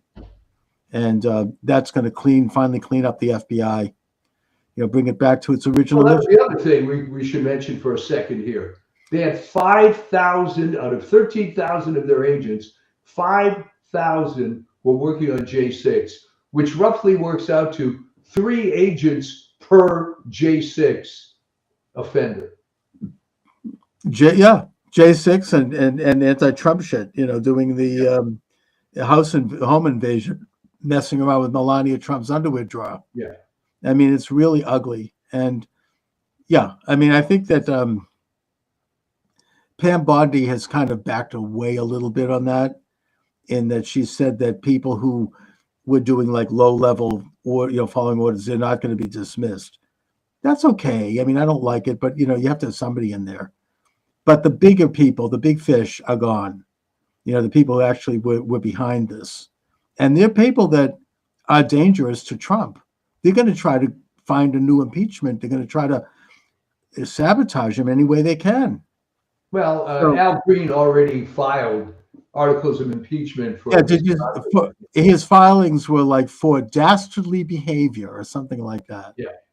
It reminds me of historian Alan Lichman on my program. Oh. He hung up on me. He got off the show. He wanted to file impeachment complaints against Trump for his war against women. Yeah, what? It's like it's not even good logic. The trouble with that guy, and I wrote a piece about this, and I'm going to start writing again now that we moved, is that if he had followed his own keys to presidential election, he would have picked Trump. If you analyze the keys, he was so partisan in picking Harris that it was absurd. Well, he's been completely discredited, and I think that he apparently in his last interview he went out screaming, and just a totally talk about Trump derangement. Him and that other historian from Tennessee, the Mitchum. Yeah. Otherwise, a good historian. He's written I think he wrote a great book about Thomas Jefferson, but so Trump deranged that he can't get it straight. The worst one was Michael Beschloss as a historian. I mean, he actually he called for Trump to be executed. Yeah. Because of you have to understand these are all academics. They're sitting in their little ivory tower. They have no idea of real life. Yeah, true. You write a biography of Thomas Jefferson. He died a couple of years ago. Yeah, exactly. So you're putting yourself in a different framework, and don't get me started on academics in general. Yeah, but that's exactly. Completely. So anyway, next week at the next week, 7 p.m. Eastern Standard Time, Monday through Friday. The program is going to be live, possibly not on Friday, but there'll be a rerun on Friday. But I am reestablishing the live program, And I'm glad you can do that, Michael, and I look forward to it. What's happening on your It's always a subject? pleasure. I mean, it's especially now in my new studio here, right? There you go. So you might as well Yeah, get some. we'll get it fixed up. We still have plenty of boxes to unpack, Yeah. and You maybe should on the launch next your own one, podcast, Mike. we can talk a little bit about the brutal housing market, but that's We could. yeah, a good You topic. might consider launching your own podcast, Mike. I how could I say this? Had I been able to sell the old business for a little more, I would have had somewhat more free time. But I have another company now, so we're doing okay, but don't have as much free time as I'd like. Okay. Fortunately, I'm still under 90 years old, so Yep. should be able to keep doing it. What's happening on the Substack? Anything coming up or?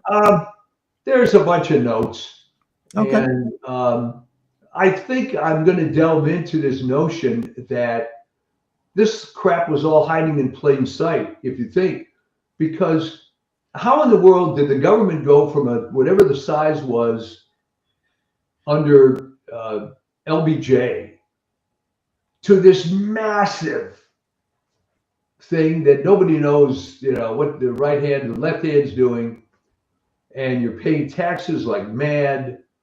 How did it all happen? Is it incrementalism? Mm. And you suddenly wake up and you're a boiled frog, So I think that's what it was. I think that's kind of it's basically did it by sleepwalking. Yeah. Anyways, Mike, thanks again, as always. Yeah. Well, we will see you next time at the new time, and until then, just enjoy it. Onward and upward. Thanks a lot. Welcome aboard, everyone. Charles Moscowitz here, live at my station, at my website, and all my live streams, which I'm looking into expanding. I just sent a request into YouTube, I should note. YouTube suspended my account or canceled my account in 2001, where I had probably about at least 600 or 700 videos going way back. I've saved them. I didn't lose them. I lost them. I'm not sure if it was 2001. I think YouTube was founded in 2005. But yeah, I'm sorry, 2021. Thank you. Thank you. But knowing you, they would have kicked you off before they even started. Exactly. That would have been historic. So, I sent them a note noting that the two major issues that I was booted off with, which were questioning the legitimacy of the 2020 election and medical experts who suggested that the use of hydroxychloroquine and ivermectin was good treatment for early COVID. That these are no longer issues. Maybe they wanted to censor it back then, but, the Biden regime is gone. There is no more threat to having them recalled or having Delhi, nothing like that. So it's kind of irrelevant whether or not we talk about that now. Yeah. And secondly, the ivermectin controversy, even the CDC now admits that it's perfectly okay to use it as early treatment for COVID. So I asked them to reconsider this in the context of today. And I also mentioned at the end of the note that I want to test President Trump's executive order ending censorship to see if that's something that has any legs.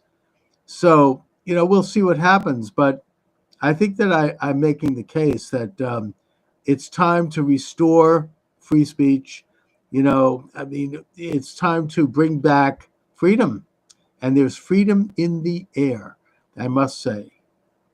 Oh, yeah.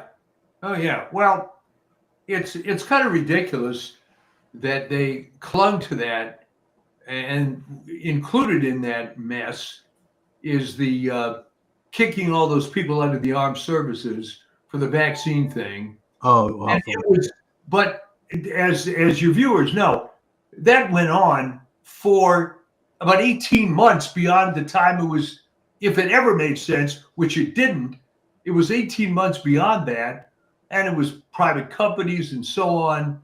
hospitals. Oh yeah. And I couldn't get into my community college without showing an ID that I had the COVID shot, which I did, but unfortunately, I'm fine. But yeah, well, I but mean, the point to make is that it was over at that point. I mean, by the time Biden got into office, regardless of what you think of the vaccine, COVID itself was over. There was a mild case of it around. What do they call it? The something, the name for it, I don't remember right now. But it was very Greek letter. a mild strain. It wasn't the bad COVID. The serious COVID was over. So it was no longer should have been viewed as a public health issue. It was political entirely. And the fact that men in uniform, men and women in uniform, would be not only kicked out of the military, but dishonorably discharged and lose their benefits. And I remember there were people, I mean, there was such a propaganda campaign. It was like classic Nazi-like, people like cheering this. Oh, they deserve it. They should be put in concentration camps. And now President Trump has signed an executive order reinstating all of them, reimbursing them for back pay, and issuing a formal apology. Thank God. This is why elections matter. Oh, it's why elections matter. And this is why Biden pardoned this host of miscreants that were behind this. I mean, it's almost amusing to watch this unfold. All right. Lloyd Austin, who in my judgment was a DEI hire by Raytheon in the first place, became a DEI defense secretary. And he went along with every single stupid leftist precept that was applied to the military. And the Democrats have the gall to say, well, what are Hesget's qualifications? What are any of these idiots' qualifications? Robert McNamara had a resume to die for. How did that work out? Well, actually, Hegseth has done 2 tours of duty. Yeah. That he would be the first defense secretary to actually have been literally on the front lines and in battle. I mean, I think that that's something that does stand him apart and makes him unique. Yeah, I mean, exactly. What the hell are they? They're talking about with qualifications. I mean, this is it's a good thing to see somebody who has some insights from the inside, rather than coming in because they're connected, they're a hack, or they've got money or whatever. Well, that was, the problem is that's almost never been the case. I mean, you can go back, maybe you'd have to go as far back as World War I, where you'd find a significant number of generals that actually had combat experience before they were promoted. I think the last one might have been Ulysses S. Grant. Yeah. I mean, I don't know. It definitely goes. Although I will say that JFK as president had combat experience. Well, yeah, JFK did, but the point is, MacArthur was passed way over by Eisenhower, who had little, if no, combat experience to become Supreme Allied Commander. There's a long and sordid history of desk generals, so to speak, being heavily promoted. Or in the case of Eisenhower, let's be honest, he was a big friend of FDR. I mean, he was more of a political guy. But the point is that it's really a first that you have a guy who's, God forbid, a war fighter who's in charge of this agency. It's very exciting. I mean, these all of these people are extraordinary. Trump is I mean, this. I feel like I'm living in a time that's analogous to how Americans must have felt when Washington became president. Everything is like happening. It's new. You've got a president and an administration that is establishing entirely new ways of doing things, entirely new paradigms. Trump is simply fulfilling his campaign promises to the letter. He has now fired all of these federal employees that basically Biden had tried to stuff into the bureaucracy in the final months of his election so that they could do damage to Trump. He's sort of salting them into all these agencies. Trump is, I think that Trump, obviously this time around he knows because he already Yeah. went through it the first time when they did do this. They had, remember the Vindman brothers? I mean, these people were all put in there by Obama. They were like booby traps. They were little bomblets that would go off at the right time. Trump knows this now, and he is cleaning house. I mean, he's completely, he's utterly banned the DEI bureaus that were put in by Biden.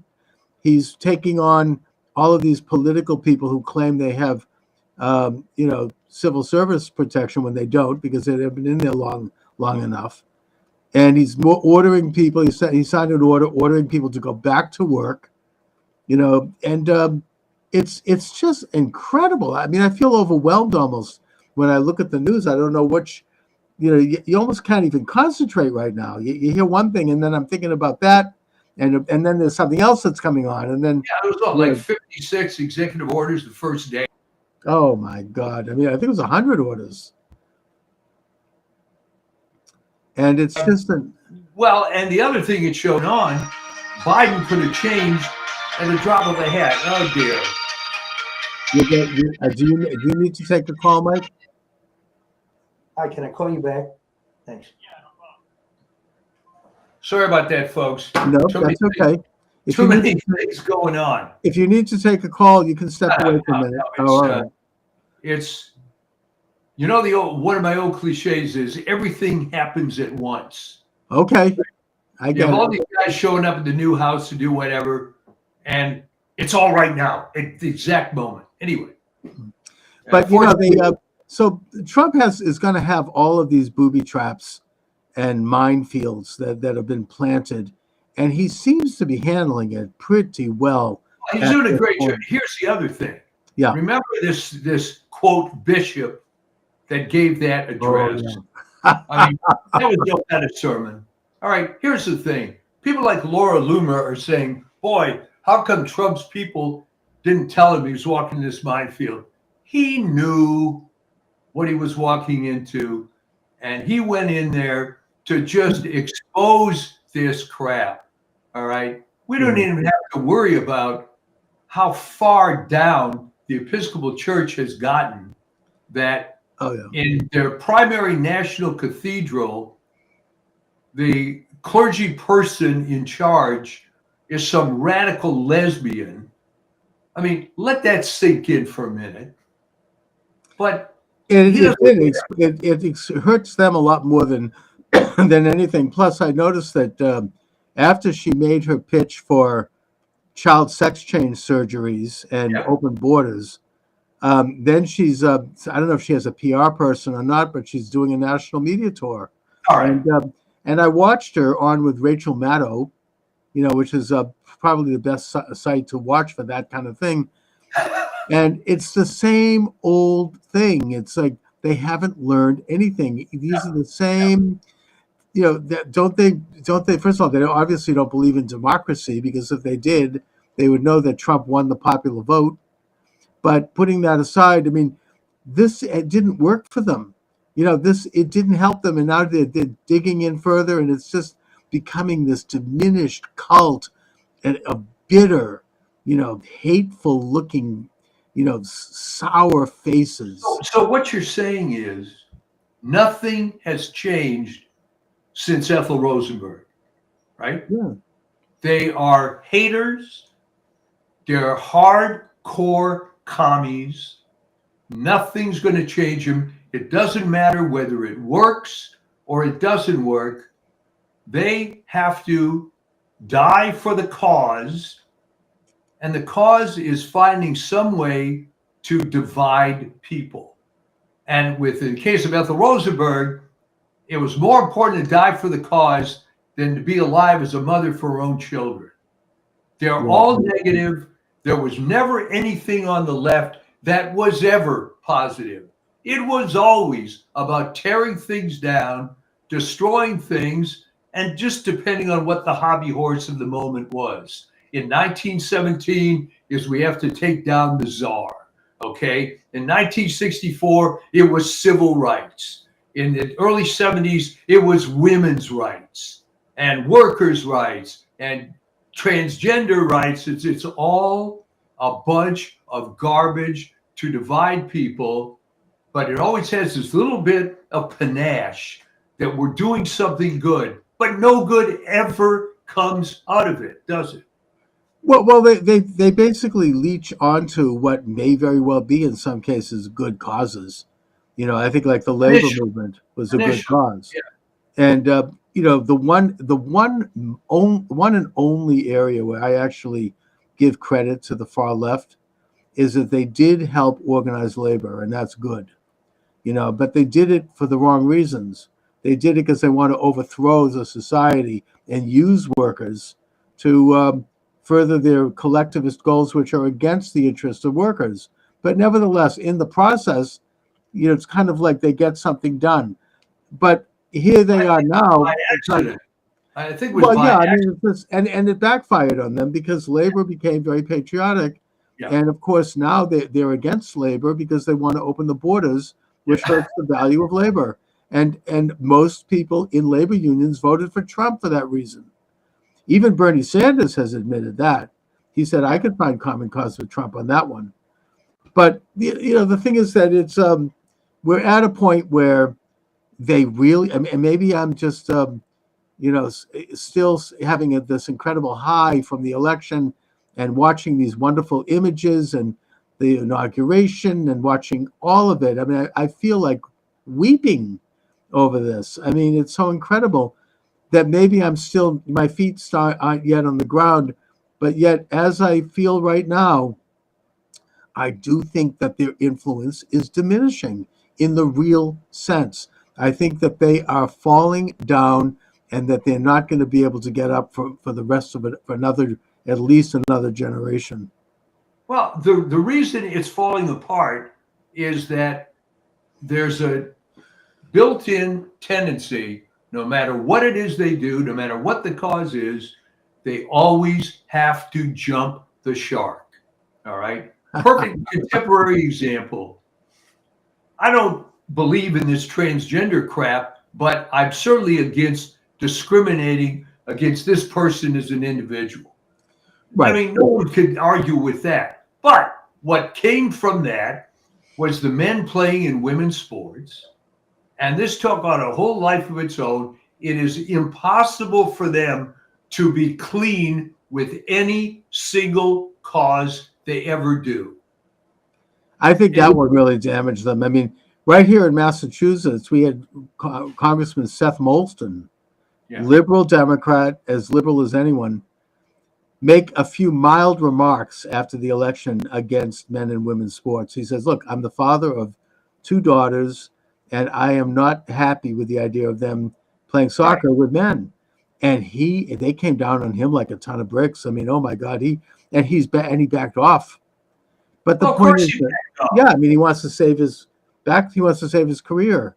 So then he votes against this, keeping men out of women's sports bill, even though he doesn't believe it. Well, okay, but that shouldn't have surprised you. I'm sure it didn't. No, it doesn't surprise me, but I think that they're really not winning. He was influenced by this small radical cult that started protesting outside his office in Salem, and also by this national and international agenda that continues to goose step along to these crazy and wrong-headed ideas. And I think that they're losing ground. People are, this isn't even a liberal conservative thing. I mean, people are fathers of girls. They don't want to have their daughter get a concussion. Right, the unifying principle here is the left hates women, hates families, hates children. How can someone, forget about abortion, how can you vote against the Born Alive Act unless you just hate children, hate people, hate society? And it all stems ultimately from the fact that it's a satanic, atheistic point of view, and it can't reconcile with reality. So that's why it's always burning up. Yeah, I mean, how can they vote against the Lake and Riley Act? Do they want to have violent murderous illegal aliens have rights in this country and walk around? I mean, we just had, and by the way, speaking of another success, Tom Homan is doing the job. Oh yeah. They picked up 300 people on the first day of Trump's term. Yesterday here in Boston, they picked up, I think it was, 19 people. And there's a video of one of these guys, a Haitian drug kingpin who has 18 felonies counts against him. As the police are putting him in the paddy wagon, he's there. F Trump. We love Biden. Thank you, Biden, for all you did for me. Yeah, right. And the people in the neighborhood, predominantly black, are saying, thank you, Trump. And it was like, this is what their cause is? How do they justify not? And I think that Holman, the other thing is that he has a whistleblower. They are marbled throughout the government. They need to catch these people because somebody blew the whistle on his pending operation in Chicago. So he had to cancel it because it puts, officers at risk. I mean, I think that they need to get a handle on bringing that. If I were in Holman's shoes, I mean, what do I know? But if they find out who that whistleblower is, they ought to bring him in the office and say, look, we have the goods on you. We know we knew you dropped the dime here. You have two options. Either you turn in 10 other people in your outfit and we'll allow you to resign quietly and then you can go away, or we're going to fire you and we're going to prosecute you because you've committed a felony. You can't release information from inside government like that. Well, this is it. I mean, think about it, Chuck. These people are willing to die for a cause. All right. And the argument they always use, I mean, it's hilarious. Well, migrants, whatever that means, commit less crime than Americans. That may or may not be, but that doesn't change the fact that this Haitian drug lord was in the country. Yeah. And it only took 2 days for Holman to find these guys, because remember hearing all through Biden's term, we don't know who these people are. We can't find them. It would be too expensive. Oh, no. They knew damn well. Holman is operating off of lists that are compiled by local police departments. Oh, yeah. And they're being very careful. Here in Boston, we have, I don't want to mention her name because I've got some personal issues, but she's a major liberal figure. She has said that they're going to make mistakes because they'll apprehend someone who's not, involved with crime, and they'll get deported. And this, that may happen. There may be some instances of that. But I think that they're going to have a pretty tight ship over there. They know exactly who they're getting. I've seen Holman interviewed about this. They know exactly where these people are, and they're quietly and methodically picking them up and then having them deported. And it's not going to be out the media. Holman himself said, look, they're going to find one case where they'll have some woman crying, and look at what they've done, and you'll have Lester Holt putting it up on the news, right? And he said, look, how about the hundreds of thousands of children who have disappeared? Why don't they show them? Why don't they show the victims of fentanyl, like my brother's stepson who died last year because of fentanyl poisoning? Yeah. Why don't they show his mother? Her life has been shattered. My sister-in-law. Why don't they show them? Why don't we see who really has been harmed? Well, look, it's the same thing. That whatever good came out of these fires was what the deep blue ivory tower people in Palisades in Malibu finally hit them. Okay. And now they want the National Guard and they want the protection. Okay. Meanwhile, there's video of Trump in the first term after a fire meeting with Gavin Newsom, and he's like, and I think Bill Maher made a reference to this. It's like, just because Trump says something, they won't do it because, it's like that's supporting the Trump and the right wing. And he's like, you have to rake the forests. You have to bring these trillions of gallons of fresh water from Northern California south through pipelines and aqueducts. We'll help you. The federal government will aid you. And Newsom is there like, oh, yes, sir. Yes, great idea. Thank you, Mr. President. Then he didn't do diddly squat. No. Then nothing. Crickets. No, he's a total clown. And what happened in LA, I mean, it took years. It was not overnight that the mayor became this lesbian DEI moron who actually ran against a guy who was pretty qualified in Rick Caruso. Yes. But this took decades for this infrastructure to be put in. And okay, hey, you had your way. You got all these leftist plants in there. As Dr. Phil would say, how's that working out for you? Exactly. You have all these. This is why planes are falling out of the air. Yeah. You've got fire, uncontrollable fires. Her whole website. We are so proud of the fact that we've hired lesbians and that we're, it's like nobody. What about fighting fires, right? I mean, Trump is like, hey, we're going to have a merit-based system. He is doing it, and nobody can say a damn thing about it. Well, I want people to know that this DEI in the LA Fire Department was going on for decades. They just didn't call it DEI. I had a very good friend who was forever a captain in the LA Fire Department. When he came in, he was one of the top young, smart guys. Hey, you know what? He just couldn't become a chief. Just wouldn't happen, because he's a white guy. Yeah. And that was it. And he was told that to his face. Oh, yeah. I mean, I was listening to Jeff Kuna this morning. He's in Boston, great talk show host. They can say stuff that I can't say because of YouTube. But he had a caller who said, look, I'm a high-level government engineer. He's a retired guy. Right. Said, I was working on a project for years and building it and creating this incredible thing. And just before we were to roll it out in the public, suddenly I'm demoted and a young Chinese woman is brought in as the head of the agency. And then when they rolled it out, she got all the credit. And it's like, that's happening with every agency. Yeah. And I'm just working there. I'm just a worker.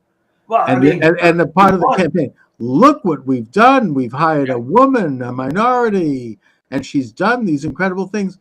She didn't do diddly squat. I mean, she didn't know anything about it. He actually had to teach her a little bit to help her talk about it. Yeah, well, this has been going on for a long time. The other agency that got ruined is the Patent and Trademark Office. All right.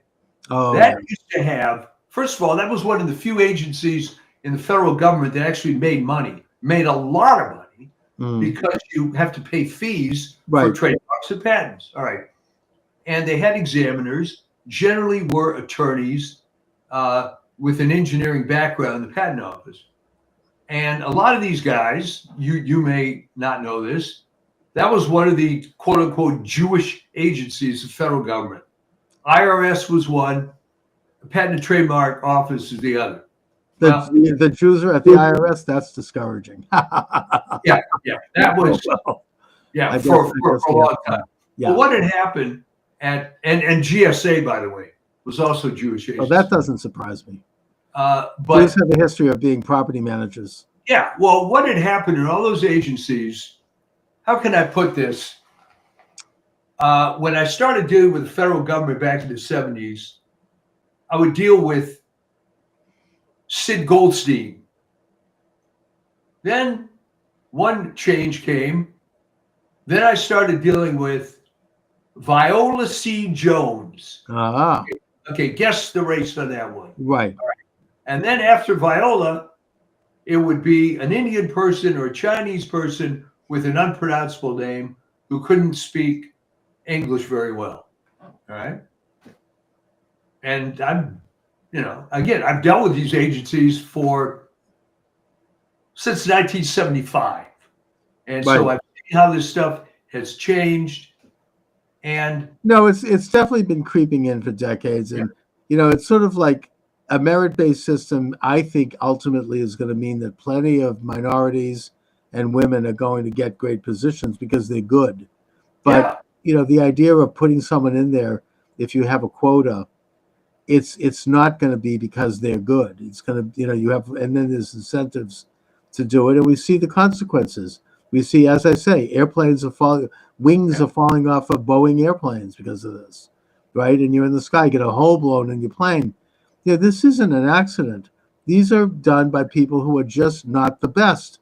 And if there's one thing we can say about Trump, he does want the best, no matter who they are. He doesn't give a damn. Look at, Scott Bessent, he's gay, married, he's got kids. Trump doesn't give a damn. He wants the best. He's the best economist in Trump's opinion, and he probably is the best. He doesn't look at those things. Bessent himself made that point when he was asked about it in his, confirmation. He goes, yeah, but the point is that that's not why I'm being brought in here. It just so happens to be the case. Well, there was another stereotype, again, early on in my dealings with the federal government, that you don't see much anymore, and you'll get a kick out of this. And that was the spinster, all right? Every agency I ever dealt with, there'd be, in every office, there'd be at least one middle-aged, unmarried woman that would work 70, 80 hours a week. That job was, as they say, her life. And I remember vividly, and this woman worked for the Library of Congress. And I had an appointment to see her. She said, well, Mr. Shaw, can you come at 8 o'clock? I said, sure. No, 8 p.m. So, yeah, I'll come at 8 p.m. Why would you want that time? Well, everybody else is gone, and we'll be able to get into more detail and not be interrupted. And I found women like that at every single agency. Now, that started fading away a little bit, but that was one of the good stereotypes. Yeah. Because you knew if there was someone like that in an office, that's who you wanted to talk to, because they knew what was going on. They were dedicated to it, and it was their life. Yeah. It's like a nun, or what I mean? Like, that's a very good analogy. Yeah, and they're incredible people, powerful. Yeah. They run the. I think that those nuns run the church. Anyway. Yeah, it's well, today I guess is the Saints' Day of one of them, Mother Mary Ann Cope, who people might be familiar with, Father Damien, who went to service the lepers in Hawaii. In Hawaii, yeah, Molokai, yeah. He died. Sister Mary Ann, or Mother Mary Ann, they called her because she ran this group of nuns. Yeah, took over. So yeah, there's always been a tradition of service, and it's a great tradition, and people actually care about they're focused on their mission. It's I think that, as I said, Trump wants to get back to that. He doesn't give a damn. People, I remember, said, I think that Ivanka actually said, we answered a question like, he says mean stuff to women. It's like, no, he says mean stuff to people, whether they're women or men. He doesn't give a damn. He treats people like people. It's not like he's, It's sort of like an equal opportunity mean guy. That's just, he looks at situations. Years ago, and I urge people to do this, I can't recall the details, but I read the book, The Art of the Deal. And I think Trump played a lot of he was very involved in writing that book, unlike a lot of, famous people who really don't write their book, right? Like Bill Clinton or someone like that, or Obama. And especially Obama. What? Especially Obama. Yeah. Oh, well, yeah, we know who wrote that book. Yeah. But he really, you get that personality. Like, he's like, this person is great, and it doesn't matter. It's like everything is based on who did something. It's like accomplishment based. And he loves to make deals, and he enjoys the process of making a deal. Speaking of deals, I can't confirm this. I heard this in passing. I don't know if this is true, but there's a lot of danger right now with regard to the internationalist establishment trying to suck Trump into some kind of a perpetual war in Ukraine. Trump has said in the beginning that he wants to have a deal and he wants to stop the killing. And that basically, as unpleasant as it is, Russia has, captured territory there, and that's that. Ukraine has to suck it up and deal with it. Whereas you have Zelensky trying to agitate. He wants boots on the ground from Europe and from the United States, more money, which is insane. But what I've heard is that Putin has agreed that he should come to the peace table and make a deal. But he put out several conditions, and one of them was that he wants to extradite Anthony Fauci to Russia to stand trial for COVID crimes. Now, when I heard this, I thought of your article, Michael. And I think, that would be like sending Mengele to Tel Aviv, right? It's like, really? That would be incredible. Well, they sent Adolf Eichmann. Who? And, Eichmann was sent to yes, Tel Aviv. Exactly. But that's I draw a parallel between that and Fauci standing trial.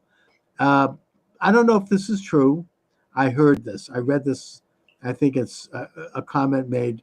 Let me put it this way. There's a lot of people who want to get Fauci and are not going to be at all deterred by the pardon that he received. Oh, I think that those pardons now are under serious question, including by a federal judge who has weighed in. I don't get his name, but that they're not really valid, because you can't just pardon someone for something they might do in the future, or if they might get charged with. A pardon has to be connected to. Well, that's what I always thought. Oh, I mean, there's one single exception to that, and that, of course, was the Ford pardon of Nixon. That's fine. He was a former president of the United States, and that he was pardoning him in a manner that probably today wouldn't have been necessary, because former presidents have a certain level of immunity from prosecution. But you can't just pardon people without them having, like, all those pardons that Biden, with 10 minutes left to his presidency, issued for his brother and his brother's wife and his sister and her husband. They're not valid because those people have not been charged with a crime.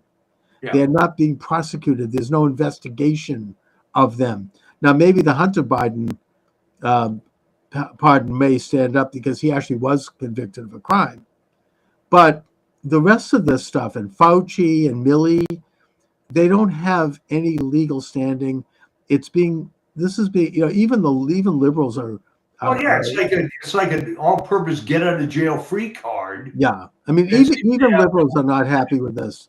I heard even Jim Braude on NPR here in Boston, who is the biggest hater of Trump, and he's suck up to Biden for years. Even he said he didn't like this, and that to me says something. I've never heard him criticize anything. So I think that, these investigations are going to go forward anyways, that Milley very well may be court-martialed. And the way to do that is for Trump to call him back into service and then have him court-martialed. And if they find him guilty of treason, I think he may face a firing squad and would deserve to. Well, I mean, the whole thing was absurd. He was another one of these desk general types that got promoted. I don't know who he knew or what he had on whoever, but there's been so many of these guys over the years. You wonder how they got to that position. The military has a long way to come back from all this stuff, but I think it's headed now in the right direction. I mean, my late father was a big fan of Gilbert and Sullivan. I don't know if you know them. Yeah. The Major General. Major General. He polished up the handle of the big brass door. He polished up that handle so carefully that now he is the leader of the Queen's Navy. Yeah. And then they had some wonderful satire. And at the end he goes, "So they're asking me, how do you get ahead in the Queen's Navy?" He's like, Stick close to your desk and never go to sea. And you'll all be the leaders of the Queen's Navy. And then it's a great piece. I'm going to revisit that. There's some great stuff there. But, this is how they do it. I mean, it's like, just polish up the handle of the big brass door and you get promoted, but not in Trump world. No. Yeah, and you have to wonder why the left is so against bringing a warfighter in to head up the Department of Defense. Oh, they despise the idea. Somebody who's actually going to look at and none of the questions they asked Hegseth were dealing with philosophy of a military philosophy or and by the way, Hegseth is a brilliant guy. He's graduated Harvard and Princeton. He wrote a book that is filled with military strategy. I mean, he's no dummy. He's very qualified. But all the questions were about his personal life, really kind of nasty. I mean, some of the I'm sorry if this sounds sexist, and I don't mean it to, but the female senators were literally screaming at him. It's like, really? I mean, it was just bad. And well, I mean, the latest thing was his ex-sister-in-law accused him of beating his wife, and the wife denied that. The wife, not only did she deny it, and she's his ex-wife, so there's no love lost there. But yeah, she's saying she may sue this woman. Yeah, she's going to bring a lawsuit. I mean, she's apparently a radical Trump hater and a leftist, and the ex-wife of Trump's brother, and that this is being. And then you have this Congress Senator Jack Reed. They're trying to do another like Kavanaugh. Yeah, and he trots this out. It reminds me of. I mean, do they really think they're going to relive that one again? I mean, I've been saying for a long time, they don't have anything. They don't have anything else.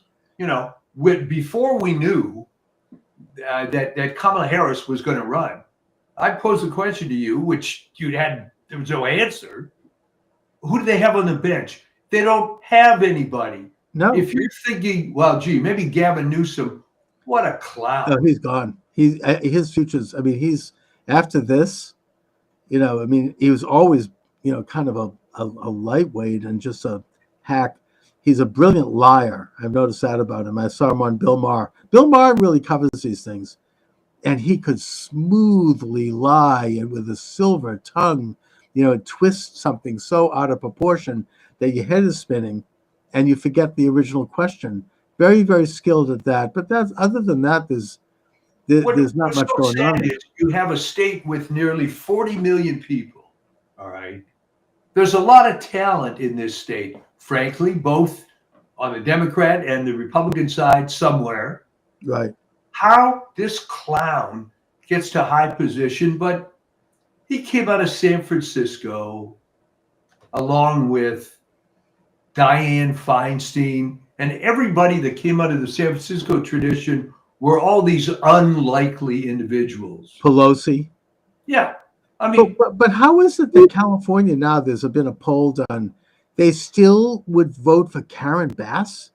We're talking now after the fires that are still going on. I mean, with her communist background, I mean. What kind of poll, okay? Who are you asking? I don't know. There certainly are people on the left that are Ethel Rosenberg type haters, okay? And you know what? We're going to vote for the commie dyke no matter what. No, I know people like that. Oh yeah, no, you're right. I mean, but I mean, I would imagine that she must have taken some hit amongst the people out there. Is a very large city, and I'm sure you could go into large portions of LA that you could find any number of people who would tell you, oh, those SOBs in Palisades and Malibu had it coming, and the fire should have gone through Bel Air and Beverly Hills too, and then taken a curve and gone down to Rolling Hills Estates and Palandsburg, because right, and Brentwood, take it all, sure, yeah. So it's just kind of the same sort of thing that's been going on. You're always going to find people that hate others, and I believe that's what you're looking at here. But I think that their numbers are diminishing, I hope, and that's really how I would hope so. That with the advent of the golden age of Trump, and this is the biggest social movement to happen in this country since Reconstruction. You know, there are several social movements that have occurred in this country that have had indelible marks on our future and that lasted for generations. I was thinking about that this morning. I mean, obviously the first one is Washington, the establishment of the republic, and the generation that fought the revolution. I think the second one was Jefferson. The third one was Jackson, and I would argue Lincoln. I know some people, you know, he's gone out of favor, but it did lead to the abolition of slavery, and that it did create. On the less known part of Lincoln was that it was the beginning of the American system of Henry Clay, and the Transcontinental Railroad, and it was back to, you know, American putting its own interests first. And then I think that the two Roosevelts, I think, were both leaders in that, including Franklin. Personally, I think Kennedy was. I don't know. Some people, he wasn't in long enough. And Reagan maybe a little bit less so. But certainly Trump is one of those figures that has unleashed a whole new way of thinking, a whole new way of being. He has gone in and he's just doing stuff at a level that everybody is shocked how fast he's working. He's been president for 2 days, and it's like, it's all of a sudden, it's like we have a leadership again. Well, I mean, the shock is that he could get stuff done, putting the lie to, you know, Obama is being hamstrung by the system. No, Obama was just was part of the system. I know this sounds, I don't mean to sound racist here, and I'm not being, but I remember a commentator saying that Obama was basically Bush with a tan. Yeah. You know, it's like nothing changed. It was all moving along. This is the establishment, and certainly Wilson was not the head of a movement at all. That was an elitist coup. You know, they divided the electorate 3 ways and they installed him. You know, that is old. That's like the people that ran the Biden regime. But Trump really represents a major way of thinking that's changing. Even liberals, I mean, I think a lot of them are thinking a little differently now, even if they don't admit it. Obviously, we're never going to reach the Ethel Rosenberg crowd, but right. But even a lot of liberals, I mean, even some that I know, are like, yeah, well, you know, this is interesting. I mean, I think that there seems to be tremendous optimism, and you're right. All but the hardcore hater left are just coming to realize that, you know, this was all crap, and what you learned in your Model UN class in the 9th grade isn't really the way things are. Yeah, exactly. It's all over. And you know, this is it. How dumb do you have to be? This is funny because I'm getting all this work done at the house, and here's the analogy. There's a guy that's got a pretty big YouTube site called The Lockpicking Lawyer. He's got about 4 million subs. Pretty decent sized YouTube channel. All right. His whole thing is he makes it look easy picking locks. All right. So I was talking to this guy today, the locksmith, putting some stuff for me. And we started talking about the lock-picking lawyer. He said, it makes it look easy. And I said, well, you know, real life, most things aren't that easy. And he said, yeah, you're right. It isn't quite like you see on TV, you know? So there really is a change. Yes. In the air. And this time around, Trump knows people feel more positive, optimistic. Everybody wants me. All right, Mike. I think I'm going to have to thank you for joining me. Yeah, and we'll talk to you next week. All right, Mike. Be well. Right, all right, take care. Okay. So I just wanted to, before I sign off here, I wanted to briefly get into the business of the pardon of the 1,500 men and women who protested at the U.S. Capitol, because let me see if I can go live on TikTok. No, I can. All right, we're live on TikTok. I guess that TikTok has restored my live stream, so I'm going to just do a little live here before I sign off. I'm doing my usual live stream on Rumble, by the way, if you're joining me on TikTok. And we discuss issues of the day. Michael D. Shaw was my guest. He had to step out. He's got a lot going on, but I decided I'm staying on a little longer to talk about a few issues. By the way, you can join the program 508-637-5596. 508-637-5596 is the number.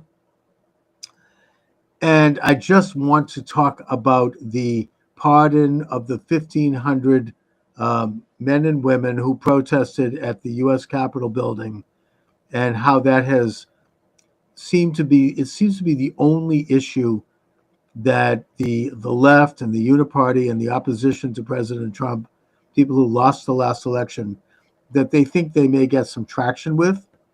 And I want to address it because the fact of the matter is that they're not going to get anywhere with that. From a conventional standpoint, President Trump showed compassion. He showed decency. I don't know if anyone's seen some of these videos of these poor men who were tortured for 4 years in prison. In one case, one of them had his eye knocked out and kept in solitary confinement, meeting his dear beloved baby daughter for the first time, getting out of prison. And the girl is like, "Daddy is home." Made me cry. I felt like weeping when I saw that. These people were abused. This was a political, these hostages. I'm not saying they're as bad as the hostages in Gaza, but America had hostages. 1,500 people, not to mention people who actually had to do time and did a short sentence, people who committed suicide, like that Mr. Perno, young guy, committed suicide because he couldn't handle this horrible system that was prosecuting him. It's a terrible, terrible commentary on this country that this happened, that this Nazi-like jackboot approach to basically people who were doing nothing more than trespassing, and in many cases they didn't even know it, because the property of the U.S. Capitol was not clearly demarked on that day. They may have been standing on a piece of lawn that they didn't even know was part of the property of the U.S. Capitol, and people who went in were ushered in mostly by Capitol Police.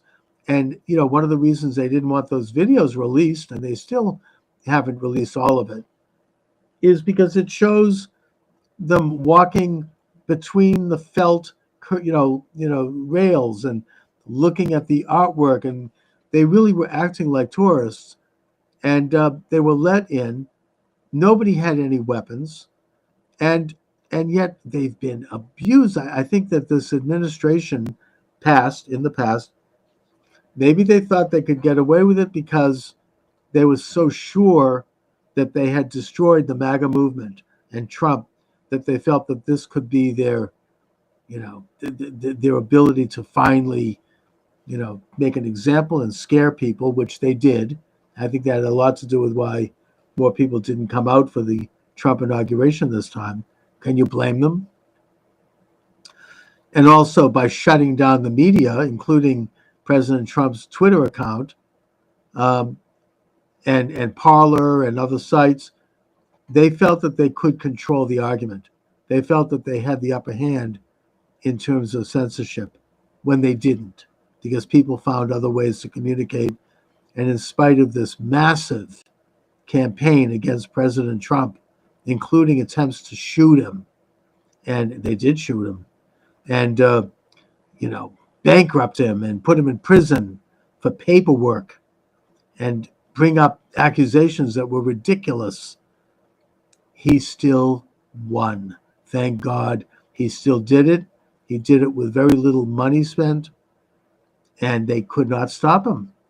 So I think that with all of these factors, we ought to put this event of January 6th in its proper context. Hi, Dominic. How are you? What up, my guy? Charles, how you doing, my guy? I'm good. What's up? Harry You know. Sisson for president? Seems a little soon to be running for president, I guess, but why not? For president? Yes, it says behind you. You sure about that? Yeah. Look, your background, it says Harry Sisson for president. Did somebody put that up there, or did maybe you did? I don't know. What's going on? Charles, are you trolling me, Charles? No, I'm looking at the screen. You sure? Yes, I am positive. Do you wear glasses? I see what I see. Listen, maybe somebody else has put that over you and you don't know it. But if you record this talk and you watch it back, you'll see that you have a big sign behind you that says Harry Sisson for oh, wait a minute, you're right. Maybe I do need glasses. Harry Sisson for prison. There we go. Okay. All right. I better get a new prescription. All right. I was gonna say, I think we need a new prescription. All right. I guess maybe I was fooled by the stars. I don't know. I was gonna say, I think you're seeing something. All right. Welcome aboard, everyone. Charles Moscowitz here. Michael D. Shaw is joining me today. Here Mike, we are. how are you? Hey, it's a nice, it's a beautiful day in the neighborhood. Right? Yes, indeed. You know, it's a countdown toward President Trump. Do you notice, even among the liberal environment that you're in, there's just a more positive vibe from everybody, even the real hardcore liberals? Oh, everyone knows that the country bit a bullet. I mean, I think that everyone senses that, even the hardcore. As you say, I mean, our Governor Healy just did an interview with the Globe where she said that she plans to fully cooperate with the new Trump administration. Whoa. And a couple of left wingers and liberals are absolutely having a meltdown over this. But I think that the whole rotten, so-called resistance is crumbling. You know, you still might have Newsom and you might have that fat guy in Illinois, but other than that, I think it's starting to just disappear. They're finally starting to move inexorably into the dustbin of history. Yeah, and even with the case of Pritzker and Newsom, yeah, they're going to turn because the popular will just isn't with it, and I don't think even those two are going to want to die on the hill of whatever the hell the left stands for now, which I'm not even sure what that is. Well, what are they going to do? Stand in the way of deporting criminal, illegal, violent gang members and drug dealers and, rapists? I mean, this guy just yesterday immolating a woman on a subway car in Brooklyn and sitting there, someone's filming it and he's there throwing gas on the fire. I mean, this was an illegal alien from Guatemala, by the way. And I just don't think that certainly Eric Adams is on board. So I think that, the idea of opposing them being apprehended and deported is not going to be very popular. I mean, it's just, is that really the hill they want to die on? Yeah, exactly. I mean, it all started falling apart. The whole identity thing. I mean, good grief, if you saw any of the video between Anna Kasparian and Cenk Uygur, where she is just freaking out about how she believed all the BS, and then suddenly it's like it hit her like a stroke of lightning that her life has been ruined, not by the Republicans, but by the Democrats.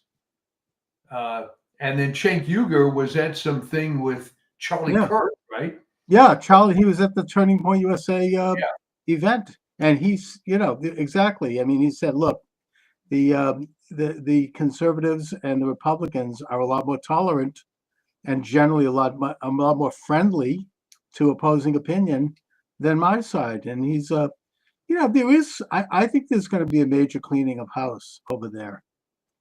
They're just, it is kind of like I observed before the election.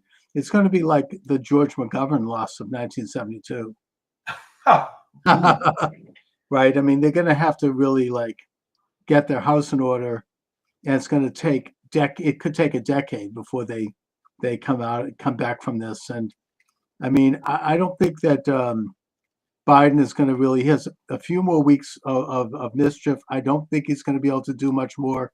He's already commuted the sentences of some really, really bad people, and it didn't go over as being particularly humane. Now today he's commuting the death sentences of, I think it's 24 people on death row. And these are some of the worst, people. I mean, slaughtering children. I mean, really violent criminals. And I think, does he think this is going to be seen as progressive? I mean, I don't think so. And I don't think most liberals and progressives are jumping for joy over that either. Well, I think what's happening is that it's being revealed that whoever controls Biden is the hardcore lunatic fringe of the left. Because if you wanted to write a recipe to get people to leave the left, you would do stuff like pardoning serial killers and whatever the hell he's doing now. Mhm. So it comes down to, our little topic before, this model UN mentality where, well, gee, this was my worldview when I was 13 years old, and I'm just freaking out. The world has to be like this. And it's all falling apart for those people. And I feel no sympathy whatsoever Yeah. because I knew people like that, and they were able to create a fantasy life for themselves. In many cases, I'm thinking of one particular woman who would epitomize this whole thing. She ends up going to what was then called Radcliffe. She creates an academic life for herself and is able to live in this bubble the whole time. But the fact is, most of the others aren't quite as, quote, fortunate to be able to do that, and now are coming to the reality very late in life that this was all a crock. And I'm seeing this, okay? You go on ACSH, and this Henry Miller guy puts up an article, I could not believe it, arguing that the vaccine was beneficial to the nursing home people. Oh my God, that's I mean, where did he come up with that BS? I mean, it's obviously not science. You can find, quote, scientific articles for anything you want. It was beneficial to them after Cuomo put COVID active people in the nursing home. Great. Yeah, really, that's wonderful. So there are some of the people that are just going to keep doubling down for the rest of their lives. Yeah. And there's not much you can do about it. No, but they're becoming, it's a dwindling cult of haters, basically. And, even, now that the Wall Street Journal has done an article that really has said what we've been saying since before the last election, and that is that Biden is seriously impaired mentally and physically, to the point where people surrounding him would keep him sequestered and out of the scene because he was having good days and bad days. I remember you said way back when that it's a symptom of sunsetting. It's a it's a mid to advanced stage of dementia, something we've all observed. They're now admitting it, and it does bring up the question of who was running the country and who was running the executive branch for 4 years. I mean, apparently he'd have good days and bad days, and when he's having a bad day, they just would cancel everything. And then he would basically have to have long naps. He would just come in, maybe he was cognizant for a few hours in the course of a day. I think he only had like a half a dozen cabinet meetings in his entire presidency. And one of them was headed up by Jill. And he would have to have everything. The cabinet ministers would have to send their questions to him in advance for those, even for those meetings, so he could already have a formulaic answer, which he couldn't even do that. So, it's, on the one hand, it's pretty sad, but on the other hand, it's criminal that this would have been covered up. This should have been a constitutional crisis issue where he should have been removed from the office. I mean, they certainly talked about removing Trump from the office for 4 years every time he blew his nose. So this is. I would think this is something that ought to be investigated. It does go to the level of criminal malfeasance and fraud. It's criminal malfeasance, and you wonder what was the point. Okay, if this were a family member, it would be sad to see someone declining, but you would lose a lot of sympathy if that guy was a CEO of a business and was screwing up things right and left just to maintain this illusion that he was in control. It wouldn't happen. So, well, that's right. And that's exactly what's happened. It's apparently what happened during the Afghanistan fiasco. He was nowhere to be found. He wasn't answering the phone that day. Not that he would have done anything if he had been, but the whole thing involved a massive deception on the part of the people around him, including Harris, including Peppermint Patty over there, the spokeswoman, and all the rest of these people in Congress. Sharp as attack, sharp as attack, sharp as attack, sharp as attack. Right? The talking head. Okay, here's the thing, and you've been in media forever.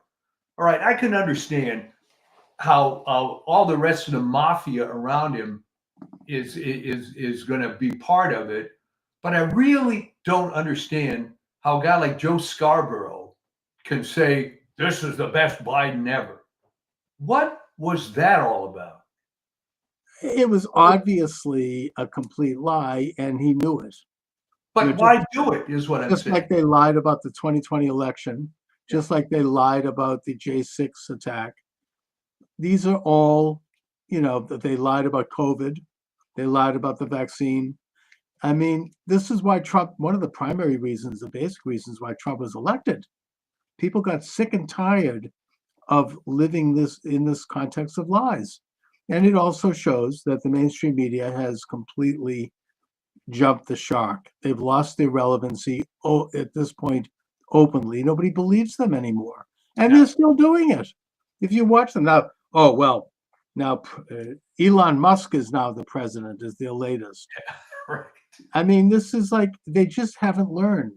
They're continuing to push, hoax after hoax. And I mean, I've been saying to some of these people in my Twitter, because I go back and forth, I say, look, it's one thing to go into the loyal opposition and criticize legitimate political positions, and even maybe to criticize personality, but to continue on this course of these, of these hoaxes and running them up the flag one after the other, it's a little late for that. You got to move on.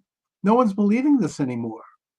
So why are they doing it? Are they playing to this hardcore subscriber base that wants to hear this? I mean, consider that Rachel Maddow, at least before all the cutbacks are occurring now at MSNBC, was at a $15 million salary. All right. Apparently, there are people that watch her. Apparently, there's advertisers on MSNBC that think that's a worthwhile demographic. But at what point do they not see that it's all falling apart? Well, I mean, I heard it was 30 million for her. I don't know, maybe 15. But the point is that I understand she's taken a haircut, and they've cut back, I think, 5. Yeah. And that those other hosts over there have taken cutbacks. They're losing money, and it's time to catch up to them financially. There's some rumors that good old Elon Musk is going to step up and buy MSNBC and replace Rachel Maddow with Laura Loomer. Boy, that would be something. Oh my God, that would be a beautiful thing. But they're losing their relevancy. They haven't got their audience back. Even that nincompoop, what's his name, David Pacman, said right after the election that he's been doing this for, I think, 15 years now, maybe. And every year he grows. This is the first time he's lost something like 20-25% of his subscribers, because people, even liberals, don't want to hear this crap anymore. It's all lies. I mean, why? And you're going to pay for it? I mean, no, I don't think so. I mean, and I don't think they're going to get it back. I mean, what are they going to do? I mean, what can they really do? I mean, they are kind of trapped in this hologramic like atmosphere where they're just they're forced to be these cutout characters that mouth these cutout comments, and I don't see how they can put any substance behind it. No, it's going to go down a spiral. It'll take longer than it did for St. Francis. For the viewers, he was in the 80s, 90s, early 2000s, was a pretty responsible right-wing guy. But then somehow he discovered that he had a hardcore audience of people who were, no other word for it, white supremacists. That wasn't his particular belief, but he discovered that there was a big demographic for that. Mm-hmm. So he doubled down and made more content toward this white supremacy thing as opposed to just conservative stuff. And he just spiraled down, down, down. Now, he didn't start out from having X number of million subscribers like MSNBC, but it's the same thing.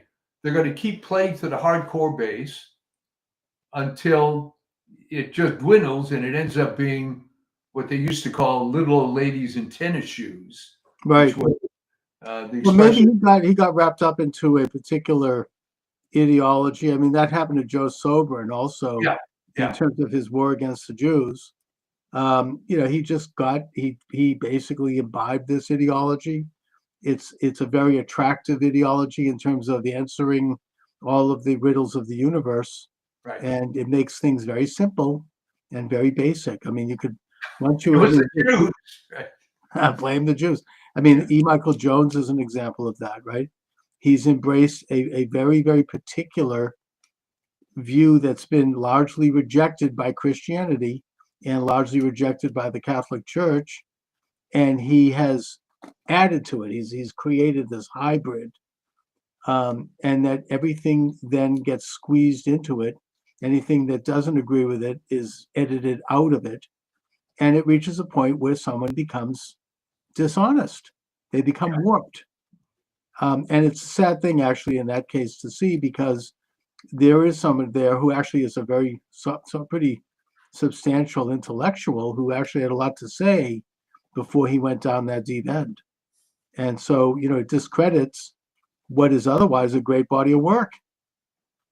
Well, I've seen this happen a few times. Yeah. And in many fields, and it becomes, when somebody comes up with a unified theory of everything and they get hung up on it, it just doesn't work. No, it becomes unreal because that's not reality. I mean, you know, existence and morality actually has a lot more nuance to it. You know, these are things that, you know, suddenly they basically they're playing God at that point. You know, it's the sin of the Garden of Eden. They know everything. They know all good and all evil. And that, you know, it's a form of idol worship. I know, I don't mean to claim that they're involved with some of the aspects around it. Well, that's exactly right. And the trouble is that the people that tend to fall down this pit tend to be smarter people. Yeah. That like the fact that they have an explanation. I mean, one that's current now.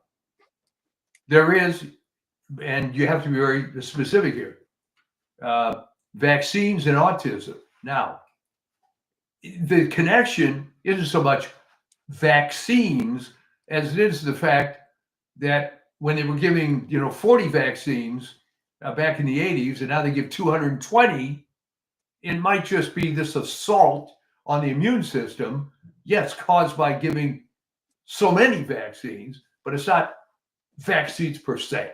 So this has become a huge deal, RFK and others, and they're trying to hang their hat on this.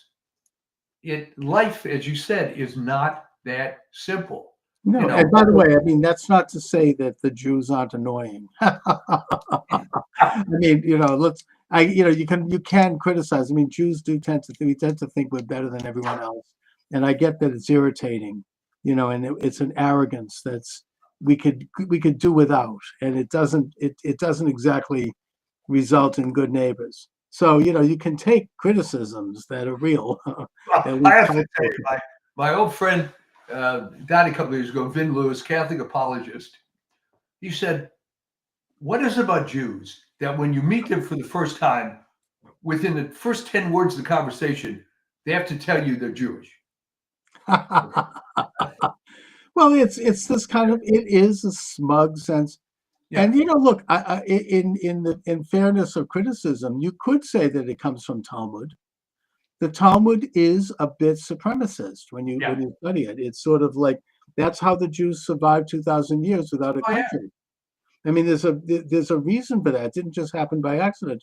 There was this idea: we're a separate nation, we are better than everyone else, and we have to keep ourselves separate. Yeah. I get that. I'm not saying I agree with it. I don't agree with it, but it's an element that has preserved a Jewish covenant, which I think is overall good. And it's kind of trying to create something where otherwise other people would disappear. I mean, it's the only case in history where a people have retained their identity without interruption from the time of Abraham till today. There's no other nation in the world that has done that. So you have a little bit of an arrogance, maybe a little bit of smugness, and yes, it can piss people off. I get it. I mean, it pisses me off when I see this. Well, I think where it might have started going sideways was when the Maccabees threw in with Rome. Well, they did that from day one. I mean, the minute Judah Maccabee liberated Jerusalem and purified the temple and kicked out the Syrian Greeks, right, and began to, the first thing he did was send a tribute to Rome. Yeah. Because Rome was, that was pragmatic. That's like Israel throwing its lot in with the United States. Rome was the power was at that point becoming the main empire of the world. So he wanted to be on their side. That's a diplomatic, secular decision. But of course, the Talmud is critical of that. But I'm not sure that I think he did the right thing. Otherwise, they went on to create a pretty powerful commonwealth. Oh yeah, I think it was the right thing in that the policy of Rome was to let all the little conquered peoples do their thing, right? Which was different from previous regimes, which would wipe everyone out or ethnically cleanse. Exactly. But that ended up having other problems. But it ended up it backfired on them ultimately. But at the same time, they were able to buy enough time to create this incredible state that invented some things that have had positive impact on the world, like public education. Not that it's a great thing today, but I'm just saying they implemented a system of education. They implemented a sort of a unified culture. They did get back to a belief in God and in Torah, and they rejected the Greek elements of the Greek secular state. And at the same time, they embraced other elements of it. It's kind of, that's classic conservatism, to take a look at that which is good and embrace it, and then winnow out that which is bad. Interesting history with that, of course. It would be nice to have this conversation now of your temple members, of all these hardcore liberals that you're surrounded by. Are you getting a different sense that maybe they're secretly happy that Trump won? Yes, I do. And it brings up a question in my mind that could deal with anything. And that is, how do they know on election day how people voted? Like they always say, well, the Jewish vote was XYZ, the black vote was this, the women vote was that. How do they know that? Where do they get that information? Is there like a survey done? Do they ask people coming out of the poll, are you Jewish or are you, are you black or like, how did you vote? I mean, how do they do that? This is, and okay, the way they do it is with exit polls. But as we've said so many times on this show, um, if someone came up to me and asked me stuff like that, I'd ignore them and walk on. You know, Yeah, I've never So been asked a question like there's a that. self-selection process that if you are volunteering to be at that, I don't know that you're that representative. And you're exactly right that I've always thought that this idea that Jews are 105% liberal, I've never believed that because I've met real people. You know, I think it's that the Jews who are not on the left keep it quiet, Yeah.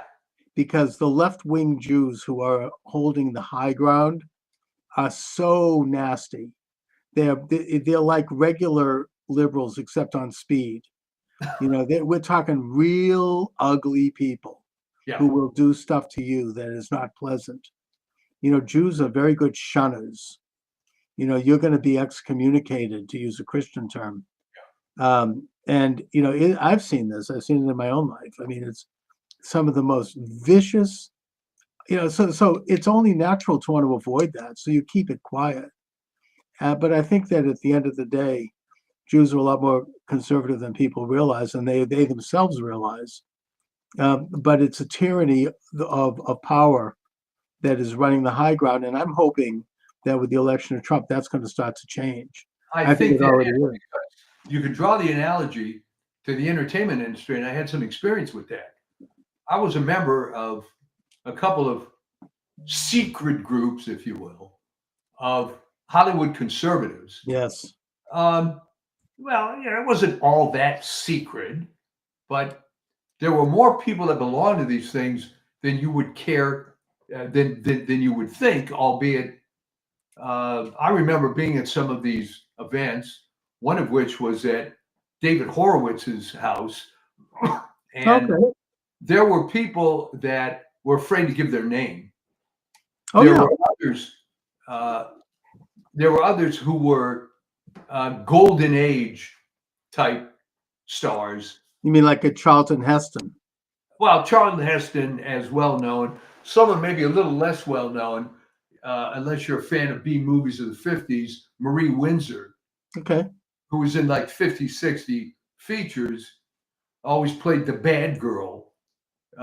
So these events took place in the 90s, I remember. And it was funny. You'd see Marie Windsor sitting over there, and it looked like Marie Windsor from the movies, but older, you know. And she was very outspoken about her conservative beliefs. And there were a number of people that you wouldn't recognize by sight who were, you know, administrative in the industry. Right, but they could lose their careers. I mean, conversely, I remember reading an interview with Dalton Trumbo, who was one of the Communist 10. Oh, But he said in this interview, he goes, "Look, I wasn't really a communist. I didn't have any particular ideology at all, but I signed on to this thing because it got me jobs. yeah. I wanted to work in Hollywood. I was ambitious. So they said, oh, you want to be, if you're a communist, great. You get a network. I mean, I think that's why a lot of people do it. I mean, you automatically the door swings open, you get the keys to the castle. Suddenly he's getting all these screens because all of a sudden he's on the inside. And yet, you know, he didn't give a damn about it. I mean, it was all like, you know, it was just sheer ambition. So that kind of thing goes both ways.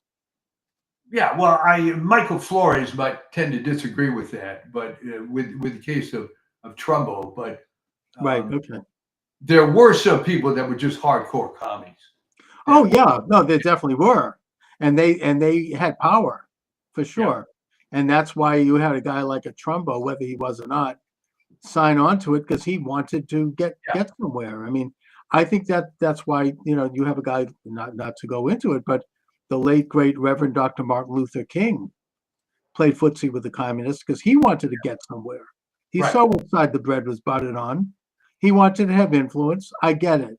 I mean, I think it's a selling out, but you know, he would not have been able to have done what he did had he not at least slightly genuflected to that side. And he did. I don't think that probably was who he really was. Maybe it was. I don't know. But Well, okay, but the times have changed in that the prevailing mood is going to become MAGA, and it's It people is, are. and it's Yeah, you can already feel it, and it's a. I mean, the only fly in the ointment that I see right now between now and inauguration day, well, besides the fact that God forbid something could happen to Trump, if Trump makes it to inauguration day and he's sworn in, then we're home free yeah, because all of his cabinet people will be in place. JD Vance is pretty good. You know, you've got Kennedy. They'll all be in place. And so that even if they take Trump out, that government is there and that'll continue. So in a way, it's a race against time right now. The other problem I see that is more on the international stage, and that is that Iran is on the verge of throwing a nuke at Tel Aviv. It's a real thing. That's yeah. not a joke. They have been seriously set back. Originally, for whatever reason, I don't know if it's radical Islam, I don't know what it is, but Iran has at some point decided to go to war against Israel. I mean, it's a traditional ally to Israel, but under the Ayatollahs and the mullahs, they have focused obsessively on destroying Israel, even though Israel never had any particular beef with Iran. And they set up all these proxies. You got the Houthis, you've got Hamas, you've got Hezbollah, and Israel has disintegrated all of them at this point. I mean, they have completely defeated Hamas. It's still there, but it's no longer a threat. Same thing with Hezbollah. And now with the fall of Assad, Israel has gone in and they've debilitated a lot of the serious, dangerous weaponry that could be used against them in Syria. So Iran is now somewhat isolated, but they still have their nuclear development and they could still use it. And now it's being said that they're within days of getting a nuclear warhead. And you get very naive people in the US State Department and military establishment and in those of others who say, well, I mean, that's fine. Let Iran have a nuclear bomb because it'll be like the United States and Russia. It'll be mutually assured destruction and it'll be a balance. But that's not how Iran is operating. They believe that they're going to have 70 virgins and they're going to create a world order by destroying Israel. And they don't give a damn if they get hit back. I mean, the Hojatollah Islam Hashemi Rafsanjani went on record as saying that. He goes, hey, if Israel hits us with a nuclear bomb, we don't care. We've got 130 million people, but then if we hit them back, we can take them out. So that's the mentality they're dealing with. And that's what, I mean, it's really a race against time because I think that, I don't know if Israel has the capability to do it. They did it twice before.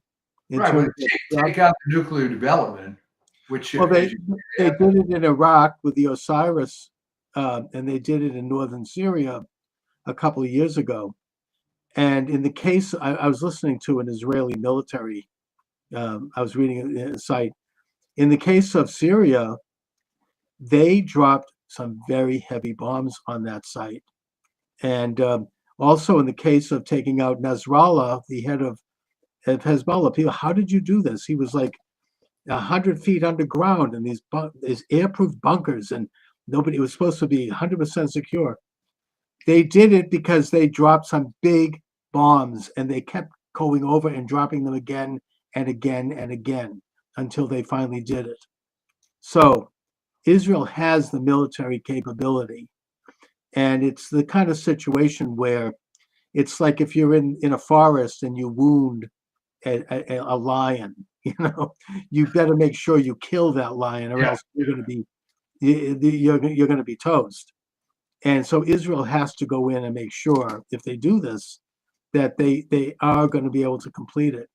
And I think it's a window of opportunity now, and I do think that Iran is like backed into a corner and they're afraid of what might happen if Trump becomes president.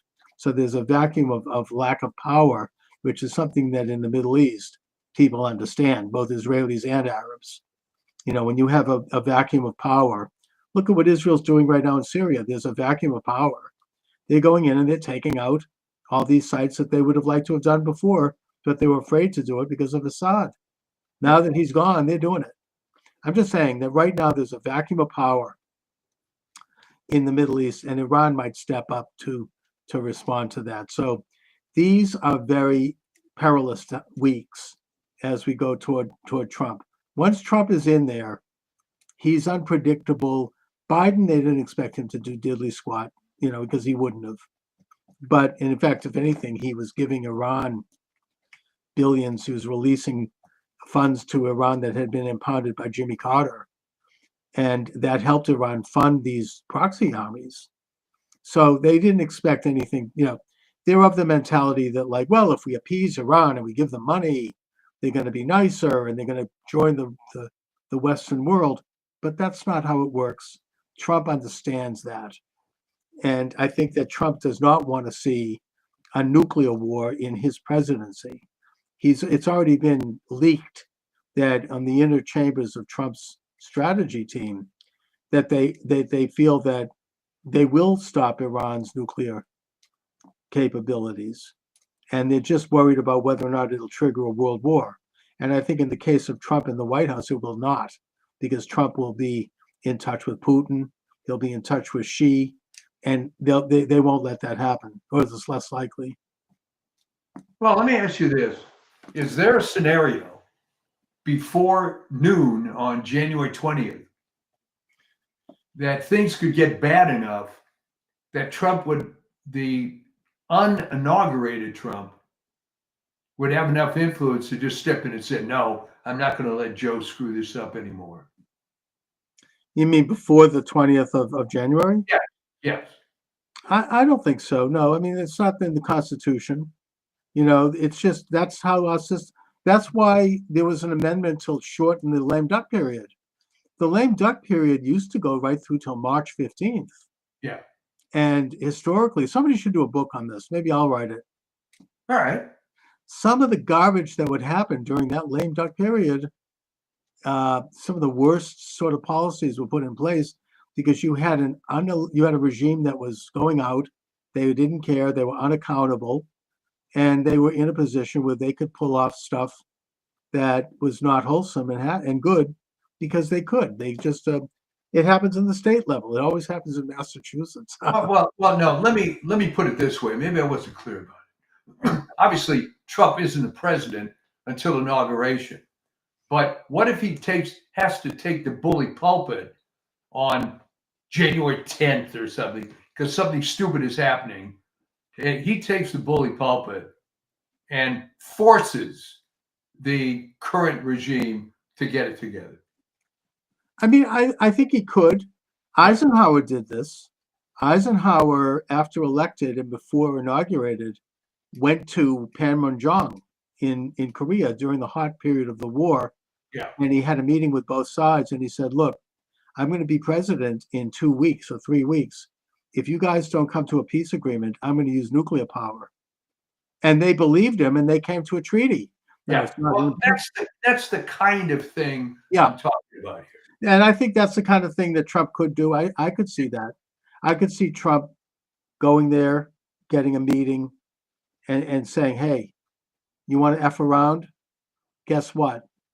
After January 21st, it's going to be, I'm just saying that you're right. I mean, it worked with Eisenhower. That treaty has held up ever since.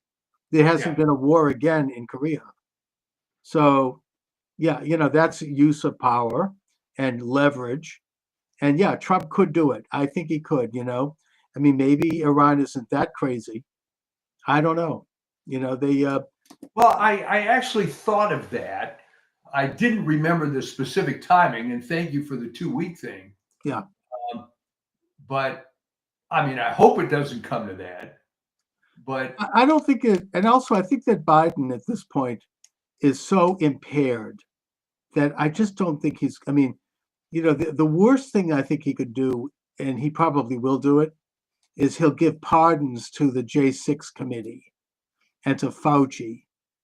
And that's going to bury the Democratic Party for another century because it's obviously so already he's maybe these other pardons are kind of trial balloons to see how the public reacts to it, and it's not good.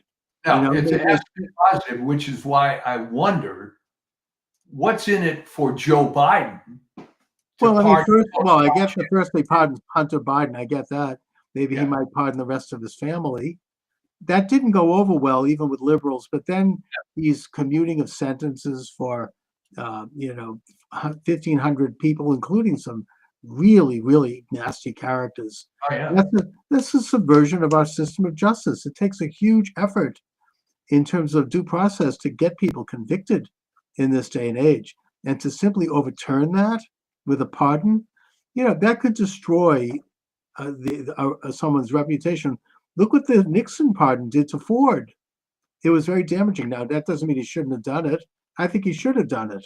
I think he did the right thing, but it was very damaging. When you give a pardon, you're basically, the infamous Clinton pardons, right? The Mark Rich, and he pardoned his brother, and he pardoned Hillary's two brothers. Yeah, and Peter Paul. Right. Yeah, there was pardons, and at the end, I think I did an interview with someone who wrote about this. I don't remember who, but he literally had people sitting in the White House calling people, cold calling, and offering pardons in exchange for money.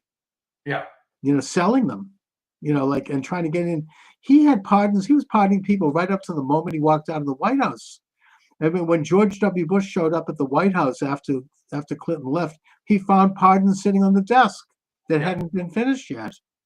He was just, that was really and it completely tarnished what was left of his record. And I don't know if you've noticed, but Bill Clinton now is trying to make a comeback.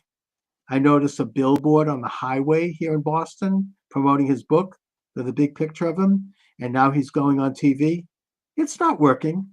Nobody wants to hear from him. Right. It's flat. It isn't going anywhere.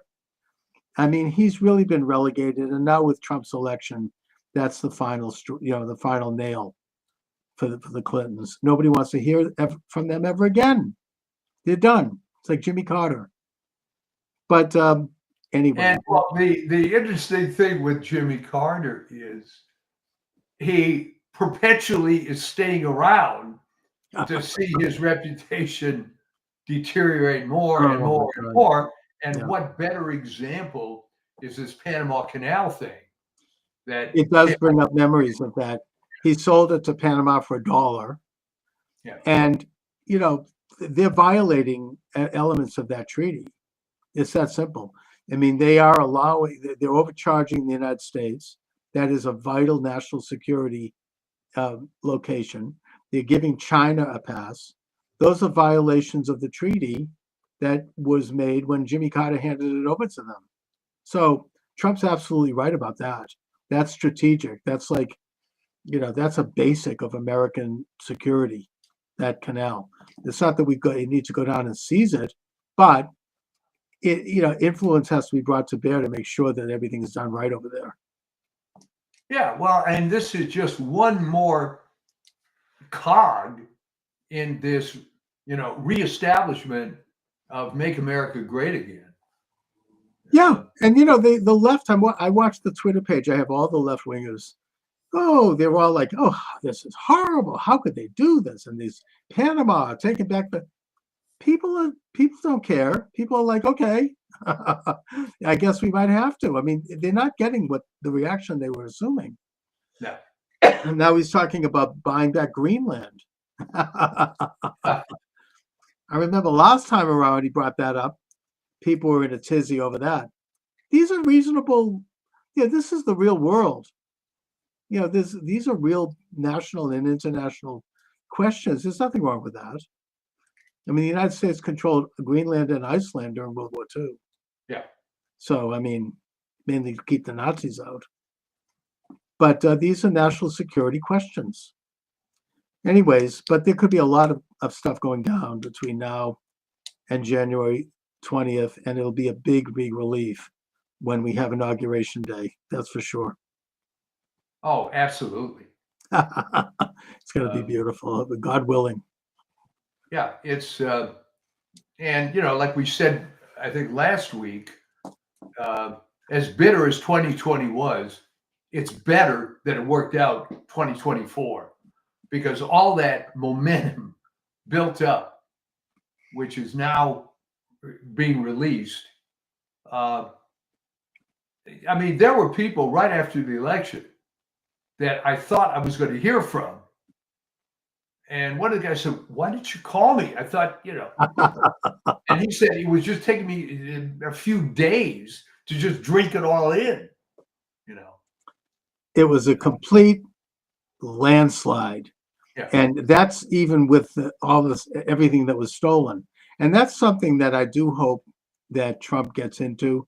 I don't know if it's going to be the top priority because there are a lot of bigger issues, but I hope that they don't drop the ball on election reform. They have to bring about voter ID, same day voting, getting rid of the machines, just like what Elizabeth Warren called for, and getting this country on the right path toward the integrity of one person, one vote, one citizen, one vote. There was still theft in this election. I think Trump did better than he only won because it was such a huge victory. But I think it was probably a lot most egregious, I think, in Maricopa. Oh, they stole it again from Kerry Lake. Yeah, that is the most corrupt. I hope that Attorney General Bondi looks into that. That needs to be investigated. That is what the Irish used to call a rotten borough. Yeah. That and Fulton County, Georgia, and Wayne County, Michigan. These are rotten boroughs, probably Boston. I mean, it's it's institutionally corrupt, has been for decades. They're run by machines.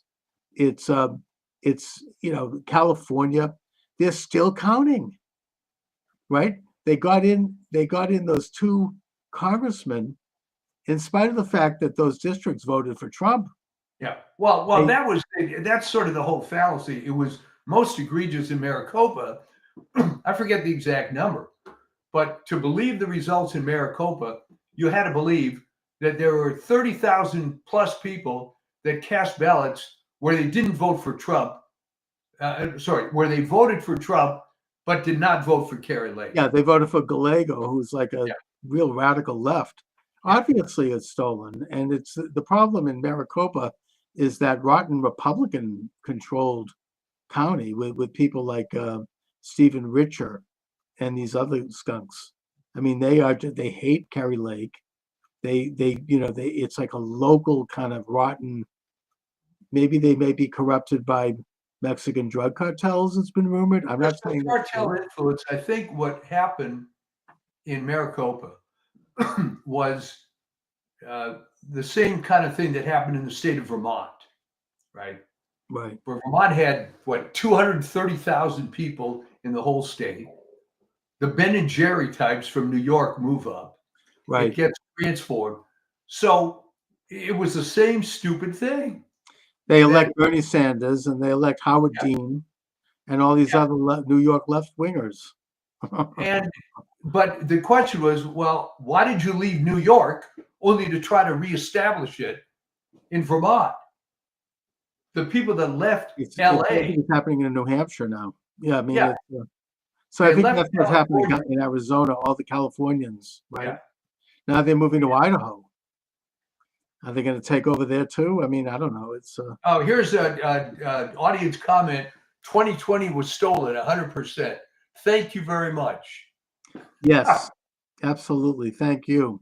It does. I mean, it's 2020. Oh yeah. I mean, look, I think it's one of those things. We were talking earlier about people answering questions of pollsters. 60% of Republicans then and now believe that election was stolen. Yeah. Probably, a large percentage of Democrats and independents believe that, who are polled. And yet, I think a lot of people refuse to answer that question, even back then, out of fear, and just because they don't want to, they don't want to put their neck out. You never know; you might end up getting picked up by this corrupt FBI. So, yeah, I mean, I think most people did believe that it was stolen, and that's why President Trump you could say that it was self-serving because he was in office. Sure, that you could say that. However, as the elected president of the United States and chief magistrate, it was his responsibility to investigate that. It's that simple. That's to think that an election couldn't be stolen is more than naive. Elections are stolen around the world. Why wouldn't it happen here? It's Well, a color revolution. comment from a viewer. Did you see this? Trump should get an 8-year term now since he has won 3 times. Already I think Steve Bannon made a crack during this Turning Point USA. I mean, he said Trump 2028. We'll see. I mean, I don't know.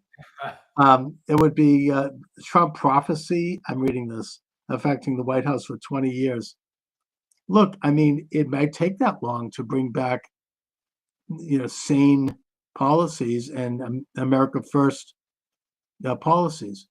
Now, I don't know if you agree with this or not, but during this congressional reconciliation bill, President Trump wanted Congress to lift the debt ceiling. Now, I don't know if I think that's the right way to go. I mean, I think that I get why Trump wants that, because it's going to cost money to secure the border, to do a lot of these other things that he wants to do, and that it would be easy to raise that money in Congress. But I think that might not necessarily be the right approach. I mean, I would think that it would be better to have the Doge guys, Musk and Ramaswamy and others, do some serious cutting of unnecessary government costs and really bring in some of these agencies, and also to allow the private sector to do some of the things that the government would otherwise do, rather than raise the debt ceiling. So I don't know if I agree with. Right, but remember that everything in human existence is subject to the ravages of time.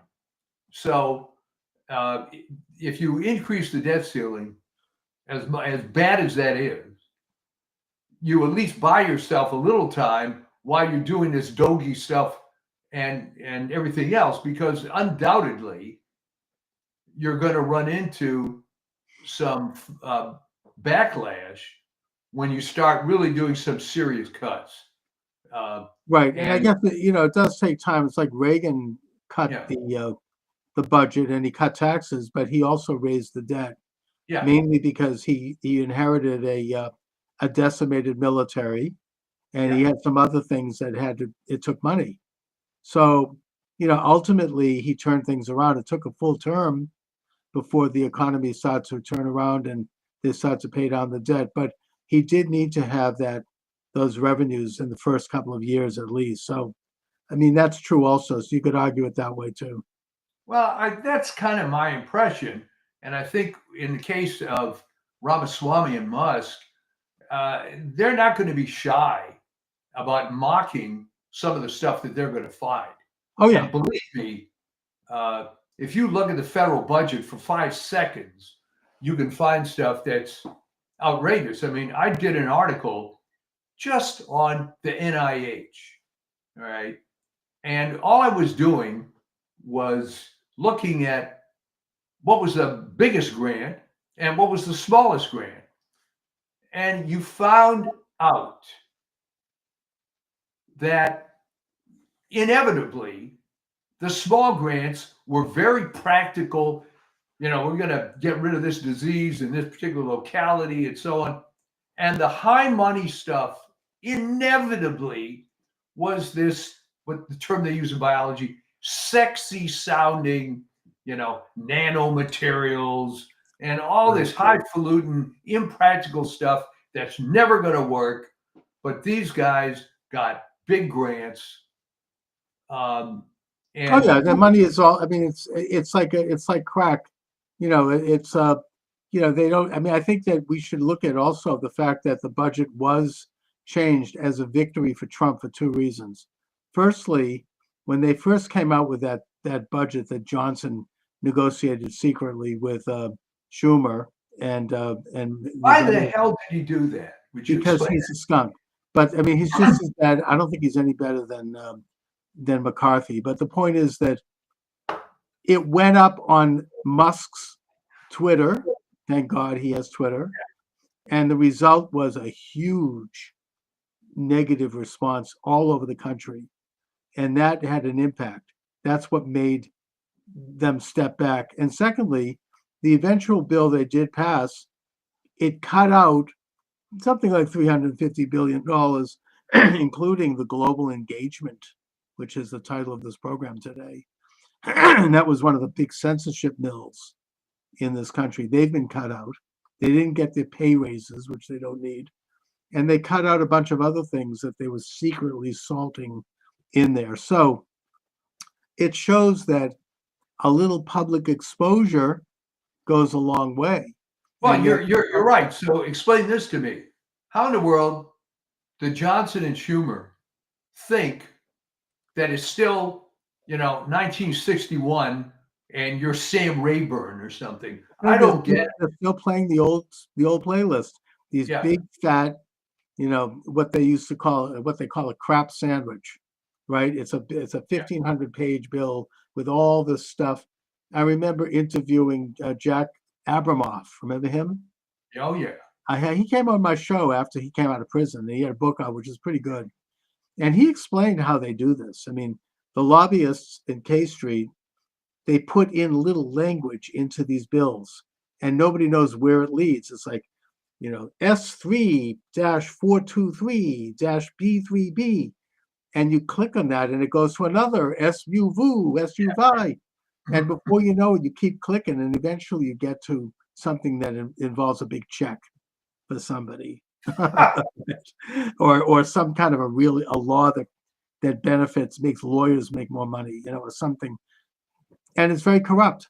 And his answer at the time, and Trump has gone on record as calling for this, was that every bill before Congress has to be no bigger than 3,000 words, which is about 7 pages, 10 pages. It has to be posted online fully so that we can all see what it is. We don't have to believe the media telling us what it is. It could be debated by high school civics classes. Everybody can get in on it. And in that way, we're going to clean out these lobbyist giveaways. And I think that this is a step in that direction. They were able to cut out a lot of this garbage that is corrupting the system and that the uniparty supports. And I don't think that they're going to get away with it again. Well, I think there's a book idea for you that centers around the notion of why does the elite media and why do these political hacks still think that it's 1953, that there isn't complete digital everything all the time, that you can somehow operate the way you used to. I don't understand how you can live in the real world at all and not realize. I mean, I'll give you an example, something I'm going through at this moment. All right. Thank God we're buying a house and so on. But here's the point. All the paperwork is online. It's all DocuSign. You don't have to go to some title company. All right. Things have changed. How come a guy like Johnson believes that he's still living in the old times? I truly don't understand it. I think in his case he knows, but he's just got no spine. I mean, I just get the sense that he doesn't have the fortitude. Let's put it that way. I mean, that's my image of him. I say that without any evidence. I was just looking at him. I mean, I don't know. He looks like a 16-year-old kid, and he's just way over his head. And he's pushed around by these other people, and their whole priority was to keep the government open. Which, by the way, it would have been very interesting if it had closed, because then Musk and Ramaswamy would have gotten a good sense of what could be eliminated. But either way, I mean, I think we're entering into a time when they can't pull that off anymore. There's too much. They tried censorship. It didn't work. They removed President Trump's Twitter account. We had 30 million followers. They destroyed Parler. They destroyed thousands of accounts, including mine. And yet it didn't work. It didn't work because people stepped up. You had Rumble, you had Gab, you had all these other sites, and then you had Musk buy Twitter, and How that can was the you end. be so arrogant, though, to think that you have this monopoly on fill in the blank, that you're always going to have this monopoly? I remember when I was involved with the music industry and the MP3s came along and the file sharing came along, and they just didn't get it. They just Well, they were didn't. used to a monopoly. Yeah. They had. I interviewed somebody in the music business a while ago who talked about this. He was doing Christian music, and he was saying that they could not get a record deal in the 60s, 70s, and most of the 80s because there were about 4 or 5 gatekeepers, Yeah. maybe 7 gatekeepers, one of whom was Clive Davis from Arista Records. And they decided what was going to be heard and not heard. And they had their agendas, they had their worldview. They wanted things to conform to a certain way, a certain message, a certain style. If you can believe, by the way, some people have talked about, Laurel Canyon and the fact that, David Crosby from Crosby, Stills and Nash his father was a high level, CIA type, a government type. Same thing with Jim Morrison. His father was an admiral. I mean, a lot of these people were sort of put in there to be like, I mean, they were great musicians. Don't get me wrong. I mean, I think, I admire the music, and they didn't even make a lot of the music. It was done by the Wrecking Crew. But, they kind of were like steering the culture in a certain way that fit the establishment. And that there was the analogy that was used, because I was a member of the Academy of Recording Arts and Sciences back when all this was happening. Yeah. And somebody made the analogy at one of the meetings that picture you're at your elementary school playground. And there's a fat kid that's got a big bag of candy. And he's selling these little pieces of candy for 5 cents. And he's waving this bag around. And all of a sudden, this hole develops in the bottom of the bag. And all the candy starts flowing all over the playground. And he's running around, wait a minute, that's my candy, that's my candy.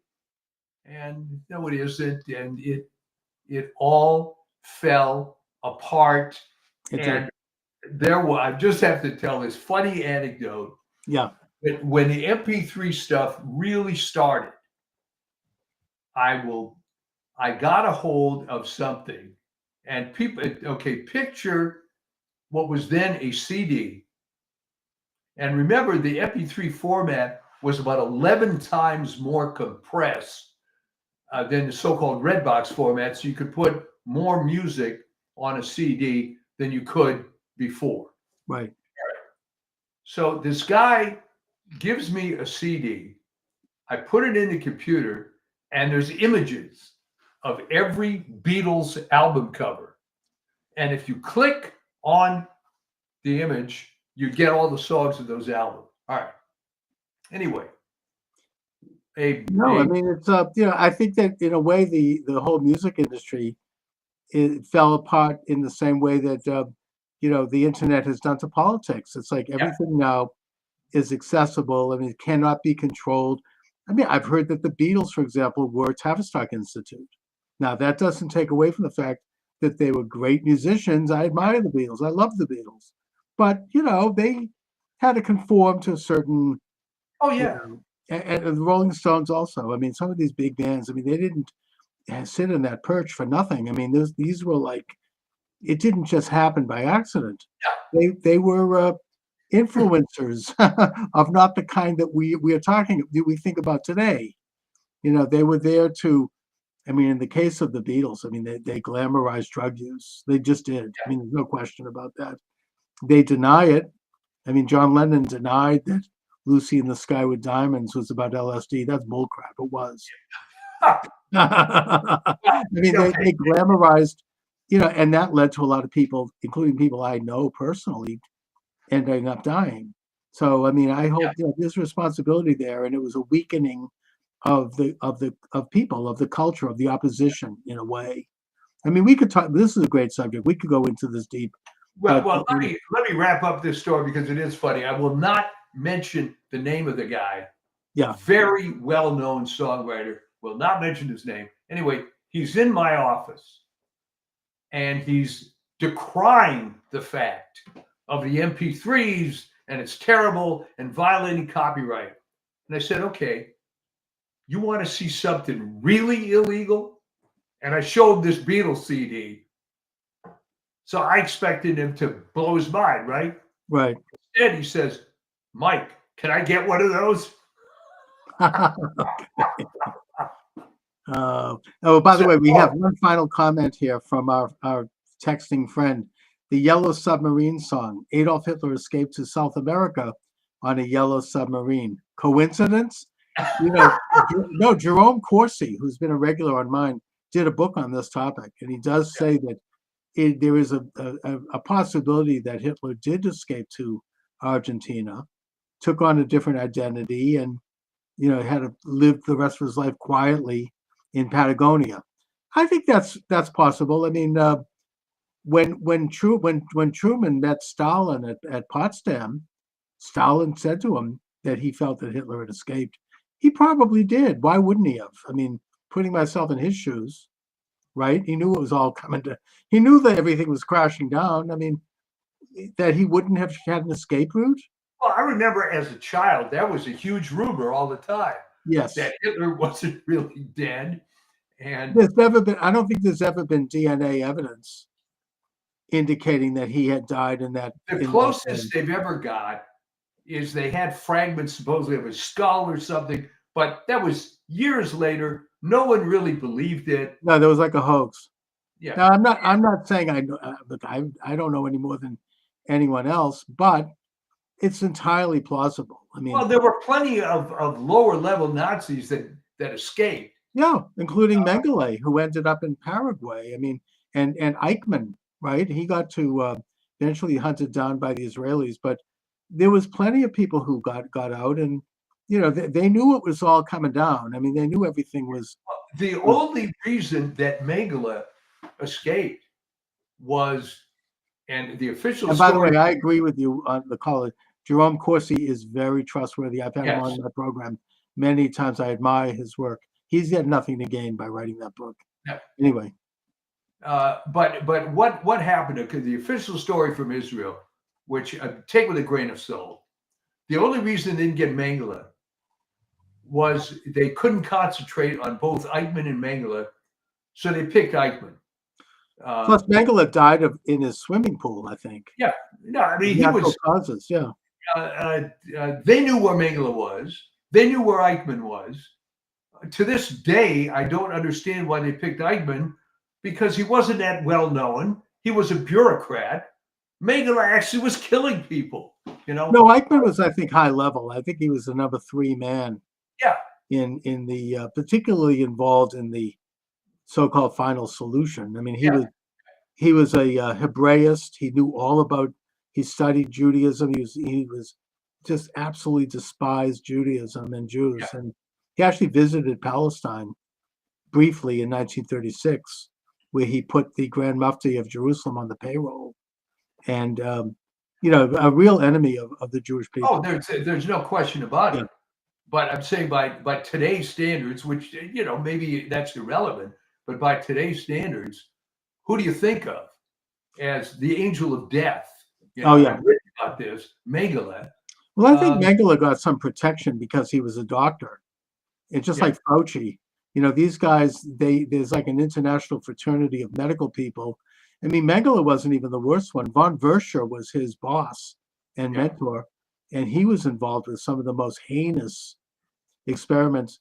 He got a slap on the wrist after the war. I think he did like 2 years in prison. I think he went to private practice. Well, he went back to his college in Munster, where he died of natural causes. He was fine.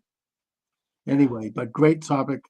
We'll have to get into it at another time. What do you have coming up on the Substack? Well, now that some of the, I've got a little bit of time now with the holidays and so on. I think I'm going to get into, it's going to help you with your book idea Yes. of why these people are so ingrained in stuff that just ain't true anymore, that they've devoted their entire lives to fill in the blank, even though it's pretty obvious that it's all falling apart. Remember, we started the show, I mentioned Henry Miller with this absurd article about how the vaccines help the nursing homes. He's got to let it go. I mean, whatever credibility the guy has left. Yeah, who is he working for? That's he was even the most FDA virulent guy. leftist isn't saying that anymore. He's retired. But if you truly, really, really believed that every vaccine has an image of Jonas Salk in it and is saving the world, and you just can't bear to hear the details about what happened with this one, there's something about medical issues anyways that people who come to believe these things, they just absolutely flip out if you question it. I mean, I even recently had a situation where I mentioned to someone that I had heard that all these hand sanitizers are not exactly healthy. And this woman had a meltdown over that. How could I say? Because they're invested in it. It's like they've been doing it, and it's almost like maybe it's the new religion. I don't know, but there's something about, I still see people, even like at my synagogue, who are still fully masked 4 years after the pandemic, assuming masks were ever any good anyway, which they weren't. But putting that aside, I have never seen their face. I mean, they're still completely with heavy masks, and they put this one couple, they have their son in a mask. I think it's almost child abuse. Yeah. I mean, it's just, and it's like, I want to say something to them, but I'm not, I know that I'll be stepping in. There were people that really bought into it, but I think you cannot engage these people. It's not rational. Definitely not. And the problem is okay. When my oldest son was in college, they had a parents' weekend at University of Arizona. All right. So we're at the hotel, and we see this older couple dressed up in the purple of University of Washington. And the guy says that he's been going to every University of Washington game, home and away, since the 1960s, 70s, whatever. Right. All right. So I look at the guy, and I said, well, that's very interesting. But you graduated from there, what, in the 50s or whatever it was. Have you ever thought about how little your college experience has in common with the kids that are in college now in the 1990s? Mm-hmm. Okay. So I've got to ask you this. What are you identifying with exactly? The logo? I mean, what is behind all this? And the guy turns ashen and silent. I realized, why did he even do this? And it was like a fundamental thing of his life to follow. It's very tribal. It's like criticizing the Boston Red Sox. It's just right. It's very tribal. Anyway, Mike, but I want to wish you a Merry Christmas. Well, thank you very much. And this is one of those rare years where Christmas. I want to wish all of my listeners a Merry Christmas. Merry Christmas, Happy Hanukkah, Happy New Year. God bless America.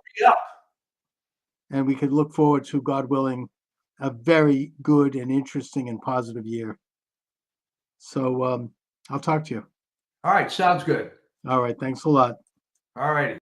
All right, welcome aboard, everyone. Charles Moscowitz, welcome to the program. A triumphal time as we count down the days, the hours, the minutes to the inauguration of Donald J. Trump, which is an earth-shattering event, politically, spiritually, economically, and in every other way. Michael D. Shaw is with us. Mike, first of all, give us a quick update on what's going on in California right now. Well, one of the things that's helping is the winds are dying down. Yeah. And as we said last time, if any good comes out of this at all, it's going to be the complete dismantling of this corrupt Democratic machine that's been in total control here. and you're hearing it from the most unlikely places. You know, the big blue enclaves of Palisades, Malibu, Brentwood, Yeah. etc. Pasadena, for that matter. So, yeah, things are improving, but I'll tell you how it's affecting everything. There's been reports of outrageous price gouging already on Right. rental properties, which I think they're going to prosecute some of these people. We are closing on a new property, and I'm telling you, it's the first time in my life that I've been asked by the bank, is there any fire damage to your house? Thank God, no. But Yeah. can you imagine getting fire insurance out here is bad enough? Thank God we got it before the fire started for the new place. Now, So- has anybody learned anything about improving fire prevention on properties? I mean, is there, methodologies? It's like after a catastrophe like this, there's often lessons learned. Yeah, I think that's true. And the lesson learned, beyond the obvious stuff of cutting back brush, not cutting the budget of the fire department, Right. is that the political system has been a mess for 40, 50 years or more. And as I told people, my friends, it's very easy to be up on a hill in Palisades and talk about how you needn't call out the National Guard for BLM and Antifa. But I want to tell you, they were very happy to have the National Guard patrolling Palisades. And there were a number of well-heeled individuals that hired $2,000 per hour private fire crews to take care of their house. So, yeah. And I understand that the fire department was late in terms of responding to the Palisades fire, something like, I think it was like 7 or 8 hours after they should have responded. And if they had responded in a timely manner, it could have prevented it could have contained. Absolutely.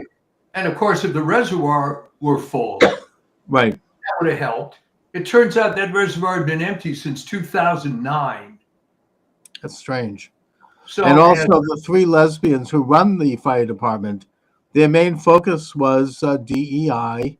Yeah. And they didn't have any background in fire handling. I mean, they were Harvard graduates, big deal. I mean, so they should go write books about diversity. It's not like they actually know something about what they were doing. So I hope that people in California are becoming aware of that. And as we said on the last show, go ahead and make the entire city government of Los Angeles all lesbians, but try to find some who are at least qualified in what they do.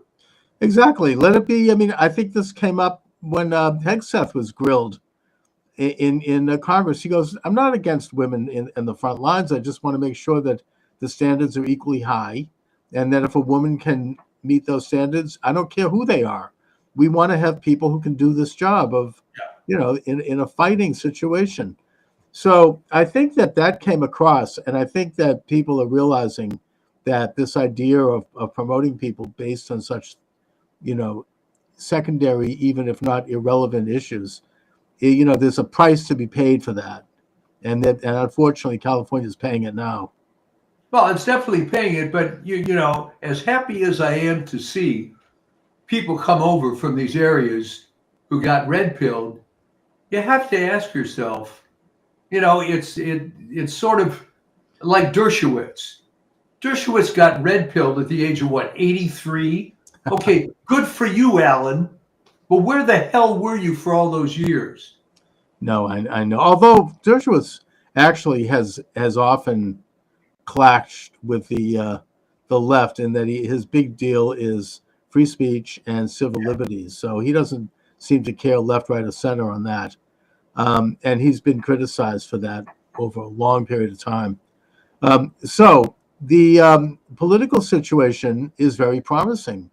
Yes. No matter what they do, I think that the left is is not going to change. They're in the same rage state, and they'll probably remain there for the rest of their lives and for the next 4 years. They're going to try to ignore the inauguration, pretend, oh, well, it's Martin Luther King Day, and do other things. But it's not going to work because it's going to happen at 12 noon on Monday. No matter what they try to do, this could be their Nakba, if you get my drift. Yeah. You know, it's really a launching. And Trump this time around, he's doing it very differently. He didn't wait to do the transition for the GSA to kick in with funds, and that would have brought him right up to a week or two before inauguration. He immediately set up his own transition group. He raised money from private donors and his own money, and he started to hire thousands of people, and he began the process. So no matter what they do, they're going to hit the ground running. Their attack on Hegseth and even on Pam Bondi was really pathetic and low. Oh, the Pam Bondi thing was ridiculous. Did you see when Mazie Hirono started her questioning by asking Pam Bondi if she's ever been convicted of sexual assault? Oh, today they asked Burgum. You know, he's not even a controversial appointee. What's his attitude about sexual assault? It's almost like they've got some kind of a weird computer chip embedded in the back of their skulls. They're like a bunch of rabbits. And it was so nasty against Hegseth and the idea of that Kane from what a weaselly looking guy from Virginia bringing up Hegseth's 7-year-old daughter, and just really, I mean, they had nothing to say about military policy or, you know, anything of substance. It was all like it was like reading a copy of the National Enquirer. We had to learn about his private life. Look, the man is a military, you know, soldier on the front lines for 2 terms of duty.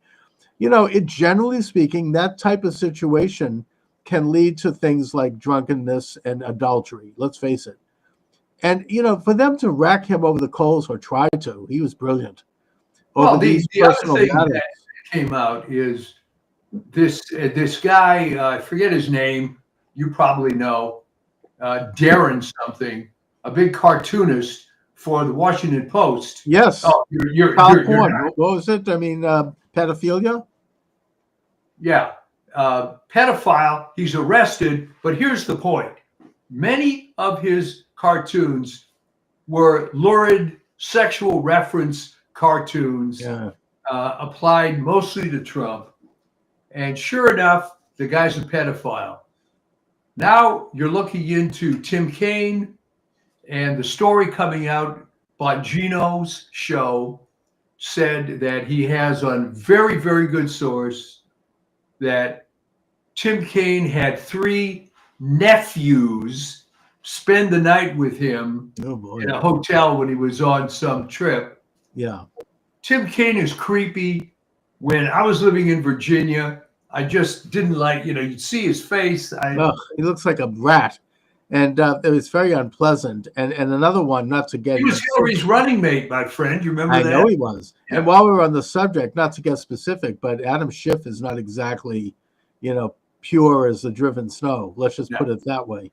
No. So, you know, and I think that it's all falling apart because Hegseth showed a strong kind of military bearing, and he just was very cool, as in people are like shrieking at him. It was just so ugly and screaming at him. I mean, Elizabeth Warren, it was disgraceful. She's like, are you going to take a job in the military corporations after you leave? Never mind the fact that Lloyd Austin was head of Raytheon. Yeah. You know, I mean, after he left the military, I mean, she didn't seem to ask that. And it was really tacky. I just don't think they landed anything on him. I think that it showed they're trying to set the template for how they're going to handle all the Trump people. Maybe they smelled blood because of Matt Gaetz, which he probably should not have left. But nevertheless, that's what they're going to do. I can only imagine what they're going to say about Kennedy, but I don't think it's working. I mean, that's all they have. Yeah, well, here's remember how this is all tied in with one of our favorite cliches. the Model UN. All right. Yes. Because, and you know where I'm going with this. Yeah. If your entire, here they go. You know what? Can I switch off? Yeah. For now. Sure. Okay. See you later. All right. No problem. So we're talking here. And by the way, we could take calls 508-637-5596, 508-637-5596. I wonder if I should go live on TikTok. I don't know if they're going to be around much longer, and it might be too late for them to shut me down. But I do take calls live like I would with any radio show. And you can do that. Let me just see what's happening on TikTok. Yeah, we're good on Am I TikTok. still on? Yeah, we're still on. I Yeah. just decided I'm going to go live on TikTok while they're still running. Yeah. There we go. Okay, we're live on TikTok. So I don't think that it's working. I think that Pam Bondi stood up very well in questioning about whether or not the election was legitimate of 2020. Perfectly she didn't fold under that, which means that door is going to be opened. And we're going to get investigations on that. I think that we're going to finally put an end to the gaslighting that we've had to deal with for 4 years. 60% of Republicans do believe the election was stolen. They want to have like some kind of a swearing on the Bible. Oh, I don't believe it was stolen. That ain't happening. Because No, we it's do not believe happening. And why does everybody forget? How many votes did Trump get? You probably know what, 75 million? 75 million.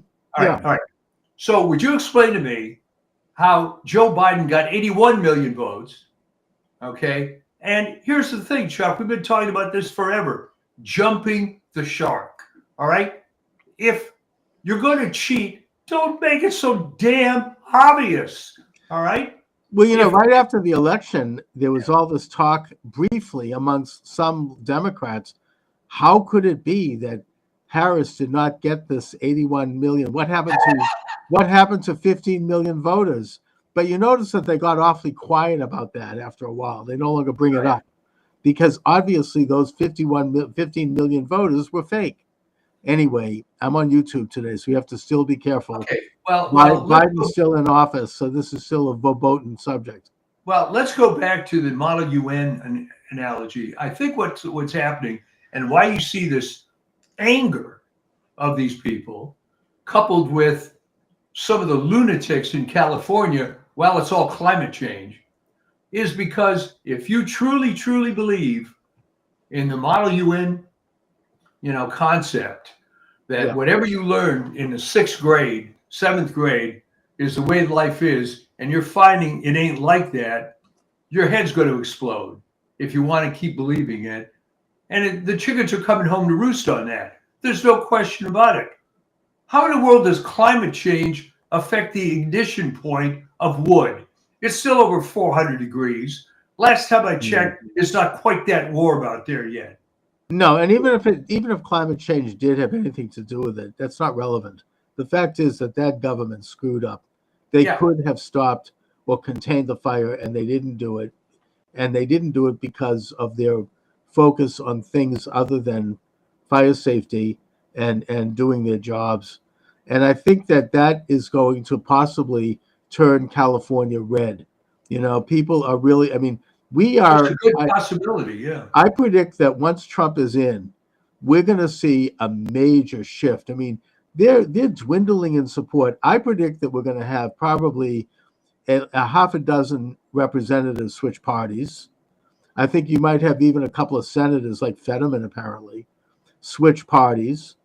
You're going to have this dwindling, the same lies coming out of the media. Like, Lester Holt, even yesterday, Jack Smith's report, which is just his opinions. There's no basis that he still is talking about how Trump tried to steal the 2020 election. Trump tried to steal it, they think. This is part of their faith, but it's not flying. The American people didn't buy it. The question is, who tried to steal the election? Was it Trump, or was it the deep state and the Democrats and the Uniparty? And yet they continue to flat out lie. And I think that's why they've jumped the shark. I think that the mainstream media has really taken a major hit. People don't look to it anymore. They don't look to it anyways. I mean, it's all, the media has changed. Media philosopher Marshall McLuhan predicted this back in the 60s, that basically the media would be, oh, I just got a warning from TikTok. I don't know. What did I say? Was it Marshall McLuhan? They still have me on. I don't know. But he made the point that media, everything is media. I mean, he wasn't right about that, but he did point out that as media changes, once you have a new media, the old media falls apart, becomes much kind of irrelevant, especially if it's a cooler media, not a hot media. Yeah. And that hot media is the major networks, because you just sit there like a receptacle and they tell you everything. Whereas the internet is a cooler media because you can interact with it and you can post things and you can talk back. And that's the new paradigm. So they're losing ground anyway. But on top of it, all the lies and all the gaslighting, starting with the pandemic, I think that's caught up with them. They no longer have the influence. It's obvious. They went through 4 months of attacking Trump, and it didn't work. It didn't even with all this censorship, it didn't work. And so now we're entering into an age of Trump, which is going to have worldwide ramifications.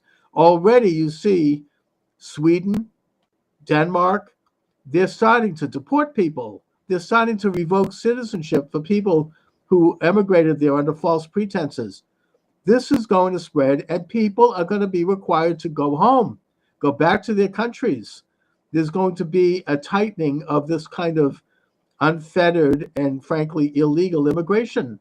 Right. The days of Merkel are over, and the days of whoever was running the Biden show is over. Okay, but can you explain to me why these policies have to go into effect, have to turn into an unmitigated disaster, and then the light bulb goes off? I mean, who could have predicted that they you were bring deliberate millions- disasters. I mean, this is a, they don't recognize national sovereignty. They don't recognize borders. They want to have a world order where nations become nothing more than names and provinces of some kind of an amorphous, unelected, international, quote unquote, scientific, illuminated ruling class. And it ain't working for them. Well, it's not working for People them. are I'll tell waking you up something all else. over the world. Coming out of in the wake of the fires and people having to rebuild, they are trying to suggest to people you could get permits quicker if you want to rebuild as a higher density structure. Okay. Your old 15-minute city, that's not going to fly in Palisades or Malibu. I think that what's going to happen, Chuck? These people have to die off or what before these absurd ideas just disappear? They're not going to go anywhere. But the point is, they've been defeated, and they still don't recognize it, and they're just going to be put in remission. They're not going to stop Trump's cabinet. They're not going to stop RFK from looking at seed oil and the other things that have made everybody fat and given everyone heart disease. They're going to, it's coming. This is a new time. It's a time of honesty. We're going to have people who actually care about the welfare of the country. Bessent's testimony, the Treasury Secretary, they're talking about this idea of an external revenue service. It's brilliant. It's revolutionary. It goes back to the way this country raised revenue before the income tax was implemented. And Trump has been very articulate about it. He's like, instead of burdening the American people with all these taxes so that they have to support everything, why not put a charge on foreign investors and foreign importers and foreigners coming into the country? This country is a golden goose. I mean, they should pay a fee for that. So this is how the country raised revenue all the way up to, the World War I period. Some of the greatest presidents were high tariff presidents, including Lincoln and including FDR, by the way. Yeah. And this is Everybody wants to forget that part of it. Exactly. No, he was very tight on imports, and it helped the He economy. wasn't real big on immigration either. Right, Okay. that's right. And neither was Eisenhower with Operation Wetback. Yeah. So the point is that it's all coming down the pike, and it's really, I think we're here. I think it's too late for them to stop Trump. They can't stop him now. There were rumors that there was a national security issue going on. It hasn't materialized. God forbid it does. But putting that aside, it's all coming down on Monday at 12 noon, no matter what they do. Yeah.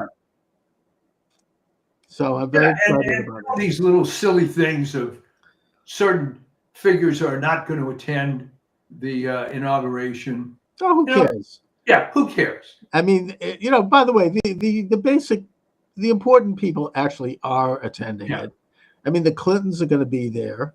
Obama will be there. Big Mike is not going to be there. Big Mike won't be there, no. But it's really a time when the country is going to realign, and it's just they ain't going to stop it. It's just it's happening, and I like the way they try to quiz Pam Bondi about, are you going to prosecute Liz Cheney, and are you going to? And her answers were so brilliant. She goes, "Look, you're a lawyer. You know that I can't comment on a case I haven't seen the file for yet. You have to look at the file and decide whether or not there's criminality there before you make even a statement about something like that." She seems like a very serious person, and I think that she is going to look at those files. And if they do go after these people, it's going to be because they actually do have real crimes, not the kind of crimes that they made up to go after Trump and the J6 protesters. This is real stuff.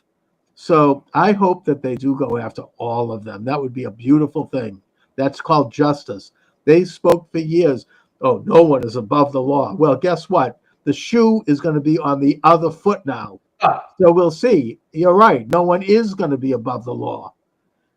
Do you think there are going to be any high-profile defections of Democrats to Team R?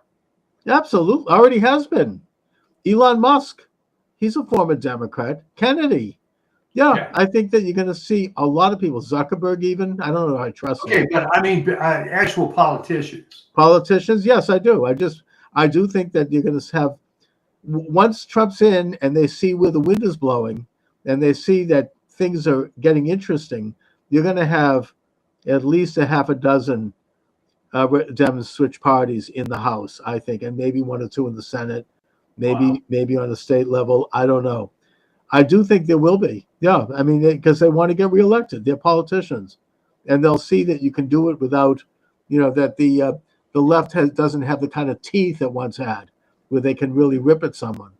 What are they going to do? They'll put Rachel Maddow on, and she's going to be doing like full time. And what they're doing, it's like the National Enquirer. They're going to attack. Oh, this person cheated on his wife, and this is that.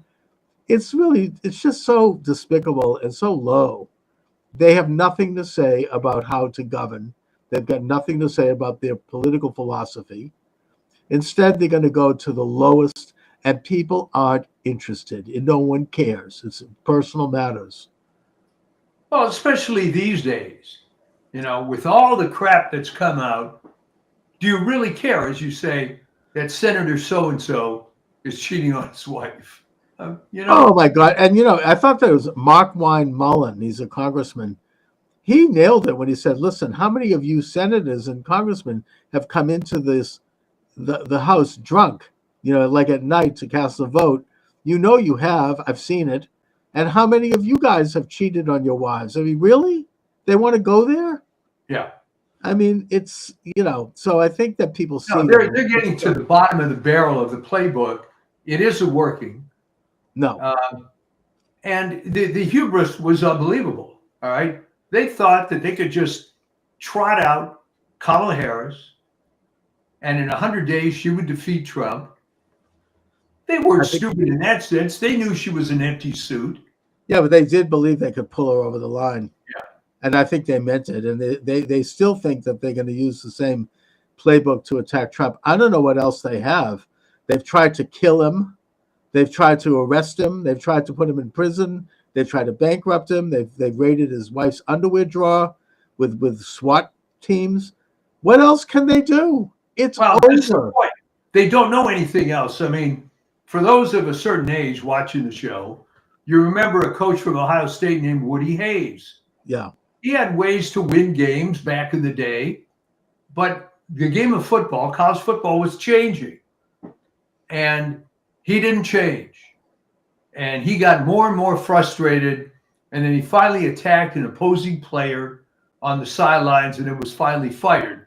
The point is, he didn't change. He didn't adapt. He took out that old playbook from 1950, and it stopped working. Okay. Yes. That's a good analogy because I think that's where they're heading. Yeah. As things tighten up and as they continue to become more irrelevant, they're going to have a final miserable implosion of some sort. And I don't know what it's going to be, but it's going to be the blame game. Okay. They're going to go after each other.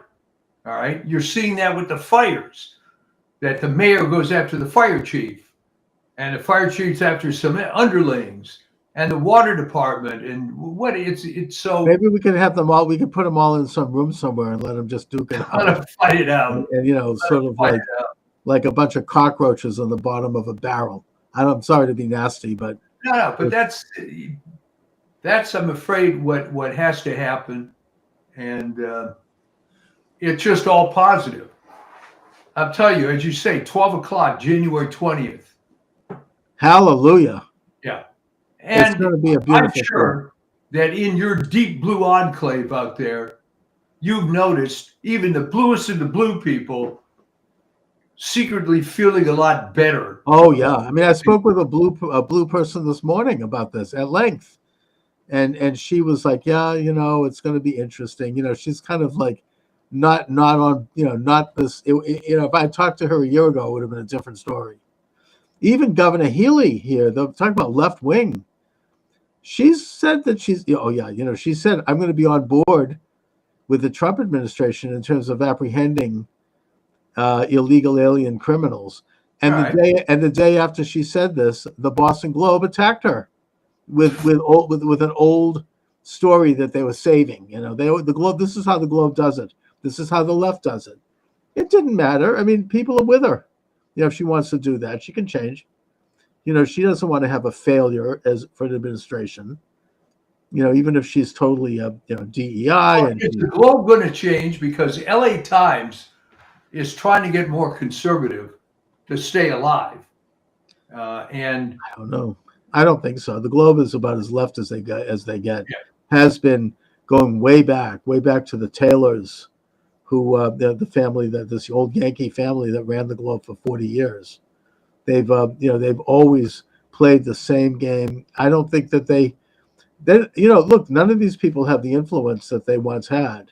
They thought they'd have influence because it would become like a one newspaper town, but it didn't really work. They're shrinking. I don't know how they stay in business. I mean, they had to sell their magnificent headquarters in Dorchester. It's no longer there. It's become. I didn't know that. Yeah, they abandoned it. It's now being refitted as sort of a mall of some sort for business, and they just have a downtown office. They share a printing plant with their rival, the Boston Herald. They're no longer. They've shrunk literally, physically. The Globe is literally. It's like, zzz, zzz, it's like they're not. They laid off a lot of their very important journalists. They no longer have a foreign desk. They basically subcontract with Phil Balboni, who runs this foreign, journalist outfit. And they no longer, as much as I despise the Globe, I used to read it every day because at least I got a sense of what people in Boston were thinking. You no longer get that from the Globe. It's totally lost its way. Now I don't know what's going to happen in the long run, but it's owned by Henry, who owns the Boston Red Sox, the multi-billionaire. I don't know. I mean, he's like a deep pocket kind of a guy. I don't know what's going to happen to it. Who knows? They've lost their way. So the point is they're not showing any effort to try to. No, it's just as bad as ever. It's almost like, as I said earlier, these are people who have a computer chip implanted in the back of their skulls.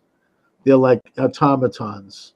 The hologram will never be broken. They live in some kind of a virtual reality. They are not recognizing what's going on. And yet the rest of us are moving on.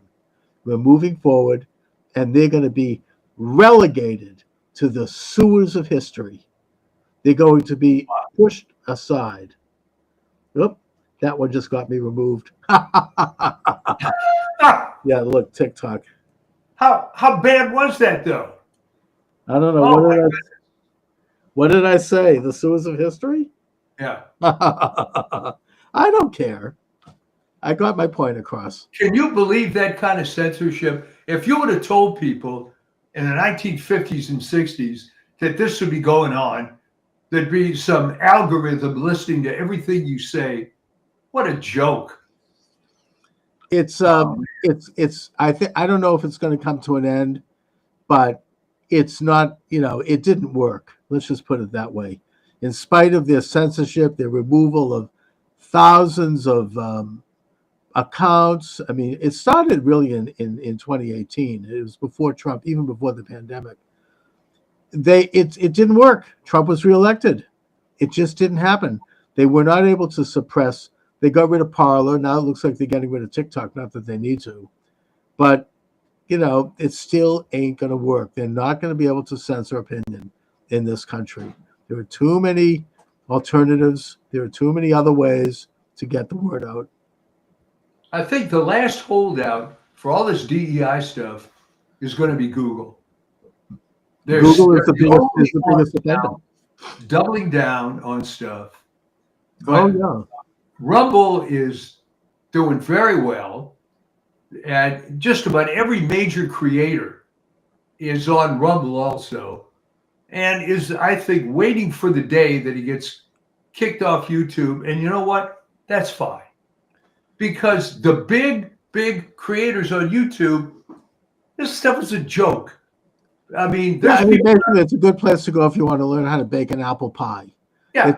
It's not anything serious, and they're going to ultimately lose ground. I mean, look, Steve Bannon has the biggest online program in the world, and I think he has something like 100 million hits. I mean, it's huge, and he's not on YouTube. He's not on Google. He was kicked off of those. He doesn't even have Twitter or any of it. But so the point is, it can be done, and it is being done. They can't stop it. Even if you don't have the same reach, you can still get your message out. You can still have an impact. And they're not going to win, not in this country. And I don't think elsewhere either. That's the best news of all. They're not going to win. And on Monday, it's officially all going to change. It's all over. It's all over for them. Like the late Jerry Williams used to say, it's all over. He was great. I view him as a mentor. Great. Yeah, I'm trying to find tapes on him. You can't. He just didn't keep it. I mean, unfortunately, he's a brilliant talk show host. He could get on, no guests. He would just swing open the phone lines and he would talk for 6 hours, and it was brilliant. Man. And he was he was hilarious. He had an incredible sense of humor, and toward the end, he was bringing on comedians, and they were hilarious, like Steve Sweeney and others. And he was so good that you literally had to stop everything to listen. I mean, he was a master at conversation. I mean, the way he went after Michael Dukakis was gold. I mean, it was so incredible. I mean, there's no one like that anymore. I mean, and he sometimes would get onto a silly topic that wasn't all that important, and he would run at it like a dog chasing a meat truck, and he would do it for day after day. So, but nevertheless, I mean, he was just an amazing host. I wish he could have seen this. I wish he could have seen Trump. I mean, he passed away in, I think, 2006. And I actually got him. He was kicked off the air because his criticism of the Big Dig in Boston. And exposing some of the corruption. Yeah, nothing to criticize there. Originally budgeted at $2 billion, ended up costing $20 billion. No problem there. Right? No. I mean, and he exposed it. And then about 5 years later, I was on a small station in Quincy, Christian station, Yeah. I used to come on right after former Vatican ambassador Ray Flynn. And people said that I was more pro-Catholic than Flynn, but putting that aside. You probably were. I was. I called, this is during the pre-scandal, and the Globe was really crazy. But I called Jerry Williams. My producer happened to know his number. Yeah. And I asked him to come on my show. And I said, Jerry, I really missed you and I love you and I want to hear you again. And he did. He was not in good health. He came down. He was had an assistant. He was in a wheelchair. He was not. And Wow. he did my show. And then I convinced the manager to give him a show and give him some time, which he did. And he came back very briefly. I think he only did 5 weeks. He was great. And then after that, he passed away. Wow. But he was just one of the real founders of talk radio. He really was. When he started it in the 1950s, you couldn't bring a live person on the air with you. It was not allowed. So he would have to take the call off the air and then repeat what they said and respond to it. And but he was able to convince the station to let him have the live experience. And he was just a master. I mean, he defined what talk radio became. He was really a pioneer and a great communicator, just a great all-around person. Amazing man. Yeah, I really miss Jerry. A great man.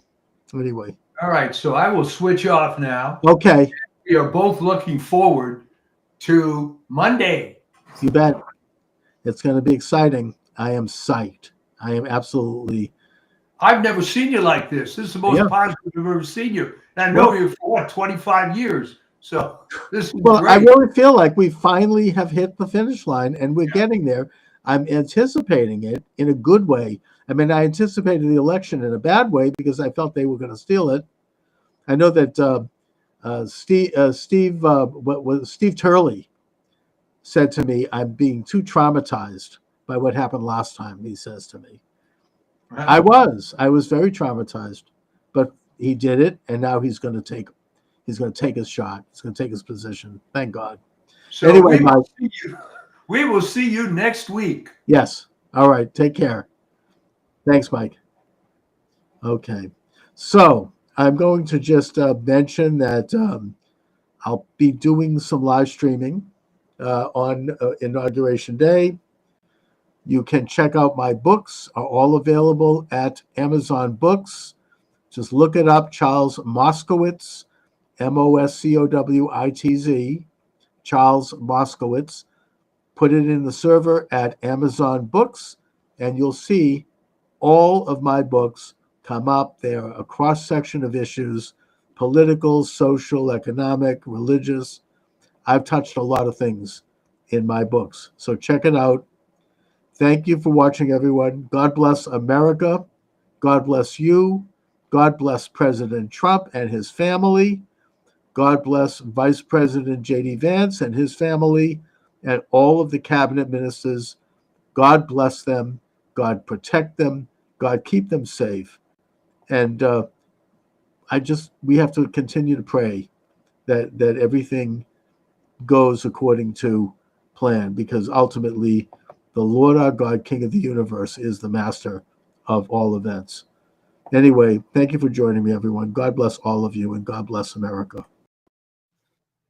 All right, welcome to the program. Charles Moscowitz here. By the way, we have call-ins on this show. I don't know if too many programs online can do that, but we do it the old-fashioned way, like you would do with a radio talk show, where you can literally call in at 508-637-5596. The number is listed here on the screen, 508-637-5596. Not taking TikTok today, mainly because TikTok's canceled the account. So, but I am up on Rumble if you want to send in a chat or whatever. Anyone listening knows I'm really ham-handed when it comes to technical matters. My guest is Thomas Gorenz from the Paranoid American. Thomas is a comic book publisher, a military veteran, an ex-Disney animator. Thomas and I met on Donut's excellent program recently, where we discussed some of the origins and doings of the International Web of Secret Societies that seem to marble all of our establishment institutions, both political, economic, and cultural. Thomas, thanks for joining me. Thank you, man. And thank you, Donut, for introducing us. And also, that's dangerous. You just have live call-ins. How does that usually go? I've been flirting with that idea, but I'm not sure if I can handle it. Well, I mean, I've only gotten a few calls, but I'm just introducing it. I hope to, in the coming year, as I feel more encouraged over what I hope is a lessening of censorship, I think that I'm going to be able to do broadcasting more consistently, maybe even every day at a set time. I think that helps, in which case I'm hoping to get more calls by having people get used to seeing and listening to the program at the same time each day and covering, current issues. And if someone calls in, I get a beep, I press a button, and off they go. The only thing I ask is community standards within reason. And also, I'm not on YouTube, so I don't have to worry about that. Same. But the main station is Rumble for this show. But also, Rockfin is very good. I don't know if you know about them. But there are alternative medias. I think when President Trump was removed from office and they deleted his Twitter account, where he had something like 30 million followers, right after what has now been proven to have been a government inside job, that being the Capitol protest. There was an expectation, I think, on the part of the establishment that they'd be able to really launch a full-bore censorship, and they deleted thousands of programs. They deleted Parler, which at that time was really moving up and taking on Twitter, which was the ultimate in censorship. But it didn't work. It didn't work because people got involved in alternative sites like Getter and Rumble and Rockfin and BitChute and a bunch of others. So, freedom prevailed, and ultimately, because they could not censor, I think that's what led to a huge victory for President Trump and his incredible comeback, which, and I think that the vote there and the level of that was much bigger than we even know. But here we are with the hope as we enter into the new year, and I do feel hopeful that we're going to be entering into a time when more people in this country are aware of the insidious agenda of an establishment that does not have their interests at heart. And so I think that's what this is all about. Now, Thomas, could you talk a little bit about how you got involved in broadcasting, and what were some of the events, if any, that kind of woke you up to realities in our political and social system? If we're talking specifically broadcast or doing podcasts, the main thing was far less noble. It was just that I've been publishing comics about conspiracies for a decade, and operating it from behind the scenes just wasn't really cutting it as much. And I got to guest on a couple friends' podcasts, and I immediately liked the interactive nature of it. Like, it basically completely replaced my media consumption, where instead of watching a movie or binging a TV series, which you can't ask questions of and you can't really engage with, aside from going online and posting your opinion and getting into arguments over, but actually having long format conversations with friends and new and interesting people, that ended up being the real motivation to keep me going. But the original spark was I just needed to promote my wares. I just needed to tell my tchotchkes. And it turned into something way different than that. So it didn't start with noble causes, and even now I don't even consider it really noble. It's just to entertain myself, and almost like a self-fulfilling need to engage with people more directly than just reading an article or reading their bio or something. So those are really the main reasons. But I mean, I've been I guess you would say awake, I think, since maybe the mid 90s. When I first searched for the term Illuminati and came across Secret Teachings of All Ages, I came across Fritz Springmeier's work. I think I was like 12 or 13 at the time. And then right from there, it was just a lifelong fascination with secret societies and occult knowledge and sacred geometry and everything in between. So then the writing of comic books on conspiracies obviously led you to do some deep research to find out, to develop some interesting themes and characters and storylines. And that led you to a study of the international secretive establishment that in modern times, I think, is exemplified by the Illuminati. And also this long format where you can really stretch out and talk with someone rather than these canned interviews that we see on the mainstream media.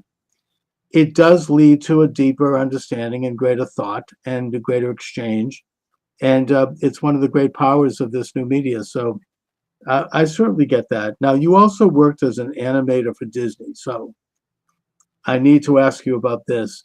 My daughter was a big fan of Disney growing up. And so obviously I was drawn into a lot of those movies and we loved them together. We'd watch them. We had a couple of real favorites. Probably our biggest favorite was not a well-known Disney movie called The Aristocats. Of course. We loved that. We both could recite passages from it. We thought it was hilarious. And, and since then we kept up with it and we'd go to the new Disney movies and Frozen and everything else. But I always thought that there was something going on with Disney and you couldn't quite put your finger on it. I know when we went to Disneyland in Los Angeles, my daughter, I think she was probably about 7 or 8 years old at the time, she was literally terrified over going into certain things. And I didn't totally understand why, but now I kind of do, because there was something going on that her radar picked up on that mine didn't in some of these things. I mean, that when you look at, Snow White and the Seven Dwarfs, I mean, it's horrifying what was going on there. I mean, cutting their heart out and, just the violence of it. And since then, I've seen some videos which show some pretty explicit sexual images and violent images that are worked into the fabric that are not like openly. But it's the kind of thing that once you see it, you can't unsee it. And I'm wondering, in your opinion, is that something that is just put in there because the animators are goofing around and they want to kind of drop, what they call Easter eggs, or, they're just to kind of get a laugh themselves? Or is there something more sinister going on here? I mean, is this something that the management knows about and that they're promoting and that they want? And if so, why? I mean, I would say yes to both, but not in maybe congruent ways. Like they might not be as directly intertwined in such a simple sort of fashion for that. So let me rewind and just preface this with the term Disney animator is very charged. Like people assume that I was like hand illustrating Lion King sometimes when this comes out. I was known as a tweener, which is an in-betweener, which means that the big illustrators with the big names on the movies and everything, they draw the keyframes. They draw the individual action poses where these big establishing shots. And then all of those frames in between, if someone's like throwing a ball or something, right? The keyframer will show the character holding the ball, making a goofy face, and then they'll draw another keyframe after they've thrown the ball. But all those frames in between, those are sort of up to these other teams of lower tier sort of animators called in-betweeners, or just tweeners for short. So without going on a whole entire diatribe of like the technical aspects, I was essentially a tweener for Disney for a long time, specifically doing digital animation. They had already transitioned to digital. I started working there in 2006, I believe. And at that point, it was a lot of just 3D and 2D sort of software packages. So I did that for about 10 years, a little over 10 years. I got to work with a lot of their IP. And this was on the back lot of Disney World. I went to Disneyland a couple times. I went to the Burbank studios for some like work meetings and stuff. But for the most part, I worked on the back lot in the Roy O. Disney post-production facility, Walt Disney World, directly attached to the animation building. So I've seen a lot of stuff. I've heard a lot of all the different theories, and to directly address what you're getting at of like the sexual like symbolism that gets worked in, some of the violent stuff. You even mentioned Snow White and the 7 Dwarfs. All of those things represent vastly different chunks of like Disney's chronology. Just even the difference between LA and Orlando, for example, is like 2 completely different timelines for Walt Disney. I think he saw what was going on in LA and realized he needed more space, more land, more freedom to do exactly what he had envisioned, and it was just never going to happen in LA. Right. Side tangent, your daughter was right to be a little bit creeped out by Disneyland. Aside from all the Disney vibe, that actually is the site of one of the most gruesome theme park fatalities that I've ever read about in existence. It was the Who Framed Roger Rabbit ride. Anyways, if you look into that, it's one of the worst things that have ever happened in a Disney park. Disney World claims that they haven't had any like catastrophic like fatalities that same way. Although I can get into that a little bit later because that's one of the weird Disney anomaly kind of like fabrications, like one of those illusions. Okay. So the sexual stuff here, if we go back to the 1930s, 1940s, like some of the earliest Disney movies, and I've got a series called Occult Disney that we've been watching every single feature-length Disney animation from Snow White all the way up to I think we're around 2006 right now. We just saw Cars. Every single movie. So yeah, I've absolutely seen Aristocats. Even Aristocats has some of these kind of things worked into it. Fun fact, that was the very first Disney movie, I believe, that took place in the same time period in which it aired. Almost every other Disney movie prior to then kind of took place in the past, and a lot of it was like based around that. So that's an interest. It didn't work out for them as well, so they departed from that a little bit. The other thing that I think, and maybe the most nefarious, we'll get to the sex stuff. The most nefarious thing that Disney does is twofold, and these ones are completely intertwined. One of these is coming from a conspiracy theorist tin hat point of view. It's just trauma-based mind control, trauma-based programming. Right. But over the course of watching all these movies for Occult Disney, we've come up with this phrase. I think I heard it somewhere else, so I'm not going to take credit for it, but called the Disney proxy. And the Disney proxy, the reason why I call it a proxy is because very early in every single Disney movie, the protagonist, which is usually going to be a kid, is going to get separated from their authority figure. It might be their parents, might be an older brother, it could be anything, but they get severed from this authority figure. And what happens is once that authority figure is removed from the scene, the first thing that you're going to see on the screen, like clockwork, there's like a formula, is going to be this IP, this intellectual property owned by Disney that's also going to coincidentally be on lunchboxes and T-shirts and Happy Meal toys. So this proxy, it's half trauma-based mind control, and then it's also half NLP anchoring, where, you know, hey, you're in this weird lost state. Your parents have been removed from you. You've been kidnapped. Your parents have died. Whatever, fill in the blank. Right. Whatever tragedy happens. Oh, but guess what? We're gonna make it better. Here's Thumper. Oh, we're gonna make it better. Here's Bambi, or you know, it's like some different version of intellectual property, and that I think somewhat nefarious because it's a formula that you can see them play time and time again, but also the sort of Fabian end goal of this is to weaponize nostalgia. It's to like anchor something so deeply in your mind as a child that you will willingly and almost celebratory like pass it on to your kids. Let's go see this Disney movie together. Oh, it's like it becomes a babysitter to a lot of people, the Disney library. So that's the most nefarious in the shortest amount of time that I can explain, that like the most nefarious aspect of Disney is weaponizing nostalgia. It's why they're willing to spend money on movies that seem like they flop over and over again. It's because it's worth more to them to own real estate inside your brain and all your kids' brains, more so than the short-term gain.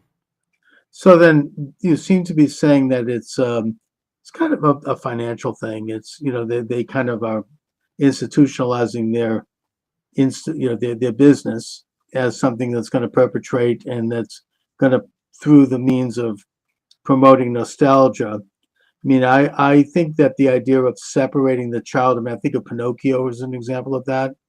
And Bambi, of course, the mother's just killed, and they show that's horrible. It's very painful. You hear the gunshot. Um, and then the child is brought into a situation which I don't want to suggest that it opens up the door to pedophilia. However, since we're going there, it's sort of like in a situation that's morally ambiguous. I mean, I think that Pinocchio is a good example where he enters into this world of almost where everything goes. I mean, he walks into this land. And, it's at a time when a person is young enough that they haven't yet developed their independent reason abilities. I wonder if there's some kind of an agenda with that. It kind of, first of all, it infantilizes people because you become like permanently childlike. But secondly, you're put into a situation of moral ambiguity where, you're open to who knows what. Am I way off base on that, or what do you think? No, I mean, even again, if you remove even just the sexualization part of it, which I promise we'll get into because that's one of the biggest claims of all of Disney and the Right. hidden message. But let's just take like Pinocchio, which you brought up, and you brought up Snow White and the Seven Dwarfs. Mhm. Both of those original stories, Pinocchio was based on, I think, like an Italian activist, like it was political activism. I don't want to conflate it by oversimplifying it, but it was like sympathetic to Italian anarchism in certain Okay. circles. But the premise of Pinocchio was that they really were kidnapping children and forcing them to work manual labor. So those scenes where they turn them into donkeys and they turn them into these donkeys that are just like, basically animal labor, that was a very real analogy to what was really happening to Italian children during the time the original Pinocchio was written. There's Mhm. also really deep sort of Rosicrucian aspects. You can get into like pineal gland and stuff, but one of the mundane and practical versions of this were actual children being exploited, and the writer of Pinocchio was basically trying to shine a little bit more light on that, and it got adopted almost directly by the Disney movie Snow White and the Seven Dwarfs. This is another thing that was based on at least 3 different historical accounts, all the way down to the talking mirror. This was an actual item that was said to have existed in 2 or 3 different families' histories, dating back, I think, at least to the 14 or 1500s.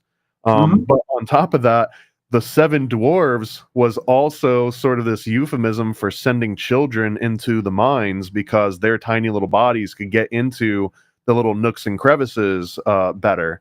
So there are a lot of analogies of even darker. I mean, the sexual connotation adds to it, but deep, not even that far beneath the surface of these Disney movies, the original concepts were all about child exploitation. So if you Well, just throw the sexual aspect on top of that, it's not like a far skip and a jump from forcing, like kidnapping children and forcing them to live in mines, and then someone saying like, oh, and they had sex with them too. It's like, okay, yeah, no shit, they did. okay. I mean, look, what you're describing actually doesn't bother me. It's actually good political commentary. Children being exploited by in the 19th century, right up till today. But what I see is kind of a more modern aspect to it, which is sex trafficking and sexual exploitation. Do you think that that is something that was a conscious part of this? I mean, I've heard a lot of legends, for example, and I would say legends about Walt Disney himself in that regard, who I always thought was a great man, but I still do. But he was deep, according to all the stuff out there, and that's what we're talking about. And I'm not here to endorse any of it. He was deeply involved with secret societies, and maybe there was some kind of an agenda going on there. What do you think?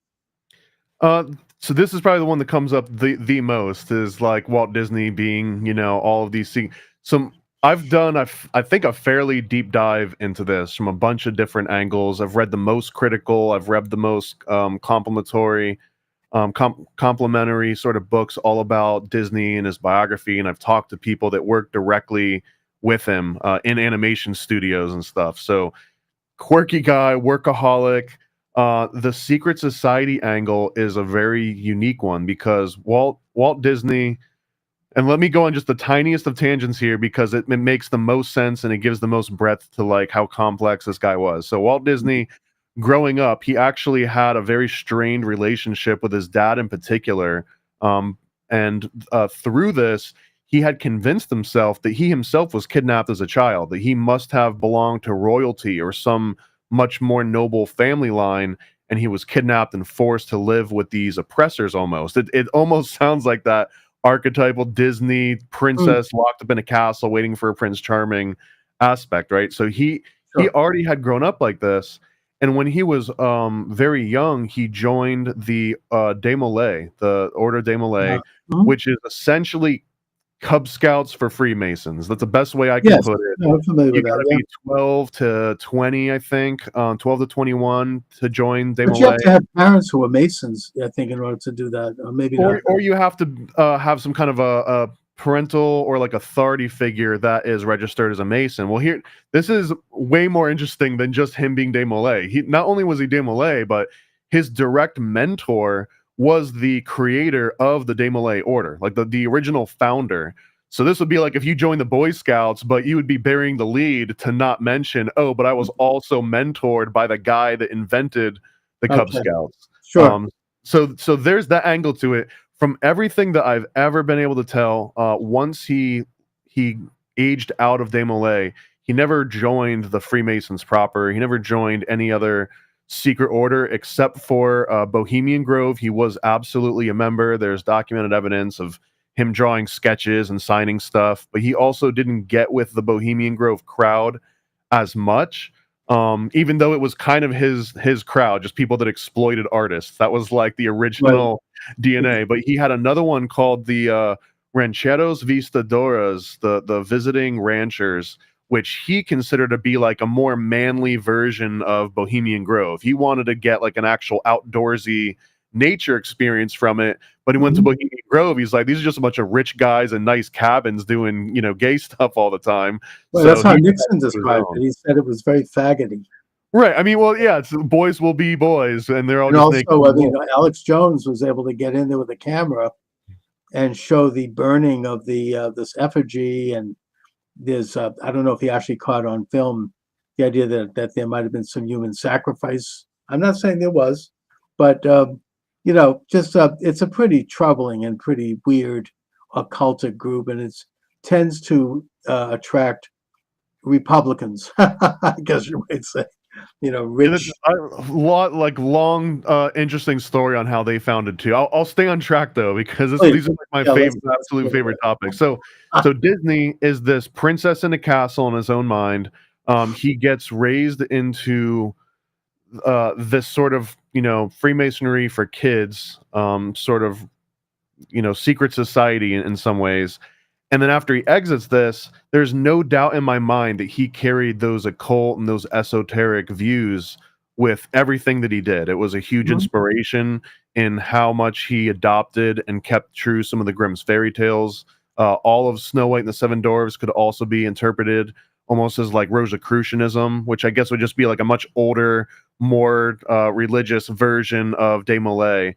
So that form of Walt Disney being, in the occult and in secret society is absolutely no doubt whatsoever. Not to mention Fantasia, right? But every single movie, honestly, even Aristocats can all sort of be tied into these like esoteric teachings. Although, and this is why I mentioned that there's these different phases of his life, and LA and Orlando is a huge portion of that. That once he starts working on Walt Disney World in Orlando, he kind of has this different vision. He's thinking about Epcot, the experimental protocol community of tomorrow. And like he's trying to do something more than cartoons and more than theme parks at this point. He wants to make his own city, maybe country, maybe who knows where it was going to go after that.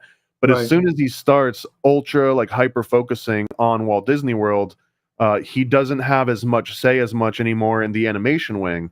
And then as time goes on, he just becomes a delegator as opposed to boots on the ground, rolling up his sleeves and doing the things, which is natural for anyone that's at the head of this huge global conglomerate that keeps scaling and scaling and scaling. So when we talk about Aristocats and anything after that, there's really no participation from Walt Disney proper at that point. At this point, and I guess to summarize the whole occult Disney series is the movie Fantasia is a literal spell, some literal magical ceremony that creates the world of Disney. It creates an entire universe known as the Walt Disney Universe that will outlive us all because it's now an egregore. It is one of the most powerful egregores. They sort of introduce all the different archetypes, all of the DNA that goes into the rest of the movies. Even characters are introduced in Fantasia that you see recurring out through other Disney movies to come for, over a century at this point, or getting close to it. So just the fact that Fantasia exists is that original magic incantation spell. So yeah, all occult, all the way down, all turtles. Well, and plus there was some very frightening scenes in Fantasia involving nuclear activity. And I think the last Disney movie that Walt Disney was directly involved in was Mary Poppins. I think. I could be wrong. But also another movie about child exploitation, because they put so much emphasis on the chimney sweep and how lucky the chimney sweeps are. But if you look at actual chimney sweeps during that time period, they were kids. They were sending kids into these chimneys to sweep them out because adults wouldn't fit. They could get up there. Yeah, they're wiry. They could fit into the crevices. Interesting. But you don't think that, I mean, it sounds like we're talking about influences on Disney's worldview and kind of this occultic element to it and this fantasy world that he wanted to create and project into the future with Epcot, which is, as you say, that's City of the Future. Do you think there was a more conscious aspect to this, in that Disney might have been literally coordinating with, secret society people? I mean, was it, kind of like part of a world order element? Was he involved, for example, in the post-World War II Federalist Society movement or anything like that? It's really hard to pin Disney down in particular on a specific. There is one thing, and this is from Dark Prince, or Hollywood's Dark Prince, I think, is this unauthorized biography that the Disney family absolutely hates, but it presents this case that he was sort of working in like a McCarthyist way to root out communists in the animation industry in particular. Right. And I'm glad you brought this up, because this ties into that Disney growing up felt like he was this princess trapped in a castle by his captors. The FBI, or that might have been the FBI, I think FBI, J. Edgar Hoover in particular, basically gave Walt Disney special agent in charge status in exchange for him to give up any sort of communist information or root out commies that he could in the industry. And in exchange for that, they actually told Disney they had found his real father. His real father was royal blood. He was a king of Spain at some point, or his family line were kings of Spain, and that if you just help us out with these FBI matters, we'll put these connections together for you. And we'll give you some of this research that they had uncovered. And I believe that they were just putting a carrot on a string for him. They were exploiting a character flaw, or maybe some deep-rooted issue with him. But this is absolute close to proof, depending on how much you believe the special agent in charge documents. But if that were actually happening, then at a government level, absolutely, Disney was covertly spying on his peers and reporting back to the government in exchange for benefits and secret information that no one else had. I mean, how else would you describe a secret society other than just an intelligence organization? So, right. I mean, the very mundane example, you can extrapolate all of the other ones that, if he was in the Rancheros, and if he was in Bohemian Grove, and if he was still an appendant of Desmoulins, he did draw Mickey as Desmoulins numerous times. So he was actively recruiting in that way. And also, I mean, as you say, I mean, the FBI was kind of the first literal legal open enthronement of a secret society into the United States. And then, of course, that was advanced under Truman with the National Security Act, which created the CIA and the National Security Agency and all the rest. An interesting book about this was written by Professor Michael J. Glennon, who wrote the book Double Government. He was a professor emeritus at Fletcher School He served the Obama administration. He's an insider, but he kind of blew the whistle on a lot of this, even though I had him on my show and he didn't like me at all, but yet he admitted that, right? I mean, he was like, yeah, okay, he didn't deny anything I brought up, but he was unhappy with me for bringing it up, even though it's in his book. Anyway, I recall being also at the Disney Museum in Los Angeles when we visited Disneyland. And I remember that it went through great lengths to show Disney's lineage as going back to the Normans and William the Conqueror. And it traced the name. And so Disney was very concerned with bloodlines and ancestry.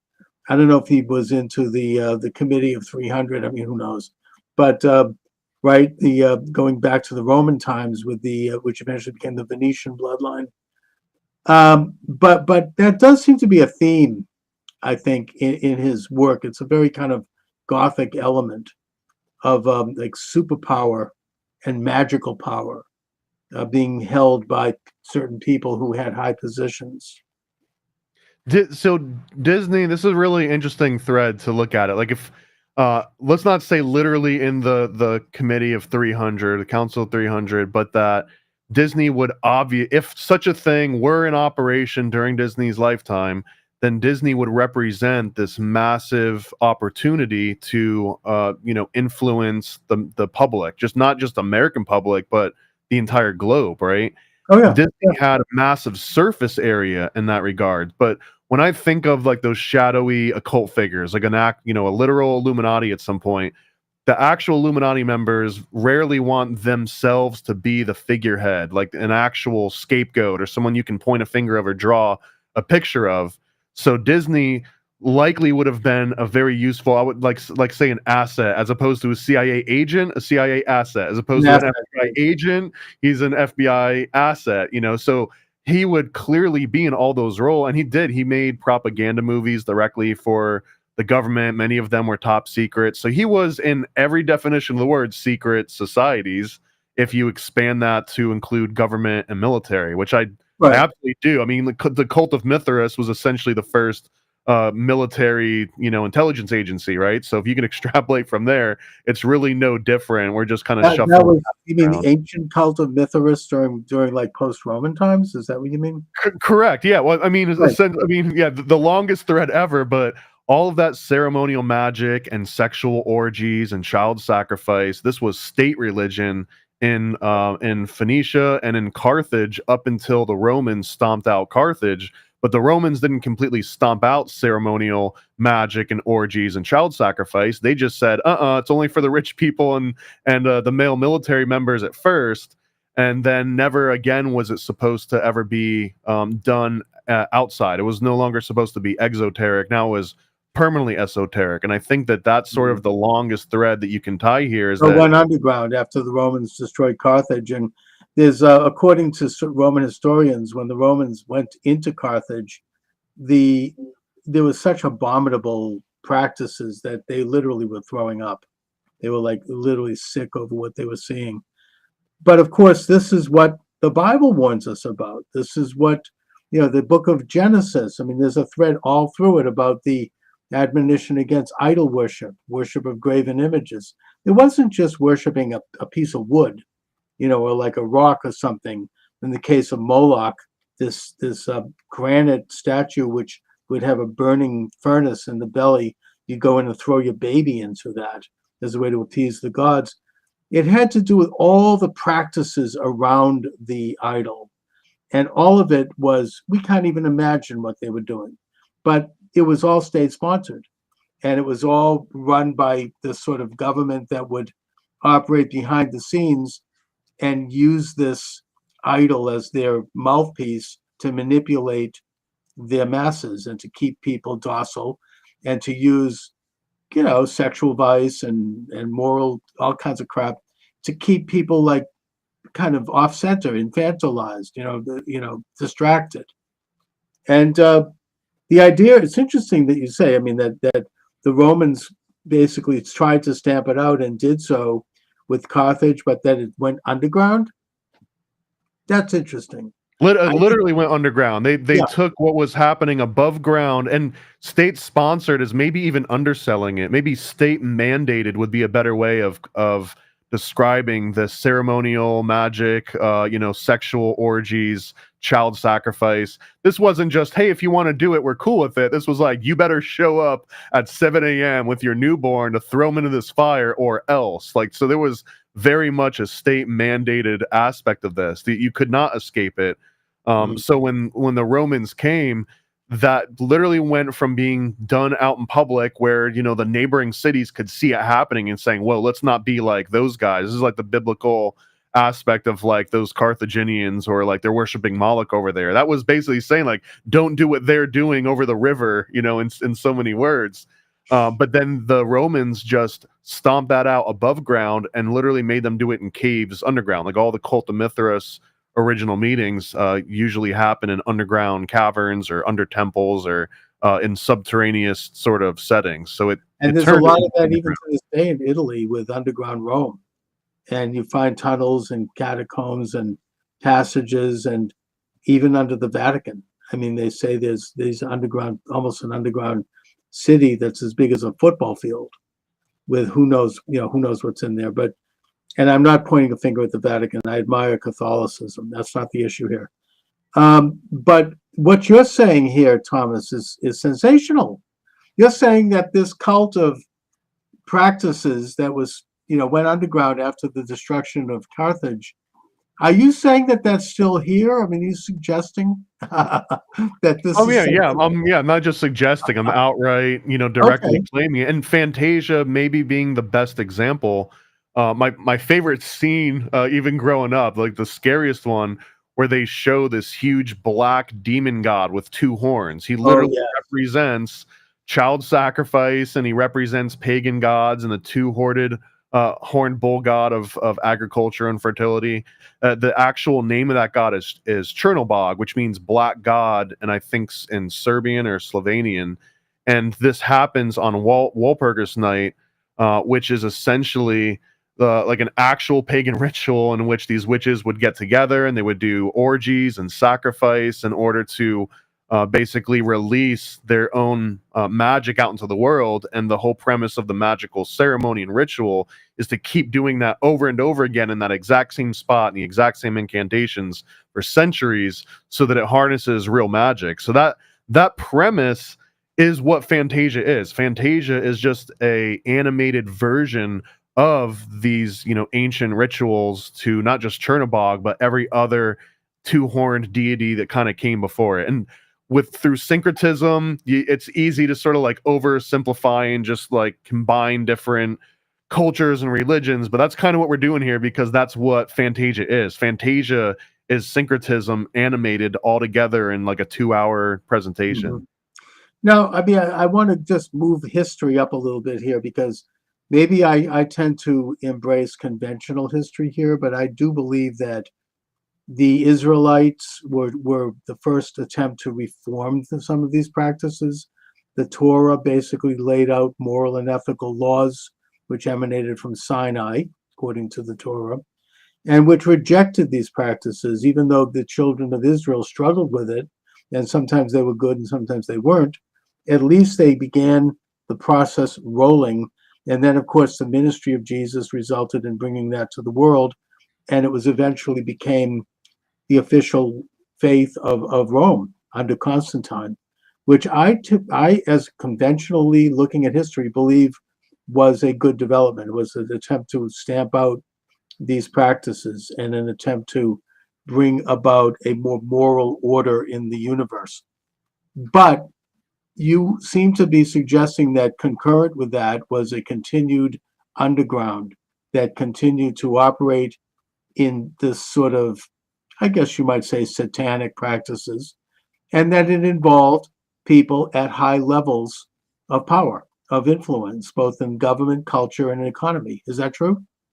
Yeah, absolutely. And actually, this is highly controversial, and I'm aware of that.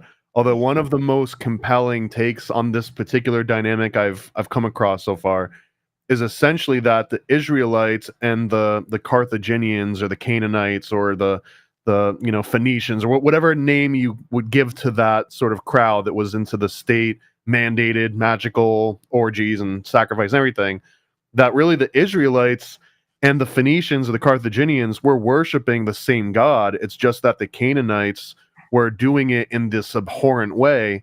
And this is where the Israelites were saying, like, don't do what they're doing across, the river over here. Like, they're having a great time with their agriculture. They're worshiping these agricultural gods, and they're making these sacrifices. They're doing sex out in public, and business is booming. They've got crops, all over the place that's actually working. And they had just come from the desert. Even if that's just the metaphor, it was really the difference between desperation and abundance. And it was a way of saying, like, just because they're going through a boom right now, do not adopt their particular practices of worship.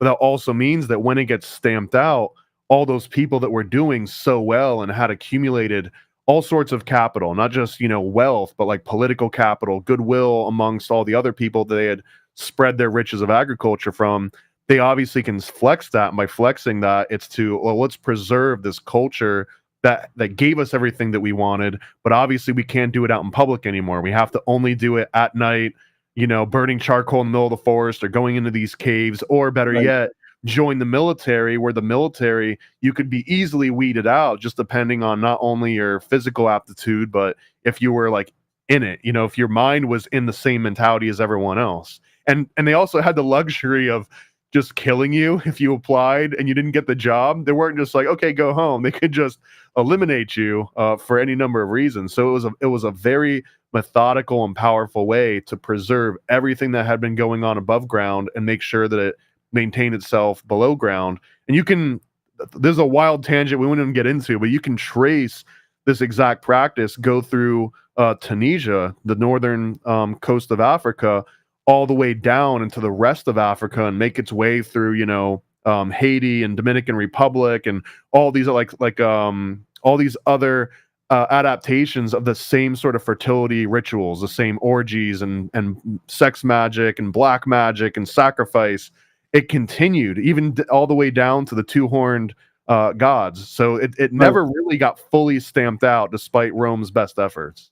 No, but I maybe I don't know if I'm taking issue with you here, but I think that the Israelite movement, the thing that made them different than all other nations was that they rejected these practices, that they continued with animal sacrifice, but not human sacrifice. Absolutely. No, I think we're not in disagreement there, that the Israelite was a complete reformation of how they were worshiping. And I guess the contentious part that I injected there, based on other things that I've read, was that a lot of people claim that these Canaanites were worshiping, Satan, or they were worshiping some other deity, but it seems more reasonable and complicated that they were literally worshiping the exact same God. It's just that the Israelites were doing this. I don't think so. Only in that I think they were worshiping idols. They were worshiping Baal and Molech and Asura, which were man-made idols created by the state, whereas the Israelites were worshiping something more transcendent. I mean, a universal God that was not. Fair point. I guess the difference being, like, one of them was doing it the right way and one of them was doing it the wrong way. Right. Well, I guess you could say that, but the thing is, and I do think that Christianity brought that to the world, this idea that you can't create a God on earth, and it's not a man-made thing that a government or that a group of elites can decide what it is. That there is something that's separate from our own existence that is real, and that is, that we can't manipulate. That God is outside of the ability of the human being and the human mind to create or manipulate. That we're images of God. We're not God. That's the sin of the Garden of Eden. I mean, that Adam and Eve thought that they could be as God. They could know everything. They could have cosmic consciousness, eternal life. But they were going to overthrow God, and that's why they were banished. But because we're not gods, we're just human beings. We're imperfect. Our perceptions are limited. But we have some divine revelation that we can look to craft our lives. So bringing things up to today, and I think this is really interesting, and I agree with this, by the way. I mean, I think you have this continuous cult that's underground, that is involved in these practices, that does attract the highest levels of elite, that has basically become and has formulated into secret societies. I think it started in the Middle Ages. You had the Knights Templar was, I think, infected by it, and that's why they were banished by the Pope. You had in the Carabinari, and in the 18th century, the emergence of the Illuminati and the French Revolution. So I think we could trace the history of it. And what you have are an intricate web of secret societies that sometimes clashed, at other times cooperated, but yet all maintained almost an alternative existence from everyone else, and yet walked amongst us as everyday people. Well, yeah, the ones that like who's writing the books? If everyone's reading the books and on the same page, someone's got to be writing the books. So there's already going to inherently be some sort of aspect of these like secret societies. Even in Catholicism has Opus Dei, which is their version of Freemason. I mean, that maybe the wrong way of phrasing that, but like they can't be compatible with Freemasonry, but still have the same need to have this internal intelligence structure. So Right. every single group seems to form one of these, regardless of what they call themselves and whether they're political or religious or apolitical or what have you. There will always be this like weird pyramid structure that I think the Bavarian Illuminati in particular, I think sets the most obvious template, so that if you can understand how the Illuminati worked and why it worked, why people joined, how sort of potent that entire structure was, and then just say, okay, yeah, how do you apply those particular properties to any organization that technically they become a Illuminati in a way. And the Illuminati, Bavarian Illuminati in particular, I think the way that explains it the best for me is that they're selling something that never goes out of style. If you're trying to sell something to a priest or a pauper or a pope or anyone, a king, they might already have the resources to own all the material goods that you could possibly want to promise them. They might have all the life experiences, but if you promise them some sort of arcane knowledge that no one else has access to, I found this sea scroll, I found this old book, or God told me in this epiphany about how to interpret these symbols that have been a mystery for ages, right? I've got all those secrets. Now you've got a really good sales pitch that you can ensnare anybody with. And one of the stipulations, again, for the Bavarian Illuminati, okay, well, not only do you have to give us some actual money and your time and all this stuff, brain power, but we also want you to snitch on yourself. We want you to keep a little diary of all the dirty little things that you've done and think about, and everything that your family's doing and your friends. Just take a complete diary on everyone. And what they do is they can slowly form this holographic image of the society that they're living in, like where it's not just people's pretenses, but what's actually going on behind the scenes. And even better, if they can recruit everybody in another group somewhere, let's say the Illuminati infiltrates one of the high Freemason lodges, and they recruit every person in there, but tell them all, you're the only one from this entire lodge that we're recruiting. Don't tell anyone else that we even exist. Take notes on yourself, take notes on others.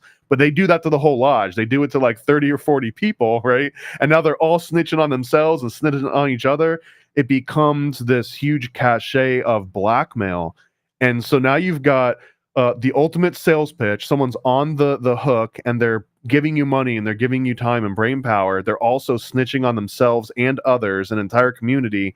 And pre-internet, obviously, Bavarian Illuminati, whoever's at the top, which would have been Adam Weishaupt, he could act as this all-knowing sort of God on earth, where you came up to him and you were like, hey, I've got a chemistry question, I've got a religious question, a math question, a science, whatever. He could be the ultimate Renaissance man polymath, where I was already going to expect, like, okay, I write you a letter, it's going to take, a week to get to you and a week to get back to me. I might not hear from you for 2 or 3 weeks. That was the norm. So now Adam Weishaupt can get a question he doesn't know the answer to, but he can consult this vast network of experts that he's recruited from the highest levels everywhere, like the actual authorities on any matter you could think of.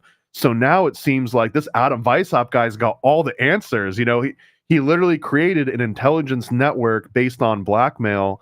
And for those that even maybe figured out the game far too in, that fallacy of sunken costs, where it's like, well, now, it's going to be the emperor wears no clothes. Like, now I'm going to look like an idiot if I got swindled by this guy. So keep that thing going, or even better yet, kick Adam Weishaupt out. Maybe he didn't have the greatest intentions, but I know what this thing could be. Let's just keep this thing on track and make it what it could be, which is sort of another false premise, right? The thing becomes corrupting. apart. But that particular formula, sell someone knowledge that they can't get otherwise access to, blackmail, and then acting as some sort of an authority. That's, if you read modern CIA recruiting documents on how to secure assets or recruit for other agents, it's this exact same kind of premise. There was something called, I think it was called RATS or something, which was like repertoire and opportunity, or I forgot what the actual acronym was, but this is exactly how you sell anyone on any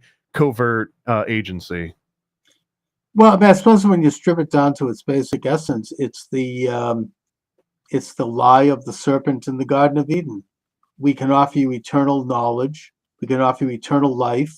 We can offer you the meaning of life and full understanding of good and evil and everything in the universe. In other words, you can become God.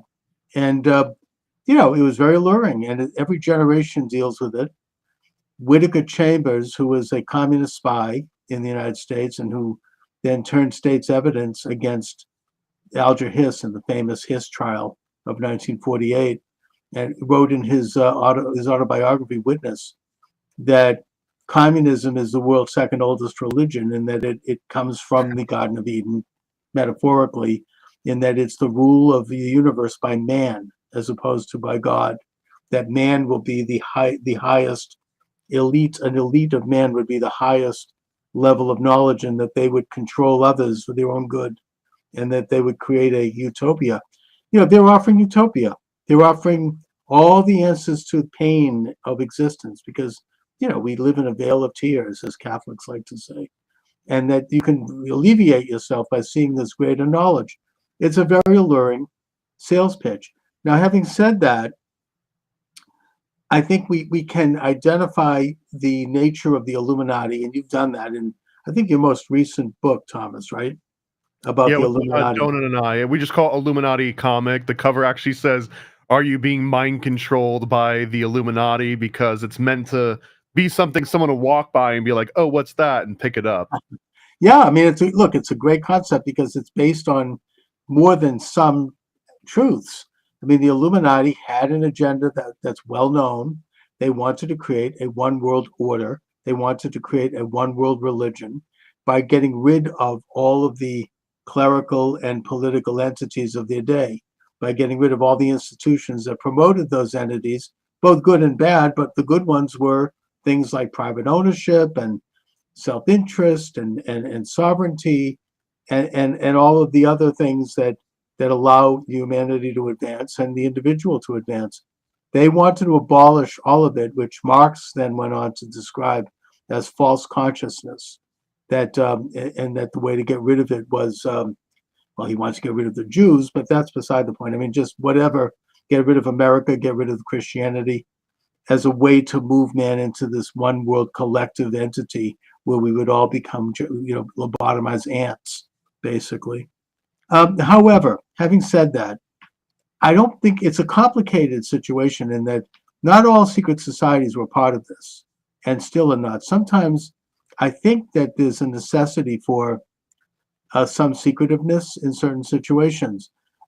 George Washington, for example, was a member of a Masonic lodge in Alexandria, which developed the layout for the city of Washington, D.C. He received a letter from a minister named Snyder in New York who said, I think that your lodge has been infiltrated by the Illuminati, and I want to alert you to this. And Washington sent back a letter in response saying, I'm very well aware of what you're talking about with the Illuminati, which he referred to as diabolical. However, I don't believe that they have infiltrated my lodge. I think that, and yet we know in American history that they eventually did get major footholds in this country, and that they developed such organizations as Skull and Bones and others. But I don't think it's quite, you can't throw the entire baby out with the bathwater. I know it's complicated, and we can't know the inner portico because we're not part of it. And we don't know, so it creates a natural and should create a natural distrust. But there have been, sometimes secretiveness is necessary. I mean, the Sons of Liberty, for example, in Boston, was developed on Masonic lines, and they affected the Boston Tea Party, which led to the American Revolution. They needed secrecy in order to operate, and in order to plan, and in order to figure out how to confront the tyranny of General Gage, who was the British general who was occupying Boston. And they did it. And I think that sometimes when you're in a situation where there's political oppression, people can organize in secret and make plans in terms of how to counter it. So it's not, ultimately when these things become established, they probably are infiltrated by the Illuminati. But, I think we have to be, we have to kind of look at this on a case by case. What do you think? I mean, yeah, it will just be like saying any intelligence organization can't really be inherently good or evil. Some people have inherent distrust of anything that's secretive, but like you just mentioned, without Sons of Liberty working on the backbone of these Masonic lodges, which at that point a lodge was just somewhere that you met. Most of those, if you've gone to that area, they're just pubs. They would just meet at the bar after they kicked everyone else out. They would hang out and they would make their plot. That was the Masonic lodge, was them hanging out after. But they did have a society that was built on Masonic lines. Right. Well, and again, this is like that template where they understand that, okay, here's the Masonic template, is that you have to know the code name of the different people in your lodge, the code name of the city the lodge is in. You wouldn't actually say the building that you're meeting in. There would be like a code name for that. There's going to be a secret handshake. And maybe that's a way to winnow out people that they couldn't trust and try to verify people who they could. And sort of, there's a necessity to that because in a way, I mean, it sort of stops infiltration by people who don't have the right intentions. Another really practical, I guess, example, if you look at Prohibition era, speakeasy, you would have to know someone that was already kind of in that speakeasy, and they give you the password, and you knock 3 times, and they say, what's the code? That's essentially what, that may be like this one is just based on gambling and drinking, but all the same, this was a secret society in many ways without maybe even a name to it. So I think that there is always going to be a need for these sort of secret. This might be another contentious point too, but I've heard the most compelling argument against this was like, well, Jesus in the Bible is against secrecy. It's the antithesis of secrecy. But there's one in particular passage, and I'm not a theologian that can quote the exact verses. Hopefully someone else knows this one, but Jesus is going around telling a whole bunch of people, like, I'm not going to go into town today. And he's basically telling everyone that, you're not going to be under my purview. Don't worry about it. I'm going to be busy over here. But then he puts on a disguise and he sneaks into town anyways. And he observes everybody acting, thinking as if he weren't watching, to just see if they were still. And that's one of these interesting examples of even Jesus would put on a costume and like sneak into an area and spy on everyone just to see if they acted differently. So there is a use for secrecy and deception in almost any context. I mean, I suppose that Jesus's apostles, his disciples, constituted a society that was somewhat closed. And then, of course, they then had a traitor in their midst in the form of Judas. But, I mean, secret societies really affected the Irish Revolution against the British. It affected the plot to assassinate Hitler. It probably affected the overthrow of the Soviet Union. So, China possibly has that too. So I think that there are positive elements to it. The problem is that it also is prone to corruption because not only infiltration, but because it's often the illegitimate and deviant use of power, and that is corrupting, and that can have, especially when you have bad people get involved in it, which inevitably they do, because power, as Lord Acton said, power corrupts and absolute power corrupts absolutely. There are very few political figures that are good people. I think there's a couple like litmus tests you can give. One of the most obvious is, does your secret society require blackmail? And if so, it might be one of the lesser of them. Or is it straight up just money? Do you just have to pay money in order to be involved? And in that case, it's maybe just any other regular pyramid scheme. So there's a lot of different aspects to like the good or the bad and the actual uses of all these. But just like any other infrastructure or formula or template can all be corrupted by, you know, someone doing bad things, because what they also represent are these intelligence networks. And I guess now the concept of secret societies is sort of dying out in a lot of different ways, because we've got LinkedIn and we've got emails and we've got private email servers and Discord groups and Signal, you know, encrypted Signal chats. So you can put a bunch of people, and that sort of eliminates a lot of that original. Like, would the Sons of Liberty had to meet up in person at a pub after hours if they could all just be in an encrypted, you know, Discord chat? Maybe not. Maybe they never would have actually come together that exact same way. It was just the limitation of technology, just the same way that sending letters back and forth in Adam Weishaupt's time by like horseback, that might have been their version of Discord. And if they could have just emailed everyone or just sent like a, you know, like a top secret correspondence, they would have had to have still done that. I think it would have changed the shape of all of that. So right now it's harder to say like who's the current Illuminati or who the current secret societies. It's just an email chain. Like the most secret society on the planet is probably just a whole bunch of boring email chains at this point. Right. Although those emails, once they are put into place, they exist, and it's hard to remove them. And there's a certain amount of transparency around that, even though like Hillary was like destroying her emails with the bleach. I don't know, yeah, boring. But nevertheless, it's still out there and it's hard to conceal.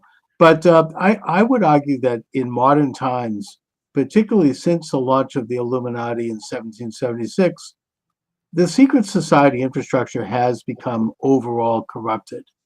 And that was advanced by the Rhodes Roundtable Group, which is at the turn of the century, the Anglo-American establishment, and that it kind of has grown up in other societies, and oftentimes there's intersection and interaction. The central banking establishment, which also launched in the 19th century, plays a major role in it because they get to decide the value of things. That's a huge power. You know, they decide how much your property is worth by how much currency they emit into the economy. It's a huge power, and that they do informally, and it's been written about. If you read the work of Carroll Quigley, he gets into this in Tragedy and Hope, who was a supporter of it, and he's a professor at Georgetown University, that the interaction and intersection between economic, cultural, and political forces, both in this country and around the world and with each other, has created an atmosphere which can only be described as an informal world government, and that they leave in place the official governments, you know, the official offices, the official ceremonies, but behind the scenes, they increasingly control everything, and that their motives and their means and their agenda is not holy. Let's just put it that way. And it's certainly not wholesome in terms of the right of the individual under God. Anyway, Thomas, I got to run, and this is really an interesting conversation. We've just touched on the surface here. I could do that. We could talk for hours. Well, let me tag in really quick too, since you asked like the sexual Disney Yes. stuff. I just want to tag in here without going on a wild tangent on it, but that an interesting dynamic that people seem to leave out, especially in the earlier Disney movies that they claim get very sexualized. But those artists, when they weren't drawing cartoons for Disney, were pretty much drawing pinup artwork. These are also the same artists that were literally would be working on a feature-length Disney animation, get sent off to war, see combat, see friends die, kill people themselves, return back to the States, and then finish out that Disney animation. So the amount of literal trauma that, you know, these people were going through, there's a lot baked into those early classic animations. There's so much more than just just one like, hey, let's see if I can sneak a nipple in, this scene here. I think it's way deeper than that. Interesting. And you can kind of tell, but it definitely opens a door, or you might say a portal, to some insights into the Disney animation series. And it's something that I think we all sense. Anyways, Thomas, where can people get a hold of your excellent books? And I know you have a podcast that's up, The Paranoid American, that's available at Apple Podcasts and elsewhere. So let my viewers know where they can find out more about you. Yeah, if you search for just Paranoid American on any platform, you'll find something of mine, whether it's a podcast, a documentary series. You search it on Amazon, you'll find some of my books, but you'll find all of the stuff that I got at paranoidamerican.com, which includes things that I'll never be able to list on Amazon or elsewhere, like a Hillary Clinton adrenochrome playset, like things like this, a little severed head and like a blinking light. So yeah, I've got everything. Kids books, adult books, stickers, toys, everything. I'm trying to really make conspiracy theory and occult research fun and approachable to everybody. How to get superpower through the blood of babies. Anyway, correct. We literally have a book called The Homunculus Owner's Manual. Yeah. That maybe not babies, but it's about raising homunculus and then like cutting their head off and spilling their blood on your toes, and you can walk on water for a couple days. Very important work and great imagination too. All right, Thomas, listen, thanks so much for joining me. Great conversation. An honor. Let's do it again sometime. Thank you, Charles, and thank you, Donut, for connecting us. Okay, welcome aboard, everyone. Charles Moscowitz here. Michael D. Shaw is joining me, slightly delayed due to computer issues, but here you are, Mike, cranking it out. It's funny, Chuck, how within really a few years of the advent of the internet being publicly available, people started relying on it to an extent that it's unbelievable. I mean, if it's down for a minute, people get upset. Oh yeah, and, rightly so. No, you freak out. I mean, can you imagine? Like my phone, I remember my computer's not working. I'm there having a complete meltdown. Yeah, it's just so. And in the famous words of, I have to tell you, the first computer I ever bought, I had a friend who was an old-time mainstream guy, right?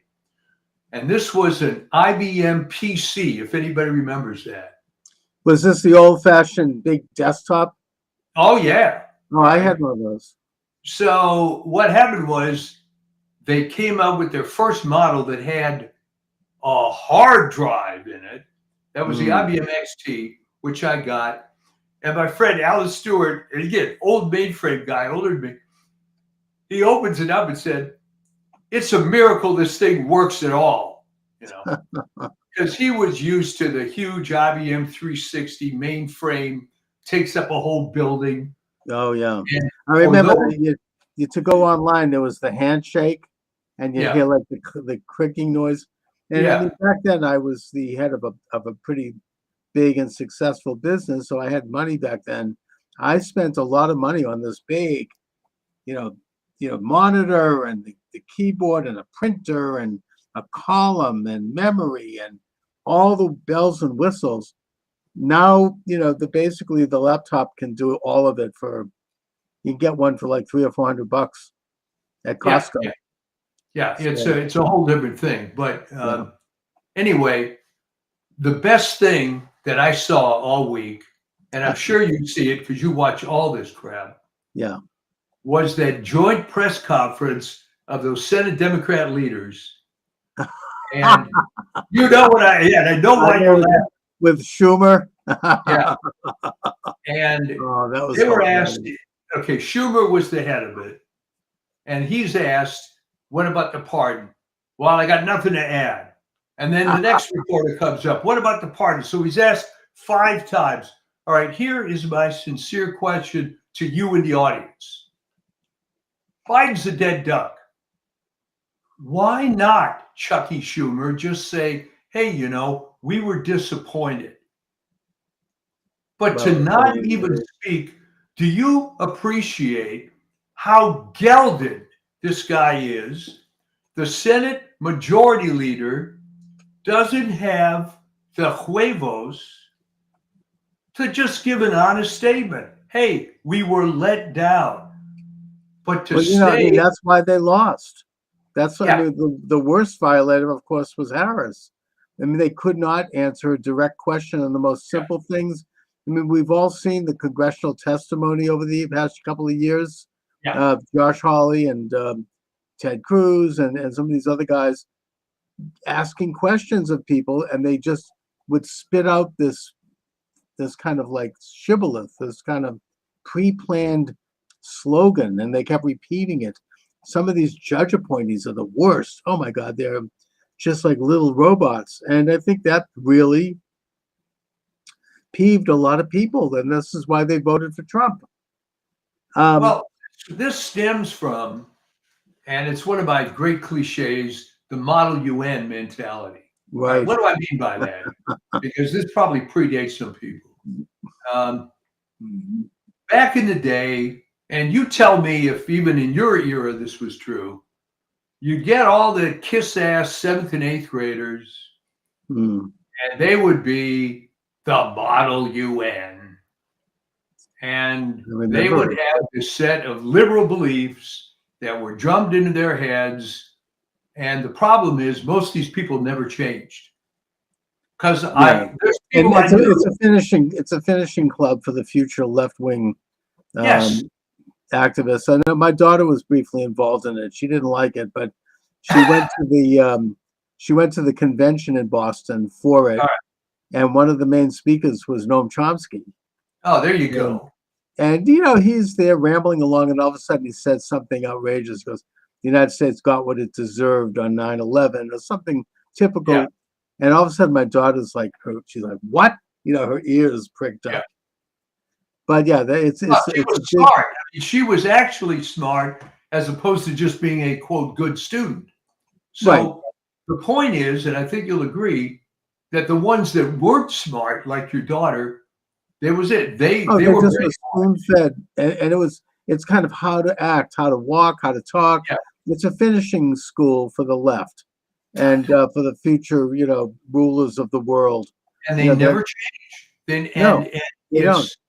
it's pathetic now, really, to watch it, because I knew people like this that had some intelligence, but despite all that's happened, they don't change. And No, they can't. They're locked in. I mean, as I've said, a classic example is Harris, who obviously is not the sharpest knife in the drawer, you know, complete tool, but nevertheless, she just could not answer a question. I don't think she's capable of it. So programmed at probably such an early age, probably by her Marxist father, that she just, it's like there's no one home. It's like a robot. It's a hologram. There's lights. It's made up of like pieces of particles of light that look a certain way, but that there's nothing really there. It's I know I use that analogy. Oh, I always use that. It's a hologram phenomenon. It's a hologram. Smashing the hologram. That's the subtitle of my new book. It's not out yet. I'm writing it. But you know, look, there's a lot to celebrate right now. I'm cautiously optimistic, but I think that there are some damn good things going on. I can't believe you're in a good mood. What's wrong? I know, I'm not used to it. I almost don't know what to say.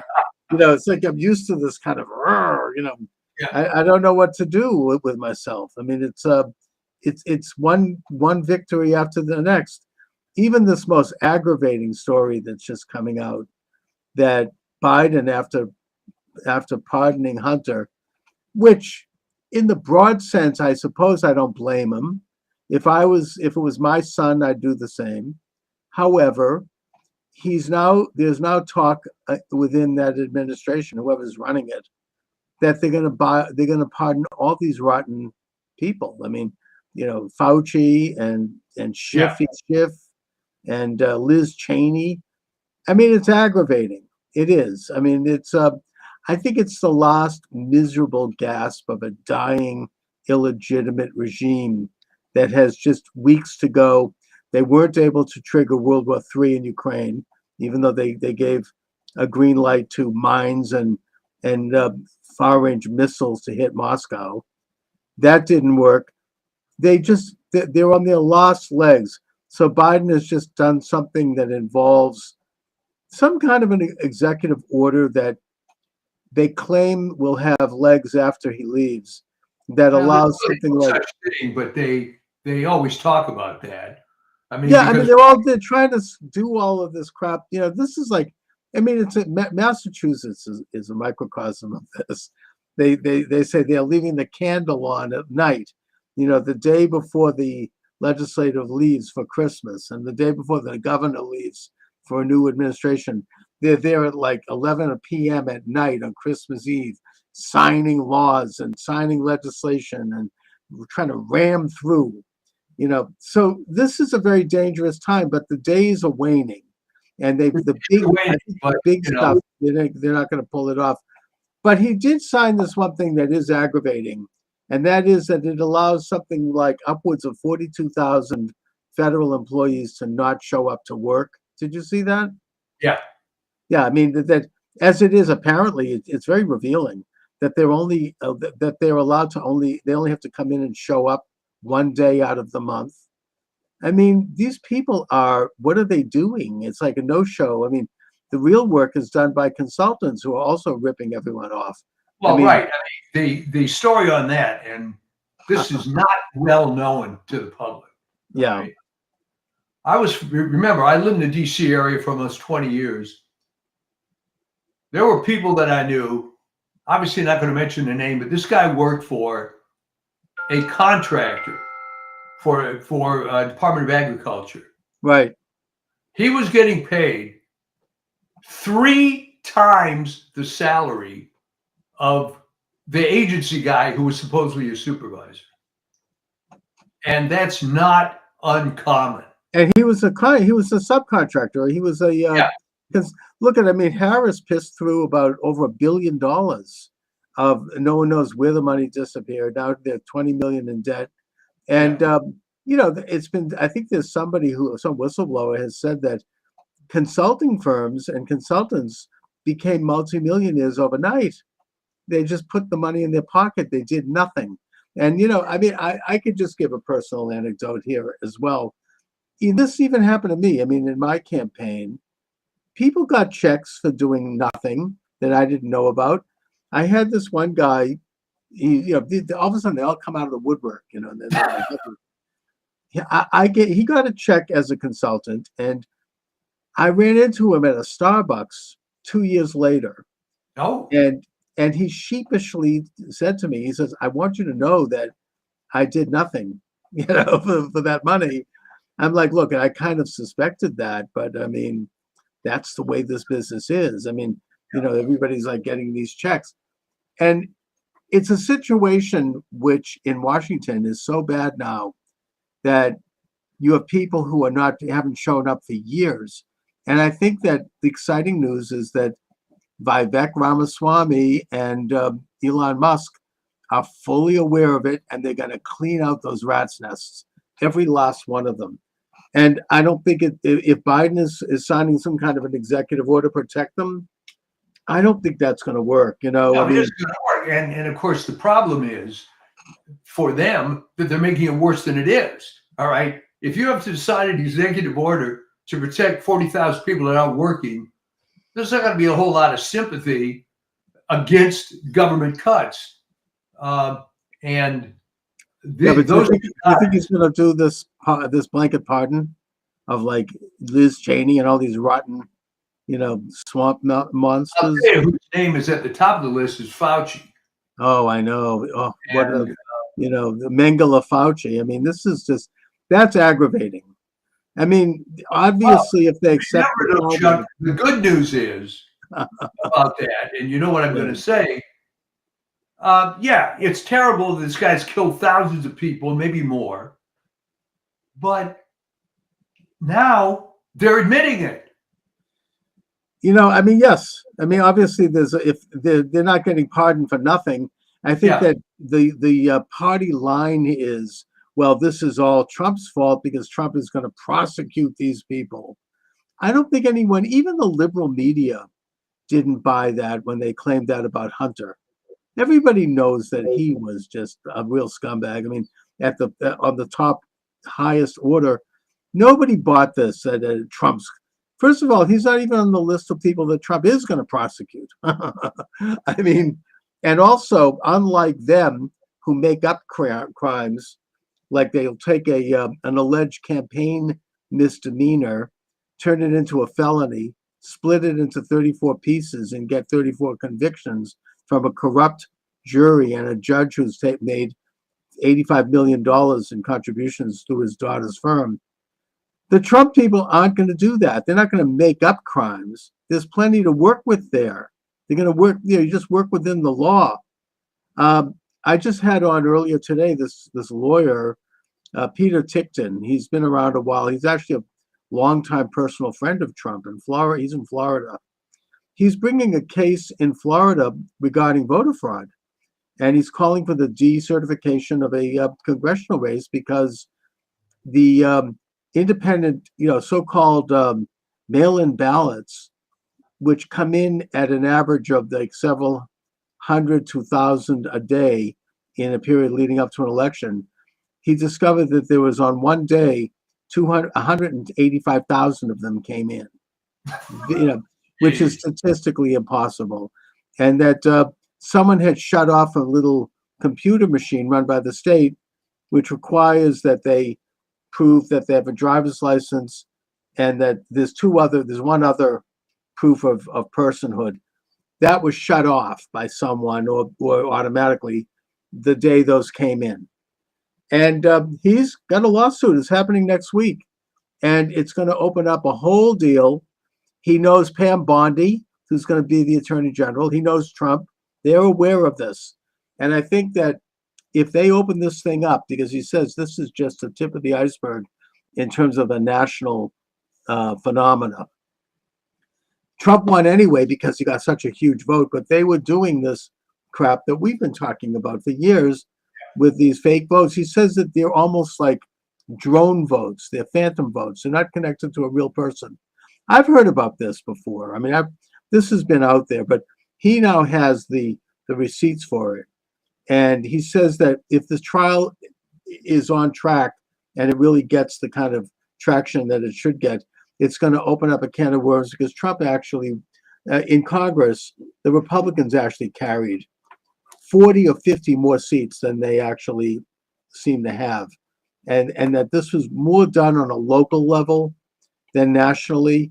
Probably Trump did get bigger amounts of votes, but for it was mainly a congressional thing. They couldn't take down Marco Rubio and Tim Scott because like Trump, they had a big vote that these kind of votes couldn't overcome. But they were able to take out several close elections for Congress. And if this thing is exposed, it would be beautiful. I mean, we'll there'll be a lot of new congressmen coming up. Well, there's three elements that are very entrenched that are going to be attacked. One is voter fraud, right, which is everywhere, and you just have to use your old friend inductive reasoning, right? How did California go from being at worst a purple state to be blue as hell? It's voter fraud. Yeah, but I think we have to differentiate. It's not so much voter fraud, like people engaging in fraud. Voting fraud. Well, yeah, that's a felony, and that's something that it's out there, but it's not. There's no big change in that. That's been going on since the days of Washington. What has changed is what I would call election fraud, ballot fraud. Good. These are not real people. These are fake ballots.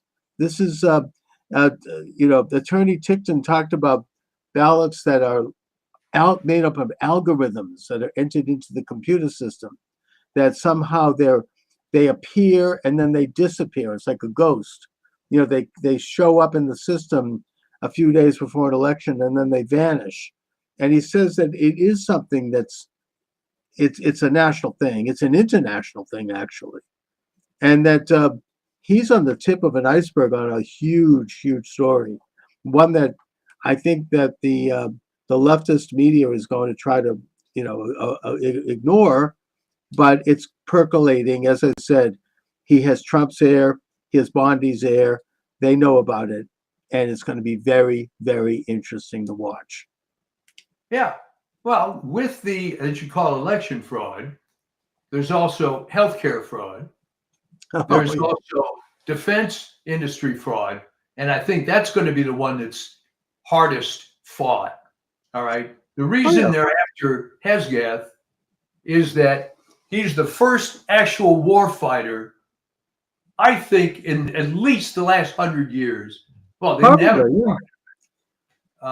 And yeah, I mean, this is a big war was, but in the research I've done, they've always been bureaucrats.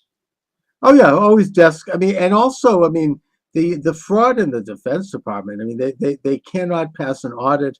They failed 7 straight audits. Yeah, and I mean, even my own Senator Ed Markey, before he went in the tank for the left completely, back when he was making his bones as a rep, he brought up. He was the one. He held up a toilet seat and said, "This cost $2,000." He's the one that kind of exposed that back in the early. I think it was in the late '80s. He's been around forever, but now he's completely corrupt. He's a complete stooge of the leftists, powers. But back when he started out, he was a fairly decent, solid Boston Irish guy, who knew how to go in and knock around some things. And he brought this up way back then. So this is nothing new. And yeah, Hegseth is somebody who could go after it. He's not part of it. And that's exactly why they're going after him. He's not part of it. And it really is interesting that the only argument they can use, forget about all this crap they're trying to dig up on him, but the generic argument that, well, this is unprecedented. Oh, yeah. Yeah.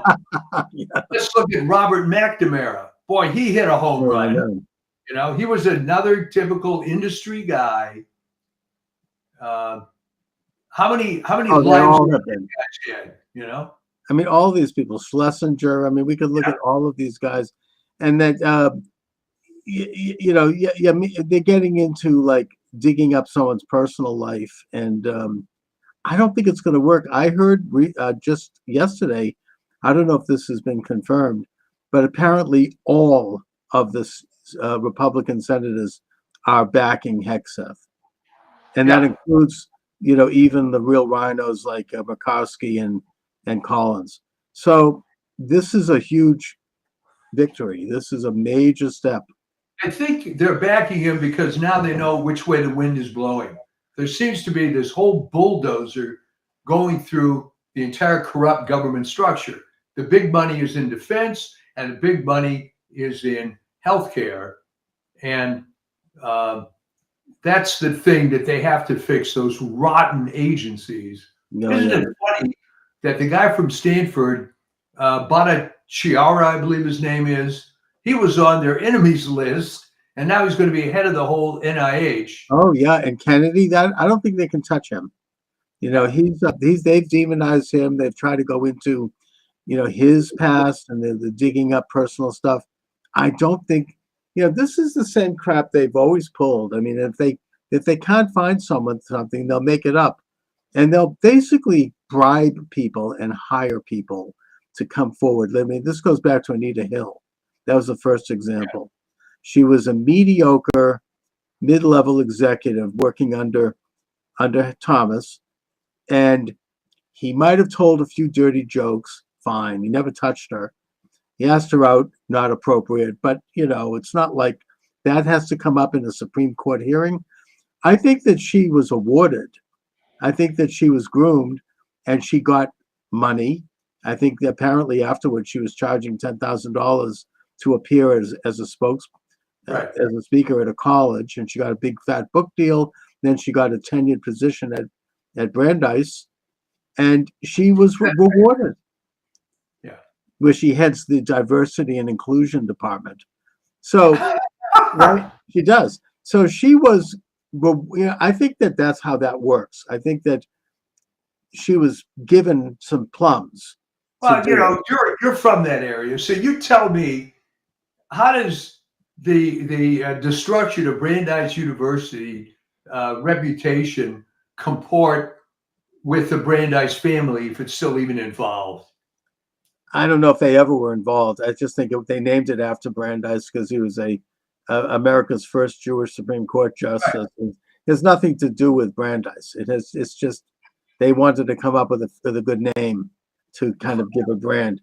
But even now, I mean, there's a woman making the rounds attacking Hegseth. For what? He was seen publicly drunk. There's no one's ever charged him with anything. But I think she's getting an award. She's going to get a book deal. She's going to get her fat face on television. How about that? If everything she says is true, it doesn't matter anyway. So She what? lets the guy's room. I mean, these are like the worst kind of like attacks. I mean, and she's appealing to the cottage industry of Trump haters, which are people who do spend money on books. Trump's own niece made millions, peddling her book. Right. And she was a disgruntled family member. It wasn't even against Trump. She was angry because the family screwed over her father. Fine. But she's used that anger to, hook into the Trump derangement industry. I mean, and as I said, such a large percentage of book sales are based on this vicarious sort of weird sensation. Okay. If you go to any fat person's house, you'll see 2 bookshelves full of how to lose weight books. Right? And if you go to any liberal's house, you're going to see, I mean, before Trump, you'll see whatever the flavor of the month, left-wing cause, all the books. Oh, yeah. You walk into Brookline Booksmith here in Boston, near where I live, and it's all those books on the front of the house. I mean, that they're like in the windows, and along with the Black Lives Matter flag. Not to putting aside the fact that I think the head of Black Lives Matter endorsed Trump, but putting that aside, I mean, there's still, and they have what's called the apple pie and motherhood placards. We support science. We oppose hate. All these euphemisms that are saying that they hate Trump, basically. But I've always wondered, because as a marketing guy, I'm always a student of human behavior. All right, maybe you hate Trump or you're liberal, whatever you are. How does it make it any better? How does it hurt Trump by you sending money for a book describing how bad he is? How does that affect anything? They just wallow in this stuff. Yeah. I mean, look, I saw it at my Thanksgiving table. Oh, I was going to ask. Oh yeah, I mean, there are people, with due respect to her, my 91-year-old mother is one of them, that are going to spend the rest of their lives just stewing in hate and rage and anger and just absolute bitterness. I mean, I don't know how they sustain it. And it's so like they repeat, all of a sudden these people are experts on tariffs. They don't even know what a tariff is. They should have taken a little time to look it up in a dictionary. And they're like, all of a sudden they're like, anything that they can get. And it's, I mean, it's just, it's really like, and I think that cult is diminishing. I do. I think that I think you're right. Reality has hit too many of these people right between the eyes. I mean, you can be the most flagrant model UN type there is, but after a while, you're going to see, hey, you know what? My worldview that was pumped into my head when I was 12 maybe doesn't apply anymore. But then by the same token, you and I have met people who still talk that way. They do. And you just can't convince them otherwise. It's like Michael Savage says, it's a mental disorder. Yeah, it's a mental disease. And I said to them, I said, look, I certainly respect opposing Trump's political positions, or using reason. And I get the fact you may not like him personally, you don't like his style, fine. But really, I mean, this kind of hatred, this irrational hatred. Look, I didn't like Obama. I disagreed with his socialistic agenda. I didn't like him as a person particularly. I found there was something about him that I didn't like his character. But when he did something that I thought was good, I praised it. Right. You know, I wanted what's best for the country. I mean, I was glad that he wasn't worse. I wasn't like, you know, stewing. And same thing with Clinton, who was even more of a loathsome individual. But still, I mean, I never was, you know, there's something really wrong with them. I mean, yeah. And I said, look, Trump has won. He won a substantial mandate. Get over it. You know, you don't have to like him and you can criticize, but it's like the campaign is over. You lost. Get over it. It's like, it's a really, no.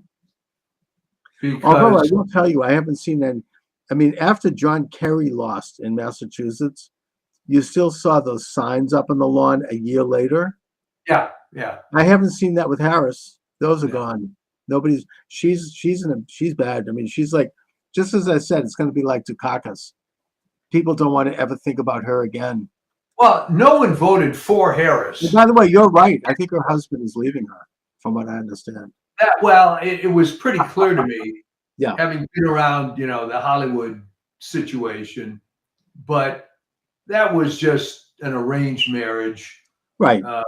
Obviously, she had to have some, quote, husband. Sure. She was going to be on a political trail, but just terrible. You almost feel bad for them because, good God, what a terrible candidate. Oh, just the worst. I don't think there was a worse candidate in history. I mean, it was horrible. And now people have made the argument that she was the worst. Oh yeah, hands down, the worst figure to ever reach that level in a presidential campaign. And I mean, I think most people are relieved, even people who hate Trump. They're happy that she's gone. I mean, it was awful. And you know, they may hate Trump, but Trump is, at least, even for the worst Trump haters, they understand that Trump is consistent. He is who he is, and we know what to expect from Trump, and he delivers it. I love that stuff, but even if you don't, there's a virtue to that. Same thing was in a way true of Reagan, even though I'm not a big fan, but he was consistent. You know, he carried himself in a certain way. He stood for certain things. You knew what to expect with Reagan, you know, and there's something to be said for that. Yeah, I would agree. People have asked me, what do you think she's going to do now? She's going to disappear, right? Who the hell wants to interview Kamala Harris? Well, I mean, Bill O'Reilly says she's going to run for governor of California. If she does, we'll probably have to run against Caitlyn Jenner. She's not popular. I don't think she doesn't realize everybody hates her. You know, it's kind of like to realize it. You could almost compare her career, if you follow the movies, to Rachel Zegler. It's the same thing. Some pumped up situation, and in the case of Rachel Zegler, it's even worse because she torpedoes herself nonstop. At least Harris would generally keep her mouth shut. Yeah. Imagine being Disney, already spending over $300 million on the live action Snow White. Everybody hates this broad. Everybody. The trailers have come out, ratioed 10-1, 15-1 on YouTube. Yeah. I just don't get it. And they changed it. Here was the latest thing to come out. Well, in the original story, it's Snow White because her skin is white as snow. I'm not making up the following. No, I know. They changed the story to she's Snow White because she was out in a snowstorm as an infant and survived. That's a good one. Can't have a white girl, you know. And of course, the other problem, which is just killer. Magic mirror on the wall. Who's the fairest of them all? All right. If you look at Gal Gadot and Rachel Zegler. Who's better? Enough said, yeah. Oh man. Yeah, that's a huge So debacle. the DEI thing is just dying a well-deserved death. Yes. And it it couldn't come any sooner, you know. It's yeah, I mean, so yeah, these are all great and wonderful byproducts of this election. It really, you know, and I don't know, the Democratic Party could be in the wilderness for another 40 years. It'll be like the Israelites in the desert before they finally find a new promised land. I mean, they just, I think they're clinging. They're like, it's like the reverse of what Obama said, bitter clingers, holding on to their. Exactly. I mean, the whole thing was based on, it's basically a communist model, right? You find the hobby horse du jour, all right? In 1917, it was the peasants and the poor workers. There's always some oppressed group. Right. There has to be like that's part of like the critical theory. You know, you need to set people against each other, find a group that's, you know, being oppressed. I mean, it's the great conspiracy theory of exploitation. I mean, that I mean, let's face it, it worked for a while. You could be sympathetic to the peasants and the low-paid workers. Right. The trouble is they ran out of victim groups, you know? Not that many people are sympathetic to trans women playing collegiate sports. So no, I mean, this is like this is kind of the Waterloo, it seems. And conveniently, this case is now before the Supreme Court. And it doesn't look good for them. I mean, it's just, you have, you know, Ketanji Jackson, who comes across as about, it's just as a dimwit. I mean, she says something about that she's comparing sex change operations for children to miscegenation. I don't know how but she was outdone, I think, by Sotomayor. Oh, yeah, another one. Sex change operation has about as much risk as taking an aspirin. Yeah. So I mean, and I think I think that most people, including most liberals, are cringing over that. They don't want to talk about it. It's so, and it's just coming at a time when, you know, they're already on the ropes. And, you know, this is one of the many reasons why Trump won, is because people reject this whole agenda. You know, sex change operations for children is ghoulish. It's, you know, it's sinister. It's sick. It's really something that, you know, and meanwhile, you have these young women who are trying to come forward and testify in terms of what they've been through.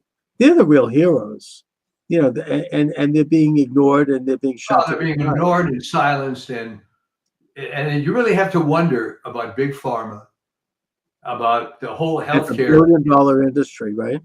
People are making. I mean, Steve Bannon had on this guy the other day that it's just heartbreaking. I mean, he had twin sons, and one of them, I don't know what he did. Maybe he picked up a Barbie doll or something when he was 3 years old. The wife decided that he was actually a woman, a girl in a boy's body. They got divorced. She got custody. She's forcing him to have sex change operations. The father can't even see the child. It's heartbreaking. It's like, oh my God. And they got this radical judge, you know, basically, you know, coming down on him because he disagrees. I just don't think that's going to fly in this country. It's so evil and so despicable. It is evil, but remember, they've controlled the institutions for 50, 60 years. So it's not going to come back all at once. But we let it deteriorate to this extent, and shame on us. All right. So yeah, I mean, this is how far it's gotten: sterilizing children, removing a young girl's fallopian tubes and a boy's testicles. That's what we've come to. That's the symbol of the opposition now. That's what they're fighting for now. I mean, that's how low it's gotten. Have they run out of everyone else? I mean, this would have been unthinkable even 3 years ago. Yeah. Oh, yeah. Always something. No, they want to call in the show. Okay, tell them to come on. Yeah. So By the yeah, way, I mean, just I as a note, this is as low as it's probably going to go, and I have zero sympathy for these idiots that have followed this train from championing the peasants and the workers down now to this transsexual stuff, and people, nodding, yes, yes, that's the cause. It's all despicable. it's ugly. And by the way, if someone is watching this live stream, you can call in 508-637-5596. We can take a call if you want to call in. 508-637-5596 is the number. I think we also can take chats on Kick and on Rumble. Let me just see if I can see that. I'm terrible with this. Yeah, I mean, I should get Discord, whatever that is. People tell me that that's something that could be used for, like, technically to get chats. I am really bad at that. By the way, if somebody knows someone who understands how to do some of these things, contact me and I'll hire you. To help me, because there are these various live streams that I just don't know how to hook them up, but I should have, and they're not even, a lot of them are free. I mean, I should be live on Substack. I should be live on Telegram. All you have to do is find a conservative young person Yeah, in the Boston, Brookline area. I should. I mean, 2 or 3. that's what I need. I need some kid maybe from BU at the BU Yeah. Quickie Job Service, who it probably could do this in their sleep. They just line up. But I don't really have the wherewithal for it. I mean, I've done some things, but anyway. So Well, my you're already on 33 networks. yeah, I mean, I am up there, but I need help to get them on more of them and eventually get some consistency in terms of regular times and all of that. So anyway, What about your upcoming book? You dropped a hint on that. well, yeah, but that's not going to happen anytime soon. I mean, I'm working on that slowly. What's the subject, if I may ask? Well, I am studying. So I'm going to get a degree in sociology through Arizona State University, and I'm using a lot of this assignments and materials and research for the book because it goes into what's happened to education. It's so far left that and some of the people that are taking these, as you say, like with Model UN, you have young people who are taking these courses who really don't know better and who are just steeped in this stuff. And it's real, it's Marxism brought up to today and put into today's paradigm about the different causes. And so I'm writing about that, and I'm taking notes, and I'm writing papers, and I don't like to leave anything unpublished. So when I write a paper, I'm then incorporate. It's kind of easier that way, I have a paper I've written, and then I incorporate it into the book. So it's kind of in the case of your old friend Sam Blumenthal. Yes. How long ago did he notice this trend in education? Well, Sam has written a shelf load of books on this. His magnum opus, I think, is NEA Trojan Horse in American Education.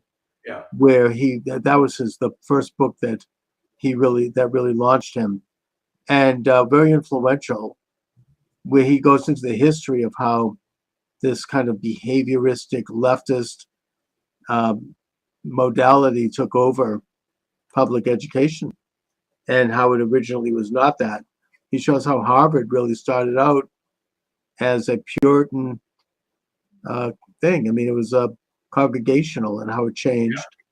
And same thing with Yale and all these colleges. They started out as Christian colleges, and they changed. And he goes into when that happened, how that happened, and points to several major figures, including particularly John Dewey, as coining the phrase change agent, and turning education into a tool of world change and reconnoitering the human being, as opposed to teaching people how to think.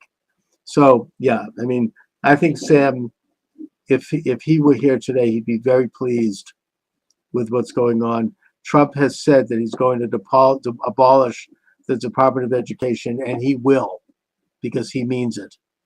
And Reagan, That was absolutely the low-hanging fruit.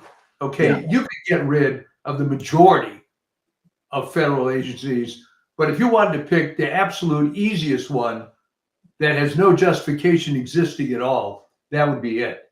oh yeah, I mean, and that's just the beginning. I mean, there's this what do they call it? Council of Democracy or something. Yeah.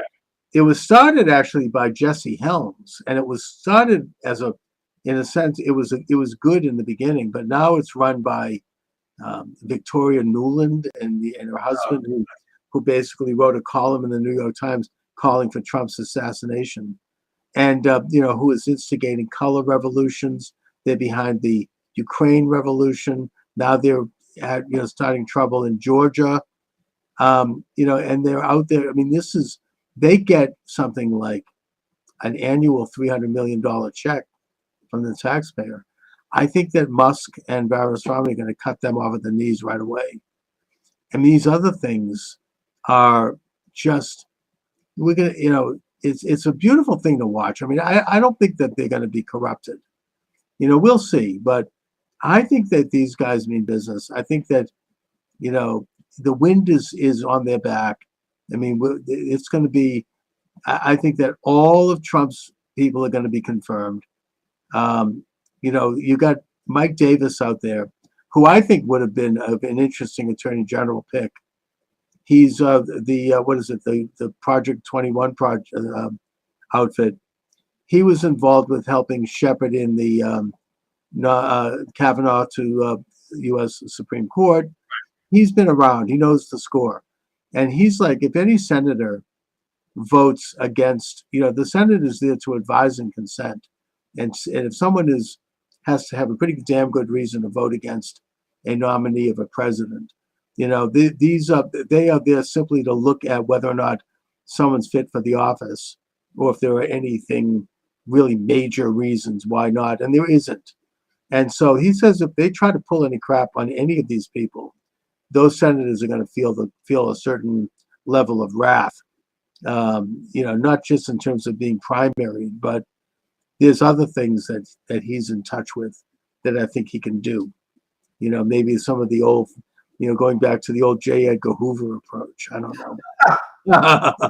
I don't know what he has in mind, but nothing violent at all. I'm just, that there's going to be a price to pay if they don't vote for the nominees. Trump won the election, and he has a right to appoint his cabinet, and that's that. Just like any other president, unless there's a damn good reason. So I think that Trump is going to get his people in, and it's going to be great. I'm really looking forward to it. And what's nice is what an attitude change on your part. Yeah. My goodness. After 4 years of traveling in the vineyards, and just being disheartened. I mean, it's exhilarating. Yeah. It's a beautiful thing to have seen. And it doesn't mean we dropped the ball, because, as I said earlier today, I had on this attorney, Peter Tickton, who is bringing a case in Florida of voter fraud or election fraud. We have to stay on that. They still have that apparatus. It's still in place, and they will use it again. And they have used it around the edges. You still have Mark Elias, who almost got, stole the election in Pennsylvania, right? The Casey. I mean, they meant business. I followed him on Twitter. They were trying to get him in. And the only reason people are going after him now. On his Twitter feed was full of lawyers that claimed they knew the guy, that said he's got a serious, not making this up, BO problem. And they were arguing with him in the Supreme Court, couldn't stand within 10 feet of the guy. Oh, he's obnoxious. I don't doubt that. He looks like a hound. But the only reason that stopped is because even Shapiro in Pennsylvania finally stood up and said it's over. Forget it. Yeah. So, I think that they're still out there. They still have this machine in place, and we still have to stay on it. We still have to interview people. We still have to examine it. There still has to be challenges to it. It has to be pulled out root and branch. It's like weeding a garden. These are deadly, weeds. They are, they're invasive species, that need to be. It's like in Florida, that snake that's destroying the Everglades. Yeah. They've hired bounty hunters to go in, and they're paying the big money for every snake they get, and they get more money for every egg that is in the snake. I mean, I saw a video about this. These guys went in and this huge thing. I mean, they slid it open the stomach, and something like 30 eggs came out. Oh, We're going to be able to build a house on this. I mean, this is like, and they deserve to. I mean, that's what you do. You have to get rid of these things, or else they're going to strangle the entire Everglades. It's an invasive species that was put in there by who knows who. And that's what this is what this voter fraud thing is. It's an invasive species that it has a grip like a snake on our system, where every man, one vote, with the sacred system of elections. And I just think that, you knock them back, but they're still there, and they can grow again.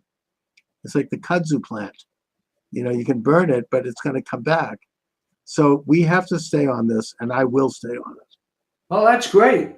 But it's good to see you in a positive mood. Yes. And, can't wait for what happens. I can just see Trump on January 20th walking off the podium, and immediately everything happens, It's going to be, I mean, I heard Steve Miller talk about this, and he said, look, the world is going to change on that day. And I believe that. Yeah. It's already affecting the world. Romania just elected a conservative guy who's stopping the trafficking of tens of thousands of Romanian children, apparently. Yeah. Germany, the liberal government's collapsing. France, the liberal government is collapsing. England, I think that Harwell, whatever his name is really unpopular, and he's probably going by the way of the glue factory.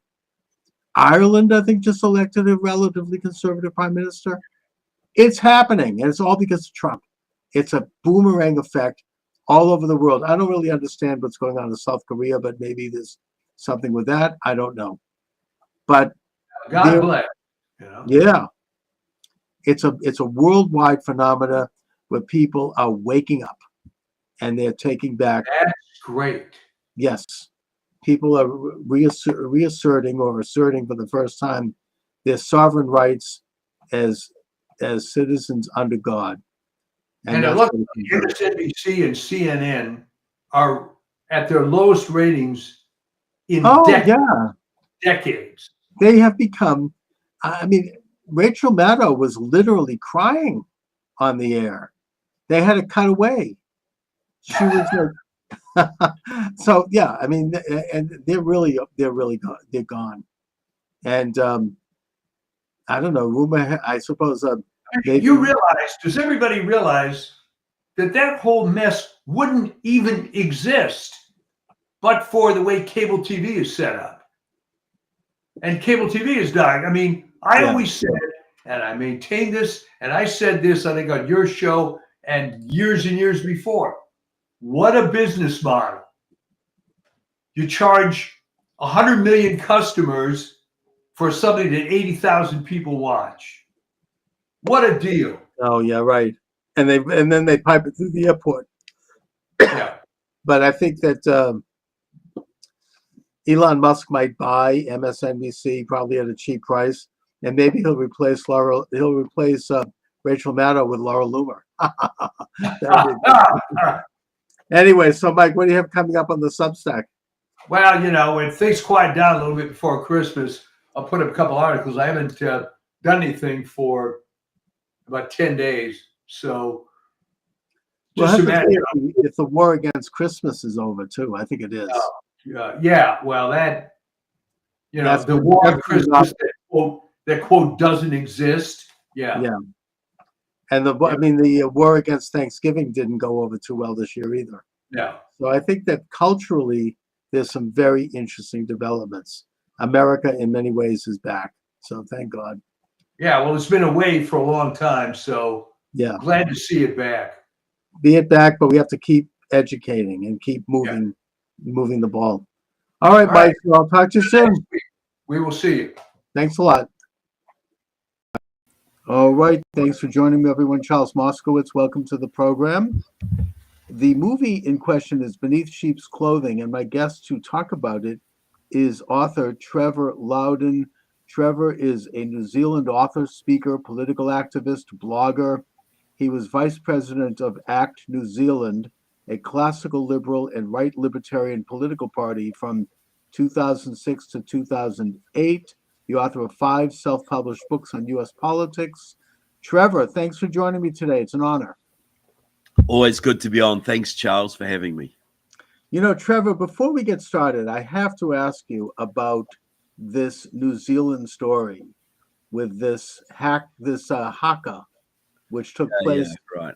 in the parliament. I mean, it's something that, in spite of myself, I can't stop watching it. It's fascinating.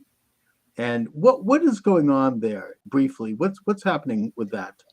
Well, we've got to see the head of the ACT party, which you mentioned I used to be the vice president of, is David Seymour. And I knew him very well when he was the head of Young ACT when I was the vice president. And he's introduced a bill defining the rights conferred to all citizens under the Treaty of Waitangi. That was signed in 1840. It's like your Declaration of Independence. It was a founding document of New Zealand. And what it was the Maori citizens, a native race, transferred sovereignty over New Zealand to the British Crown in exchange for British citizenship. Okay. Mm-hmm. They became citizens. Now, the left, the communists, ever since then, have been trying to say, no, this was a partnership. Maori are equal partners to everybody else. Maori should have 50% of representation in government. Maori should have 50% of this, 50% of that, 50% control of the airwaves, the seabed, etc. So David Seymour's act law was to basically codify the rights so that Maori and everybody have exactly the same rights as everybody else. Nobody has special rights, which I 100% concur with. That's the principles that America is founded on. But the left spins this as though this is a horrible bill taking away the rights of people. No, it's not. It's stopping communists. The Maori Party is a communist party, effectively. Is stopping communists getting leverage over all of New Zealand society, way out of proportion to their numbers. So that's what it is. It's a complete scam. And David Seymour was calling out the scam and saying every New Zealander should have exactly the same rights, no more, no less, regardless of your ethnic origin, which I think you and probably all of your listeners would agree with, Charles. Of course, and the bill doesn't take any rights away from the Maori. It just simply recognizes that all citizens of New Zealand are equal and that the Maori are free to organize their identity any way they choose. Doesn't change anything. It just it doesn't give special group rights to any particular group. It just stops Marxists using race as a wedge issue to get more powerful themselves. Like, for instance, they were pushing things, and it happened in some places that Maori, who are 15% of the population, would get 50% representation on government boards. So this is a great way to blackmail people. Oh, we're on the Waikato Water Board. Well, if you want to build a new pipe, you'll just have to give a couple of $100,000 to our Maori Resource Centre. And then it's ending an endless stream of scams, of special privilege, of affirmative action. But the left-wing media, of course, says, oh, this is taking away rights from people. It's like saying if you arrest the mafia, you're taking away their rights. Do the Maori have a particular geographic part of New Zealand, or are they well distributed throughout the country? They're well distributed. Well, look, the further north you go, the more Maori it gets. Like Right. New Zealand is about 1,000 miles long, 2 main islands. When I grew up in the South Island, Maori were probably 2% of the population.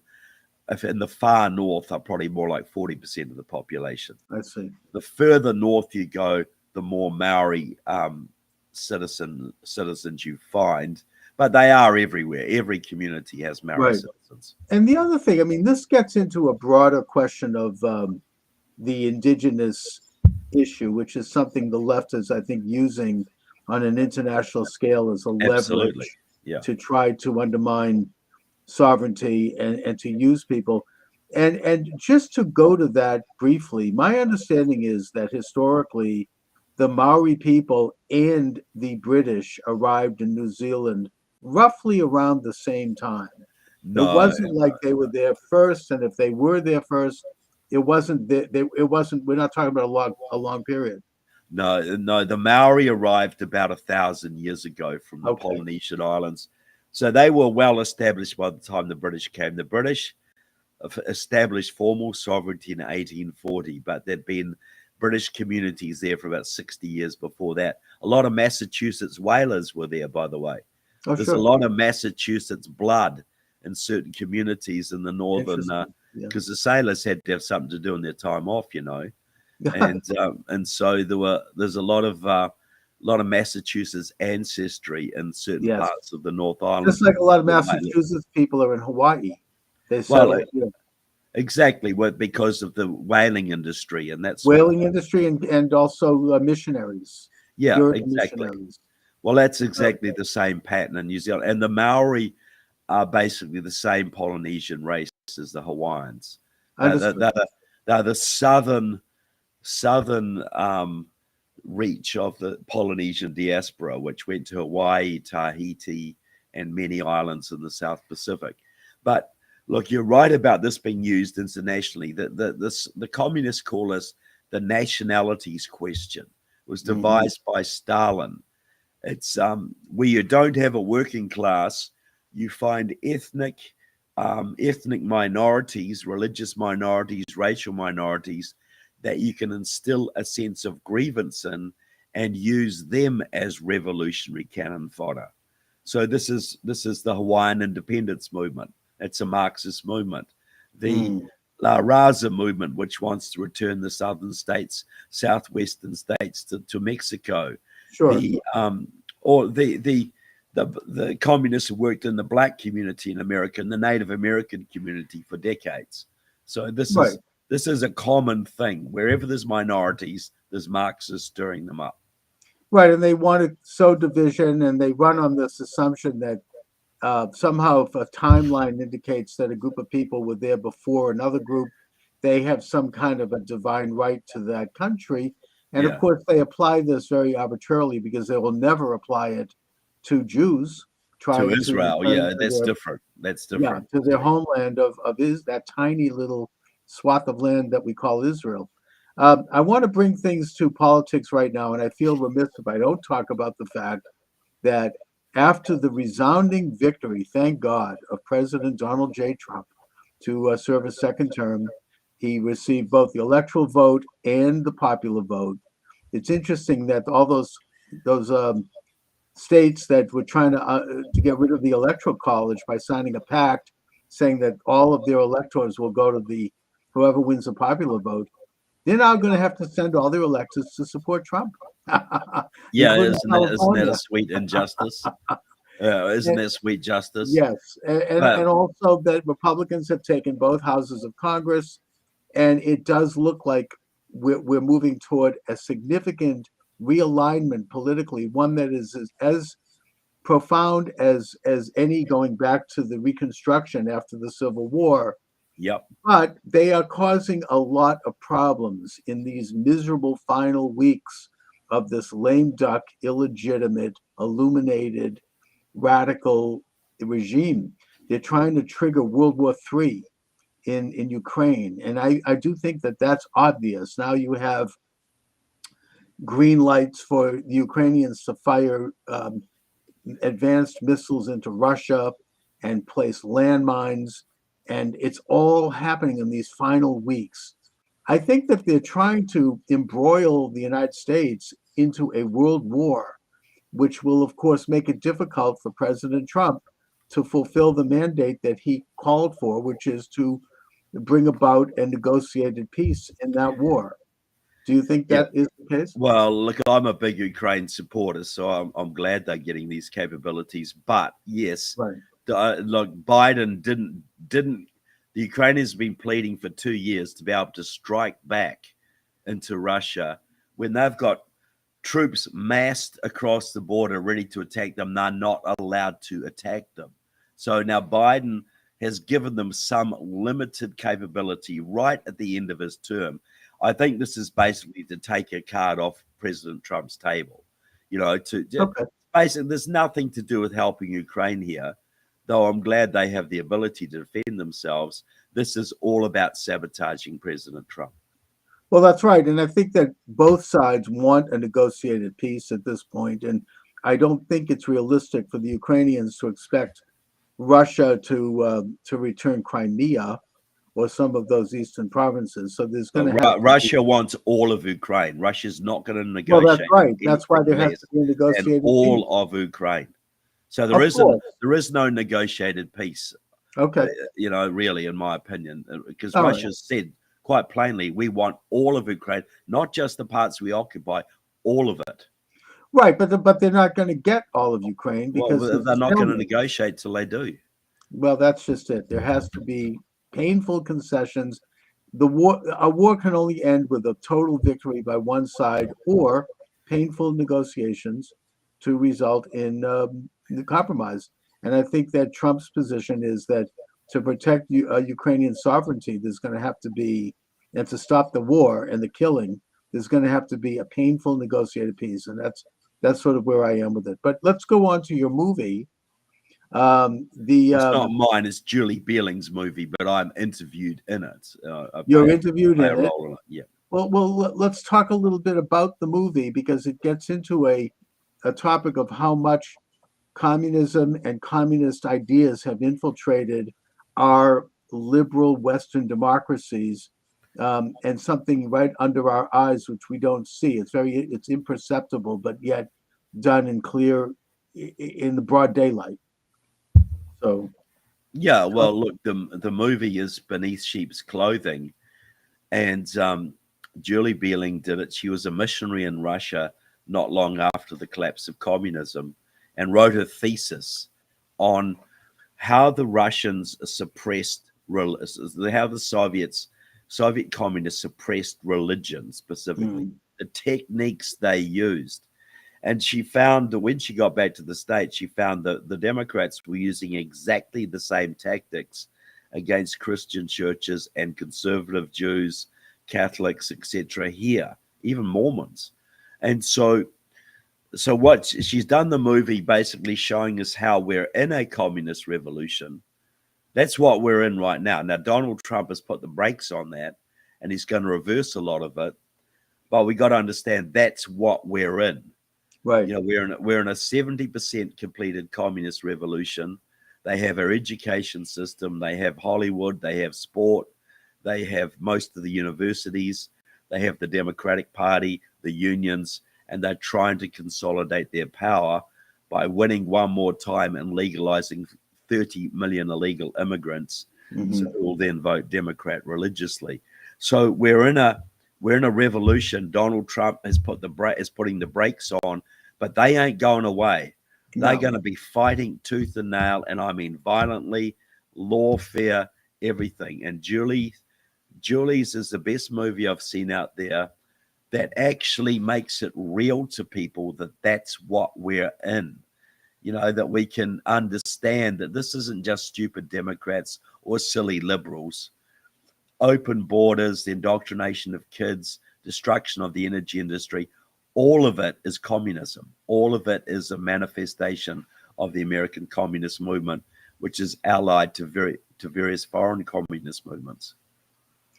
Yes, I mean, well, more philosophically, I think that Whittaker Chambers got it right in his book Witness when he noted that communism is the world's second oldest religion, and that it goes by different names at every generation, but what it is essentially rule by man, as opposed to the sovereignty of a creator of the universe, with man under God having a limited sovereignty, and that every generation has had to grapple with this idea. It really, in the modern times, was launched with the French Revolution.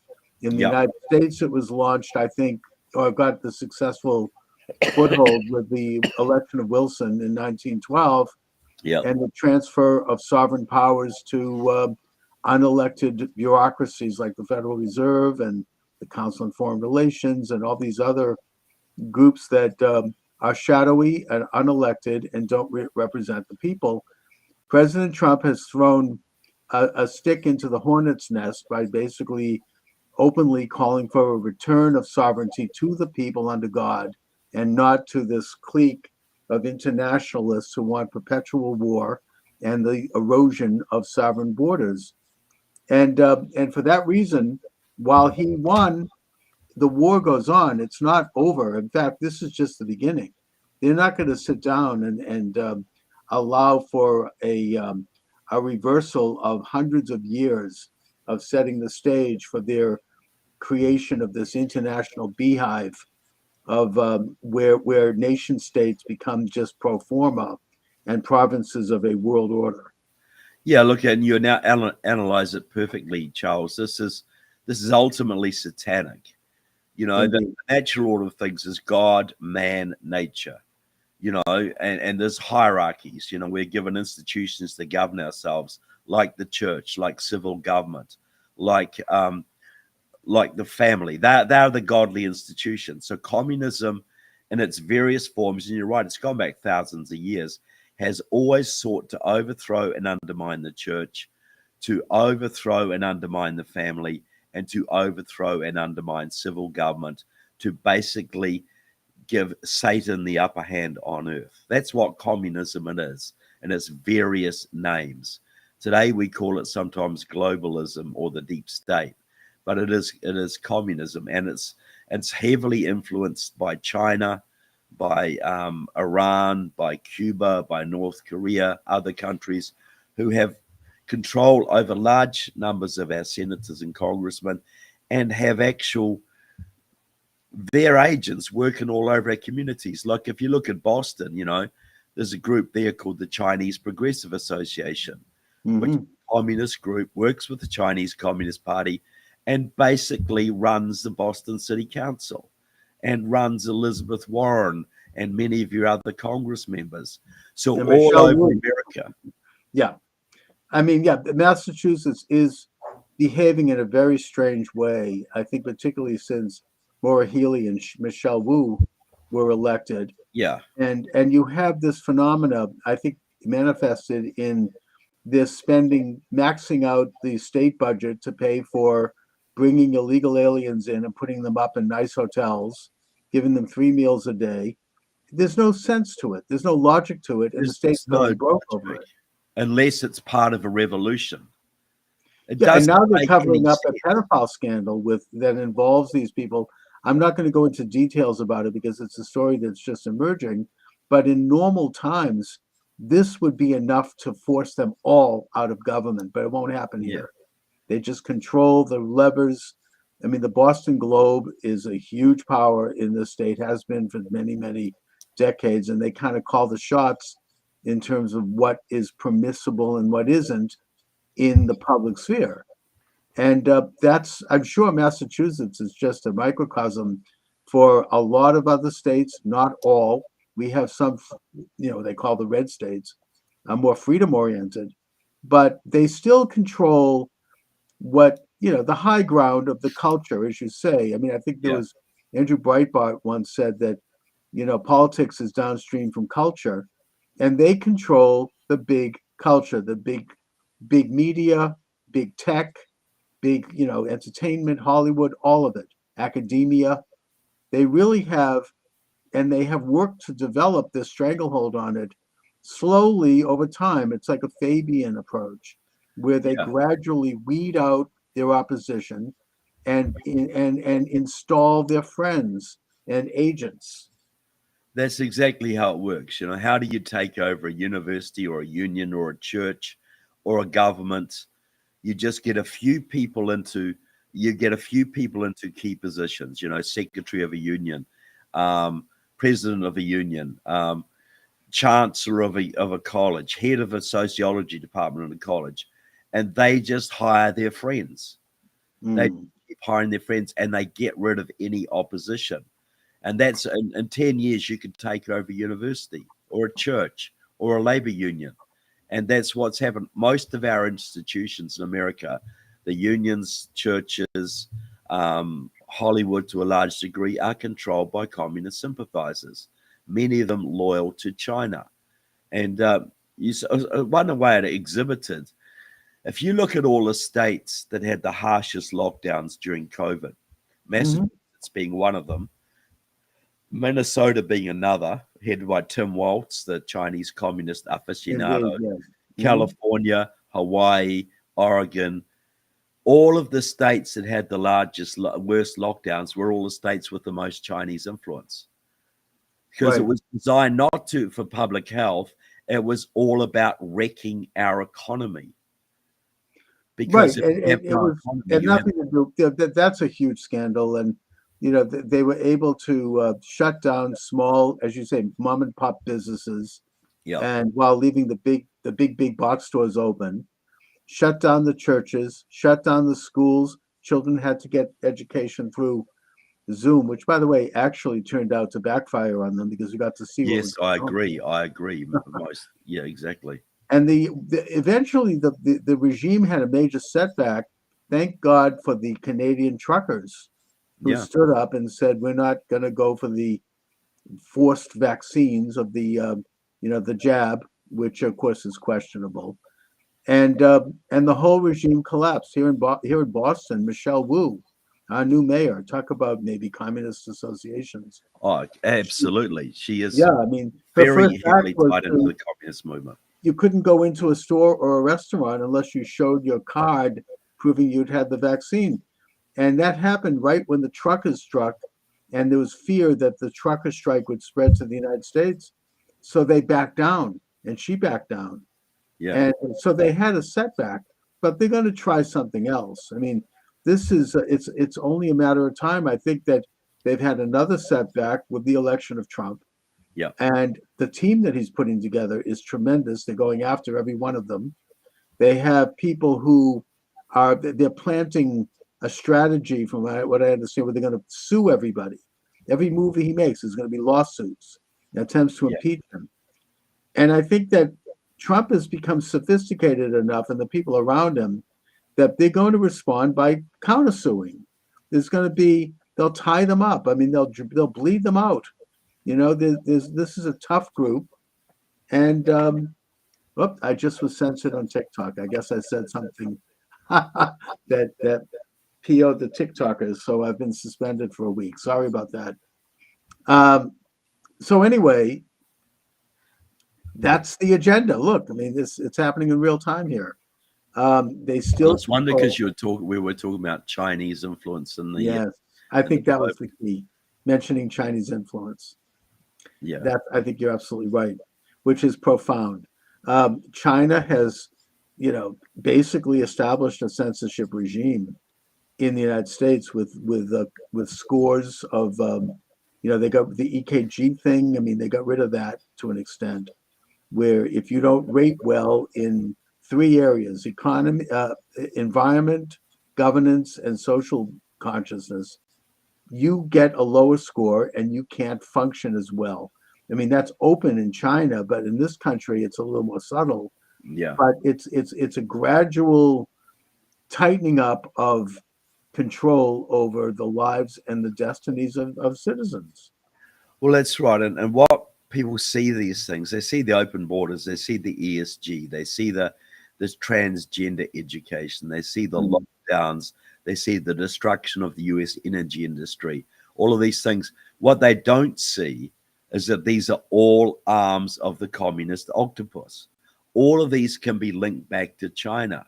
The COVID, obviously, Black Lives Matter was a Chinese operation. Right. The election, every state has major Chinese-backed election voter registration organizations. The Chinese Progressive Association does that for you in Chinatown. They run Boston through doing that. So if people understood the actual depth of Chinese penetration of every level of our society, from Congress and the Senate to Hollywood to the unions, whatever, they would be shocked beyond measure.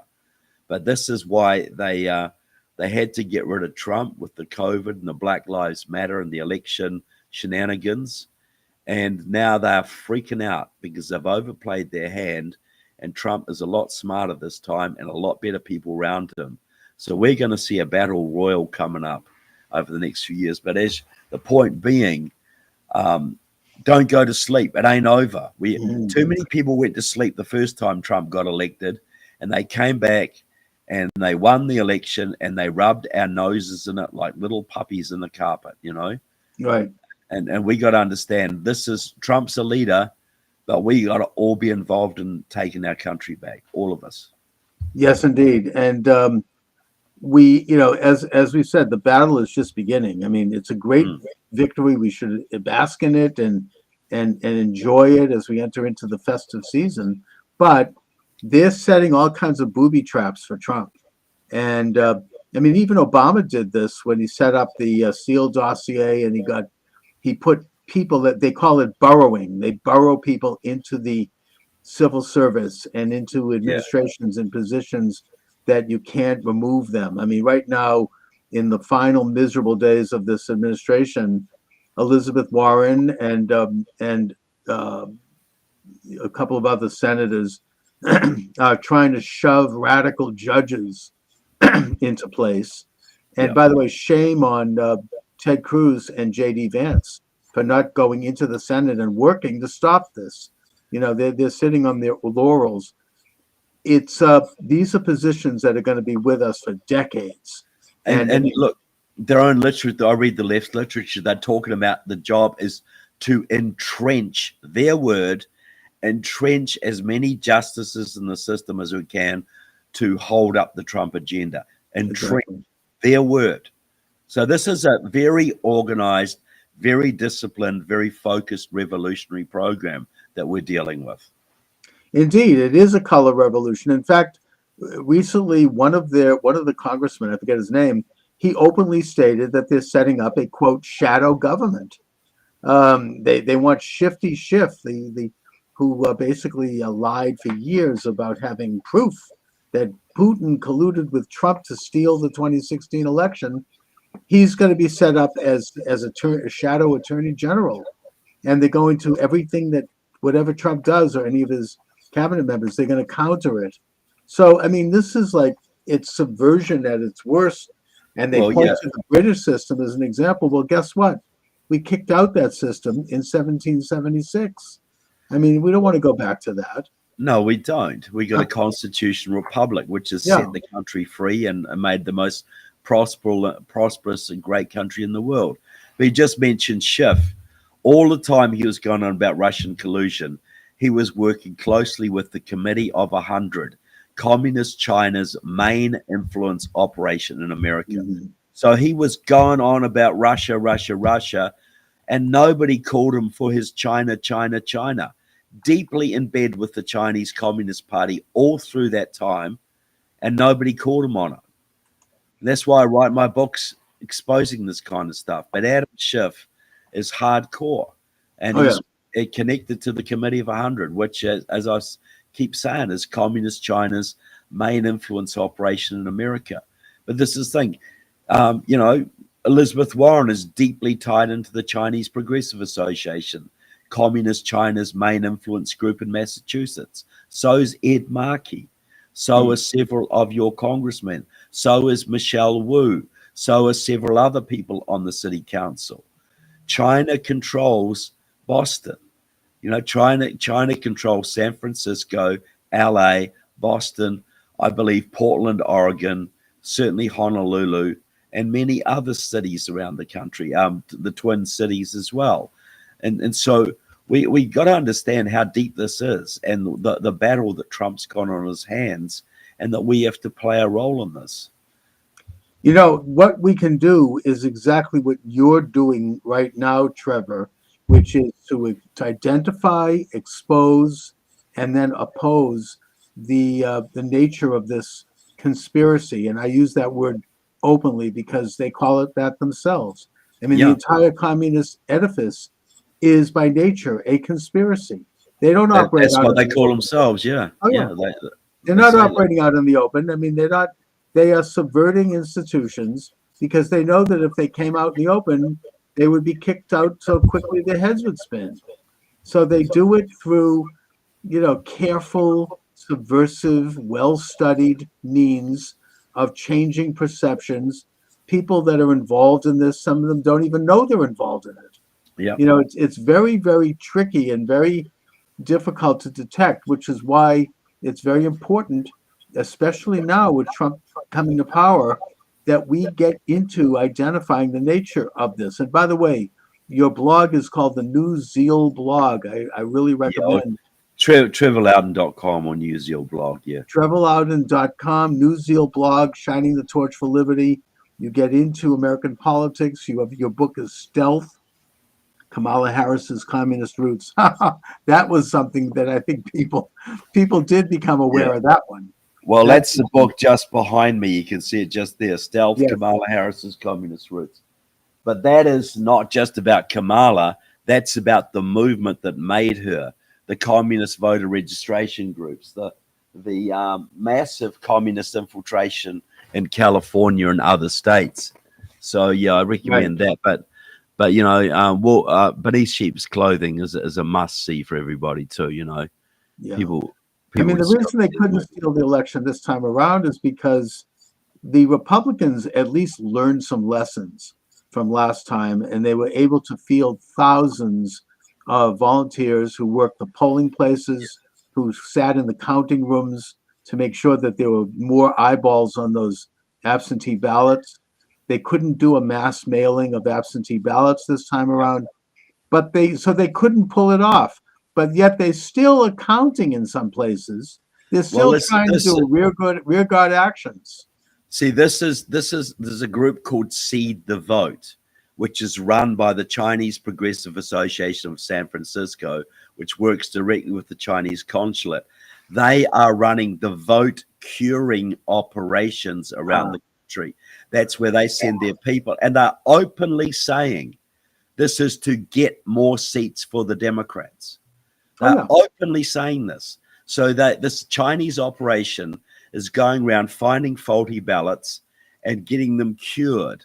But they only get them cured and admitted if they're Democrat ballots. If they think they're a Republican ballot, if the person who did it is a Republican, they're not going to cure theirs. So they're still trying to steal seats. They're still trying to steal state Senate seats and congressional seats around the country right now. This is there's still 3 seats they're counting in California. And of course, you have in Pennsylvania the attempt to steal the Senate seat. One of the electors, one of the election officials there actually openly admitted that they were counting illegal ballots. And she said, I don't care because everyone breaks the law anyway. So even their communistic governor has come out, Shapiro, and has put a stop to it. It's just so obvious that they can't do it. You should be going back and throwing out all the ones that have slipped through. Yes, they should. And also, we do have now groups on our side like Turning Point USA. You've got Charlie Kirk, and you've got others who are curing ballots for us. So, I mean, they've learned some lessons. They're going out and doing, voter harvesting now because that's how the system works. We all voted early this time around. We didn't wait for election day. We didn't fall into that trick. They still stole Arizona, but the stealing has been met on the field by people who are playing that same game. And I think that's been very important. Although now that President Trump has won, I hope that he doesn't forget about the fact that we need national reforms on voting. We need national voter Look, ID. We need to have paper ballots, get rid of the machines. Elizabeth Warren in Massachusetts put a bill up in 2018. I mean, where she said that the voting machines are rigged and that we need all paper ballots. Of course, she denies that now, but that's yeah, what, well, we have to call that up and say, I support Elizabeth Warren's bill. You yeah, know? and I do too. Yeah. But that's the thing, isn't it? All these reforms have to be put in place, and people have to go to jail for committing vote fraud. Oh, absolutely. And You know, and by the way, it's not what's voters who are worse, stealing committing. your car or stealing your ballot? Yeah, I mean, this is a it's a felony. It's not individuals committing voter fraud either. It's election fraud. It's ballot fraud. It's organized, Yeah. hardcore. It's like an organized crime issue, and I want President Trump to set up an organized crime unit, federal government that goes and does RICO lawsuits against the organized ballot crime operations in Boston, in New York, in Los Angeles, in Chicago, and you start finding the low level people, and you say, we've got you for vote fraud. You get 2 years in jail, but you can go free if you rat on who paid you, and you go up the chain and you find the people at the top and you put them in jail. And if you do that, vote fraud will be gone. It'll be over. I think that's an excellent program. I mean, those rotten big city machines have been in power by these means for several decades now. That goes back to the 1960s. At least, Oh, yeah. and we're not going to fix the country unless we fix that problem. Oh, I totally agree with you. That's the first priority, returning the voting system to one man, one vote. And the integrity and sacredness of that system has to be restored. So, Trevor, just briefly, let's talk a little bit about this movie again that you're here to promote. What will people expect to see if they get this movie? What they'll expect to see is understanding that communism is alive in America, and it's way more powerful than they think, and it'll show how it's done, the ways this is manifesting, because we all see these weird things going on, whether it's open borders or transgenderism or the attacks on the energy industry, whatever it is, but we don't understand that it's cohesive, that this is part of an organized program by our enemies to bring us down. So the movie features me, James Lindsay, Alex Newman, and a whole bunch of other people some of whom lived under Soviet communism and are talking what they saw back in their own country. They see is exactly the same that was happening in our country until the last election, and still is happening, though now more on the defensive than it was. So look, it's a great movie. It's very, very gripping and very educational. And I want millions of Americans to see it. I really do. And I don't make any money off it. I was in it because I believed in it. And I just want people to see it. And now more than ever is the time to learn these these messages, these lessons, and to examine your local politics, your state politics, and when you see strange things going on, like governors saying, "I'm not going to allow illegal alien criminals to be deported," or "I support sex change operations for children," or any of these other things which are hard to explain. You know that there's something rotten underneath, because these are not things that people elected our government to do or to allow. These are not stupid people. They're saying crazy stuff, but they're not stupid people. These things only make sense if they have an agenda to weaken and divide the country in preparation for a revolution. And you got to look at it through that lens. And beneath Sheep's Clothing will help you to understand that lens, how we actually look at these phenomena and see the connections between them. I can already see the battle lines forming around the issue of deportation of illegal aliens. Yes, absolutely. And I think that the Trump administration is going to focus on, first of all, supporting the worst people. I mean, certainly in the first year, criminals, fentanyl dealers, drug dealers, violent criminals, and also I think that there's going to be a massive self-deportation Yeah, because they're going to cut off the money. Yeah. They're going to cut off the fancy hotels and the dinners and the credit cards. Even Mayor Adams in New York is already starting to do this, which is why I think he's under attack. They're yeah, already, 100%. he's actually shown a little independence, and I think that that's going to be the Trump strategy. But their strategy is going to be to try to resurrect all of this old demonization. Oh, he's separating families and the children in cages, and we're going to hear all that kind of propaganda. Yeah. How do we respond to that? Well, I think like Leo Hohmann is, you don't apologize for it. You Yep. said these people are criminally in the United States. They are taking the place of legal immigrants.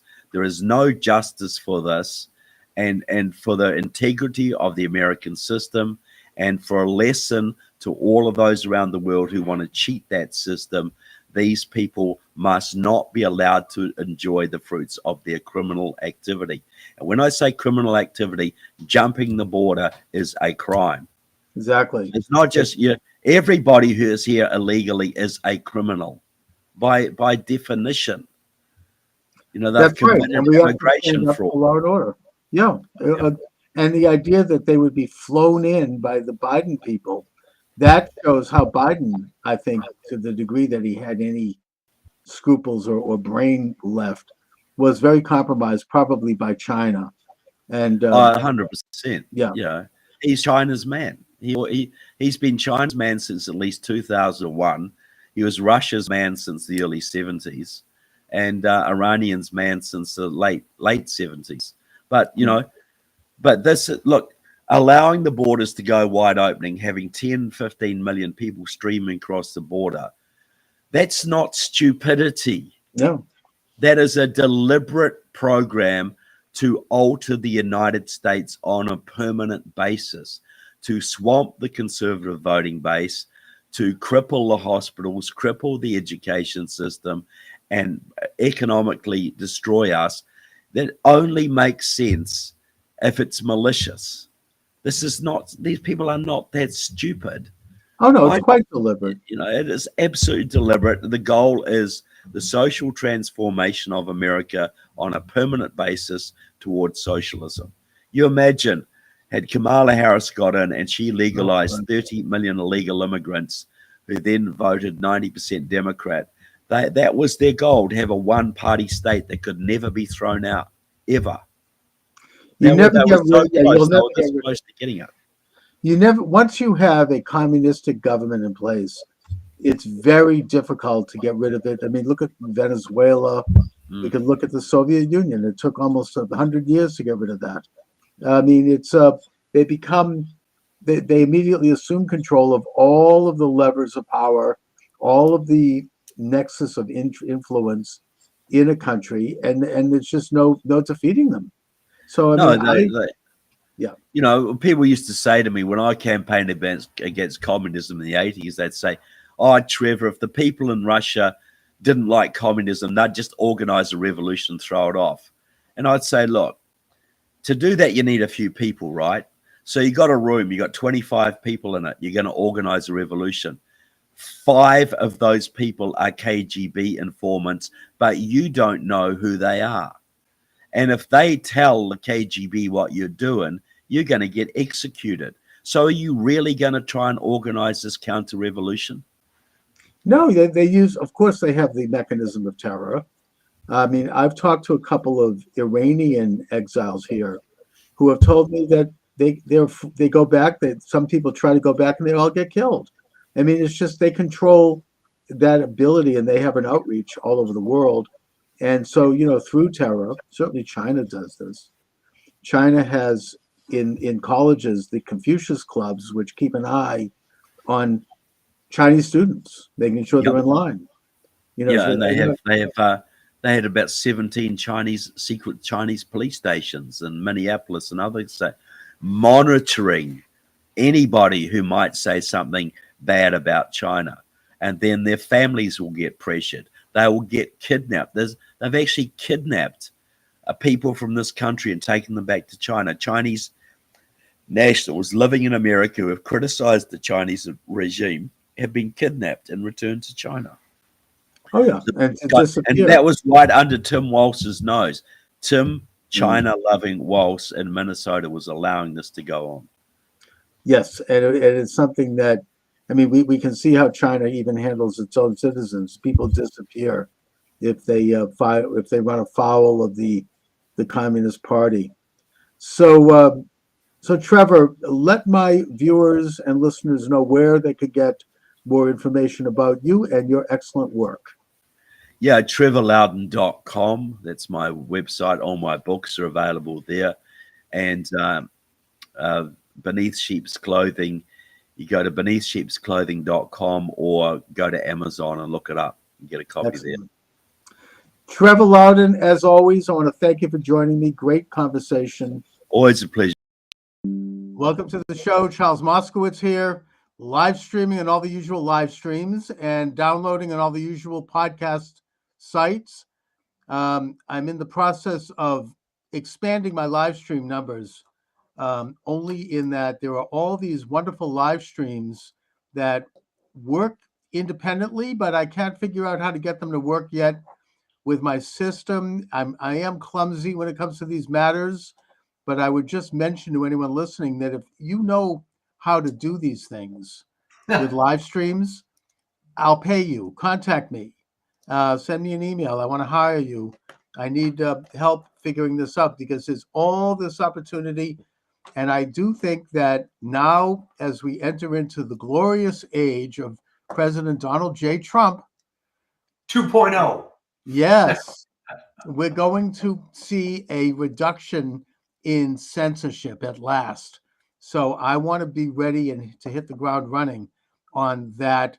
I am already thinking about really launching a weekday regular show with calls and all the things that I wanted to do before the censorship regime kicked in around 2018, just before the pandemic.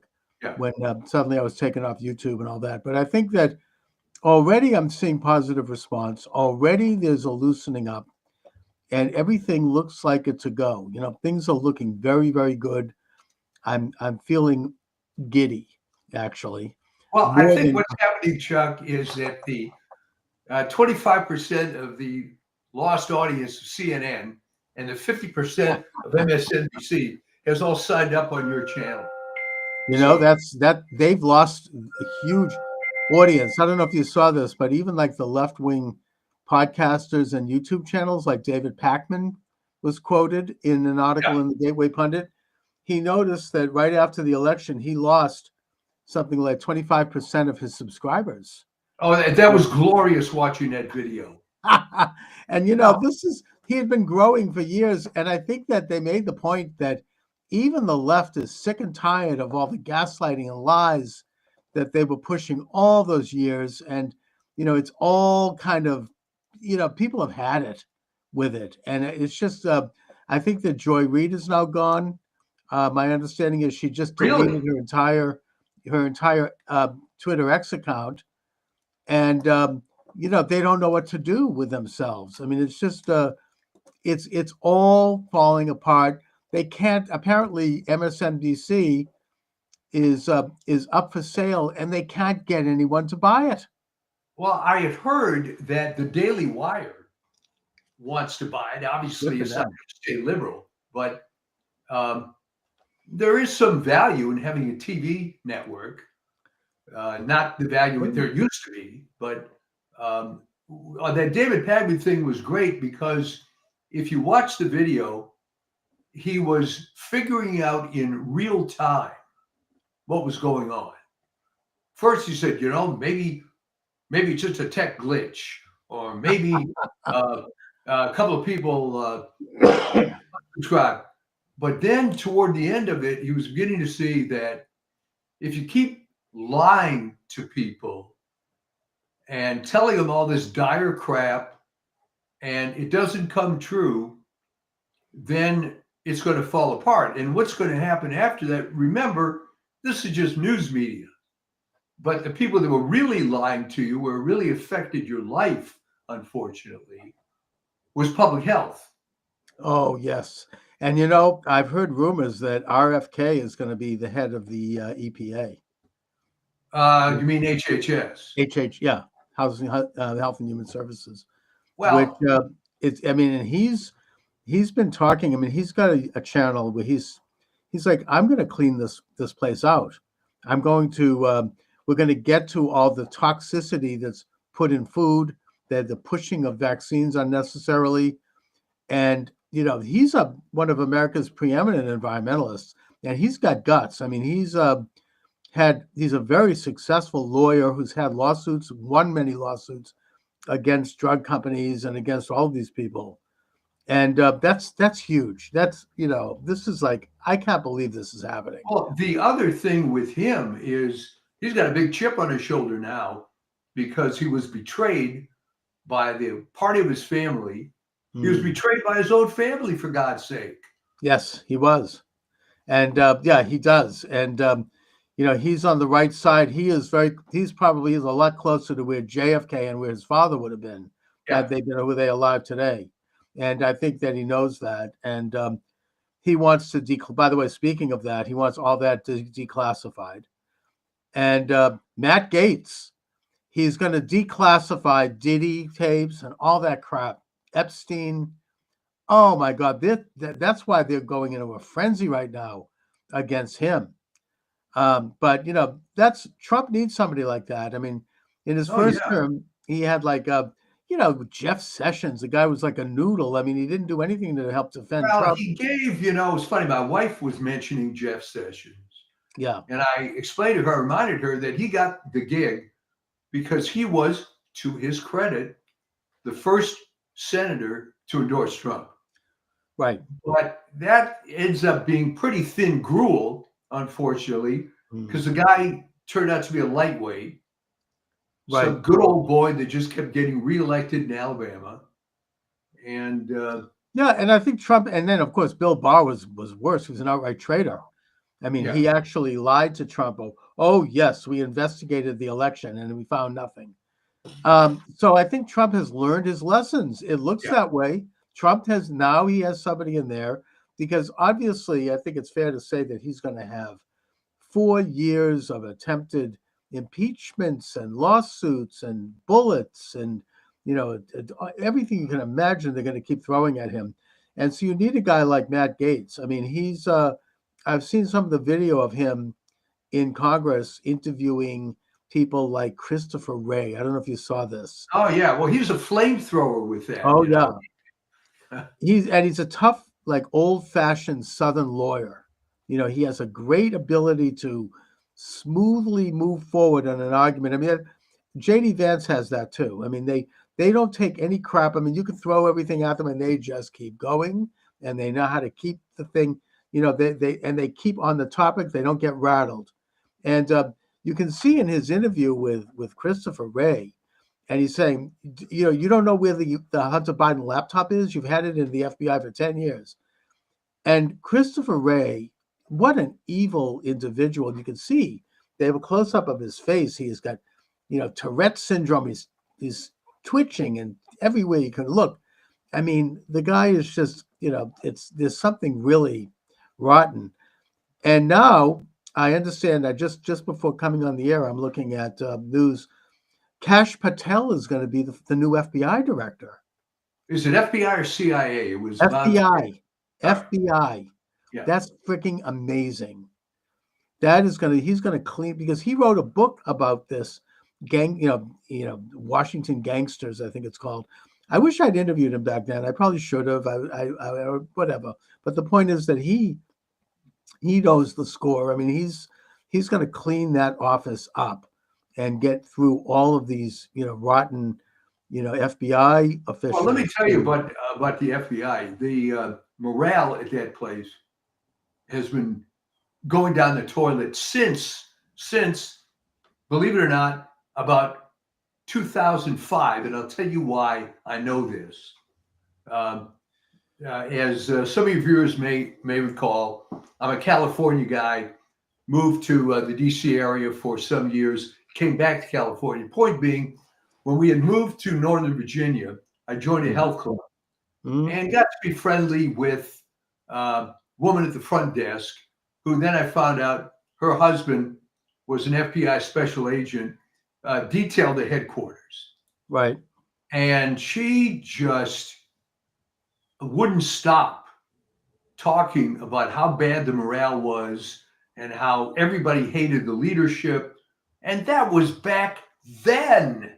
And it was only getting worse and worse and worse. Chris That was Wray, probably back when Mueller was the director.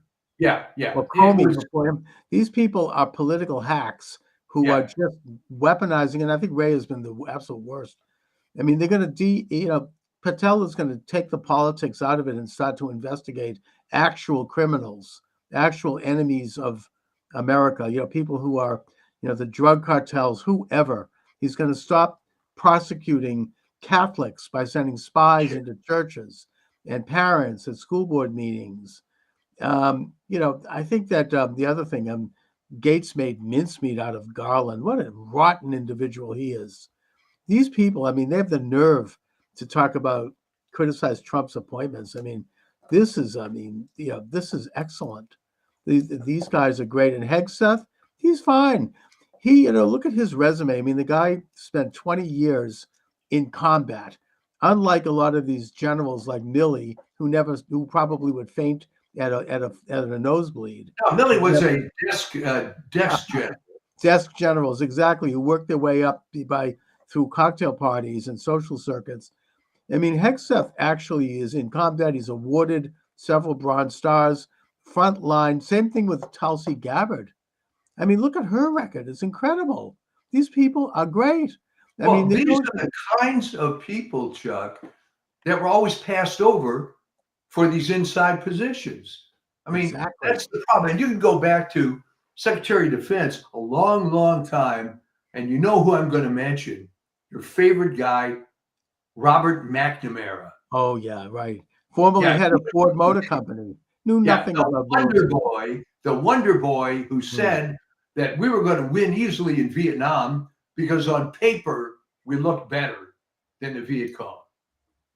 And this moron, it took him to, people can call in and tell me the exact date, but literally 6 months before he died, for him to finally admit, gee, I really screwed up. I remember that interview he gave at that time, and, reporters started to ask him questions about it, and the man just absolutely flipped out. He was screaming at them. I mean, he's filled with such remorse and such guilt. I mean, he's responsible for, the blood on his hands of just these stupid policies and bad decisions in a war that we either shouldn't have never been in, or we could have won it in a matter of maybe a year. And just, it was really a pathetic, rotten. I mean, and these guys, I mean, they're all, even Lloyd Austin, who is right now Secretary of Defense, and who's a relatively good comparatively to most of them. Was he like CEO of Raytheon or something? I mean, he wasn't like, I mean, he's a general, I think, but it wasn't from war. I mean, it was more like another one of, I mean, I suppose we could even go back to Eisenhower, I guess. Never really was actually. In fairness, Eisenhower was basically a desk general. He was. And let's face it, he became, quote, a hero because of the way World War II worked out. But he was promoted way over MacArthur for the only reason that he was able to kiss a lot of FDR butt. And MacArthur was the real McCoy. Yeah, I mean, MacArthur. He was when he was in the Philippines, and they lost the Battle of Manila, and then they were in the Corregidor, in retreat. He didn't want to leave. He was like, I'm not going. I'm fighting. Eventually, FDR had to personally call him in the Philippines and order him to leave. Yeah. I mean, that's like, that's tough. I mean, Yeah, he anyway, was a tough guy. yeah. And of course, my late friend Vin Lewis always, what he referred to when Harry Truman fired MacArthur, he referred to it as the original Revenge of the Nerds. Right. Although Truman was correct in firing MacArthur. I mean, it was in retrospect, because we have a civilian government, Yeah. and you cannot have a military figure defy and contradict and be insubordinate to that government. Oh yeah, well, no, I mean, but what was great, and Vin was always very intelligent about this. It literally was true to the movie Revenge of the Nerds, because the nerds had legitimate complaints about the jocks, right? I mean, right. So yeah, there was stuff that MacArthur was doing that was wrong, no question about it. But if you looked at Truman, yes, well, MacArthur actually was right, but the problem is he was contradicting Washington. He wanted to invade China, and keep them out of North. He had completely taken North Korea by force, and he wanted to strengthen that border and eventually do some forays into China. And Truman put a block to it, and then of course China invaded. So it was a disaster. Well, I mean, that was the really a bleak period, because this whole Marshall Plan type idea for the world and so on was a terrible failure. And you're right, MacArthur was right. He was right, but unfortunately it was insubordination because Truman was president. So I get that. I mean, that's like what Milley did. I mean, he was insubordinate to Trump. So, and in fact, now Milley has said, and I hope he's right, that he's afraid that once Trump is in office, he's going to be called back into service so he can be court-martialed. I hope they nail him. I hope he is. What a horrible person. It was just terrible. And here was a guy, didn't really have anything on his resume other than playing the game and being one of these desk generals. And when I lived in the DC area, there were hundreds of these kind of guys. They're all, I mean, he didn't even go to West Point. I mean, he went to Princeton. He didn't have any military. I don't know if he had any background in military. It's just, I hope that Trump revokes all of the security clearances of all those people, those intelligence agents who signed the Hunter Biden laptop letter, and maybe even have them investigated. That's, Trump wants revenge. Fine, good. I mean, it's not so much revenge, it's justice. The left has for years, I've been hearing them gaslight, no one is above the law. Really? Well, now they're gonna eat that now, hopefully. Yeah, because no one is above the law. And those people, I mean, they need to be brought before tribunals and interviewed. And if they're guilty, let the process take its course, of course. But if they're so worried about it, what are they hiding? Well, call it revenge if you want, but I would prefer to look at it as straightening out and reforming the system. If these scumbags can exist in such a bad system like this, then it's got to be looked at heavily. Okay, and an article came out some weeks ago, I think in Epic Times, asking sort of rhetorical question, exactly what was wrong with the spoil system? It seemed to work pretty well. It's unsensible. I mean, this horrible civil service thing, which now your new Department of Government Efficiency is going to look into. And by the way, great article in the LA Times, clueless thing on the front page of the LA Times today. It's unclear how this new department is going to find out anything. I mean, I think it's going to get pretty clear pretty quickly. I mean, Elon Musk. I mean, how can you get better than that? Yeah. I mean, he's the richest man in the world, and Vivek Ramaswamy is no slouch either. I mean, to have them go in forensically looking at every government agency, I can't believe it. I mean, I've been talking about this for decades. In Massachusetts, they should do this. I hope when they're done, they have a doge in each of the states, and they clean up Massachusetts, and the Massachusetts, the MBTA for starters. I mean, it's like 40,000 people on payrolls and their pension plans and their hacks. Meanwhile, the train is running last year with their train with no engineer running over the Neponset River. I mean, it's a disaster. And so yeah, I mean, that's huge for them to go in like that. I mean, no wonder they're nervous. Well, here's a little speculation. You think, despite the fact that we suffered from 2020 through 2024, is it not better that he won in 2024 because now he's more pissed off? The mandate is clear, and we had to kind of wait, didn't we? But yeah, I think it's better this way. Oh, it is. I mean, it's almost providential. I mean, Trump has had a chance to learn from his mistakes. The country has had a chance to see what a disaster an illegitimate leftist regime is going to rot. And now he's come back with an ability to bring that new wisdom and this new team. I mean, there's a whole political realignment. I think it was Stephen Miller, another great guy, who said that this is the biggest political realignment in American culture and politics since the Reconstruction. Left and right no longer apply here.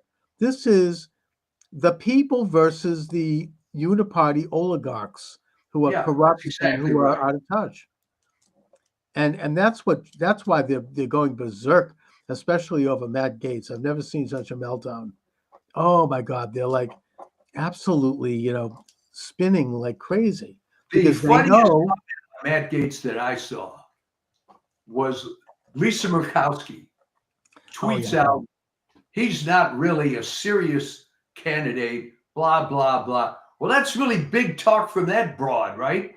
She was Frank Murkowski, who was the governor of Alaska's daughter. Yeah. And he appointed her just as some young woman that from out of nowhere to become a senator.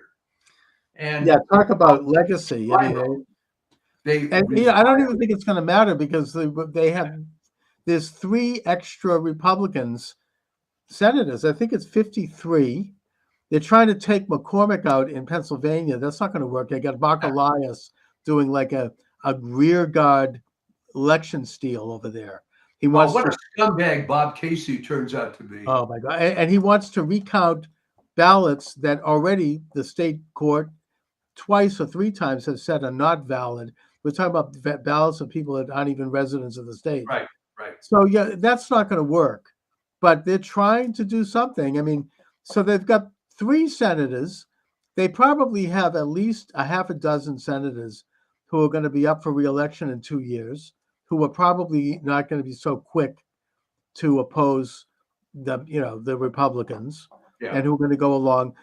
It's not good that Thune became the Senate majority guy. I mean, that's the way it goes. But I think that he has gone on record as saying that he supports President Trump's request for recess appointments and for recess so that they can appoint people and not have to wait a year to get someone. My hope is that Thune is not going to be as bad as everybody thinks. Yeah. I believe that he's had a bit of a transformation. Maybe he got in there because McConnell was able to force this secret ballot nonsense. But I think if he wants to make a name for himself and not go down as another one of these crummy South Dakota senators, right, that he had a chance to do something right. Well, Thune started out when he went in as his whole calling card was that he was an evangelical devout Christian, which is good. Yeah. Then he kind of lost his bearings, I think, after 3 terms. They get corrupt. Pretty soon he's become another one of the good old boys. He's like giving, garnering favors, and he just sort of lost his soul a little bit. And well, that was unfortunately, Chuck, the 17th Amendment problem. That the worst part of direct election of senators is that you get Joe Biden and John Thune type guys because it's always dominated by the small states, right? South Dakota has what, 300 people in the whole state.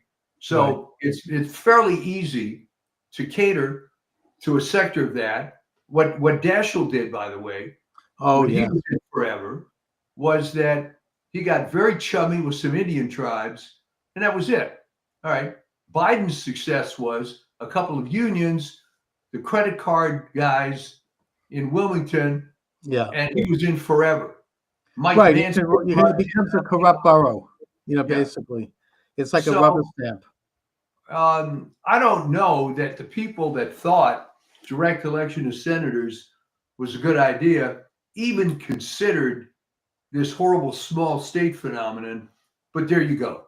All right. Yeah, I mean, look, it was a terrible idea. Basically, it took power away from the states, and the senators, rather than representing the states and their legislators, they represent the federal government. I mean, it's become like Trump has put revolutionary proposals in place. Term limits, Senate no more than 2 terms, maybe House, maybe 3 or 4 terms, fine. Right. Moving some of these enormous bureaucracies out of Washington, that'd be great. Maybe you should put, the Health and Human Services into Juneau, Alaska, or something.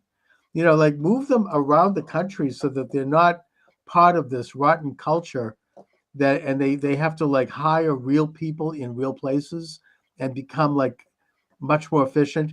And he's also talking, and this is a miracle, getting rid of the Department of Education. Reagan said he'd do it, and he never did. Instead, he put in Bennett, who turned out to be bad. Yeah. And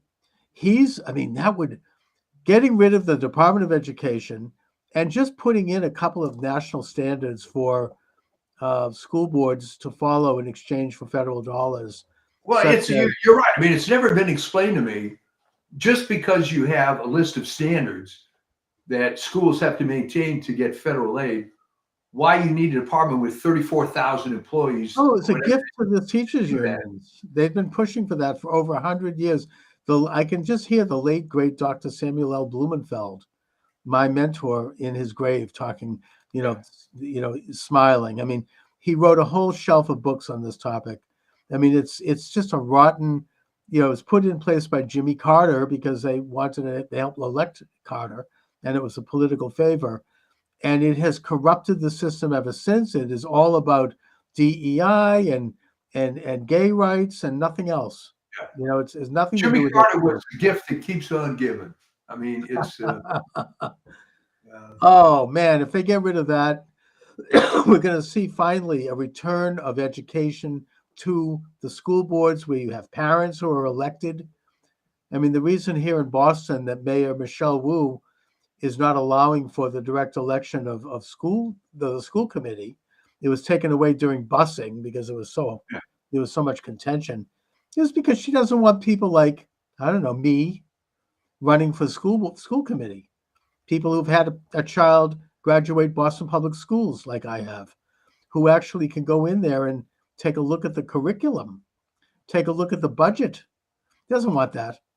But the point is that they still are elected, and there are parents on those school committee boards, and they will make the decision about the curriculum, not some rotten, corrupt Washington agency that is, living off of the taxpayers and foundation money from the Ford and Rockefeller Foundation and pushing a leftist agenda. Now, if they want to be leftist, fine. If like Cambridge, right, or Somerville or Provincetown, they want to elect communists to their school board, good, let them, if that's what they want for their children. But the point is, you'll have choice. You can do this through. There's a little concept that the left likes to talk about called democracy, right? There are democratic principles, and it's what Trump is doing is, it's just, he really is on a roll. I mean, this is downright revolutionary. It's just I can't believe it's happening, and it is happening. And not only that, but if God forbid Trump is somehow taken out, he is setting up enough of a structure that it's going to continue, between all of these people who are now going to be in the government, like J.D. Vance and like Kennedy and Musk and Tulsi Gabbard and, Kash Patel and all the rest of these people. It's going to become a juggernaut. It's not going to matter if ultimately, well, it does matter, but I'm just saying they won't be able to stop it. No, and they are so scared and so upset because it's all falling apart. But that's not the only thing that's falling apart. Look at the incredibly stupid failed campaign of Kamala Harris, where I think if you play the tapes back, you will find me saying stuff like there's no talent on that side, and they think it's still 1950. All right. Apparently, they thought it was a great idea to spend a lot of money on celebrity endorsements.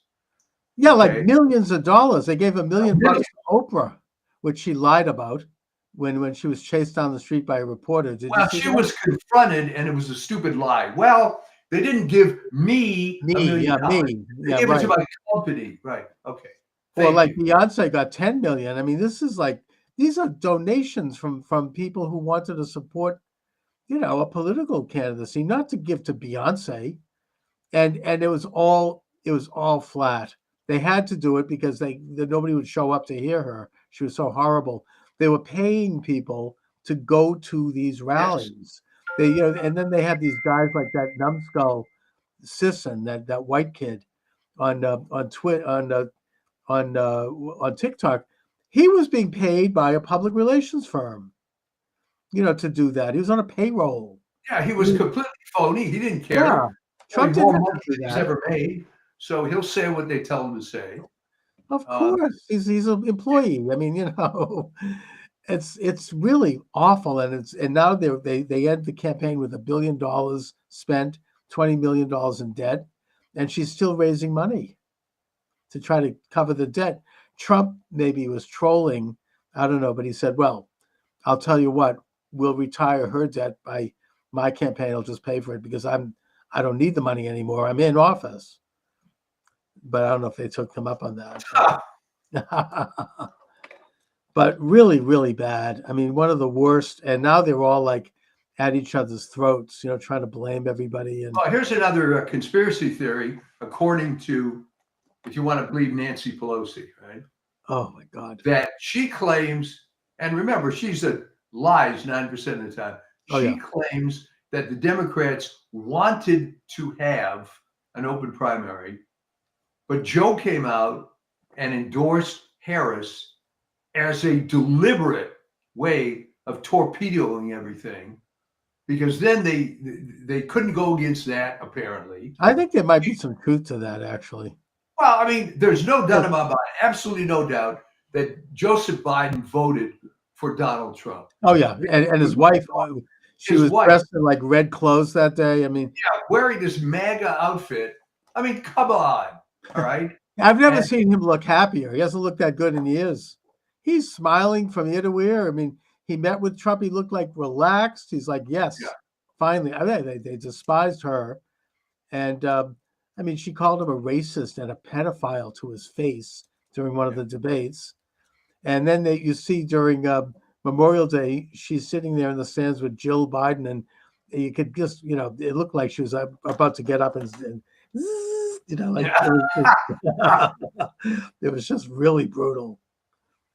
So, I mean, these are all sort of like, the whole thing is just crumbling and everybody's like pointing fingers and they don't get it. They don't understand why they lost. They think that it's not her personality, it's the issues. She did better than Biden probably would have done. I mean, the whole administration was obviously not legitimate and it was corrupt. Opening the southern border, right? I mean, hamburger at McDonald's, $15, just World War III on the verge. What do they have going? I mean, castrations and hysterectomies for children. I mean, they've got nothing other than those things. What, I mean, maybe, but he's made many accomplishments. What? He lowered the price of the EpiPen. Okay, fine. It's like, good, I'm glad he did. Very small potatoes. I mean, it's like this is it for 4 years? It's like, really? it was just too bad for everybody. He should have quit while he was ahead. Right. He was able to get away with 50 years of corruption. He could have retired You couldn't let go. to the beach, and that would have been it. Yeah.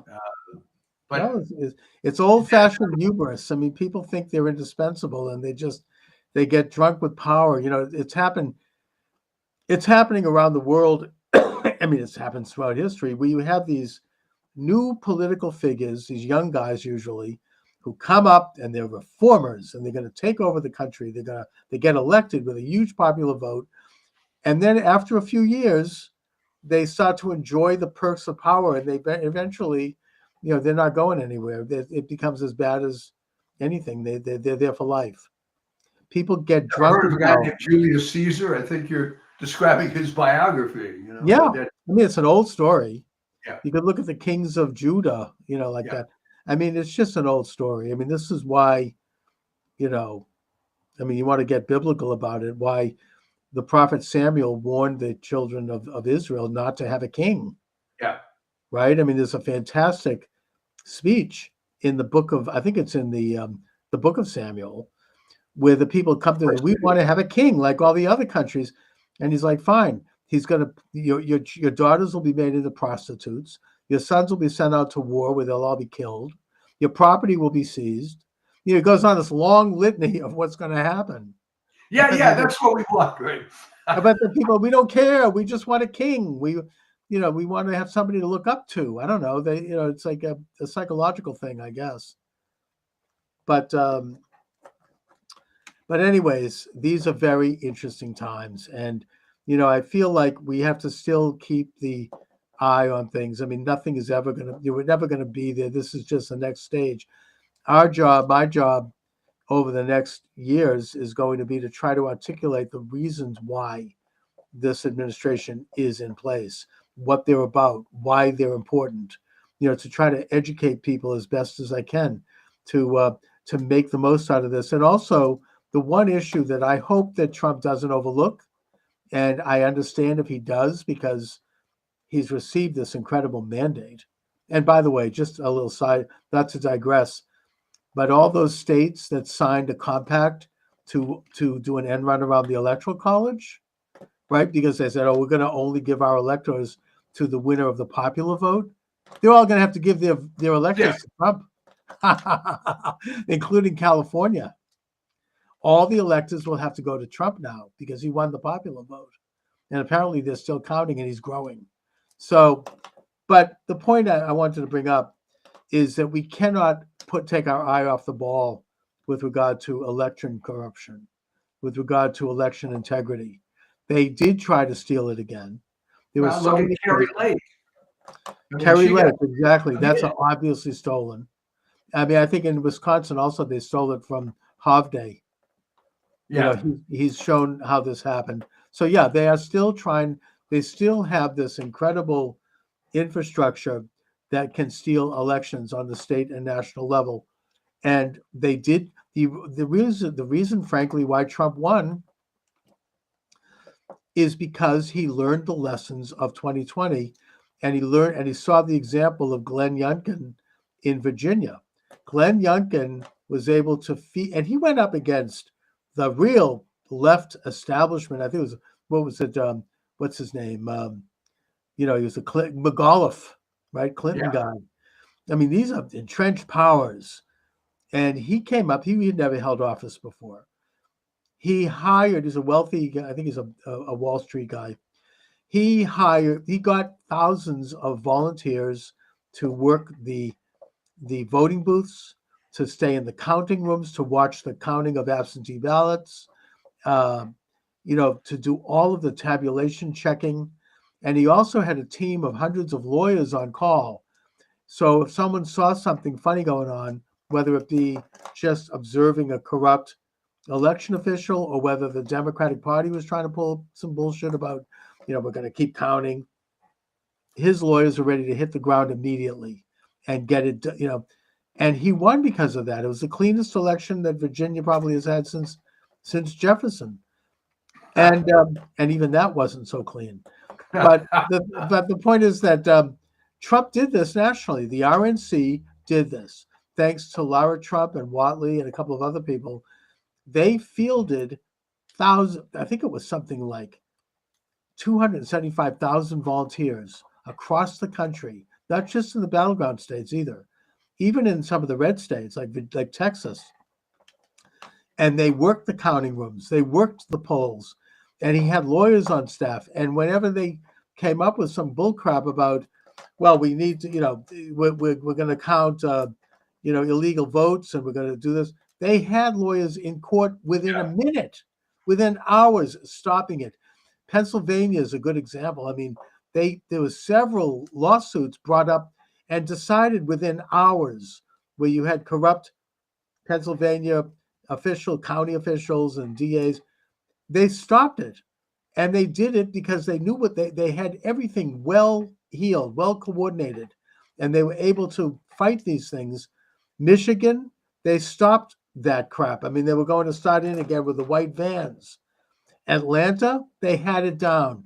I mean, they just, the only place I think where they did kind of falter was Phoenix, but Nevada. I think Phoenix, unfortunately, Kerry ended up being a martyr, but I think that was the last gasp, because this guy, what's his name, Richards, I believe. Richer, yeah, Stephen Richer. He's out. That was it. I mean, yeah, but he's talking about corruption. I mean, he's allegedly an R Republican. He's like working with these radical left-wing PACs. These PACs, these political, the NGOs, apparently, UN NGOs.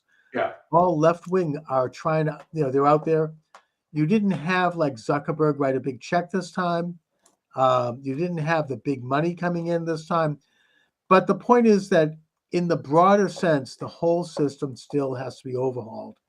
It's been brought up that the states that Trump won were states that had voter ID, and the states where he did not win are states that don't have voter ID. There's a map that can show this without exception. This is this is crazy that they don't have voter ID. I mean, there's no excuse for that. They don't have it because George Soros created this turf group back, I think it goes all the way back to the Bush-Gore race, I think, but maybe not that far, called the Brennan Center, that basically decided that the way we're going to fight voter ID is that we're going to claim that it's racist, which is absurd. And the media jumped on that. The establishment jumped on it. And it's interesting, here in Massachusetts, I can think of an example. I forget her name, but she was an ultra-liberal left state senator who was championing voter ID. And back then it was actually a liberal cause. And then all of a sudden, like overnight, she did a 180-degree turn. Suddenly, oh, no, we can't have it.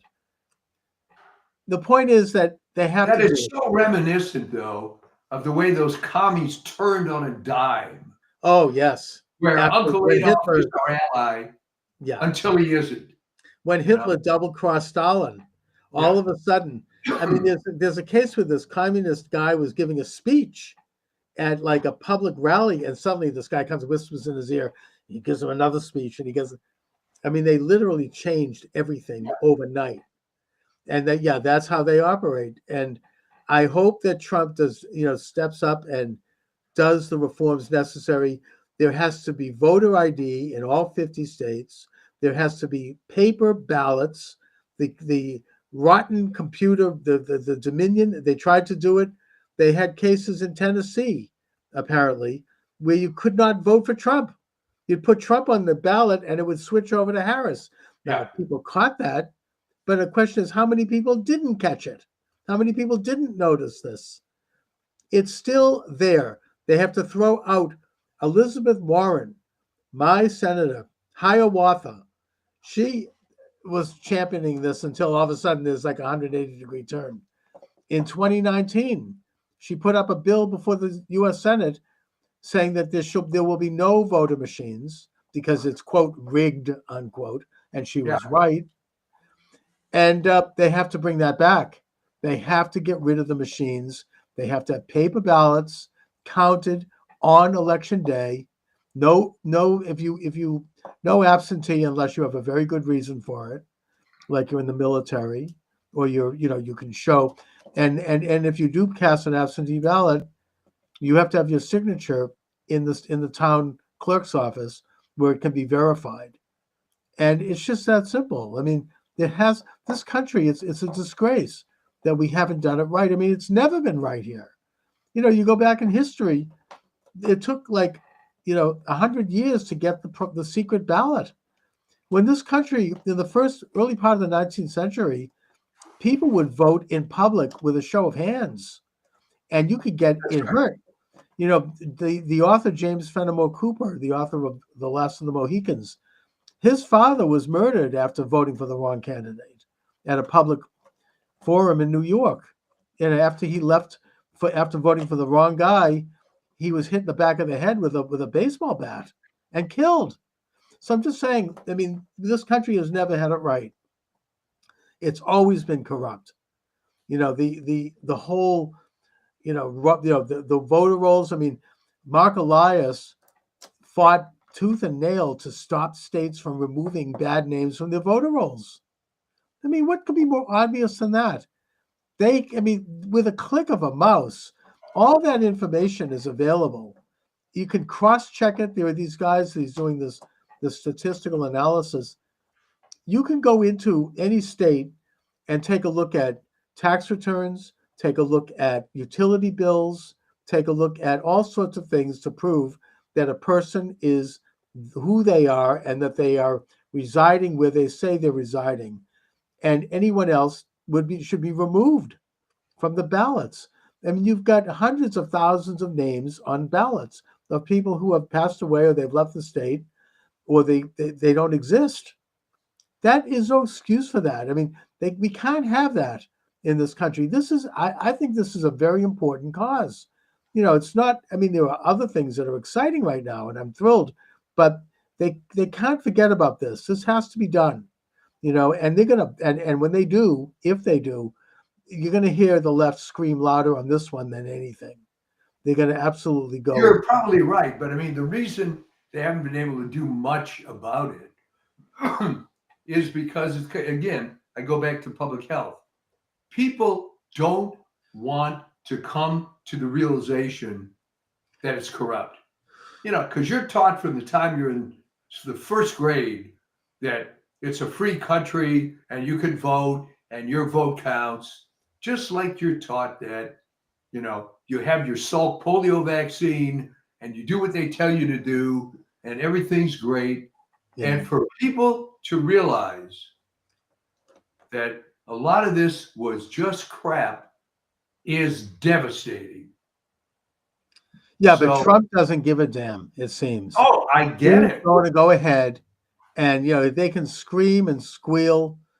And his wife doesn't give a damn either. Apparently, she didn't want to go when he went to meet Biden because she hates the Bidens. And she rightfully blames them for sending armed thugs into her home where they rummaged through her underwear drawer and her son's bedroom and turned everything upside down. She's very angry. She blames Biden. And Trump asked her to come with him. And she said, F that, I'm not going. Yeah, I'm not going. I don't want to see him. So, that's great. That's who you want. I mean, both of them are like that. They're like, they don't seem to care. They're very, and now that they've had this mandate, the left says, oh, he's not going to have the guardrails, they say. I mean, listen, Bill Maher, the guardrails are gone. Yeah, you're damn right they're gone. The guardrails. The guardrails are gone. He seems to be going right in and doing what he needs to do. And, it's an incredible thing to see. And I just am very excited. I mean, for the first time, I feel your mood is so much better than it was a few weeks ago. Oh my God. I'm still not 100% well. I had such a nervous breakdown. Those few days leading up to that election, I didn't know I was going to be that affected. That night, I was almost like in some kind of a stupor. I mean, I'm there practically passed out on the couch with my pistachio ice cream. Well, I figured something was up because, as you recall, it was on the next day when it was clear that he won. You were just euphoric. You called me. Let's do a show right Let's now. do it. I know. I mean, I'm like half asleep, and all of a sudden, I have one eye open, and I took a look at Rachel Maddow's face. She had lost all it looked crestfallen, and all of a sudden, I'm like, yes, I was totally up, and something is going on. And then I'm flipping the channels, and they're all like, it's like worse than a funeral.